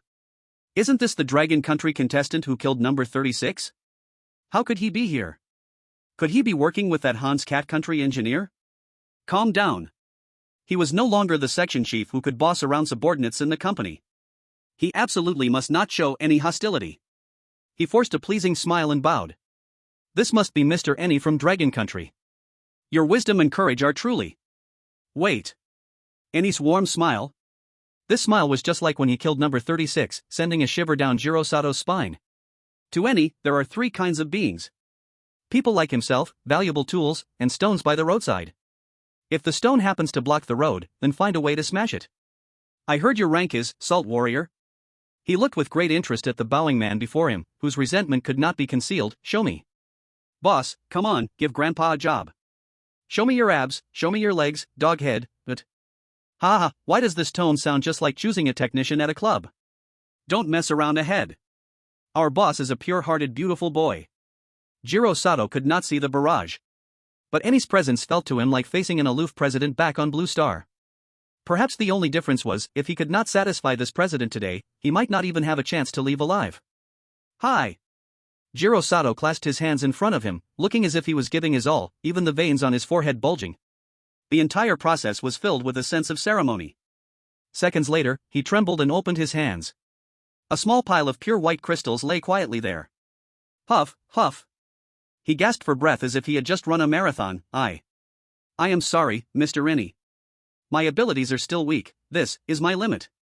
Saying this, he respectfully bowed his head and offered the salt. Klaus and Annie took the salt and pinched it, though it was little, the quality was surprisingly good. Pfft, this is the limit? Isn't the Salt Warrior supposed to be able to condense salt shields? This isn't a Salt Warrior, this is a Salt Beggar, verified. The veins on his forehead are bulging, I thought he was going to gather a spirit bomb. This little cherry blossom is hiding his skills way too obviously, right? But Annie couldn't be bothered to poke through the other's little thoughts. The contestant named Jiro Sato, for now, had already been nailed down by his rank. The process and attitude did not matter. As long as he could produce salt. Not bad, Annie gently proposed a cooperation plan. You can follow us, we will provide you enough food and fresh water every day, and ensure your safety within our capabilities. Jiro Sato was overjoyed, just about to express his gratitude when Annie proposed a condition. As a trade, you must provide us with 500 G of salt every day. 500 G? Jiro Sato nearly thought he misheard. He put on that all-out look, and this Dragon Country person actually asked for 500 G? Damn it, how could he know that was his limit? Mr. Ren Yi. Jiro's sweat poured down, with my current ability, it really is. That is your problem. Ren Yi said lightly. If Sato Jiro could really give his all, he wouldn't complain about a little less, but a guy who likes to be slippery needs a clear target. This phrase, that is your problem, is too powerful. A workplace golden saying. Next time my boss asks me to work overtime, I'll reply like this. Upstairs, I'll light incense for you. Laughing to death, Sakura thought this was like buying vegetables at the market. Seeing that he couldn't gain any advantage in the cooperation, Sato Jiro said sadly. I have one more request. Could you allow me to go on your ship, even if it's just to stay on the deck? My ship is too shabby, I am worried. As long as he could stay on that ship, he could slowly extract information, observe their strength and schedule. And even mess with the food or fresh water. They couldn't be on guard all the time. But Ren Yi suddenly laughed very happily, not the polite and warm smile from before. But a sincere and joyful smile from the heart. You really want to board my ship? Klaus shivered, quietly stepping back half a pace. Why was Ren Yi smiling so terrifyingly again? But Sato Jiro didn't understand Klaus's internal thoughts. He only felt that Ren Yi was moved by his sincerity or his salt-making ability. Hi. Thank you so much for your kindness, Mr. Ren.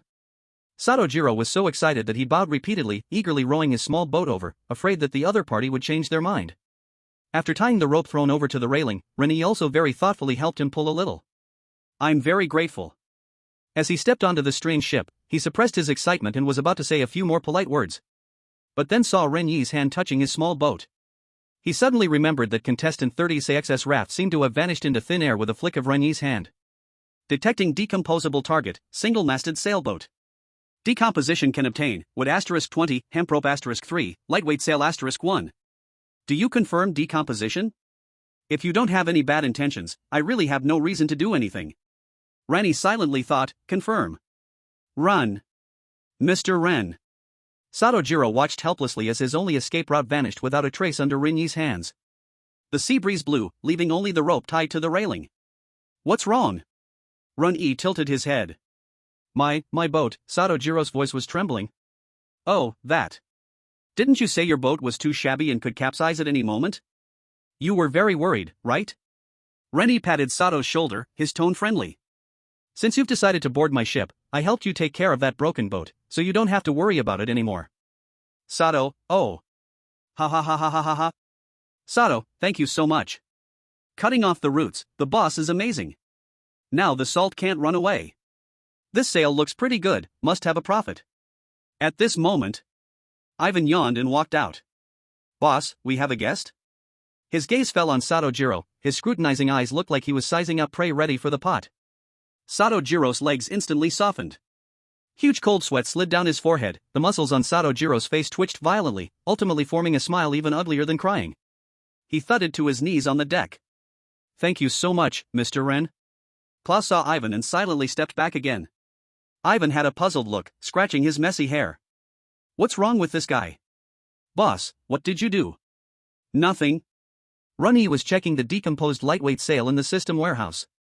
He had been tempted by it for a while. Just helped him solve a worry. Lightweight sail.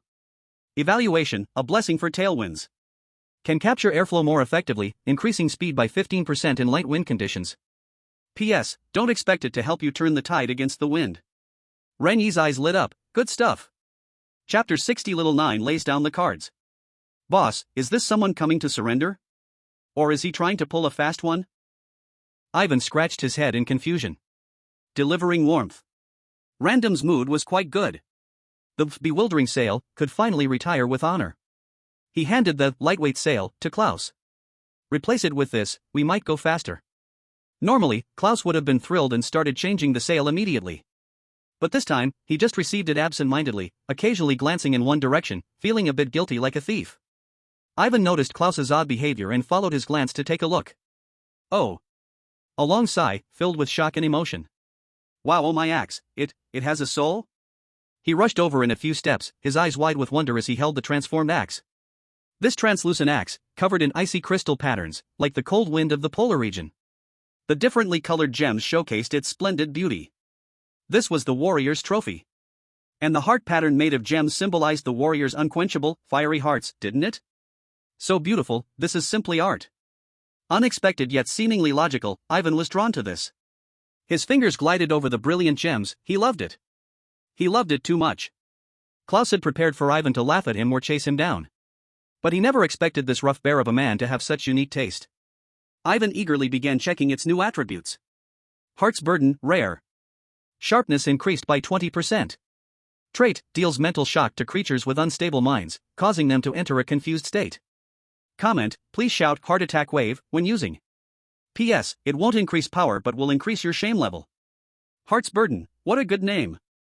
A warrior's burden is battle. Tears of emotion welled up in Ivan's eyes. This weapon understood his deep inner self. Klaus. My brother. Ivan opened his arms, wanting to give Klaus a big bear hug. I'm glad you like it. Stay where you are. Klaus hurriedly stepped back 3 big steps, nearly tumbling over the ship's edge.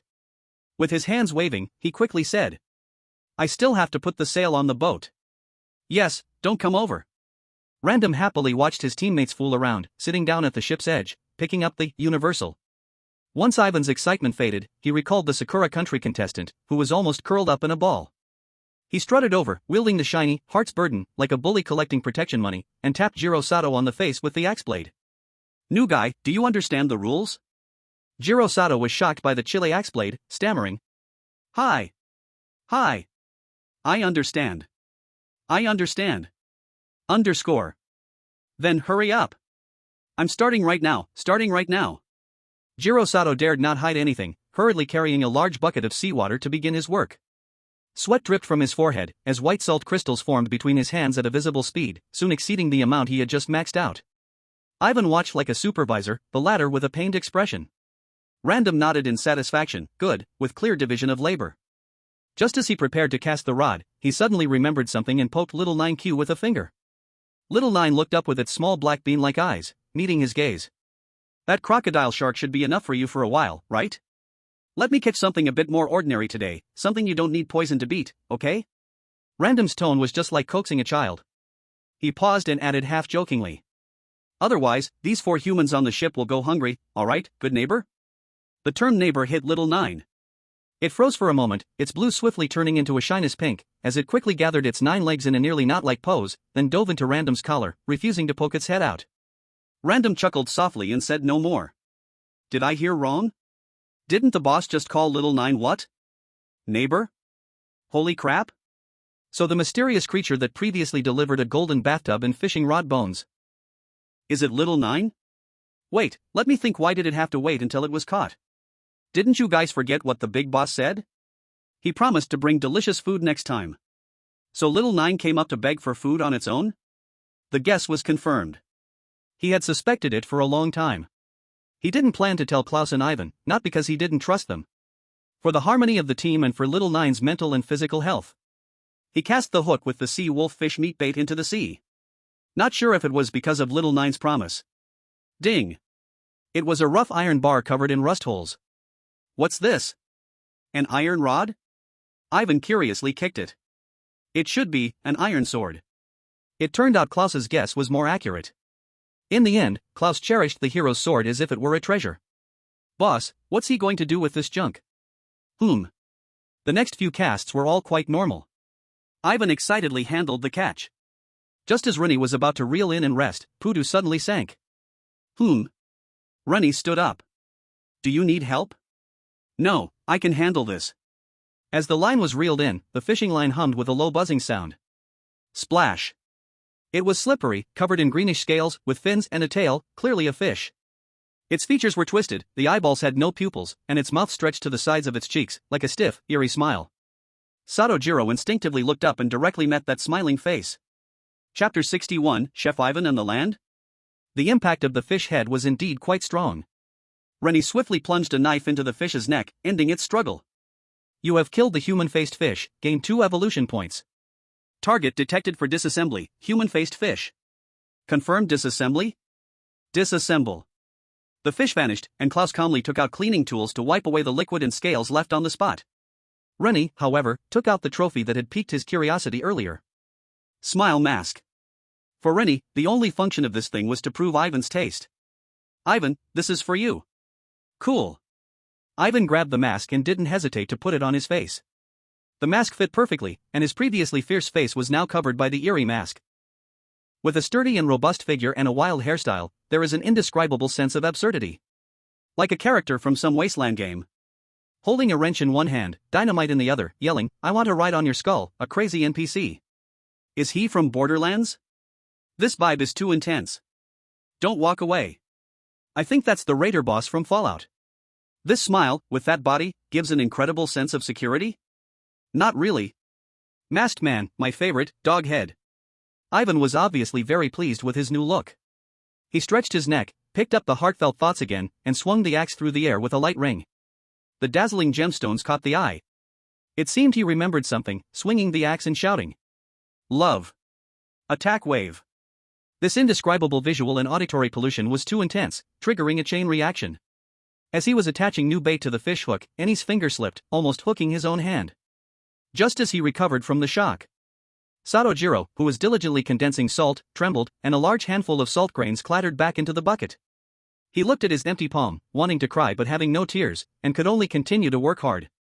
And Klaus, who was climbing the mast to change the sails, lost his balance, and the light sail in his hand was torn open with a loud rip. One shot wasted 3 people, this is AoE damage. Sato, thank you. That was a waste. I think I can hear Klaus's sanity breaking apart. Ivan wasn't like this before, how did he seem to let go of himself? The teasing of the comments could not calm Klaus's anger. In the end, Ivan, like a wronged little wife, under Klaus's death glare, used the tough biological fiber provided by Annie to fix the sail. After many trials and tribulations, the ghostly bone boat finally replaced the philosophically questioned sailboat with a sail that looked like a large centipede. However, with the sail raised, the sailing speed indeed improved. Sato Jiro had given up the idea of observing weaknesses and poisoning to seize the boat. The bear-like fighter Ivan looked like a severely ill patient with high combat power, while Klaus, looking like a cat, appeared neat, but had serious obsessive-compulsive disorder and clean freak issues. Maybe also a tendency towards violence? He personally witnessed Ivan nearly kicked into the sea by Klaus just for standing at the edge of the ship, wanting to go to the bathroom. As for the seemingly most normal Dragon Kingdom player, Sato shivered. No matter what he did, he wore a faint expression, which was the most terrifying. And looking at this ship. The talking bow, the burping trash can, the wriggling purifier. Before getting on the ship, he thought it was elegant and mysterious, but once on board, he realized this was basically a Cthulhu-theme experience house. Observing weaknesses? Waiting for a chance to seize the boat? Sato Jiro silently slapped himself in the heart. His only thought now was to honestly be a salt-producing tool, hoping to survive until Annie shows mercy on that day. By evening, the ghostly bone boat was filled with the smell of grilled fish. Later, Annie managed to catch a few LV2 mutated fish, although their effects were not significant for them, they looked normal and wouldn't upset anyone's stomach. Ivan volunteered to be the chef. According to him, it was to showcase a warrior's barbecue skills. He cut the fish into thick pieces, skewered them on sticks, and grilled them over the fire, and since there was no small brush, he could only hold a shell in one hand and pour sauce over them, then boldly scraped it off. The sauce in the shell was a thick liquid made from fish oil, rum, and salt mixed together. After applying a thick layer of secret sauce, the flames leaped high, licking the fish chunks, instantly releasing a rich aroma of alcohol and charred fish. Annie thought that grilling tender meat was better with a fierce fire, so he tossed a small piece of flammable fat into the fire. Boom! The flames wrapped around the fish chunks at once. The skin quickly turned a crispy golden brown. 2 minutes later, Ivan proudly handed over the golden, oily fish to Ren Yi and Klaus. Taste the skill of Chef Ivan. Tearing apart the crispy outer shell of the fish, the inside was exceptionally tender and juicy, the alcohol from the rum evaporated, leaving only the sweetness of sugarcane. The salt's flavor perfectly balanced the fish oil's fishy smell, leaving only the deliciousness of the fish. Klaus was a practical man. He immediately praised Ivan's cooking skills, asking about the sauce ratio while eating, saying that if he had the chance, he would definitely make it for Lena. When we get back, we should grill it for her every day. The conditions here are still too simple. If only we had apple sauce. Ivan's face was filled with nostalgia. Whoa, although Ivan is rough, he is a good man. Klaus is the white moonlight. Don't leave yet, what is Ren Yi? Is it a birthmark? No, Ren Yi is a father, dog head, but... The Coffin and wealth ship X strong men playing house. The atmosphere on the boat was warm and peaceful, even the despairing Sato Jiro, buried in his meal, felt an illusion of camping with friends. This was his first hot meal in over a week. This illusion was gently shattered after he contentedly burped. Mr. Sato, are you full?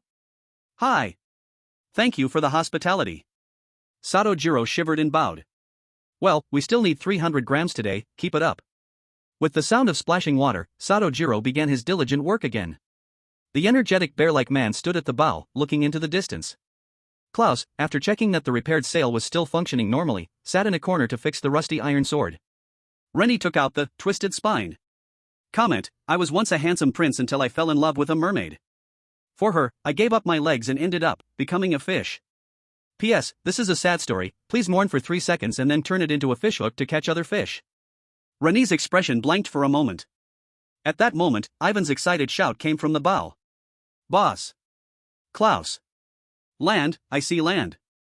Land? The leisurely and warm air was shattered by Ivan's shout. Even Sato Jiro's eyes sparkled with surprise. Almost at the same moment Ivan's shout fell, Ren Yi jumped a few steps to the bow, standing shoulder to shoulder with him. Where? Over there. Ivan pointed to the left front of the horizon. Ren Yi put his hand on his brow, squinting to look, and indeed saw a blurry black dot on the sea's horizon under the setting sun. Drifting until now, the sudden discovery of what seemed to be land made even Ren Yi a bit excited. It looks a bit small. Ren Yi tried to see more clearly, it didn't look like a continuous coastline. Could it be an island? Ivan could hardly contain his excitement. Finally, we don't have to drift anymore. Klaus silently took out a simple monocular.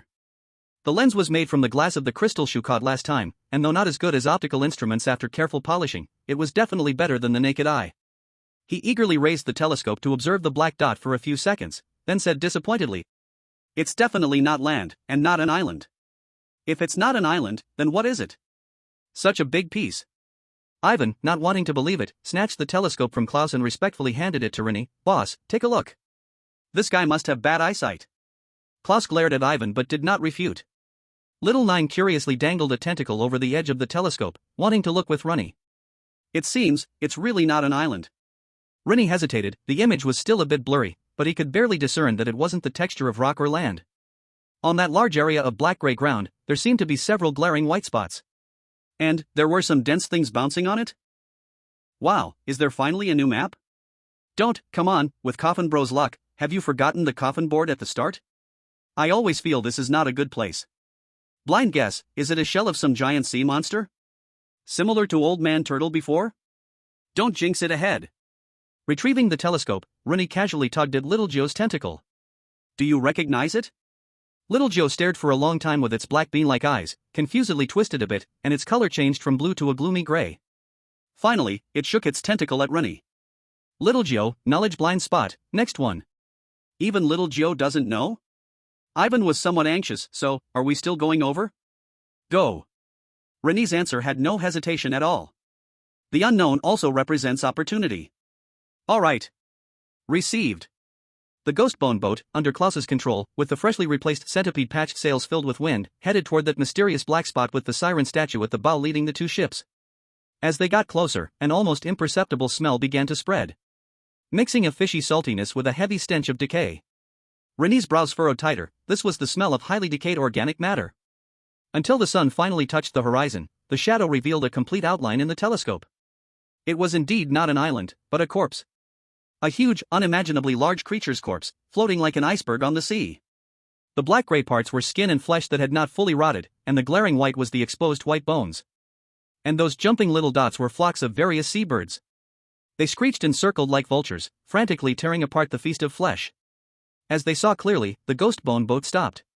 The few of them were stunned by this magnificent yet eerie horror scene, and for a moment, no one spoke. That probably was a whale. An enormous whale that had been dead for who knows how long. The part exposed on the sea surface was dozens of times larger than their ghost ship, far exceeding any whale they knew. A giant wound stretched like a broken cliff from its back to its tail. The rolled flesh revealing a few vertebrae like palace arches. The water's surface around the corpse churned like boiling water. That was countless fish fighting over the scraps of flesh falling from the birds pecking above, with several huge dorsal fins swimming on the surface, likely sharks drawn in by the smell. Death was here, giving rise to more noise. My God. Ivan had seen countless lives and deaths but faced such a grand and primal sight for the first time. Wow. This is, a whale fall, the birth of life? I've only seen it in documentaries, but didn't expect to see it alive, dead, here. So spectacular. I don't know why, but suddenly I feel like crying. This was a sight that transcended language and culture, stemming from the touch within the DNA of life. Ren Yi's pitch-black pupils reflected the sacrifice under the setting sun. Whale fall. His past life's demise felt like a grain of sand sinking into the deep sea. If he was destined to die in this ocean in this life, he hoped to also be like this unknown creature, not to pass away quietly. He wanted to have some value. But right now, the most important thing was not the cycle of life or the miracles of nature. Ren Yi coldly examined. It was bones, fat, high-quality flesh, and countless materials that could allow him and his companions to be reborn. A floating treasure trove. Boss, what are we waiting for? Ivan licked his lips, full of excitement. This is more useful than fishing for a year. Let's charge. He tightened the grip on his heart's worry, ready to jump into the sea and compete with the mutated sharks at the boss's command. And then what? Klaus, speechless, sat back down. Then the boss will dissect that big guy, and we'll get rich. Ivan was eager to give it a try. Now, this whale corpse is the main dish. Arbitrary glanced at the sunset and softly said, if we go over and remove the main dish, what do you think will happen next? This metaphor was too precise, and Ivan's excitement instantly cooled by half. He imagined a scene where countless mutated creatures treated him like a cookie, unable to suppress a shiver, but felt somewhat unwilling. Guarding a mountain of gold, can we only watch helplessly? How is that possible? Arbitrary smiled and uttered one word, wait. The boundary between sea and sky slowly blurred. The night was dark and windy. It was the perfect time for sneaky things. Helping the pitiful Mr. Whale collect his remains. Klaus and Little Nine stayed on the Katyusha, while Jiro Sato was tightly bound and thrown into the cabin. With the bioluminescent energy module turned off, the ghostly skeletal boat perfectly blended into the deep night. Thanks to the characteristic of increased night speed by 50%. The lightweight hull silently approached the island of death. Most of the noisy birds had disappeared, and the fish school was not as active as during the day. Only Arbitrary and Ivan were involved in this operation. Tonight's task was simple. To act as a porter. Chapter 63, this could be considered a new map. Klaus was ordered to stay on the Katyusha. The reason was solid, the Katyusha needed someone to guard it, and they might need backup. And according to Ivan, Klaus would definitely faint right there due to his oct. The diners of the day had changed to a night shift, with an occasional eerie call from scattered nocturnal species. It proved Ivan's trash talk had some truth. The closer they got, the stronger the stench of decay became, but Ivan didn't mind, even inhaling deeply with a look of intoxication, just like when he normally drank rum. Ah, it's the smell of wealth. Arbitrary shot him an exasperated glance. That smell was similar to that of giant specimens. He could adapt, but definitely not to the extent of Ivan's weirdness. The ghostly skeletal boat's approach did not cause any commotion. The small fish around seemed to have treated the area like a buffet, used to being jostled around. They docked next to the tail fin. Arbitrary reached out and touched the whaleskin. It felt like tough leather, rough and thick. Detected a decomposable target, the remains of an ancient giant whale? Level. Target size too massive, energy level too high, unable to fully decompose. Please perform structural damage first, or reduce the decomposition scope. I knew it. Arbitrary was disappointed but not surprised by this result. Coffin brother, why is it so hard to be a scavenger? Level, how terrifying must this thing have been when alive? The boss can't even scrape off a piece of skin now.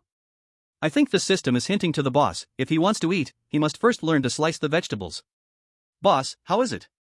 Ivan asked eagerly. Arbitrary shrugged, no good, it's too big to move. Too big to move? Ivan clearly didn't see this as a technical problem.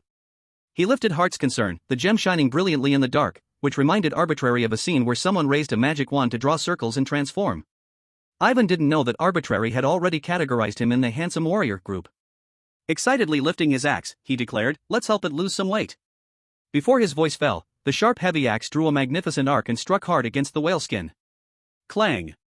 The dull sound of striking didn't carry very far, but Ivan felt the rebound force knock him back a few steps before he steadied himself, his palms numb.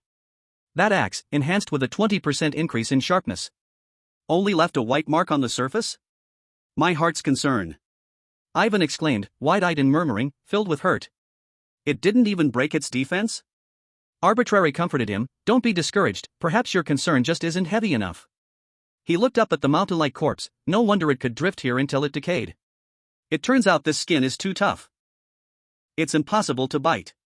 For these fish, isn't it like locking a magnificent banquet in a safe, only able to drool from the smell? What should we do? Ivan adjusted his worries again. We can't just wait for it to rot like these silly birds, can we? Of course not. Annie glanced up at the exposed spine above. Let's go in through the wound. From the inside. They wasted no time, using ropes to tie the ghostly bone boat next to the hard barnacle on the tail fin, ensuring the ship wouldn't be washed away. The climbing process was a bit easier than they had imagined. Although the whale skin was slippery, it was covered with marine life, providing footholds. This damn thing is really slippery. Ivan accidentally stepped on a patch of dried seaweed. Annie focused on finding the sturdiest foothold. Halfway up, several black unknown seabirds discovered them, their beaks sharp like hooks, but they weren't too big, with a wingspan of about a meter. They seemed to see Ivan and Annie as competitors for their food, diving down with sharp cries. Get lost, you flat-feathered beasts. Ivan pulled out his axe to scare them away. Don't tangle with them. Annie took out a few pieces of raw fish and threw them forcefully to the side. The seabirds were immediately attracted by the smell of blood and meat, abandoning their attack on them. Taking advantage of this brief moment, the two quickly climbed higher. After almost half an hour, they finally reached the back of the corpse. Beneath them was a slightly resilient land, the whale bones in the distance glowing pale, with several seabirds gathering around a pit of rotting flesh. In front of them was a massive wound, deep and unfathomable. It looked like a profound canyon. Not only was there a stench of decay, but also a hint of blood, continuously oozing from the canyon depths. Oh my god. Ivan peeked down and immediately recoiled. How deep could it be down there?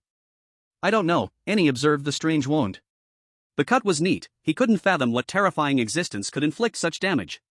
He took out a rope woven from tough biological fibers and handed it to Ivan. Find a place to secure it, we're going down. Leave it to me. Ivan took the rope and walked toward a place where a section of the spine was visible at the crack. At that moment, a sharp bird call rang out from below.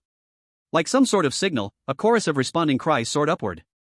Annie and Ivan both looked up, only to see a swarm of black dots gathering from the direction of the seabirds, heading towards the two unexpected guests. Damn it! Those flat-feathered beasts are actually summoning reinforcements. Ivan cursed angrily, swinging his axe in an attempt to drive back the flock. But these seabirds were small and nimble, Ivan's efforts were barely effective, and with so many of them, a few still managed to leave bloody marks on him. His already tattered camouflage uniform was now torn in several places. Annie had half of his body poking into the crack, quickly securing the rope to a protruding vertebra. The bone was huge and smooth. Annie wrapped it several times, ultimately abandoning the more complex but unfamiliar climbing knot, tying a surgical knot he had used countless times. Come on. Ivan also didn't linger. After driving off a few birds, he turned toward Annie. A high-pitched cry pierced through the noisy cacophony of birds. From behind the flock came a giant bird with a wingspan of more than 3 meters, its wings like blades, diving down like a small glider. Ivan was ready to fight, but Annie showed no hesitation, quickly looping the rope around Ivan's sturdy waist. Ha! In the next second, Ivan felt a tremendous force, and his waist tightened like a sack being thrown out, carrying both him and the axe away from the edge of the crack. What? The gigantic blackbird missed its target, angrily circling and screeching overhead. The fall didn't last long. Thud! The two of them landed heavily in a pile of soft, wet, and elastic substance. At the moment of landing, let go of the hand holding Ivan's waist, rolling to unload the impact while moving away from Ivan. Cough cough, spit. Ivan wasn't so lucky. He crashed hard into the flesh, splattering a puddle of liquid, frantically crawling up while spitting out the bits of meat in his mouth. Who told you to open your mouth? Let go of Ivan with a pull. Wipe your face, he handed over a piece of rag, you look like you just fished out of a cesspit. Ivan wiped his face messily, starting to survey the surroundings. This was a cave made of flesh, the wound above had almost become a line. The ground felt soft, not sure if it was fat or muscle tissue beneath his feet. Unknown microorganisms were emitting specks of phosphorescent light from the rotting flesh, providing a dim light source for the cave. Ivan was stunned by the scene before him. We fell into its belly. Chapter 64, Left Pool, Right Canteen. It should be between the abdominal cavity or muscle layers. Letting the knife handle press against the wall, which was a deep red flesh membrane. The rotten smell here wasn't as heavy, but the bloody scent was much stronger, mixed with the aroma of fat. This bizarre mix wasn't unpleasant, on the contrary, it was somewhat appetizing. We really made it in. What kind of Cthulhu-style cave adventure is this? This scene is clearly a living maze. Is it just me who thinks this phosphorescence is kind of dreamy? Look at Coffin Brothers' calm expression, he might be considering whether this flesh should be steamed or braised. Letting go, thank you, nature, for your gift. Don't move. Suddenly, he caught hold of Ivan. Ivan slowly turned his head. Right where he had just leaned, a fist-sized translucent meatball poked out from a fold. It made a little sound, and Ivan recognized it. Surprisingly, it was a blinking blue eye. Kazlan stared at Ivan for a few seconds before whoosh retracting back into the fold. It seems to mean no harm? Ivan sighed in relief. Maybe it figures you can't eat it. Letting go shrugged, walked over to the pile of flesh that helped them land softly. Detecting decomposable target, giant whale's fat tissue. Decomposition can obtain, flammable fat *5, whale oil *1. Confirmed decomposition? Decompose. The pile of flesh on the ground vanished in an instant. Natural fuel, this was much more efficient than before. Letting go looked around, this tiny bit of flesh was insignificant compared to this huge body. It was impossible for him alone to empty the whale. Perhaps they should first find the most valuable parts to decompose. Let's go, this place is like a maze, let's just find a path. They chose a relatively spacious corridor. About 2 meters wide, enough for 2 people to walk side by side. The further they went in, the more rhythmically the walls throbbed, as if something was still pumping energy. Boss, you said this thing is rotting outside, it should have been dead for a long time, right? Ivan crossed his arms in front. Why does it still seem alive inside? Not sure, maybe in some sense, it is still alive. Looking at the peculiar symbiotic colonies on the tunnel walls, it seemed a whole ecosystem had formed here. After walking for about 10 minutes, a fork appeared ahead. The left passage was dark, but wide. The right passage was much narrower, probably only allowing one person to pass, but the phosphorescence deeper in was brighter. Which way to go? Ivan looked for opinions with his eyes. Letting go didn't answer immediately. He took out 2 pieces of fresh fish meat, throwing them forcefully into the depths of the passages. A splash sound came from the left side after 2 seconds, followed by a slight stirring sound of water, then returned to silence.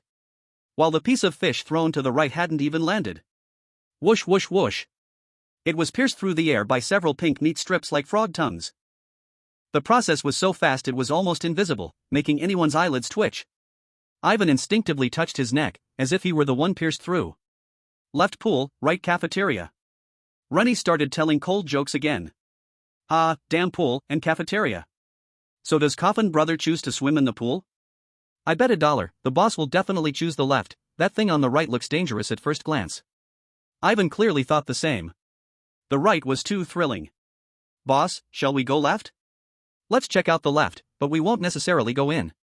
Let's prepare a bit first. As he said this, Ren Yi took out some wooden planks from the system warehouse. Help me out, chop these into about 1 meter long sticks. Without asking, Ivan picked up the heart's concern and began chopping the wood, click-clack. It's impressive how efficient this axe is at tough work. Ren Yi took out some rags, dipped them in fish oil, tied them to the wooden sticks, and smeared flammable fat on them. Then got a magnesium strip from a waterproof bag made from the swim bladder of some unlucky fish and lit the torch. This way we can see, but if there's not enough oxygen, it will go out. With torches held high, the two walked one after the other down the wide, dark corridor, the faint sound of water growing clearer. At the end of the corridor, a strong acidic smell rushed towards them. Ugh, Ivan gagged slightly for a rare moment. This smell is way worse than that old cabin of mine. Bro, turns out you know your cabin stinks. Ren Yi thought speechlessly. But what lay ahead appeared to be one of this creature's stomachs, used for digesting food. Wow! It really is an acid pool. If one falls in, they'd become a skeleton in just 1 second, right? I can almost smell that sourness through the screen from Ivan's expression. Ren Yi reached out to touch the stomach wall. Decomposable target detected, ancient giant whale's gastric gland tissue. The target is a component of the current ecological cycle and cannot be decomposed. Looks like it's not possible. Ren Yi felt a bit disappointed. If this stomach could decompose, it would surely be top-notch biological material. Ivan, eager to try, said, "Boss, why don't we just cut it off entirely?" This seemingly improbable suggestion made Ren Yi's eyes light up. It was worth a try. Though the stomach was large, its interior wasn't as tough as its outer skin.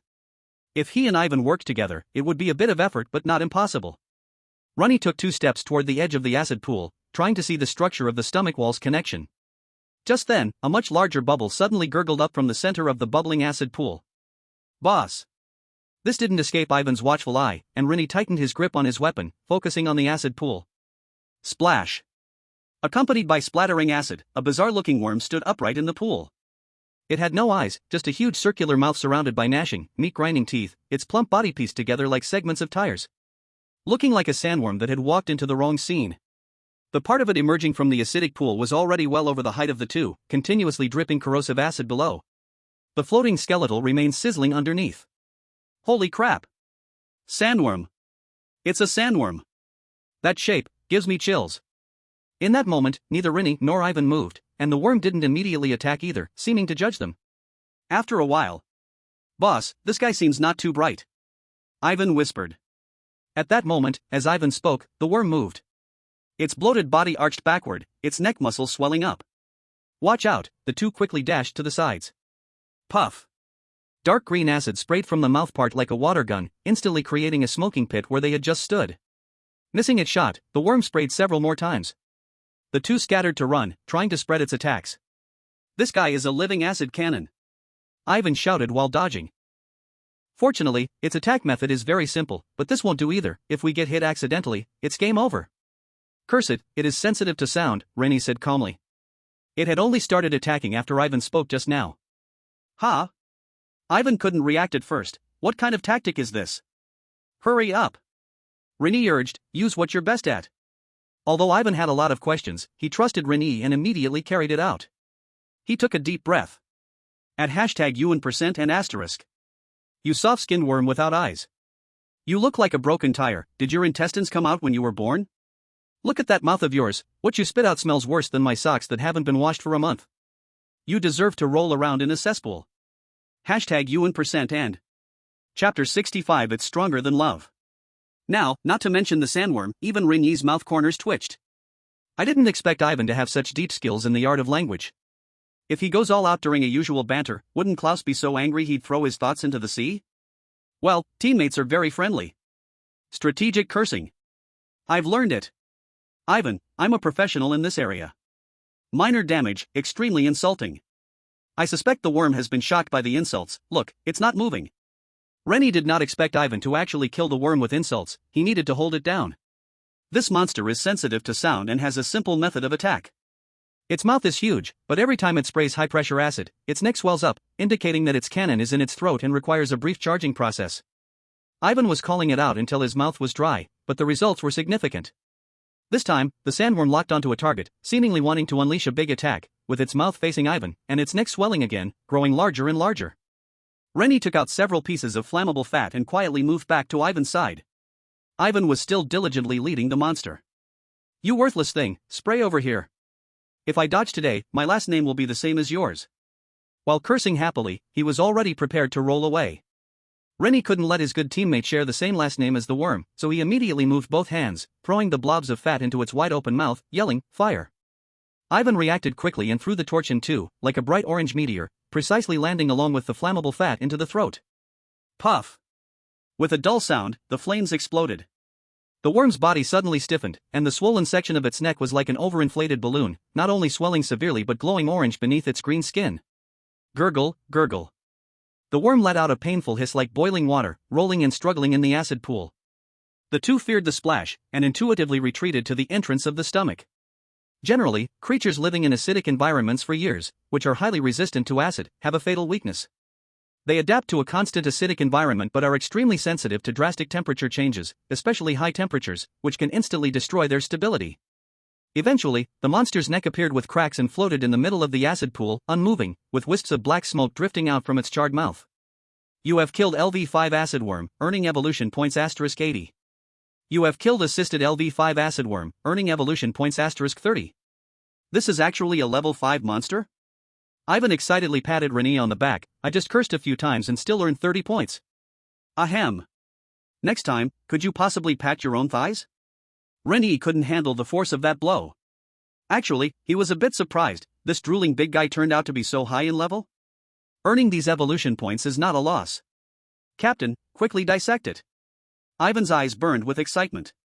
That's a level 5 corpse, who knows what rare materials can be dissected from it. However, when they approached the acid pool, they found the acid worm's body was more than 10 meters from the shore, neither coming closer nor moving away. Failed strategy. Didn't consider how to collect the spoils. Laughing to death, the cooked duck flew away. I'm familiar with this plot, the treasure chest is right in front of you, but you don't have the key. He slid down from the edge of the pit in a flash, landing steadily beside Ren Yi. Let me give it a try. Ivan unwrapped his flamboyant heartache. He let out a low growl, and the heavy axe traced a pink heart in the air before striking the iron box fiercely. Clang! Amidst the sparks, the poor safe was indeed split open with a gash. Chapter 66, The Whale Prince Pays for the Whole Show. Let me break it open. Ren Yi looked at the crack on the safe, recognizing the destructive power of the flamboyant heartache. It really did open. This box could endure being soaked in stomach acid for so long, its hardness must be impressive. Ivan chuckled, maybe my heartache is heavier than love. What heartache do you have? Is it that there isn't enough rum to drink, or has Klaus asked you to clean up again? Ren Yi felt he couldn't transition to this topic. He simply bent down and dismantled the safe, obtaining 2 alloys. There was also a delicate necklace and a thick leather notebook. Acquired, unknown identities nautical diary *1. The diary was well preserved, and when he opened it, it was filled with unfamiliar characters, but thankfully the game provided a translation. When the voice claiming to be Gaia echoed in my mind, I was not frightened, instead, I felt an unprecedented excitement. Ren Yi flipped through it excitedly, the early handwriting was elegant and fluid, but as he flipped further, it became increasingly messy. As if the author's mental state was gradually deteriorating. I am Alexander, I am Alexander, I am. Among the pages were also a lot of strange symbols, unknown star trajectories, and inscrutable sketches. He decided to take it home for a closer look. He tucked the diary away and took out the necklace. Pendant holding memories. Evaluation, it carries a man's deepest love and yearning, enough to withstand most of the world's malice. P.S. Unfortunately, it does not guard you. The necklace was made of platinum, the pendant was shell-shaped and could be opened. The surface of the pendant was intricately carved, and despite being placed for so long, it still shimmered with a warm glow, clearly not an ordinary item. Ren Yi pressed it gently, and the pendant opened at his touch. Inside was indeed a photo embedded. It showed an extremely beautiful young woman, with elegant curly hair, deep-set eyes, a serene expression, and a gentle and noble aura. Around her neck was a simple pearl necklace, and her ears were adorned with matching pearl earrings. What a beautiful girl. Ivan sighed, his gaze lingering on the photo for a moment. What a pity her lover might have perished in this cursed place. I hope she isn't waiting foolishly. Ren Yi closed the photo. His fingers brushed over the shell, noticing an inscription on the back.